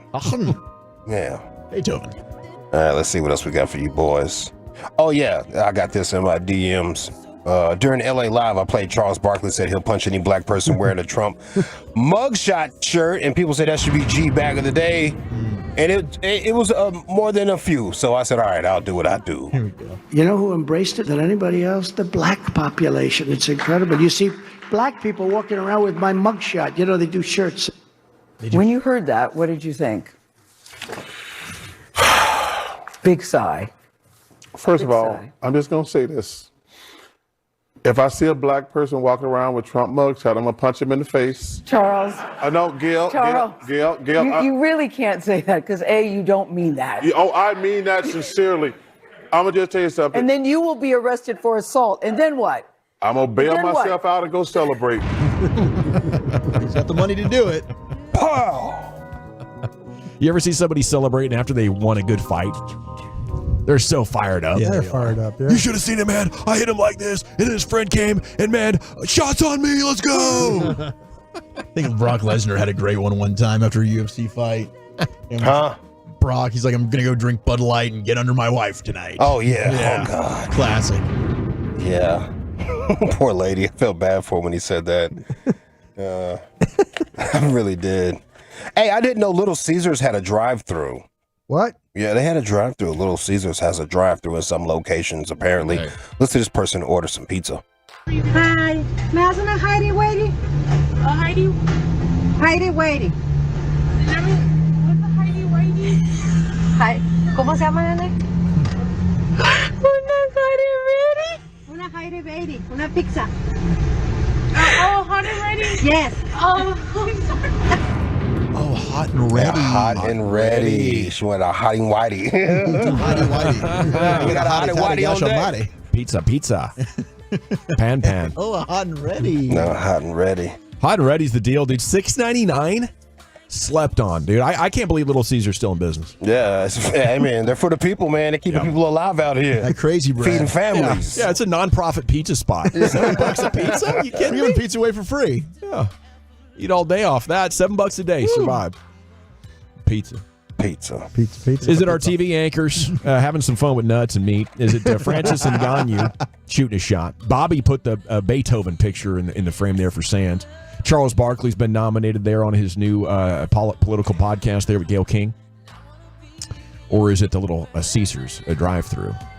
I could use a little Caesars drive-thru on the way home if I had one. I'd hit that quite often. I think they need to bring that back, to be honest. Okay, I'm gonna go with Beethoven, Lucius. How about you? Let's see here. I guess I'll ride with Charles, man. On today's lineup, I'll ride with Charles. Bully? I'm gonna go with the pizza. And Brian? I'm gonna go with Chuck. The Chuck Wagon has done it. He's done it. He is known for his outspoken takes, and it's made him G-Bag of the Day by a score of 2-1. Tune in tomorrow, 2:30, see if he can make it 2 in pursuit of 5. If you do ever miss the G-Bag of the Day, LA replays that for you every night in LA Live at 5:40. Now, Krusty's Corner's coming up next. Where are we going with that, sir? Guys, I have a couple scouting reports for you, some guys that are on the street. We'll do that next. Coming up Thursday morning on Sean.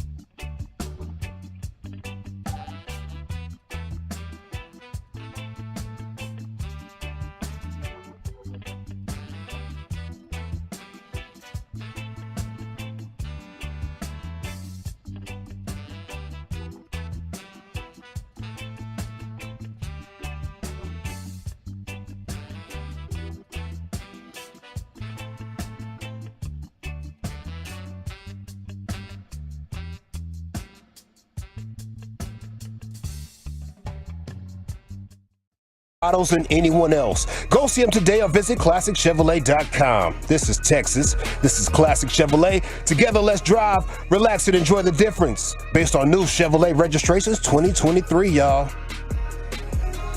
Thank you, Lucius. It is the G-Bag Nation on 105.3 The Fan. And coming up at 3 o'clock, we have your NFL news of the day. Looking forward to that. Brian has the details on some very interesting names that are now becoming free agents in the NFL. And here he is, the king himself, Brian. Thank you very much, General. Was I making sense? Oh, by the way, real quick, Bobby and I have got a love of the star tonight. Sweet. So if you want to get potentially your question answered, please tweet at Brian Broadus, Brian with a Y, or Bobby Belt TX, and we'll do our best to try and get your question answered there. We're going to do a show where we answer all the questions one day, too. I think that's always good to kind of mailbag it one day and get everybody's question answered. I know we have kind of some limited time with that, but hopefully get your question answered tonight, and appreciate everybody out there that listens to us. Do you guys agree with what I was talking about with the running back situation, with maybe there being so much quality and not enough teams for the quality? So do you think your first offer that you make for one of these quality guys probably be the best offer they get? And maybe you can get somebody instead of, I kind of feel like you guys would be okay with going away from Pollard. Well, we had the report early in the offseason the Cowboys were going to change course on how they allocated salary cap to running back. So I think Tony Pollard's story today, he'd be willing to pay for less, has that in mind. Right. And I think there is a number where I would be happy to have him back. But when free agency starts, I think there are going to be better players on the market. And I want to offer those guys $3.5, $4 million and see which players that is interesting to. You know, I think there is a point where I won't go over. But with all of those runners, I want to try to get one in here that I can depend on that's going to give me a good chance at 4.5 yards per attempt. And then I want to try to really break the bank as far as talent in the draft. I like what you're saying there. Zach, you've seen both the draft and these guys that are on the market right now. Yeah. Do you lean in one way or another if you're the Cowboys? Yeah, I mean, I would like to add, veteran insurance, and maybe Pollard is that guy. But ideally, I'm kind of looking at whoever I draft. If you want to go as early as 56 and take Trey Benson from Florida State. Yeah, I'd love that. I think that's your starter.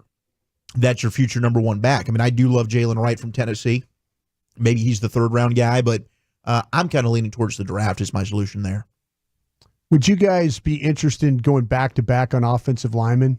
Very much so. And then taking a running back at 3? Maybe that's the best way for the draft to flow.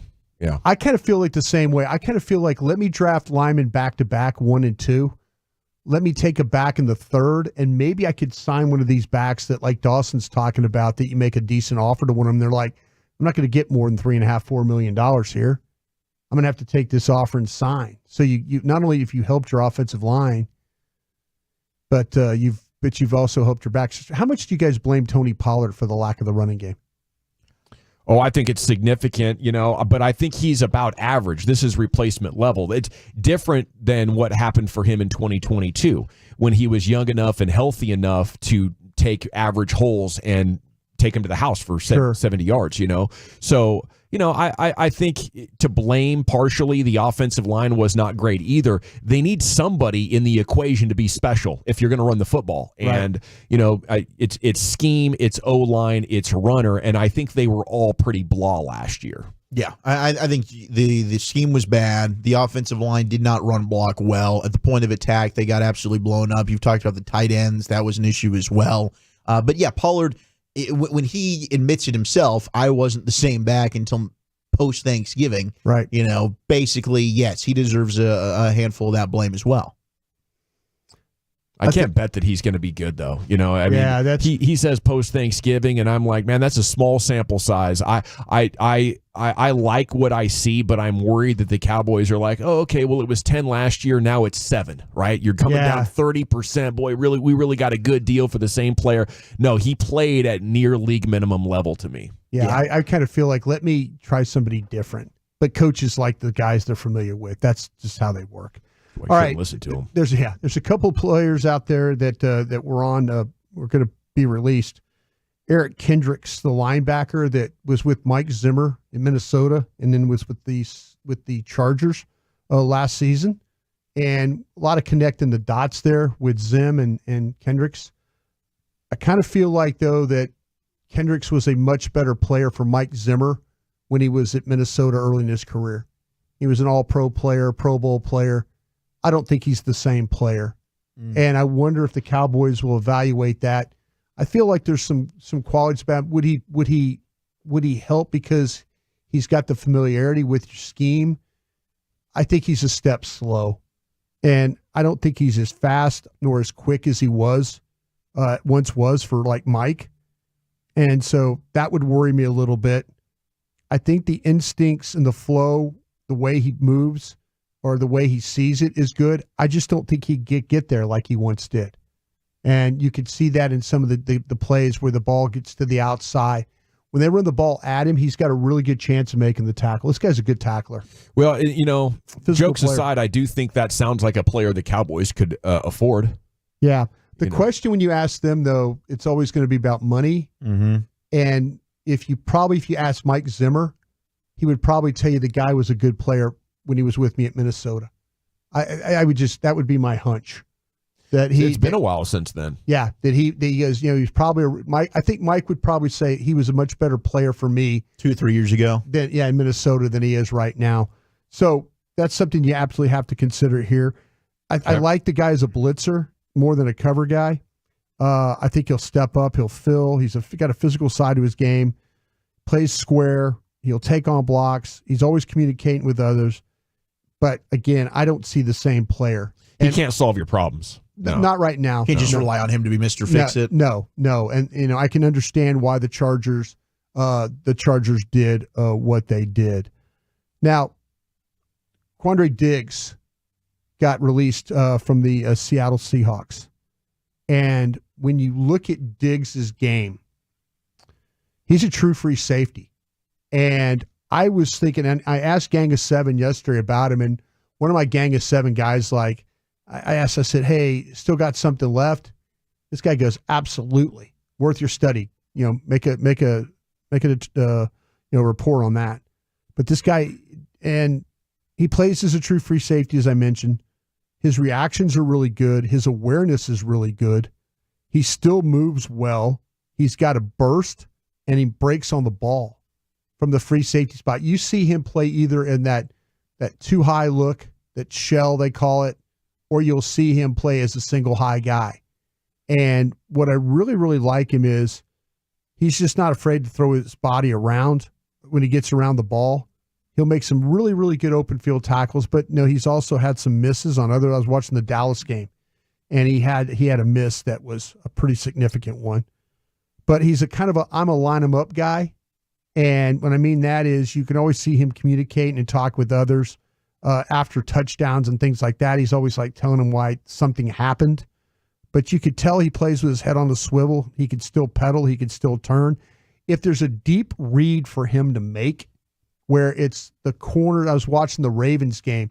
They try and run vertical on the outside a couple different times, and he read the route, turned, opened, and then went, and was able to kind of cover the ground and then get in on the play. I think he's really good at seeing quickly what's happening around him, and then finds that ability to make things happen. So if you gave me an opportunity, again, these are all guys that we'll see what the money situation is. But if you gave me a choice between, and as bad as Cowboys need linebackers, and we'll see what happens with Hooker. This guy's a better player than Hooker, in my opinion. He's a University of Texas guy. Mm-hmm. So, is there some kind of connection that you can maybe bring him back home that way? I don't know. But if you gave me a choice between the two, I would take Diggs, the safety, over Kendricks, the linebacker, who both were put on the street yesterday. You think Diggs pretty much in his prime still? He's a veteran player, man. But I tell you what, I think he's got that ability. I love the way he sees things. I love the way he reacts. I love the way he helps others when needed. So that's something that you could always always take advantage of a player like that. I think Zach's about to tell us about another name player who is about to become a free agent in the NFL with free agency now approaching. Well, Chuck, where are we going? Yeah, we've certainly got some big names that are getting released. We've got another name that is re-signed within the division. We'll tell you about all that next. Take your turn it on, leave it on.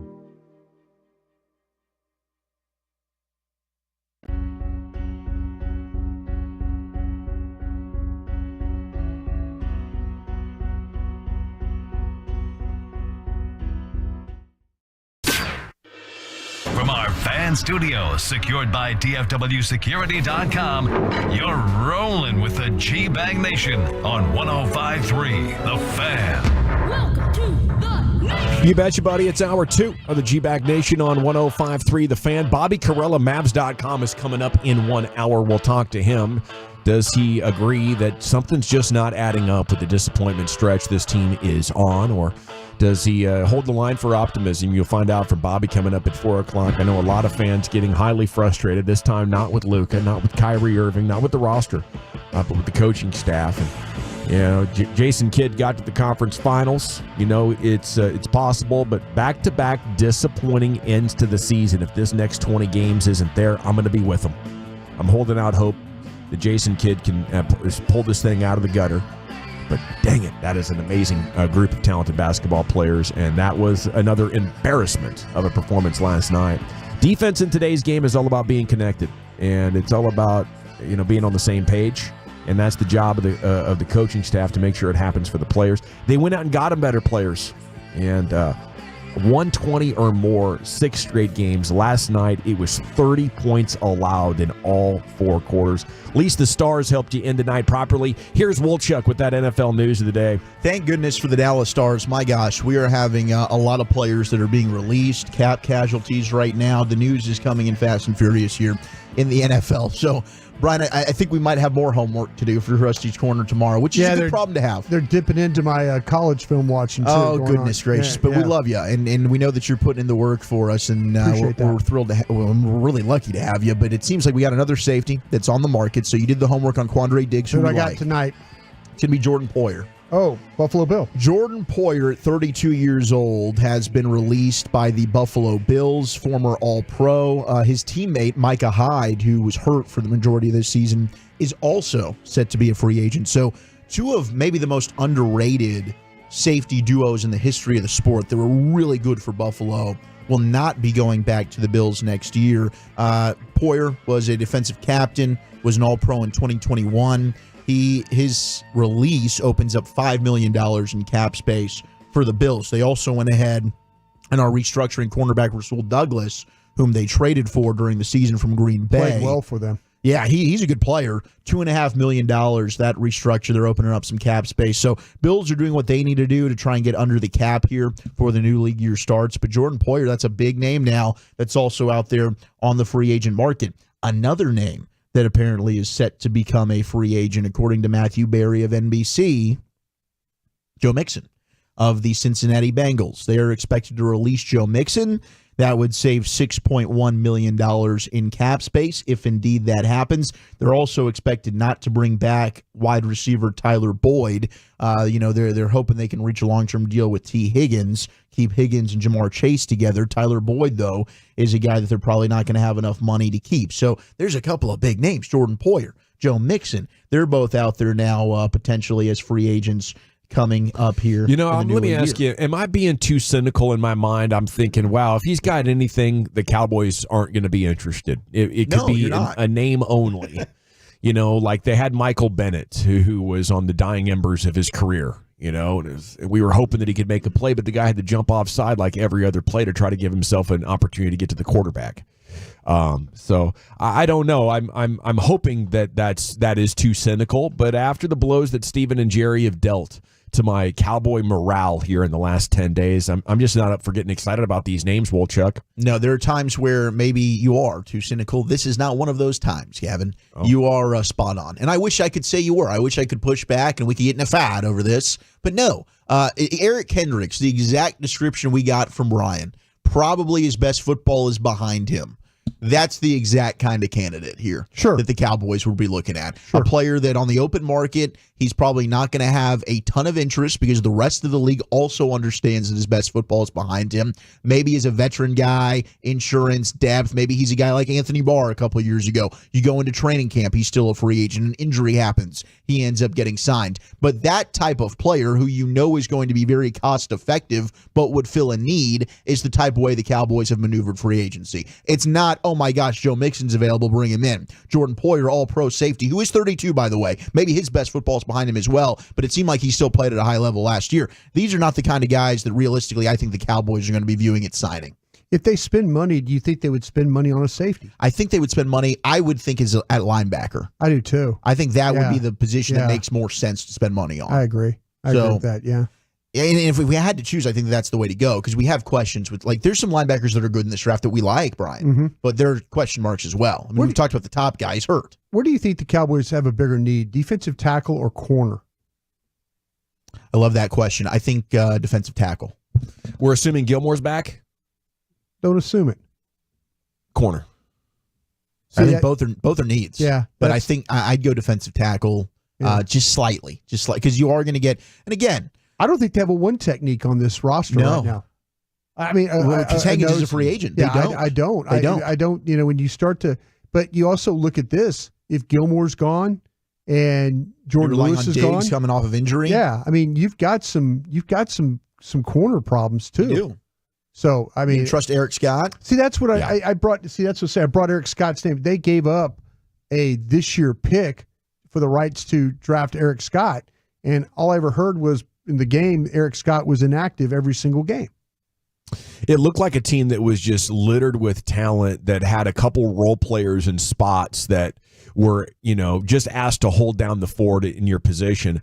But it's more like a group of role players with a couple of stars. And now their depth is in question. I really think the playoffs are in question next year, guys. Yeah, the team right now is they have a lot of holes that they need to fill, which is why I do think the trade This division's probably going to be bad, Gavin. I hope the division's bad. Yeah. That's why I would still pick them. I would still pick them. Yeah. But that's not saying much. Yeah. Adolis Garcia, by the way, has hit a home run in his first spring training game. He just homered solo Bombski, 4-2, Colorado leading in the top of the fourth right now. So an El Bombi dong ball, that's what we're talking about. Speaking of the division, 3-time Pro Bowl tight end Zach Ertz is back in the NFC East. He is signing with Dan Quinn and the Commandos on a 1-year deal worth up to $5 million. He's reuniting with Cliff Kingsbury, who was his head coach there in Arizona, whom he previously was with. So Zach Ertz, another one of those players. You talk about his best football probably behind him, but he's back in the division. I hate to say this, but that's a waste of $5 million right there. Zach Ertz can't play anymore. Mm-hmm. I'm sorry. I mean, I watched. But that's the kind of moves you want to see your division rival make. I know. He was with Arizona. We saw Arizona beat Dallas last year, but he can't block. It's very much and he's like, hurt often now. Yeah, it's kind of watching Jason Witten those last few years. You throw him the ball, it's a 4-yard gain. He gets tackled, and everybody's happy. He caught a ball. Yeah, that's a bad use of money, right there. I was surprised if he went anywhere, it'd be going back to Philadelphia. I think he needed like a handful of catches to become their. Well, you'd hope he'd go back to Philadelphia and take $5 million off their cap too. Yeah, I would hope that. But that's the thing. Philadelphia wasn't stupid enough to pay him the $5 million. So they're thinking, okay, well, here we go. Let me take this much money as I can get here on the open market. Go sign there. Speaking of the Commanders, there are some rumors that they could be a team that is willing to move down. They're open to everything in this draft, including moving back, according to Adam Schefter, who was on with Pat McAfee. See, they're not in love with Drake May. That's or where Jaden Daniels. Well, They must not be in love with either. They must. I tell you what, they must feel like that. Maybe they feel like that they could get Drake May a little bit later than. It could be. Than what that. I think keep an eye on another team. I think that can move down is the New England Patriots. At 3, with Elliott Wolf running the draft there now. Elliott realizes he doesn't have a team that has a lot of quality players on it. He's going to try and get as many picks as he can and get that thing turned around. Okay, you brought up the Patriots. I'll get back to the NFC East here in just a second. There was a rumor starting yesterday that people within Jaden Daniels' camp did not want him to go to New England. That's BS. It is. It's BS. Apparently, that's not true. Jaden Daniels has come out and insinuated that is, in fact, fart. That is not accurate. Yeah. Apparently, the Patriots now, I don't know, this could have changed, like with Elliott Wolf. Bill Belichick was a guy, according to NFL Network, that loved Jaden Daniels. He was at the top of New England's draft board when Belichick was there. Yeah. Likely would have been the pick if he were on the board. Sure. Now, with Belichick gone, does that change? Is Elliott Wolf still as enamored with Jaden Daniels? In Elliott's bloodlines of his dad made a trade for Brett Favre. Sorry about this, Wolf. Okay. He made a trade for Brett Favre that changed the direction of the Green Bay Packers forever. And so Elliott realizes how important it is to have a quarterback. And in this day and age, we've all seen, if you've had a chance to see Daniels play. He won the Heisman. He carried an LSU team that had no business winning 10 games. They've got outstanding wide receivers. 2 of them are likely going to be picked in the first round. But he carried that team. And if Elliott knows how important it is to have a quarterback. And he's special. Yeah. And if you're going to be playing in the AFC now, especially in that division with Josh Allen, and I mean, I don't know what you think about Tua. Some people don't love Tua, but either way, you've got Burrow, you've got Mahomes, you've got Allen. Maybe Herbert's better now with Harbaugh. You need a difference maker at the position. Jaden Daniels, to me, that's why I've got him at number 2 behind Caleb Williams. His stock, to me, you talk about sky's the limit. Yeah. That's a dude that can take over the National Football League with his ability to not only win from the pocket, but also his running and playmaking ability outside of it. I get he takes some hits that he's going to need to clean up, but he makes some plays where you're like, holy hell. He is looking to run. He's keeping his eyes downfield while navigating outside the pocket, and then will take off. His escapability is rare. It is. And I'm not just saying that because I'm an alum, but I watched him play for the last 2 years. He's been a very, very good quarterback. He's fantastic. Yeah. He really is. Now, the Giants, according to Sean O'Hara of the NFL Network, former New York Giant, won a Super Bowl with them. Yeah. We kind of hinted at this yesterday, but he thinks that Rome Odunze from Washington might be the number 1 overall receiver on the Giants board. I would agree to that. And talking to my friends at the Giants, they realized they need skill, and there was thought about Neighbors if he would be available. But now people are starting to talk about Neighbors from LSU over Harrison from Ohio State. So that maybe the Giants felt like that they're not going to have a shot at Neighbors. But Odunze is a unbelievable player. Oh, he's fantastic. He is he reminds me a little bit of Jamar Chase. He has got toughness about him. He plays in cold weather. Rain, snow, whatever, it doesn't bother him. Just gets open. Good route runner. Exactly. I would hate to those play. Those top 3 guys are all so good. I would hate to play against him at the Giants. Yeah, that would be a good pick for the Giants. And we're still not sure. Maybe they're a team that gets into the quarterback mix. We will see. Now, we're on the receiver talk. Brandon Ayuk is a name that's been out there along with Debo, both of them, as trade targets, right? Yeah. Well, Debo was on with Kay Adams, up in Adams, and Debo said, nope, he hasn't heard anything about that. That's just people on keyboards that are talking. He's not expecting to be out of San Francisco. So Kay asks him, all right, well, what about your teammate Brandon Ayuk? Would that be a mistake? Do you think he's going anywhere? Is he leaving San Fran? My dog, like the season that he just came off of and the seasons previous, I mean, if you look at his numbers from when he got to the league and now, like, it's always a different type of leap. And so, man, like I told him, man, I said, hey, man, you put yourself in a position to be where you want to be. For us, he's up for a new deal and things like that. And I just told him, because I've been through it, like, it's not going to be all fine and dandy like you think it's going to be, man. You got to stay the course. You done did everything possible that you done did for you to be in the position that you done be in, and just let everything play out. I think letting BA go would be a huge mistake. A huge mistake. Yeah, I love that guy. I don't see him leaving though. I don't see him leaving. He doesn't see him leaving. I don't see him leaving. I think both those guys run it back there in San Francisco, and then they figure out what to do with Ayuk afterwards. I'll tell you what, though, it's a smart team, not afraid to move on. They're certainly not. They don't fall in love with their players. They realize that if they have to move them to keep salary cap space or to sign somebody else, they'll trade. And they do football in the right way in San Francisco. Yeah, we're envious of them. We certainly are. Now, the Broncos could be moving on from both Jerry Jeudy and SMU's own Cortland Sutton this season. There is a report that Jeudy more likely to be traded. I think they've tried to trade Jerry Jeudy the last 2 years. And they haven't found a way to do it. I think Sutton's the guy that would be more likely to be traded, and Jeudy just gets outright released like we're seeing several other players get cut. Peyton Manning is pursuing Bill Belichick to join Omaha Productions, according to Andrew Marchand. If Manning were to sign Belichick, the idea of teaming with ESPN to create a Belichick and Nick Saban Manning cast is expected to be broached. Is that so that would be Saban's already with ESPN, right? But is that an NFL or a college one? What you can do both. So Omaha Productions is under the ESPN umbrella, right? So if you're on ESPN, so that he would bring Belichick on with him in Omaha on ESPN. I would love to see those. Wouldn't that be awesome to do? I would love to. Let's see go. a college football one myself. Oh, it'd be so fantastic. I would absolutely love this. Joe Flacco prefers to remain with the Browns. He loved his time there. He wants to go ahead and re-sign in Cleveland. Russell Wilson has been given the A-OK to talk to teams even before his release by the Denver Broncos. What do they have to lose? That one is interesting to me because now if you're a team that needs a backup or you have some uncertainty about the future at your position, maybe if the Broncos are willing to eat everything, you'd give them a 5 or a 6, wouldn't you?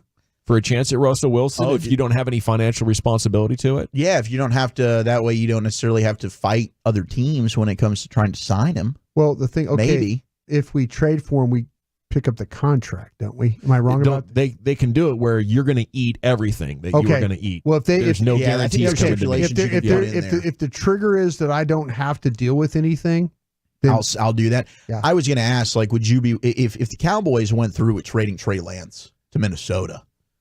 Cooper Rush, I guess, is your backup. I don't know that if you're looking at Russell Wilson as an upgrade over Cooper Rush, which is crazy to say. I never thought I'd be living in a world where I'm saying that, but would you be interested in Russell Wilson backing up Dak? I absolutely would. I think he's still pretty good. You're talking about, them not having the best receivers. They're looking to move on from both Sutton and Judy. He put up 26 touchdowns and 8 picks and a 98 passer rating. I know that he's not the player that Sean Payton wants, and Sean Payton knows this guy can't be a big-time difference maker. He's a player on decline. But if the hit is minimal, and you could have like a bridge quarterback potentially, I think he's a lot more credible than Trey Lance or Cooper Rush. Yeah. Yeah, he's just not worth $50 million. No, anymore. not at all. If you're playing league minimum for a backup, there's a lot of teams that are going to be interested in that right there. There's plenty of more football news. We'll get to it at Football's Finest at 5 o'clock, but I do have to pay off on the Brett Favre ski. Mama gave me 8 of them flop checks, and Mama take away 5 of them flop checks. I want to stay hungry for the Crimson Tide. Here's NFL news today. Guy too. Thank you, Boley. Cautionary tale. Do you want to play a game? We have worst signings in free agent history next. It's the G-Bag Nation on 105.3 The Fan. I want to chat D&M leasing with you before we do that, though, because if you want or need a new vehicle in your life right now,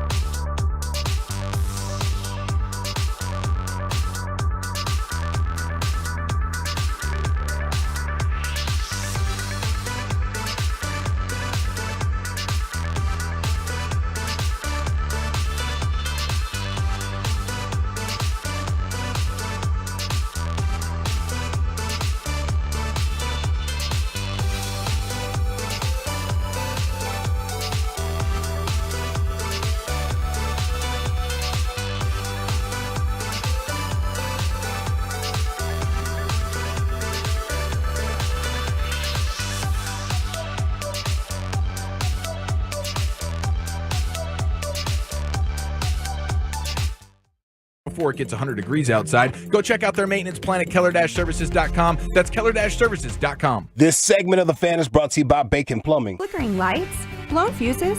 Got new electronics? Call Bacon and we'll upgrade your old panel and give you a free surge protector to shield your home from harmful power surges. Just another reason why. Everyone loves bacon. Welcome back. It is the G-Bag Nation on 105.3 The Fan. I hope you're having a great day. Might be a great day to make a Whataburger run. And salute to our friends at Whataburger, going to sponsor our opening day coverage of the Texas Rangers here in just a couple of weeks. I believe we're 22 days away, which is an iconic number in a DFW sports history. So hell yeah, it is. Makes sense. Okay, let's take a look at this sports content here for you, a G-Bag Nation. Hope you're having a great day. Thanks for making us part of it. Segment is brought to you by Cars for Kids. Donate today, carsforkids.org. It's brought to you by the Frankels. Life's unpredictable. Accidents happen. Franklin Frankel, the go-to attorneys for car and truck wrecks in DFW. If you or a loved one's been in an accident, contact the Frankels, 214 or 817-333-3333. Go online to truckwreck.com. I am off tomorrow, Brian. Salute to you guys for picking me up. Massive soccer tournament in Dallas, the DPL Summit. And I want to welcome all the teams that might be coming into town. I think there's 90 teams in our age group alone. 90 2011 girls teams. We're at Dallas Surf. We're the hosts of this bad boy. So we're looking forward to an awesome time. And I'm trying to keep expectations low so I don't freak out if we go down. You know, there's going to be a lot of eyes on me, maybe some cams. But Friday's game is super early, so I will be back Friday afternoon for the show. But thanks for picking me up tomorrow, gentlemen. Absolutely. No, man, happy to do it. Go kick some ass. Yeah, yeah. Good luck with that whole thing. Trying to bring another championship back to the Dub. You know, it is championship season, and expectations are high all around. So I'm not taking this opportunity lightly, gentlemen. You can a lot of eyes on you. You think might maybe go professional something after this with the coaching game? Yeah. Right from dad coach straight to big Copenhagen. Time, Yeah. Hey, no, for real though. How long you plan on being a coach? After Abby's done with her, are you going to take the next baby on to the? Yeah, if she wants to play, then this thing's probably going to go for at least another decade. Okay. Women's high school basketball is the next thing, like that comedian that, you know, Yes. the volunteer. The volunteer amateur. I already asked the folks over there at Sunnyvale. Apparently, you got to be a school employee inside the state of Texas to also coach in any capacity. So I won't be doing that, you know, unless I could get a part-time janitor gig or something like that. I'd be willing to bang out a shift, clean some restrooms, clean the calf in the morning, if you know, whatever it takes. Top 10 here, the worst signings in NFL history. Now we can play a game here, Wolchuk against Broadus, to see which of you guys knows these the best. I do think Broadus has an advantage in experience because he saw some of these players play, might have recruited them or scouted them, might have signed him. Yes. Might have been a bad signing. Couple bad signings along the way. Yes, but also Marco Rivera. Wolchuk has the. I tried to talk Parcells out of that one. Did you? That was bad. That was good work. I was with him in Green Bay. He had a bad back. I told him, I said, Coach, he has a bad back. That was not a good one. He goes, oh no, we'll do it. You know, and what the hell do you know, kid? This is the reason I got fired. Well, you were giving good advice. Really, you said bring in Charles Woodson and don't bring in Marco Rivera. And those were two things they should have listened. I took it personal. If Jerry or Steven are listening right now, I took it personal that he was spending your money that way. I wasn't going to let him do that. And, you know, Marco Rivera, we gave him $9 million for what? When Parcells was up there going, if I'm going to coach the team, I want to shop for the grocers, was he talking about a young Brian Broaddus in his ear just whipping him about the bad personnel decisions he was making? It's funny. Bill and I had a really great relationship when he was in New England.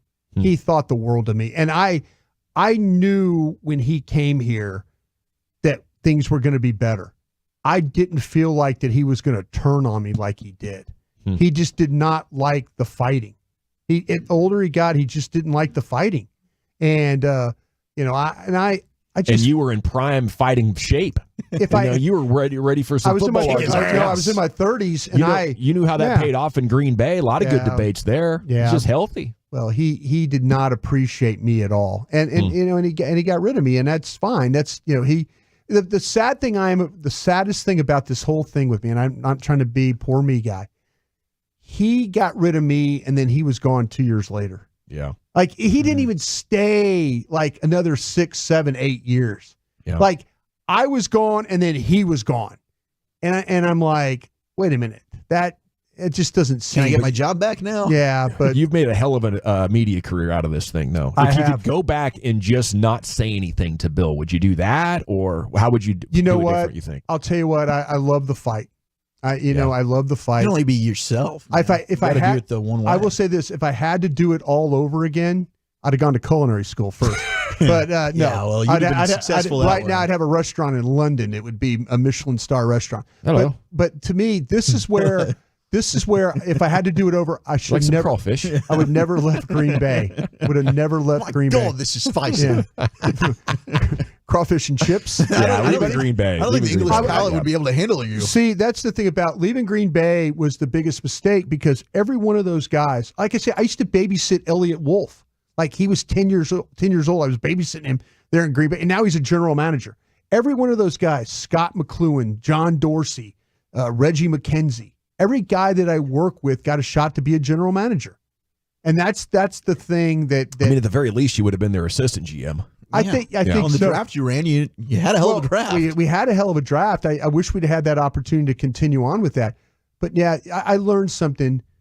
This day and age, people don't want to fight with you. They don't, and especially at the job, they don't want to fight.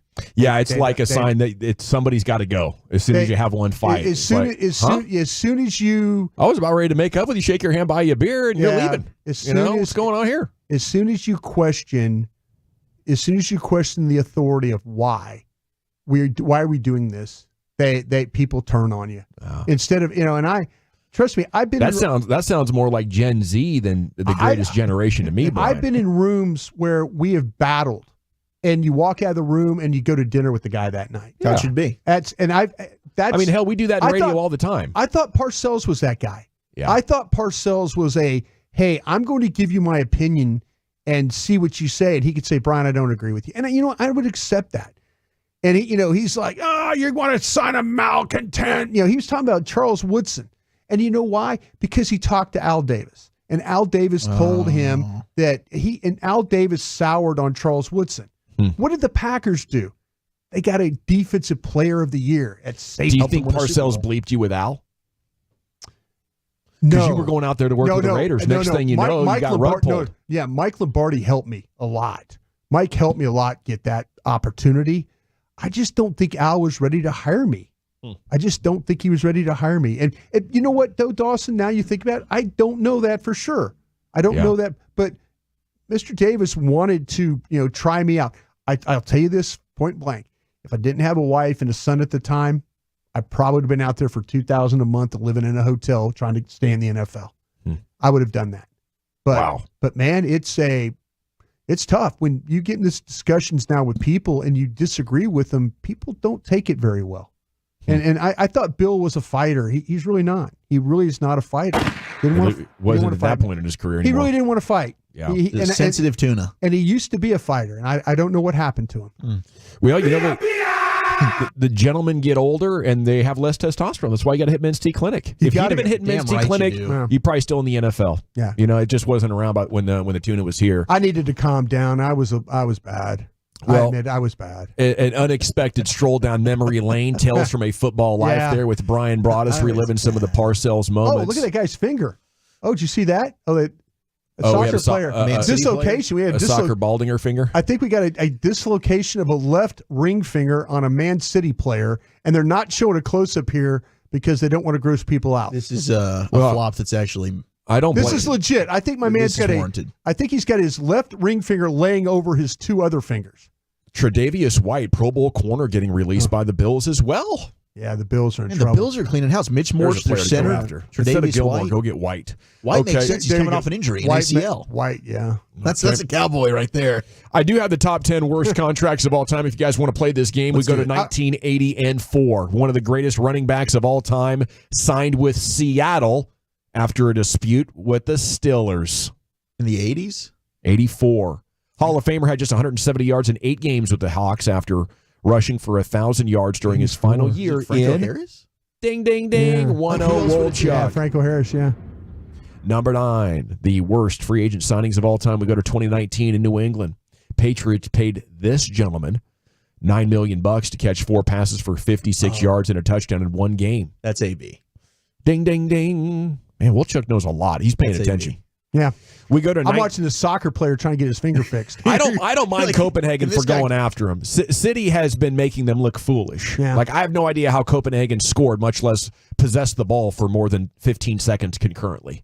They're running around like slow-footed chickens with their head cut off against a professional team. Dawson, do you think you could bring Copenhagen back to prominence as a coach? Give me $1 billion. Oh, look, we're taping up the fingers now. I These guys bet have me and Faisal could do it. If you want to put me in charge with the Prince, that'd be great. Faisal, he was president of Al Nassr. He knows what he's doing. He knows what he's doing.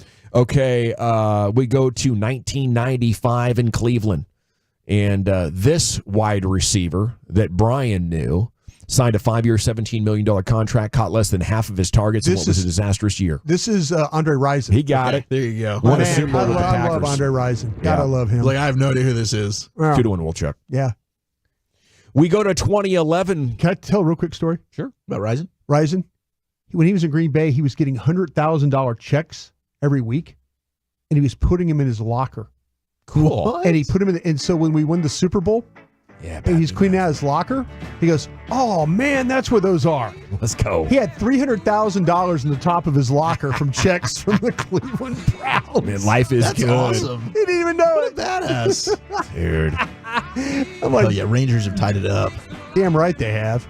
So I'm going to be with my crypto wallets here in about 6 months. Yeah, you're gonna be taking I just off here learned something soon. about crypto today, and you notice I'm stalling here so we don't have to play this game. No, keep playing. I want to kick his ass. Getting your butt kicked. Yeah. Yeah, you don't have to What? buy a whole Bitcoin. You I can know. buy I pieces didn't know of it. that, Dawson. I thought I had to buy a whole Bitcoin. Namdi Asamoah is number 7. You do have to spend all $64,000. Go ahead and send it to me, and I'll put it in my little old thing and get that taken away. Lucius, give me that Cash App. I'll send it right to you. I'll get you squared away, buddy. That'll be awesome. Number 7. We'll process Send you a that for you. receipt. Yeah. I didn't know that. Seriously, that's how little I know about Bitcoin.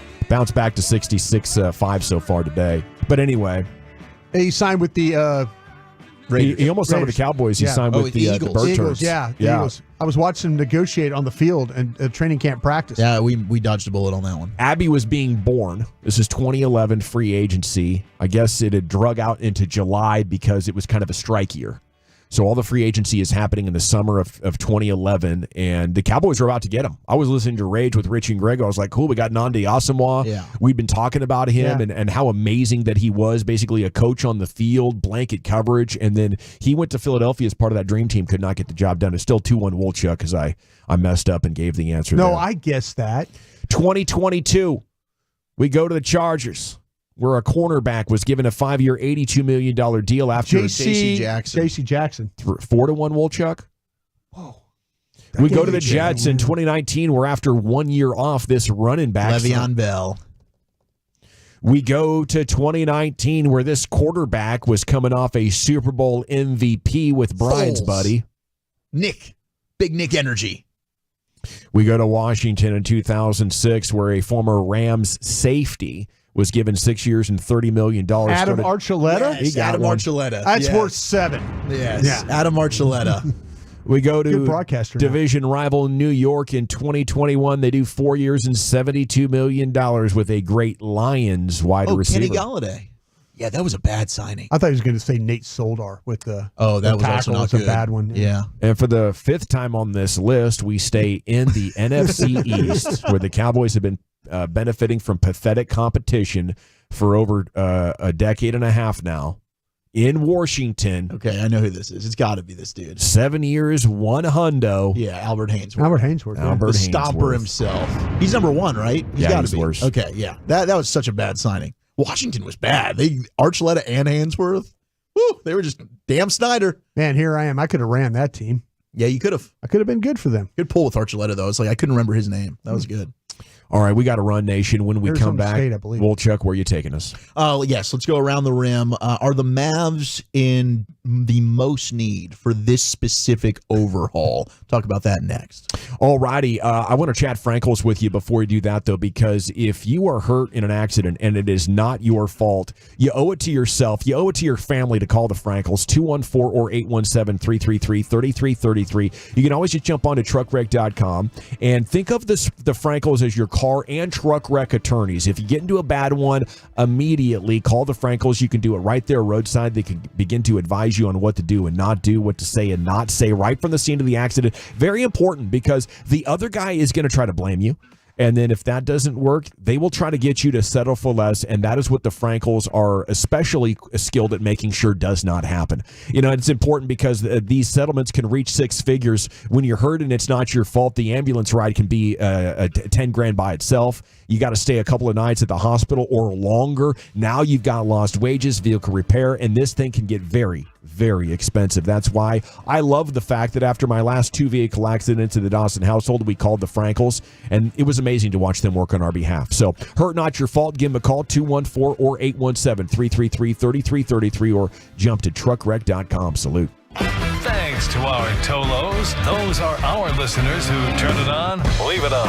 We're here for you all day on 105.3 The Fan and on our Odyssey app. Did you hear? Petco has great low prices on all the brands your pet loves, like Fancy Feast, Blue Buffalo, Hill's Science Diet, and more. Stop by for food and everything you need for your pet, and see what your trusted neighborhood spot and their knowledgeable employees have to offer. From low-cost vaccinations to full vet services, to grooming, training, and supplies for dogs, cats, fish, birds, and small pets too. Visit Petco today. Better starts now at Salad & Go. From Cobb to Caesar, Greek to Thai. Thrive with every delicious, nutritious bite. For a limited time, get any salad or wrap and a drink for only $7.49 at Salad & Go. Tonight we're focusing in on Zoom with Galaxy AI on the new Samsung Galaxy S24 Ultra. Ah, a baby tiger. Check out his claws as he prepares to pounce on that frog. Close one, but not as close as this Zoom. We can literally count the whiskers and... Oh, look, Mum's here. Good thing I'm nowhere nearby. Go wild with Galaxy AI on the new S24 Ultra and zoom in on the epic day or night. Get yours now at Samsung.com.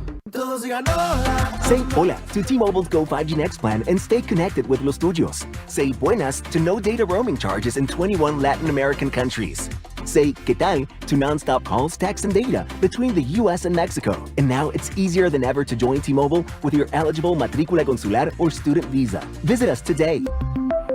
Go 5G Next plan required. Data included in select countries. In Mexico, up to 15 gigabytes high-speed data followed by unlimited 2G data. Not for extended international use. See T-Mobile.com for terms. Get ready, Metroplex. The Dallas Boat Show is back with everything you need to live your best life on the water.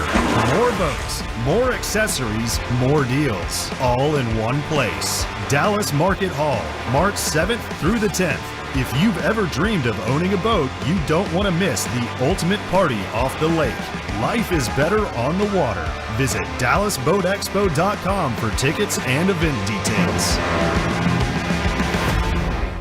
When you think mortgage, think TexasLending.com. Are you whelmed by your credit card payments? Before you become overwhelmed, start with TexasLending.com today and get a cash-out refinance or a home equity line of credit to start this new year right. Get your finances in order with a mortgage company you can trust with that home equity line of credit or cash-out refinance from TexasLending.com. 4201 Spring Valley Road, Suite.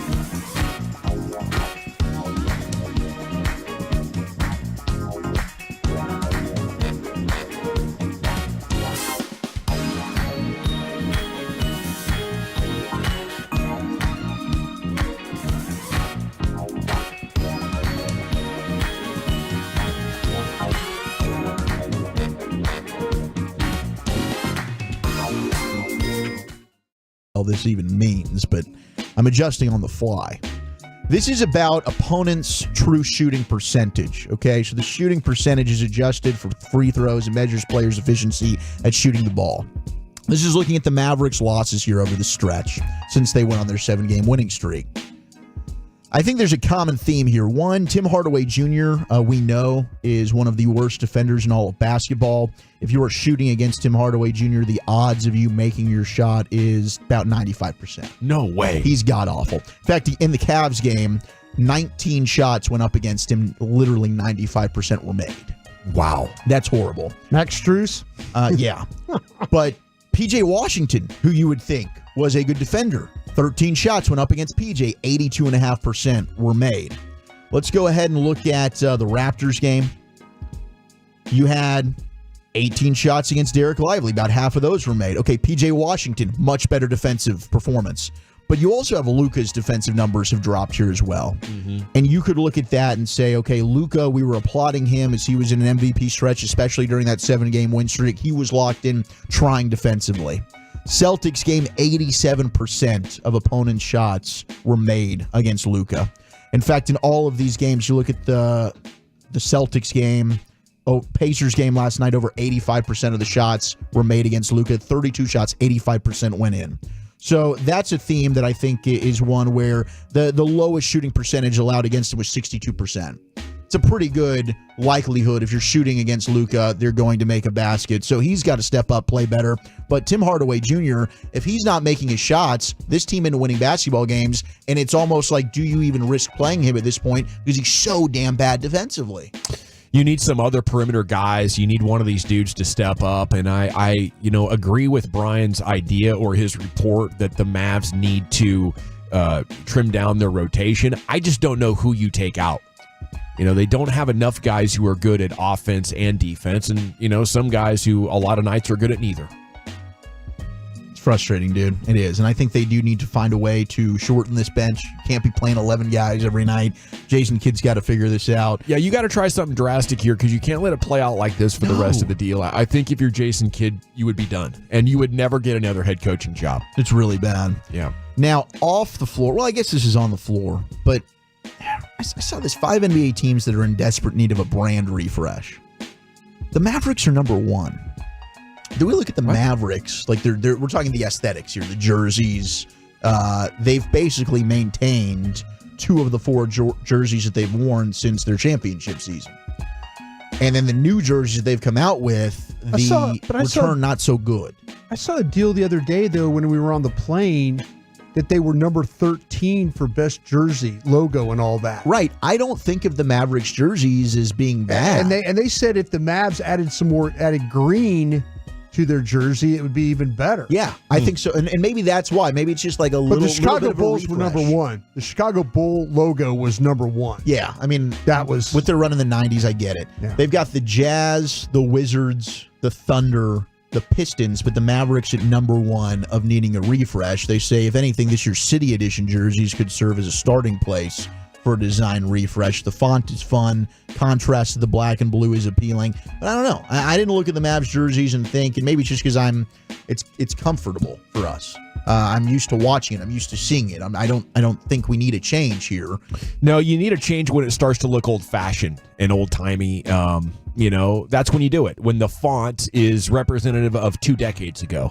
And when you see it, but I don't see anything resembling that with the Mavs. No. I did like the blue uniforms they did at least last year that had the green piping on the side and the green highlights. There's some different looks that they have, and overall, I'd give the Mavs uniforms a thumbs up. Some Tolos, though. Mavs definitely need a new logo. Not going to say the rest of that 940. Did you guys like the white cowboy hat on the M? On the, like Don Carter's. The Don Carter logo? I didn't mind it. Yeah, that's the best one to me. Liked it, yeah. You like that one, Lucius? My favorite Mavs situation right there. I thought that was really, really cool. That's the one, bro. Yeah. And the green one too. Yeah, that's my favorite Mavs situation. Yeah, the green one, I'm with you 100%. Absolutely need a rebranding from the 206. I don't know, maybe this is a bigger issue than we really thought. Can this man save the dunk contest if he doesn't eat his way out of the league? I think Dallas Stars need one more. Who's the dunk contest? The dunk contest, Zion? I'd be for that. Okay, so Zion took to the podium. He's asked about the dunk contest. And this is after he had 16 points in 26 minutes. Big win over the Raptors. Here's Zion. What do you think? You going to the dunk contest? I got to do my part and make the All-Star game. If I'm in the All-Star game, I'll do the dunk contest. But if I'm not doing it. That's fair. Sounds like a fair deal to me. I don't want, I have a busy schedule. If I'm not in the All-Star game, I'd rather enjoy life. I'd rather enjoy kind of feels like else. kind of feels like he doesn't want to be in the All-Star game. Yeah, I mean, I've got to do my part and make the All-Star game. Well, then damn well do your part. I mean, he's done it twice. Hashtag do your part here, Zion, because I think we need you in the All-Star game, buddy. It would be so awesome if a fat guy wins the dunk contest. I mean, it might be the greatest accomplishment since Spud Webb. I'd be so pumped. Might be more impressive than Spud Webb. I would love it. The Heat are adding Patty Mills as Josh Richardson is coming back. I saw he got released. Yeah. Where are you with my Stars take, though, that they need the redo? Because theirs is the most old. The last time they tried to redo something, they got black and fluorescent yellow out and started making highlighter uniforms. That was weird. But I just think I'd like... They still do. I like the victory green? I'd like to flip my nose, or what do? I flick my nose? I flick Stick your nose up? I'd like to tell Minnesota to get bent, okay? Because they've made this a rivalry. Okay. They're mad at us. They hate on us, and we're still using their color. Well, Minnesota's jerseys are disgusting, or their sweaters, I should say. This is a Minnesota North Stars sweater still. Okay, the old, yeah. Yeah, and I think I'd say bring back the North Stars.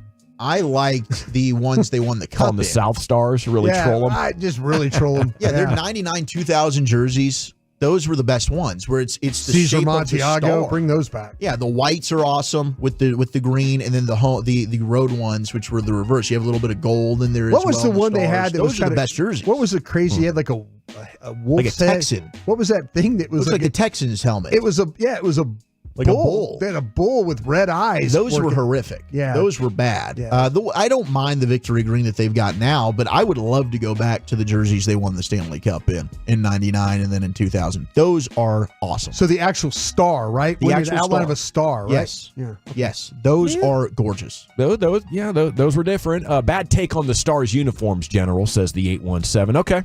I'll stand down. I don't know. Thanks for squaring me away, guys. I'll stand down. No, I liked it. I'm glad that you brought that up. Sign Jim Neal. Jalen Brunson, MRI on his knee injury was clean, according to Tom Thibodeau. So, shout out to Jalen Brunson. Did you guys see what happened with Anthony Edwards a couple nights ago? No, what happened? So Anthony Edwards isn't in the starting lineup, and he is literally... You try and dunk and hit his back? He is squatting at the scorer's table, waiting to get inserted into the game. This is right before the Squatting opening and tip. insert. Okay, go. Yeah, thank you, Brian. Apparently, he just lost track of time. He didn't come out onto the floor with enough time to be out there for the starting five. And he ended up at the first time out, he gets inserted back into the basketball game. But, I mean, I don't know. How do you lose track of time there if you're an NBA player? I'll tell you what, there's some ladies that sit courtside now that he probably was taking an eye at. Chatting up a little bit? Yeah, he was probably taking Good for him. looking across the floor. I'm in on that. Mm-hmm. We have given Kevin Durant, as we wrap up around the rim here, a lot of grief for you're up 3-1, you blow a lead against Golden State, and then you decide, you know what, I'm going to go join that team and win some championships. I give him grief because he doesn't moisturize his skin and brush his hair.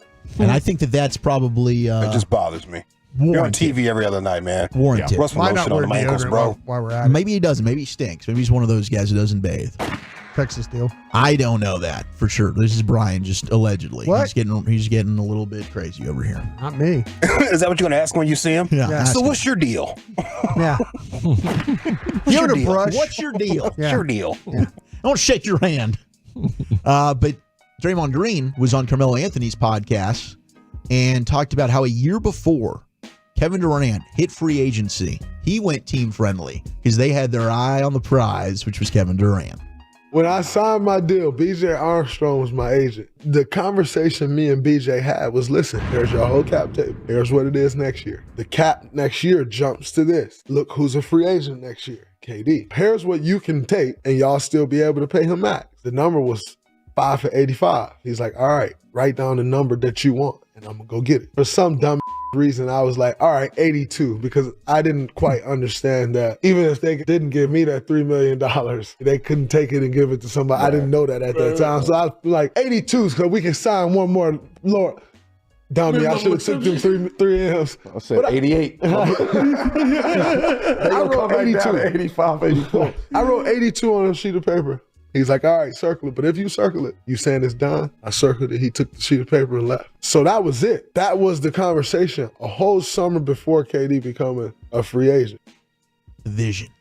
Bring in Kevin Durant free agency. The dynasty continued there. But, Draymond Green kind of foolishly got himself gave away $3 million less money on that deal, which, that's a little bit on brand for Draymond.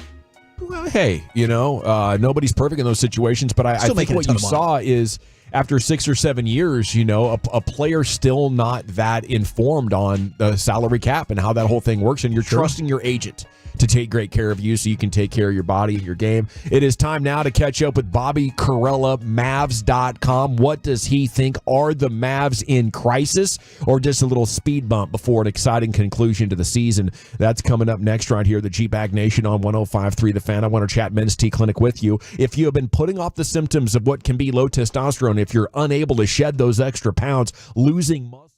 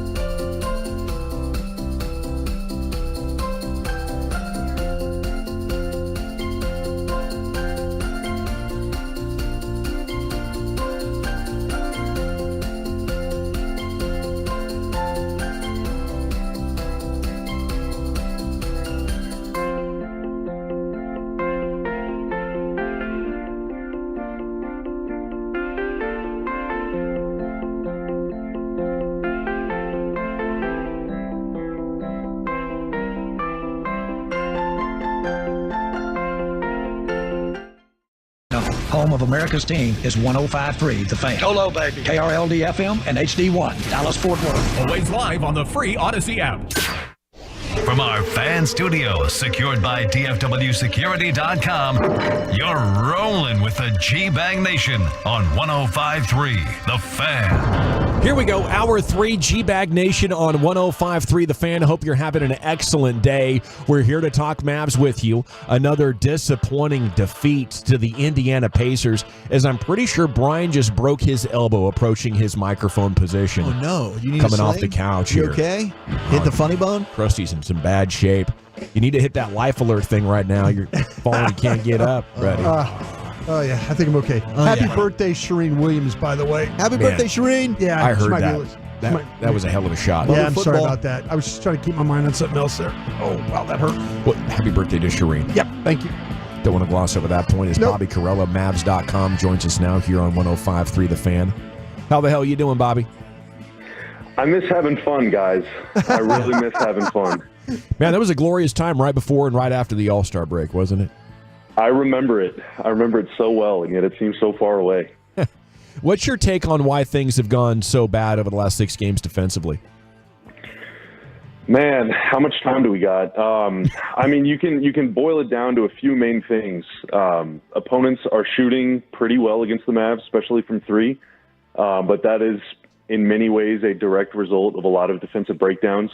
Feels like a lot of things that are happening on the weak side right now for the Mavs are not supposed to be happening, whether it's guys just getting caught in traffic or losing focus or taking unnecessary gambles or just not being close enough to their guy. Teams are just getting a whole lot of corner threes against Dallas, and they're shooting almost 50% on those looks over the last 5 or 6 games. And so, whenever you're giving up a lot of open looks from 3, then you feel like you need to overcompensate from that, which then opens up things around the basket, and all of a sudden the whole house of cards just collapses. And so, I mean, I think it's a combination of systemic failures, of individual mistakes, and a little bit of puck luck. But you have to control the things that you can control, and they have not been doing enough of that for sure over these last 5 games.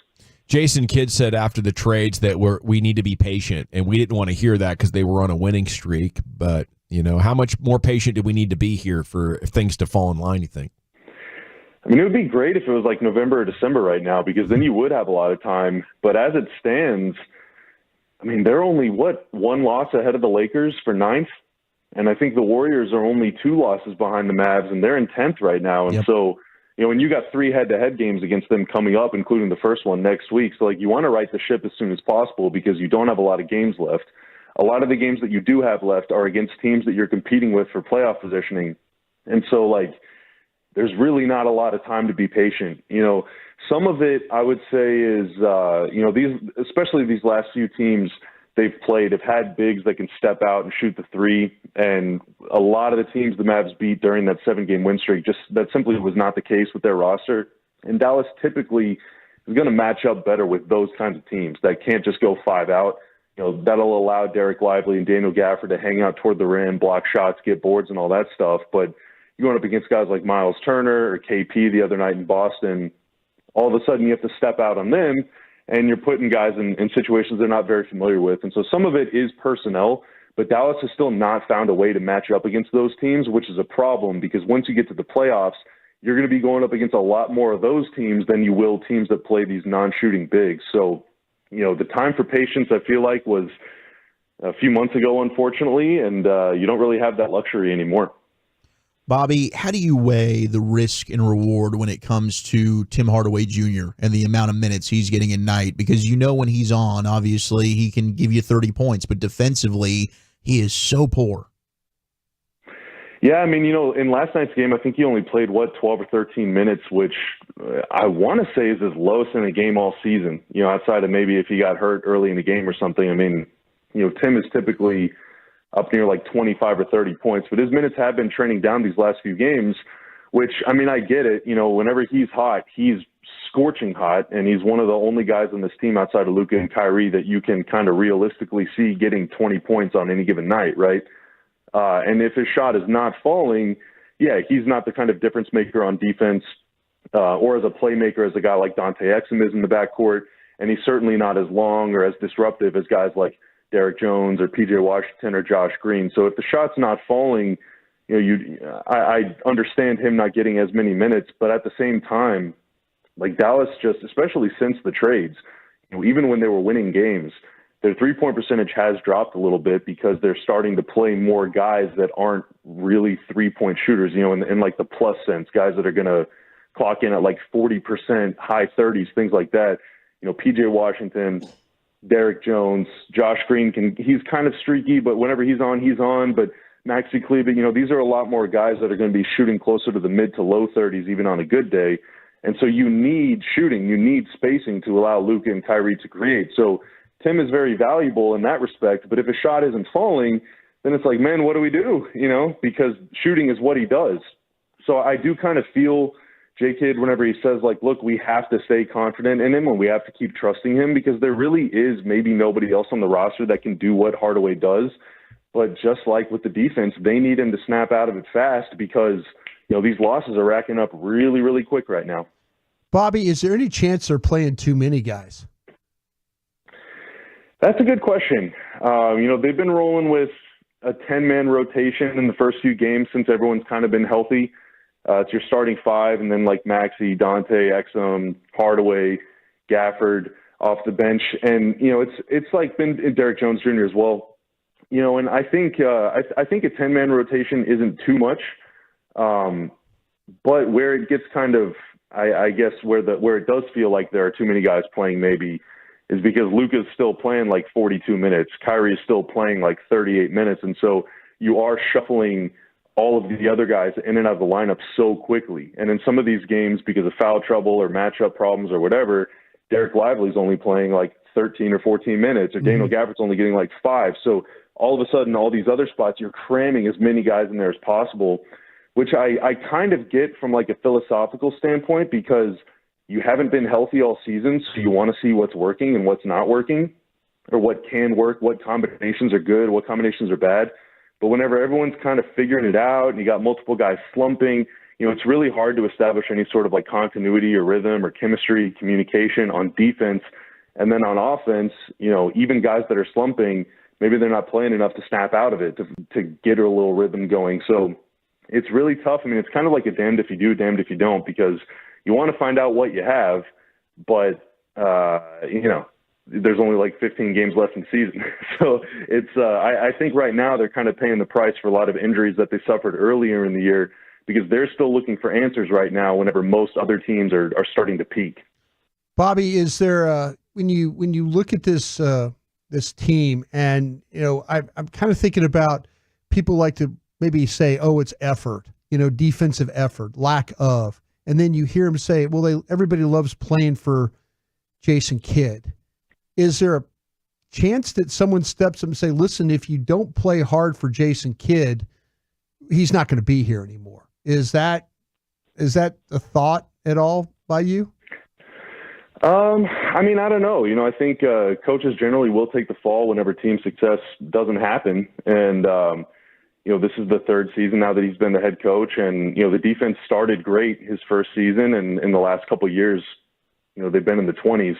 Now, granted, for most of this season, they were at least like closer to league average, but, those numbers have really taken a tumble over the last couple of weeks. So, I think, I don't think it's going to be like you're going to get a press release tomorrow morning or anything, but, the pressure's on everybody. The pressure's on everybody right now, and that's not just the coach. I mean, that's also Luka and Kyrie. That's also all the role players. Clearly, I mean, there were some pretty interesting reactions in the building the last couple games. Whenever Hardaway's missed shots, like, fans are getting kind of tired of seeing the losses. And I know the players are getting really frustrated too. And so, I think everybody's kind of feeling the pressure right now. But to your point about some of these issues just coming down to simple things like effort, like I totally agree. I think the Mavs defensive system in some ways is not perfect, but I feel like some of that is because of the personnel that they have. And so it really comes down to everybody needs to execute. They do not have the margin of error on defense that a lot of these other really, really good teams have because those teams have better defenders or longer defenders or more athletic defenders. The Mavs don't really have that luxury. And so if one guy messes up, even for 1 second, the whole thing can collapse. And that has just been the case way too many times over the last week or so. Is there any indication that they're not playing hard for their coach anymore, or that he might be losing his authority in any way? Oh, I don't know about that. I mean, I think anybody can flip on the game right now and see, a lot of guys are getting beat one-on-one. There's not as much defensive communication, or it doesn't really look like five guys are on a string the way it does whenever they're playing really well. But I don't know if you can attribute that to one thing or the other. I think it's probably a whole lot of things, to be honest. I know Luka and Kyrie are playing a ton of minutes, so they're probably tired, but they have to push through it. But, hey, they got to do so much on offense, but that doesn't matter. You still got to lock it in. I mean, every single player is facing their own challenges right now, and so I just don't know if you can attribute it to one thing any more than you could any other number of reasons. But, I mean, it is really hard to argue with the results right now, and the results are definitely not what they wanted to see. Speaking of those results, is there any possibility in your mind it's just a small sample size, or are these like sustainably bad things that we're seeing? I think that here's one thing that I think could turn around. The Mavs generally this season do give up a lot of corner threes, and that's one shot that you do not want to allow. But the Mavs are like top 5 in conceding those shots. But generally, they only concede that shot to guys that they deem to be bad shooters. It just so happens that over these last few games, they have been playing against teams that don't really play bad shooters at all. So, whether the schedule eases up or maybe they play a good team, but that good team has a guy you don't fear as much, then that number alone could come down, which could give you an extra 3 points per game, or it could save you an extra 6 points per game even. But that's a really kind of wishy-washy thing to rely on, because anybody can get hot in the NBA. I mean, we saw Max Strus bury 5 threes in like 4 minutes at the end of that Cleveland game. Now, he's a great shooter. Amazing. But he still scored 15 points in 5 minutes, and a win turned into a loss. And so, you can't count on guys just missing shots, but some of it is just going to be pure regression to the mean. But again, it comes back to things that you can control. Just, you have to watch the tape and realize, man, maybe this situation is not the best time to gamble. Maybe right now is not the best time to jump a passing lane. Maybe now is not the best time to try and block a shot. Maybe I should just box out instead. Maybe I shouldn't try and draw a charge. Maybe I should just try and establish myself in good position. These things where like maybe you're trying so hard to make a splash play that instead you make a mistake. Just like play within yourself, play within the system, and keep fighting. These are the most like elementary, rudimentary, like coach speak things, but like that's really what it's going to take. Like you just have to refocus and lock it in, because on their best day, the Mavs are not going to be a top 5 defense or maybe even a top 10 defense. But all along, the common thought is if they're just average on defense, then they will be a playoff team because their offense is just that good. So like you don't have to be the best team of all time here. Just be good enough to give yourself a chance to win. Yeah, Bobby, I mean, you brought up personnel a couple of times, and I get it, right? I mean, there's still some weaknesses you look at on that roster, but to your point about this defense at least being average, with the moves that they made at the deadline, adding Gafford, now you've got a couple of quality bigs there with Lively, adding a P.J. Washington, you think that's a better fit. Is there an excuse for this team not to be at least average defensively? They're the deepest they've been, certainly in Luka Doncic's era. Yeah, I mean, I think that they should be better. They should certainly not be the worst defense, which unfortunately they have been over the last, 5 or 6 games now. They should be much closer to average. They should be maybe even above average. But, in order to do, like, that's not just going to happen by itself. I think it's kind of, like, interesting talking about the Mavs because Luka and Kyrie are so good on offense, right, that you can just kind of say, they can just sleepwalk their way to being a top half offense just because those guys are so dang good. But they don't have like a Luka level defender or a Kyrie level defender. You know what I mean? Where they can just kind of, you can roll Rudy Gobert out on the court and you're going to have a top half defense. Like it doesn't even matter. It could be, me and the 3 of y'all out there playing with him. And we're still going to be great because we got Gobert. The Mavs don't have guys like that. They have good defenders. Lively and Gafford are good around the rim. P.J. Washington's been good. Josh Green can be good. Derrick Jones Jr., Dante Exum, those guys are good. But they don't have, like, these all-defense level difference makers, And so everyone still needs to lock in. And, I don't want to be as cynical as someone who would just say you're only as good as your weakest link. But teams are really going at Luka and Kyrie a lot. And so that means that those two have to dig in. And Tim, same thing for Tim Hardaway Jr. Like PJ Washington is good. If I'm a superstar, I'm going to attack a guy that's not PJ Washington, and I'm going to make them prove that they can stop me. So, everybody does need to step up. That includes Luka and Kyrie, but that also includes everyone else on the roster because, they need everybody to play as well as they can just to be that defense that's good enough to give them a chance to win games. Man, so much good stuff from Bobby. I think in conclusion, you've said so many things that got my mind working. Without an elite defender, I think they need shooters who are also good athletes. It seems like that while they've done a really good job, or Nico's done a great job accumulating talent, maybe another trade to consolidate talent is really what this team needs, to find that elite defender and then maybe another, really strong two-way player instead of the collection of guys that they have that are deep but maybe not good enough with the right traits. What do you think, Bob? Yeah, I think so. They got bigger, they got more athletic. I think they're definitely a faster team now than they were going into the deadline. But they still have some issues defending the point of attack. And, I still think just positionally, they could still just get a little bigger, maybe a little deeper. And then perfect example, Derrick Jones Jr., easily their best point of attack defender. And his shooting is trending up these last few games, but for a while he was shooting in the 20s from three. So can you find a guy that's as good at defending as Derrick Jones is, but that's as good at shooting as somebody like Tim or somebody like Josh Green, who's a 40+% three-point shooter? That is kind of the guy that they need, and they need not just one of them, but like four of them. And then all of a sudden now you're really cooking. So I think they have taken some steps forward conceptually, philosophically, in terms of size and all these other things, but the job is not finished yet. And unfortunately, we're seeing the proof right now, but I don't think it's like a lost cause or anything. I don't want to be smashing my panic button, but time is running out, gentlemen. So we cannot waste it. Words of wisdom once again, Bobby. Appreciate you. Have a great afternoon, and let's go get these Heat on Thursday night. Hey, thank you guys. I appreciate it. Let's go. Thanks, Bobby. There he is, Bobby Carella, Mavs.com with you in the G-Bag Nation. It's tomorrow night with the Heat. Friday night, it's one of the next two nights going to take on the Heat. And that's going to be a great opportunity for the Mavs to bounce back and start to get some momentum going. Top 10 at 420 is next, Wolchuk. Where are we heading? Well, it is National Oreo Day and National Frozen Food Day. I left it up to the Tolos. Do you want the Oreos? Do you want the frozen food list? That's next. Miss any show segments? Tisk, tisk, tisk. But fear not. You can go back and listen to our fan shows, and it's easier than ever.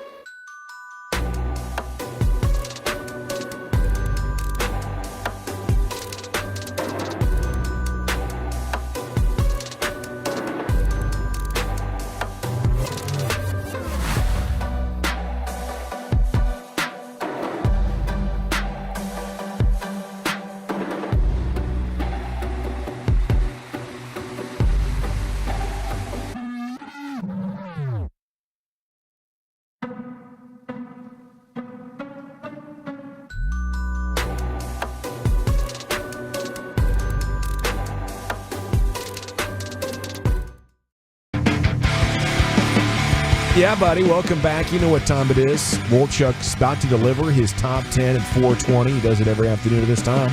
Segment is brought to you by Cars for Kids. Donate at carsforkids.org. Here's the Wooly Bull. Exactly. Thank you very much. It seems as though by a vote of 51 to 49% that the top 10 best store-bought cookies got the win today, as Oreo was able to get the victory over the frozen foods. Had top 10 best frozen food. Are we brand. talking like TV dinner? TV dinners? Absolutely. Dawson, don't look at me like that. Those TV dinners were bad, man. The Salisbury steak? Your Stouffer's, Marie Callender's. The only cool thing was back in the day they came in this aluminum tray. They had a prize. They had a little brownie that was never great, but it was still pretty good. Solid. And you get these trays out that you'd put in your living room in front of your couch, and the TV dinner came with a bit. TV trays. You know, that it was the beginning of not eating at the dinner table. It was Yeah. hanging out and just kind of chilling on the couch while you were eating, and it was fun. But that Salisbury steak and those little pathetic carrots, that was just bad eating. The mac and cheese with the Salisbury steak. I used to go with Salisbury steak, but it had the potatoes with like the brown gravy. You kind of pick your own. You kind of doll it up a little bit. It's hilarious. Yeah. That's It's a homemade different right time, there, Wolchuk, when living room eating was not normalized. Man, yeah, now it is. I mean, I grew up on those kid cuisines that they have. You just microwave those. Those were good. The mac and cheese, the like Michelinis or whatever they were called. Those were not bad. The Stouffer's, absolutely. I mean, heck, a bagel bite, a pizza roll, maybe some taquitos. I could tell you taquitos. what, I could punish some of those bagel bites. Yeah, there were those were great. Yeah. There's a lot of good things. There's a lot of good options. That's like eating sushi to me. I Chicken just nuggies? one bite. See, in the 90s and 2000s, they perfected the frozen food. At the very beginning, they thought they had to give us a full like dinner meal. And It's that's almost like they were sending you to space. Yes, you know? yes, exactly. It's like Space food. It's like they were giving you space food. Yeah. They would pretend it was a healthy and wholesome meal. But it's not. It's really not. But we'll go with the best store-bought cookies for you. What? On National Oreo Day. And it is delicious. We do love our Oreos. Of course, the double stuff is the way you've got to go, in my opinion. You still like the Oreos, though, right, Gavin? I know you kind of pivoted. I do love Oreos. They just don't agree with my system as much anymore. I'm kind of washed up. Is that what it you might is? have heard. Okay, Yeah. that's fine. Had to You're give not a beard. washed up. How are we doing on the pull-ups? So did you get back in the gym? I'm not good. Don't have any progress to report. This is the longest Lent in the history of Lent for him. Hey, Yeah, a I'm tough feeling deal. awful weak here. Not getting enough carbs and protein in. Haven't been feeling up for the workout, but I am down like 7 pounds. I think since Well, the I'm start. proud of you. Thank you for buddy. that because Yeah. I've definitely gained at least 7 pounds. Been I going just back had a into kid, soda. man. Shut You up. know the struggle. It's tough. It really is. The schedule's all out of whack. You're right. Like I'm not getting home until like 10 o'clock. You now eat at night. you eat hospital food at all? I have not had any of the hospital food. Okay. Yeah. Maya did, and she said it was okay, but she had like a baked potato. Oh wow. Yeah. See, I mean, I don't know how you can mess that up. Really. I think the problem You is can mess up a baked potato. Really? Yeah, you can. if you don't live a lifestyle that just naturally maintains a weight and your natural tastes and eating habits do it, as soon as your routine is broken, it could be months, years before you get back on it. That's why I was so happy to see you back on them soda shakes. Yes, I'm back on it. In fact, I'm overdue. I need to get one. But yeah, I've got like the mental strength. As soon as I allow myself to kind of break off of that, that's when it's like any type of excuse. Well, you open that up to. That's where I am with I'll the have pull-ups this. right now. Oh, yeah, I don't have to do them today. I'll just do them tomorrow. No big deal. I just Yeah. had a kid. I can have this Whataburger Well, right now. you caught I a- love it. It's so damn delicious. Actually, you caught a break not going to camp then, because that's all we did. Yeah, I'm sure. We ate terrible. And I would have said, you know what, Brian, that hot dog you just had looks Yeah. delicious. It I'm going to was. go ahead and just try it. Yeah. You only live once. The disintegrating bun was bad, but other I know than that, you did say the bun was. They need to get sturdier buns. The pizza was a little chewy. It's hard. It's a tough needle to thread here with these gourmet designer dogs on a bun. You know, even the great Hurtado, the Oaxaca dog, the best hot dog in the world, it's slippery a little bit when you're sitting there in that delicious brioche bun. It's just not easy to handle. You know, it doesn't scale up to gourmet as easy as the burger did. All right, we got some text and dip your Oreo in peanut butter. I don't know that I've tried that, but that sounds good. And 817, I work it on the border. They have deep fried double stuffed Oreos. Yeah. That sounds fantastic. Yeah, they got those at a couple of spots. Holy I like crap. to get them at Pluckers, State Fair. Oh, yeah, Pluckers does do those, don't they? I do believe you need ice cream with that. It just doesn't work without a little it's just vanilla. wanting a little a la mode there. Yeah. All right, let's go. Top 10 best store-bought cookies. Lucius Alexander. Yo. Your top store-bought cookie, my friend. So right now, I've been eating these cookies called maple cream cookies from Turkey Hill. My God. They're Canadian. So good, bro. The Canadians can do their cookies well. Oh, my God. Yes. Maple like syrup? Maple cream. Yes, like syrup. Okay. Maple cream cookies. They're amazing. I put them above the Tate's right now. And Tate's is an amazing cookie. Oh, that sounds I good. see these. Wow. They're I'm so definitely good, very bro. intrigued. Is there like a frosting in the middle there, or is that just like a shortbread cookie?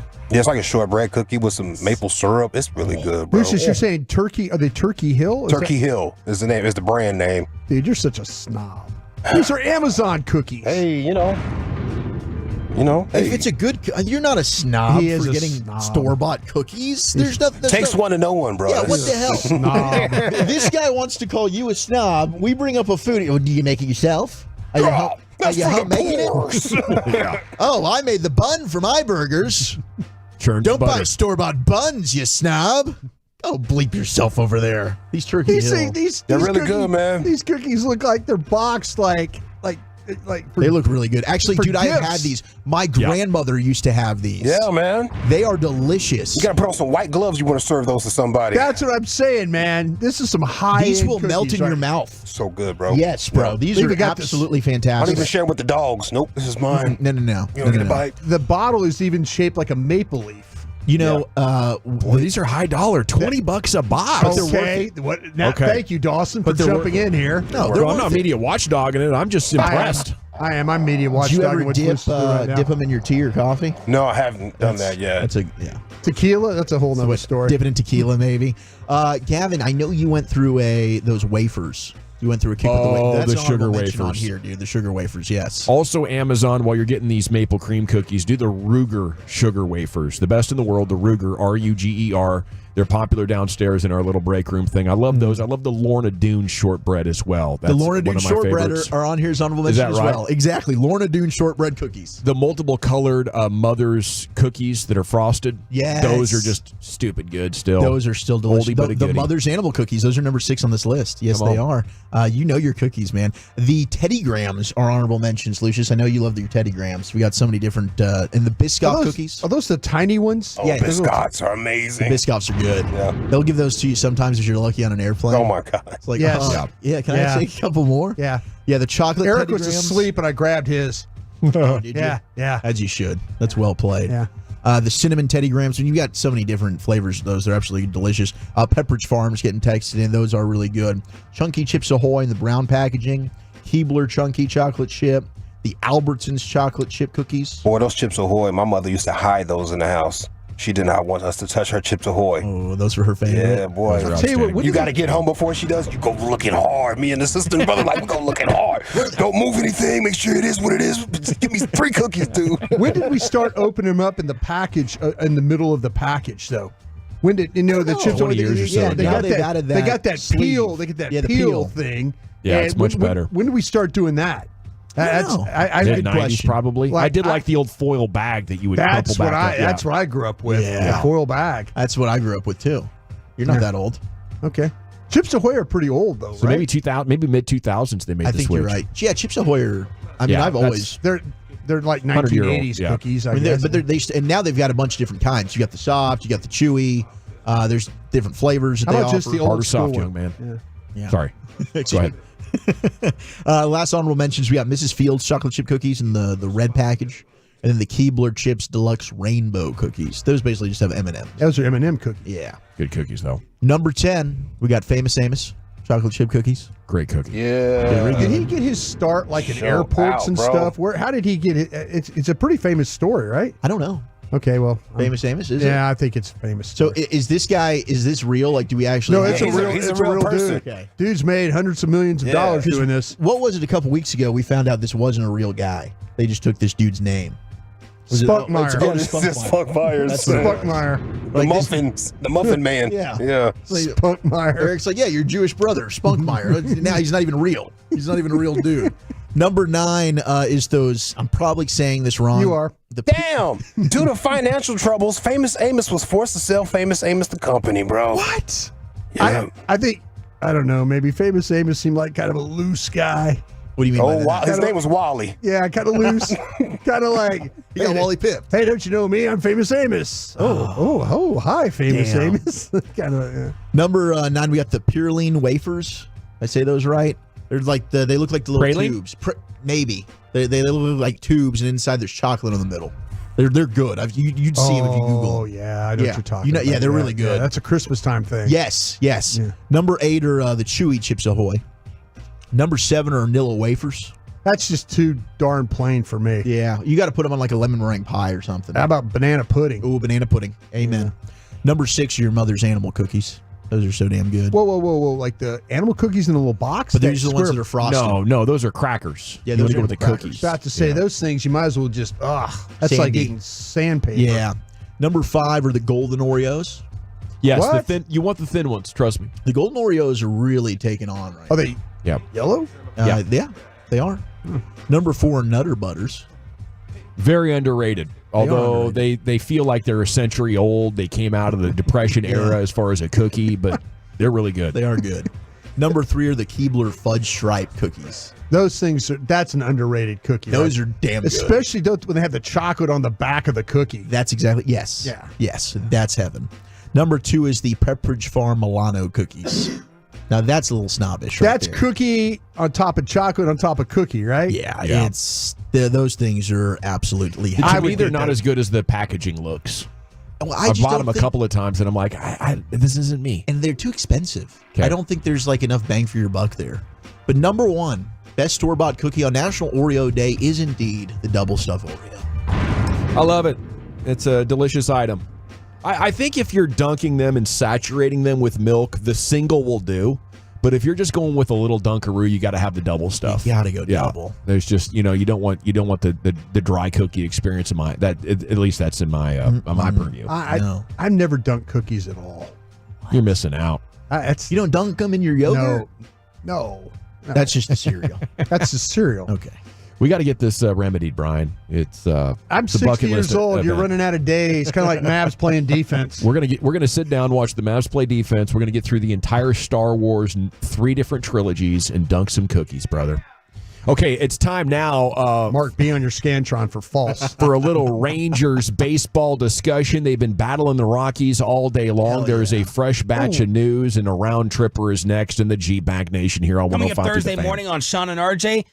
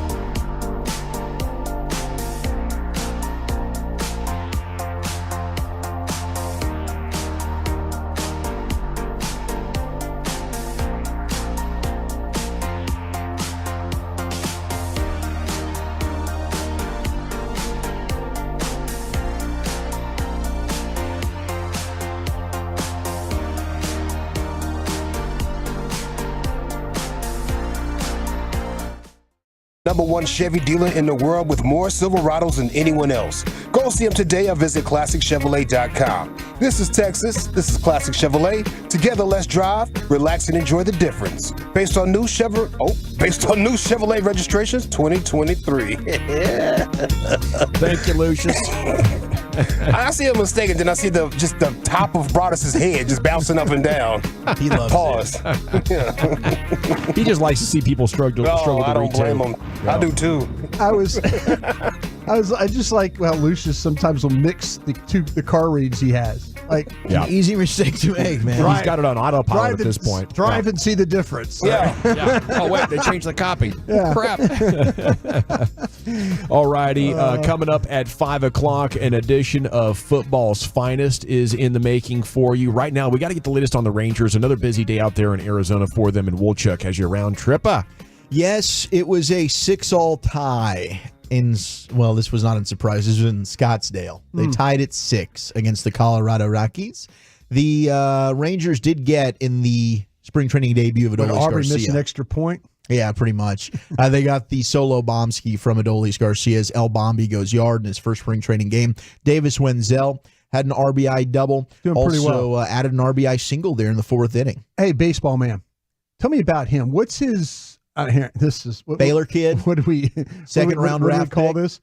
Hey, give me the floor. Give me the backstory on Wenzel. Yeah, Wenzel was taken second round out of Baylor.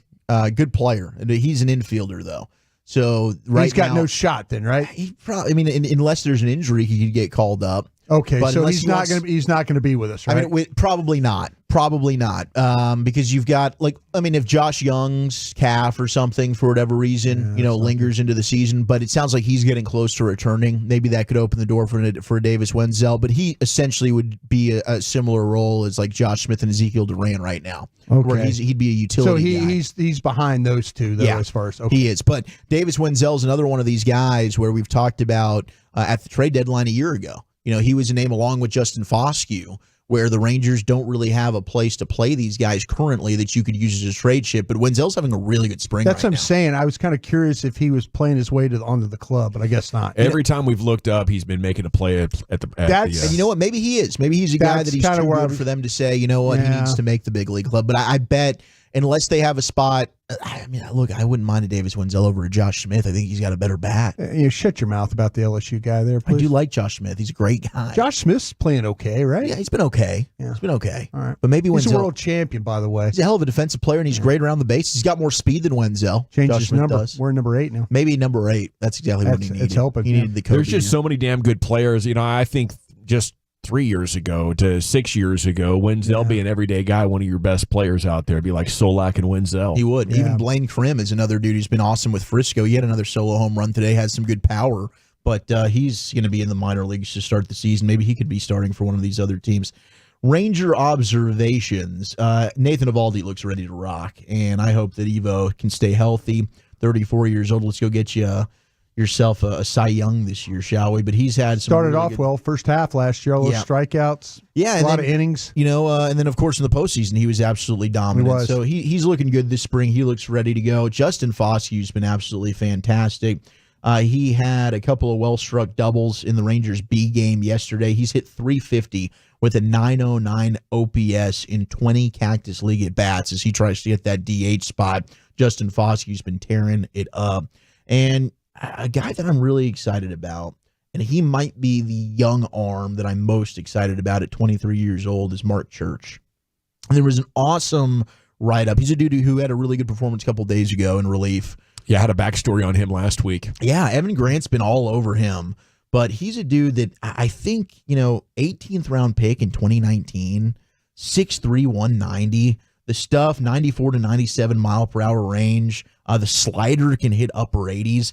But if there's a guy that may be one of these young guys like Cody Bradford last year that I'm thinking, okay, he might be the dude to step up for you, I think Mark Church would be the guy that I would bet on. Yeah, he's had to learn to pitch. He did not start pitching until after his senior year of high school, after a bet from his buddy, and then he was like, dang, I'm really good at this. So those are the kind of guys that could be in your system for 3 or 4 years and might be the late bloomer for one reason or another. For him, it would be, position change. And yeah, that, I'm willing to be patient, but I think he has the talent to step into the big leagues at least this year and give him something. Yeah, he really does. I agree, and they're going to need that in the bullpen. We've seen how that can be tough to navigate throughout the course of a season.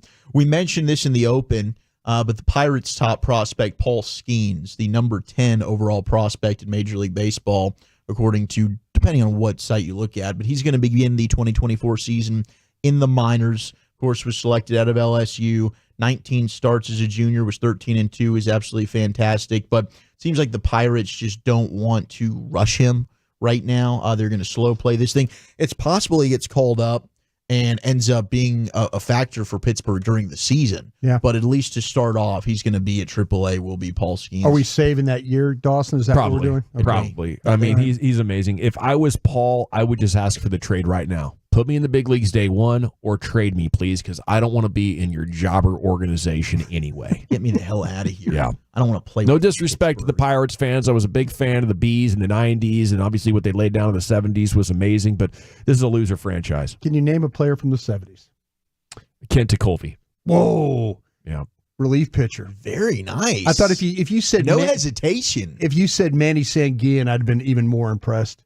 Manny Sanguillen. I don't think I could have gone much farther, Brian. Roberto Clemente. Roberto Clemente was the first one that came up, but I didn't know. Was he 70s? Yeah. Okay. He was I could have named him. Yeah. That would because he's got a whole Bill day. Blass used to pitch for him. Bruce Keeson. It's amazing how I can remember I can remember things from the 70s, and like Lucius would say, I can't remember what I had for lunch yesterday. What did you have for lunch yesterday? Salad. Okay. But I think you're not giving yourself enough credit. I'll tell you what, these bags of salad that you can buy, you can really doll them up. You can make them nice. You know what? I'm surprised you're not chopping up the lettuce and carrots and everything yourself. No, but you could put protein and stuff in them and make them really, really good. There you go. Yeah. I like those bags of salad from the grocery store with the deli chicken. Yeah, there you go. Chop it up, throw it in the bag. Grade your own cheese, put it in there, put some olive oil on top. Fantastic. Black You don't make your own cheese? You know what? I've thought about it. I've watched videos on how to make mozzarella. It's a lot of work. Mozzarella looks very challenging. It's a lot of work. It does. Yeah. Last thing here as we go around the bases. Bleacher Report put out their top 10 first basemen entering the season. Nathaniel Lowe of your Texas Rangers. Number 9. Number 10. Oh. Number 10. It's close. In a rare misfire by the Rays front office, Lowe was traded to the Rangers in a 5-player deal back in 21. He's hit 276, 359, 441 for a 121 OPS plus over the past 3 seasons, while averaging 30 doubles, 21 homers, 78 RBIs, and a 2.7 WAR. Won the Silver Slugger 2 years ago, Gold Glove a year ago, 3 years with club control remaining, low-cost, high-production player. Great guy. And he is. I mean, he's one of the best personalities on the team. Number 1 ranked first baseman, not a shocker. It's Freddie Freeman of your Dodgers, followed by Matt Olson of the Braves, and then Bryce Harper of the Phillies. I told you, 3. my guy, my Major League Baseball source guy, he told me that Wyatt Ryan is the right-handed version of Freddie Freeman. I love it. And this is the same guy that told me you're going to love the Jonah Heim trade. Oh, so he knows. He knows. Yeah. This guy is dialed. That's a great source. This guy, yeah. Man, if we got ourselves a Freddie Freeman, he goes, we were talking about Jonah Heim. He goes, no, the part of the trade that you won is the Jonah Heim part. That's what you wanted. I love He's it. been an absolute stud behind the plate and at the dish as well. Looking forward to another big year from Jonah. Probably another all-star year. God, I hope so. Thank you, Wolchuk. My pleasure. Little stroll through baseball stories and getting really excited about the Rangers, who are now just 3 weeks and 1 day away from opening day. It'll be a Thursday night game, 6:30 start, 6 o'clock pregame here on your home of the Rangers, and we're going to be out there having a great time with you. Okay, an edition of Football's Finest is on deck. What kind of NFL stuff is rattling around over there in your brain, Wolchuk? Dalton Schultz is talking about the Cowboys culture. Is it like a zoo? That's next. Okay, I'll tell you what.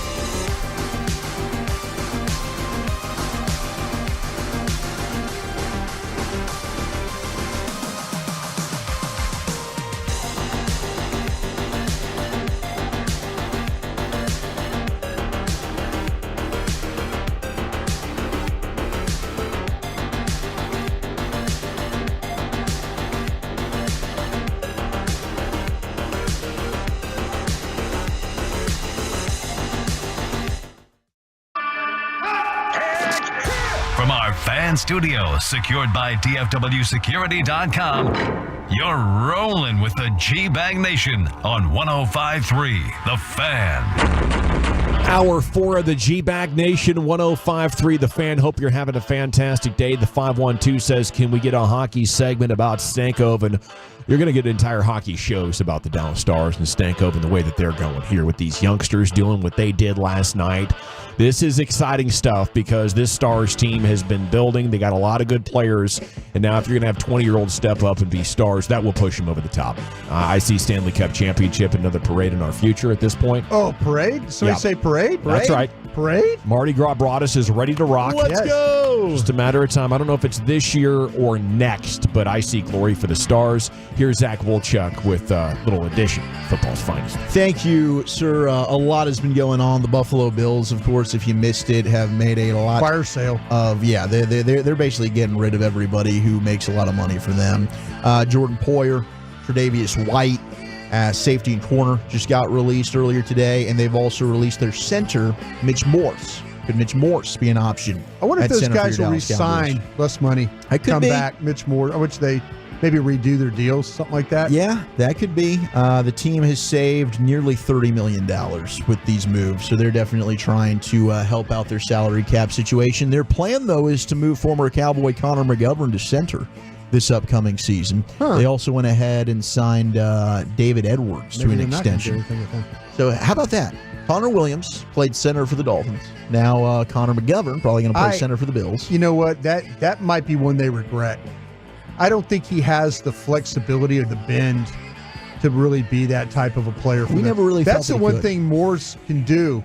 He could get out on the when the Buffalo was running the ball on Dallas. That he was crushing them on the second level and then playing on the edge. I don't know if McGovern can play that way. If that's how they want to continue to run their offense, which I think they probably will. That'll be interesting. But now Mitch Morse, that's a center that's available. Cowboys in need of a center. It's an upgrade over Biotish. We'll have to see if they have any interest there. I would say yes. Yeah, he's better than Biotish. Cool. Yes. Yeah. Go get him, Cowboys. Go get him. Make something happen. Yeah, maybe in another lifetime. Maybe. Yeah. It's probably going to be too expensive. Dalton Schultz was on with Pat McAfee today, and this is kind of taken over Cowboys Twitter. We've got the audio as Dalton Schultz, of course, who just signed a new 3-year deal with the Texans, left the Cowboys after getting franchise tag 2 years ago, was very productive, of course, with the Cowboys and last year with Houston. But Pat McAfee asked him the differences between the Cowboys and the Texans. Here was Dalton Schultz's answer. The focus is just football, you know what I mean? And going back and like telling some people like how kind of being around the Cowboys like practice facility and, you know, game day, describing some of the interactions and stuff that you see on a day-to-day basis, like surprise a lot of people. They're like, holy crap, like that actually happens like at a practice facility. And like, you know, it's just, you think it's normal, and then you come to a place like this. Like what? You don't have to out anything, but like, what are you? No, dude, it's just like there's people literally going on tours while you're lifting in the weight room, and they've got like a one-way mirror for people to like look at. Like it's literally, it's a zoo, dude. Like, there's people tapping on the glass, like trying to get people's attention as they're doing, you know, power cleans or whatnot. And it's different. And I mean, that's the brand that they've built. That's what Jerry Jones likes. That's the way that they run things. And there's nothing wrong with that. It's just, you know, you don't realize like how many, you know, eyeballs and how much that can maybe, you know, distract from, you know, stuff just in the locker room, being in the facility, until you go somewhere else and you're like, holy crap, like, dude, there's none of that. Like, this is, you know, also a really well-run organization in Houston. And I think that was one of the things that kind of scared me about like leaving Dallas the most, is like, I wasn't sure what another organization would kind of feel like. And dude, I got here and it was like, this place is a well-oiled machine. And he did go on to say, I can't speak to how it was before he got there, because clearly Houston was not a well-oiled machine. No. Under Bill O'Brien, that thing kind of collapsed. But now the new culture that D'Amico Ryans has instilled there, and Nick Caserio, their general manager, it does seem like they've turned a corner. But again, in an offseason where culture has really kind of been a big talking point, And Jerry Jones on his bus at the Combine said he does not see a culture issue. Here is another former player that is just talking about the various distractions that you have in your workplace environment that you just don't have in other organizations. Yeah, it's weird. And, I don't think Jerry cares at all about I don't think this he does topic. either. He's just like, whatever. I mean, Mike McCarthy understands, which is funny because Mike McCarthy actually restricts the media access more than Jerry Jones restricts fan access. I mean, you're trying to work out and somebody's looking at you through a two-way mirror, like it's a mirror on your side and they're looking at you and then like they're tapping on the glass. Like the first time that happened, I do believe the other 31 organizations, if a player complains about that, they're like, what are we doing, guys? This should not even be a thing. They've kind of been doing that since like Valley Ranch days. Yeah. Like when they were the heydays of the Cowboys. I remember walking through the weight room while they were working out. Yeah, and that's a really private area. Yeah, it is private. Yeah. It is strange. They growled at us. The players did growl. Trying to scare us a little bit. We were young. But yeah, they've been doing that for a while. Yeah. And I think Jerry Jones understands the importance of that connection, that real-life connection with the community. When they built the Star, he would talk about the high school football players practicing on the same field that the Cowboys did and how, those sort of visceral experiences can, really galvanize a team. And I think Jerry Jones is just genius at it. He absolutely everything that he does in this department is right, and that's how they can still be so popular despite all of this failure as an actual competitive team. And it makes me more convinced than ever that they're just not going to get the job done until something very significantly changes with the ownership team. And yeah, a lot of people texting like, didn't Cole Beasley say the same thing about Buffalo? Yeah, he did. I think that Cheeto Uzie said the same thing about Cincinnati. This is something that you have with the Cowboys that you don't have with other organizations. That's the difference. Some players are built to be able to, that's not a distraction for them. It's not a big deal, to your point. Others, maybe it is. Maybe it's something where the whole, vibe of the Cowboys, they would like it to be more of your typical work environment where I'm not distracted by any of this stuff. I mean, I've seen like Patrick Walker, DallasCowboys.com, who does an excellent job. Like that's a cop out there from Schultz. Fans walk by the podcast studio. You know this, Brian. I mean, when we do How the did it ref happen show, today? All the time, they're waving. We're still doing our show. It's not a big deal. But I do think, in a sense, I mean, it does kind of fall into the conversation of like, what is football the most important thing?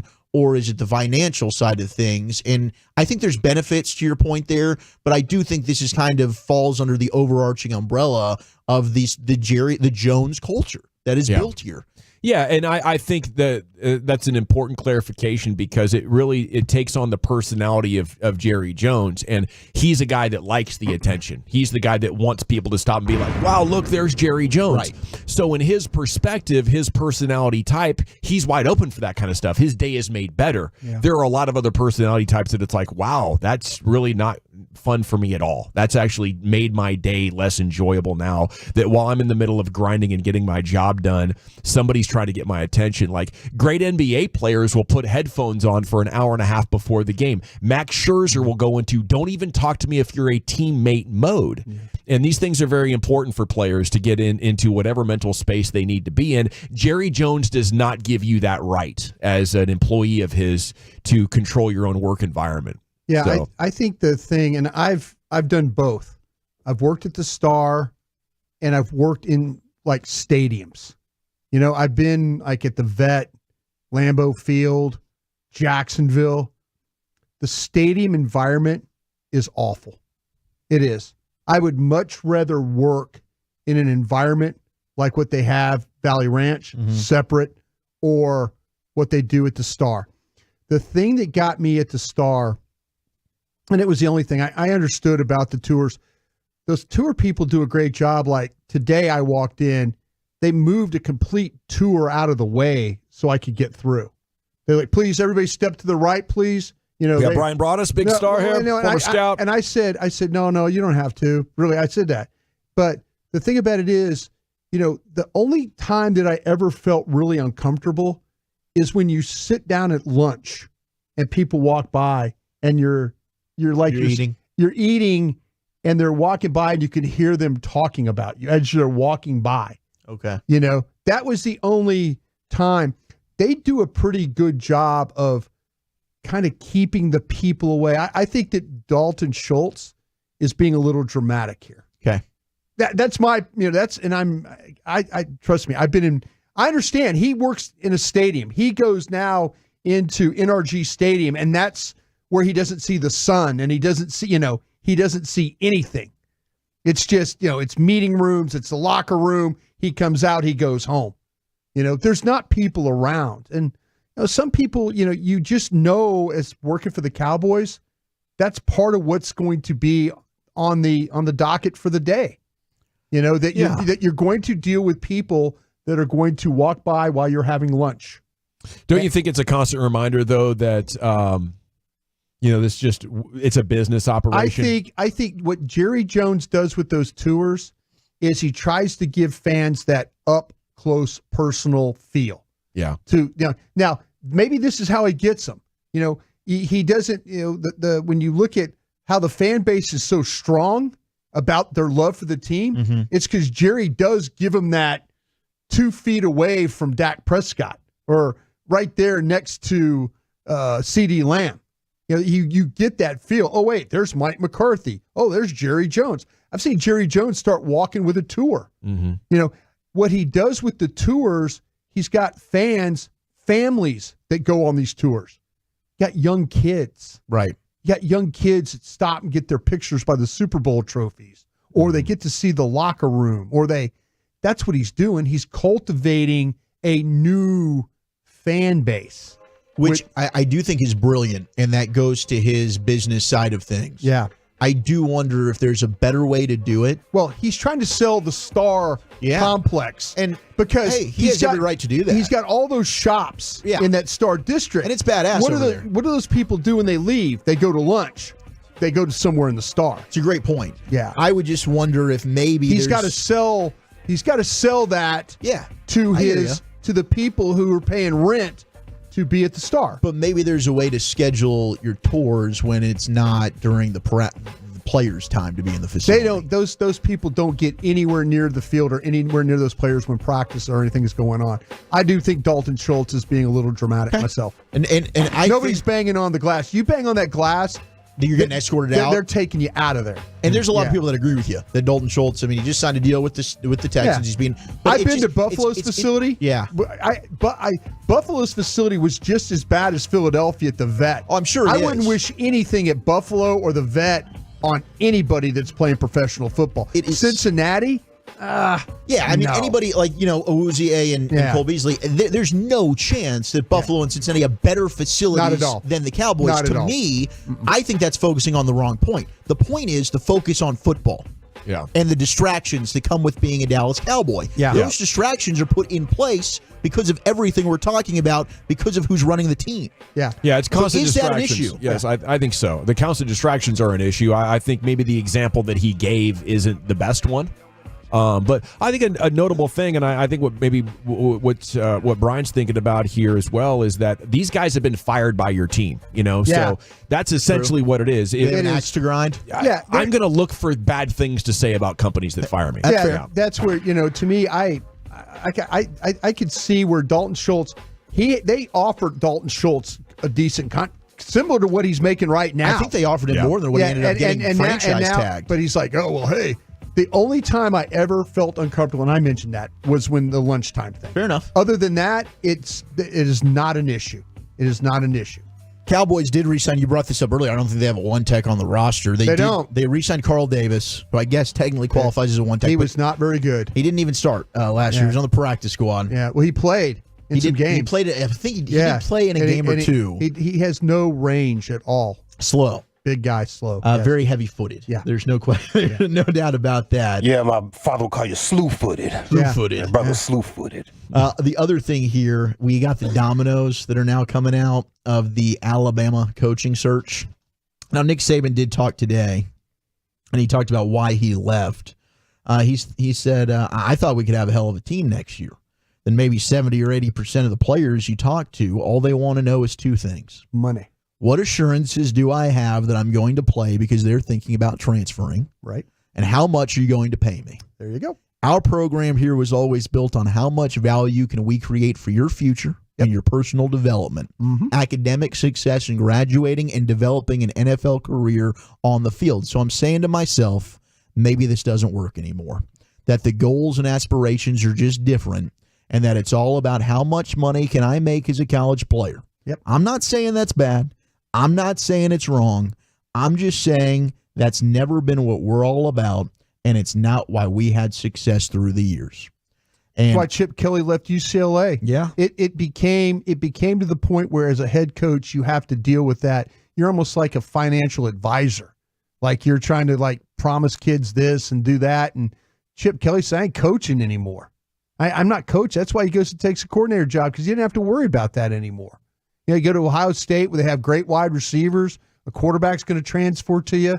You got a running game you could deal with. Yeah. Being an assistant coach ain't a bad gig. No. 6 figures. But when you have to become the guy that's making sure that all your players are paid, and I'm not against the paying the players. I did it in the 70s. But to me, Coach Saban's right. Yeah. It's a hard way to do your business now. Well, it was fascinating because Kalen DeBoer got that job from Washington to Bama, but now there's like the third choice. Yeah, there's inside. Well, I don't know. I don't know if that was the case, but they were very close to hiring Mike Norvell from Florida State. Yep. So there was also serious discussions with Norvell on the same day that they hired DeBoer. Yep. In fact, in the wee hours of that Friday morning, Florida State officials were scared that Norvell was close to trading FSU Garnet for Alabama Crimson. Yeah. Sources told ESPN that Florida State was poised to move quickly. If indeed Norvell had left, they would have gone and gotten Lane Kiffin from Ole Miss. Yeah, it was just amazing the head coaching dominoes that were ready to fall there. It's put it all on the coach's plate. You know, they really just need to get a system in place where all of that business side of it, because that is what it is, can be handled by the university. Well, it's what Jimmy Sexton, who's the agent for all these coaches, yeah, he was running the game. Yeah. Sexton was getting guys. The guy at Texas got an extension. The guy at Florida State got an extension. The guy, the Alabama, the guy went from Washington. Yeah, he got his guy hired at Alabama from Washington. So yeah, I mean, it's Jimmy Sexton was running the game. He completely had control of all the dominoes, and he got every one of his guys an extension because of what happened at Alabama. Every one of them. Crazy. There's your football's finest. Thank you, Wolchuk. I love it. It is the G-Bag Nation here on 105.3 The Fan. Robust sports conversations continue. We'll hit the expressway and take you commercial free to the top. Coming up next, it's the G-Bag Nation on 105.3 The Fan. But I do want to tell you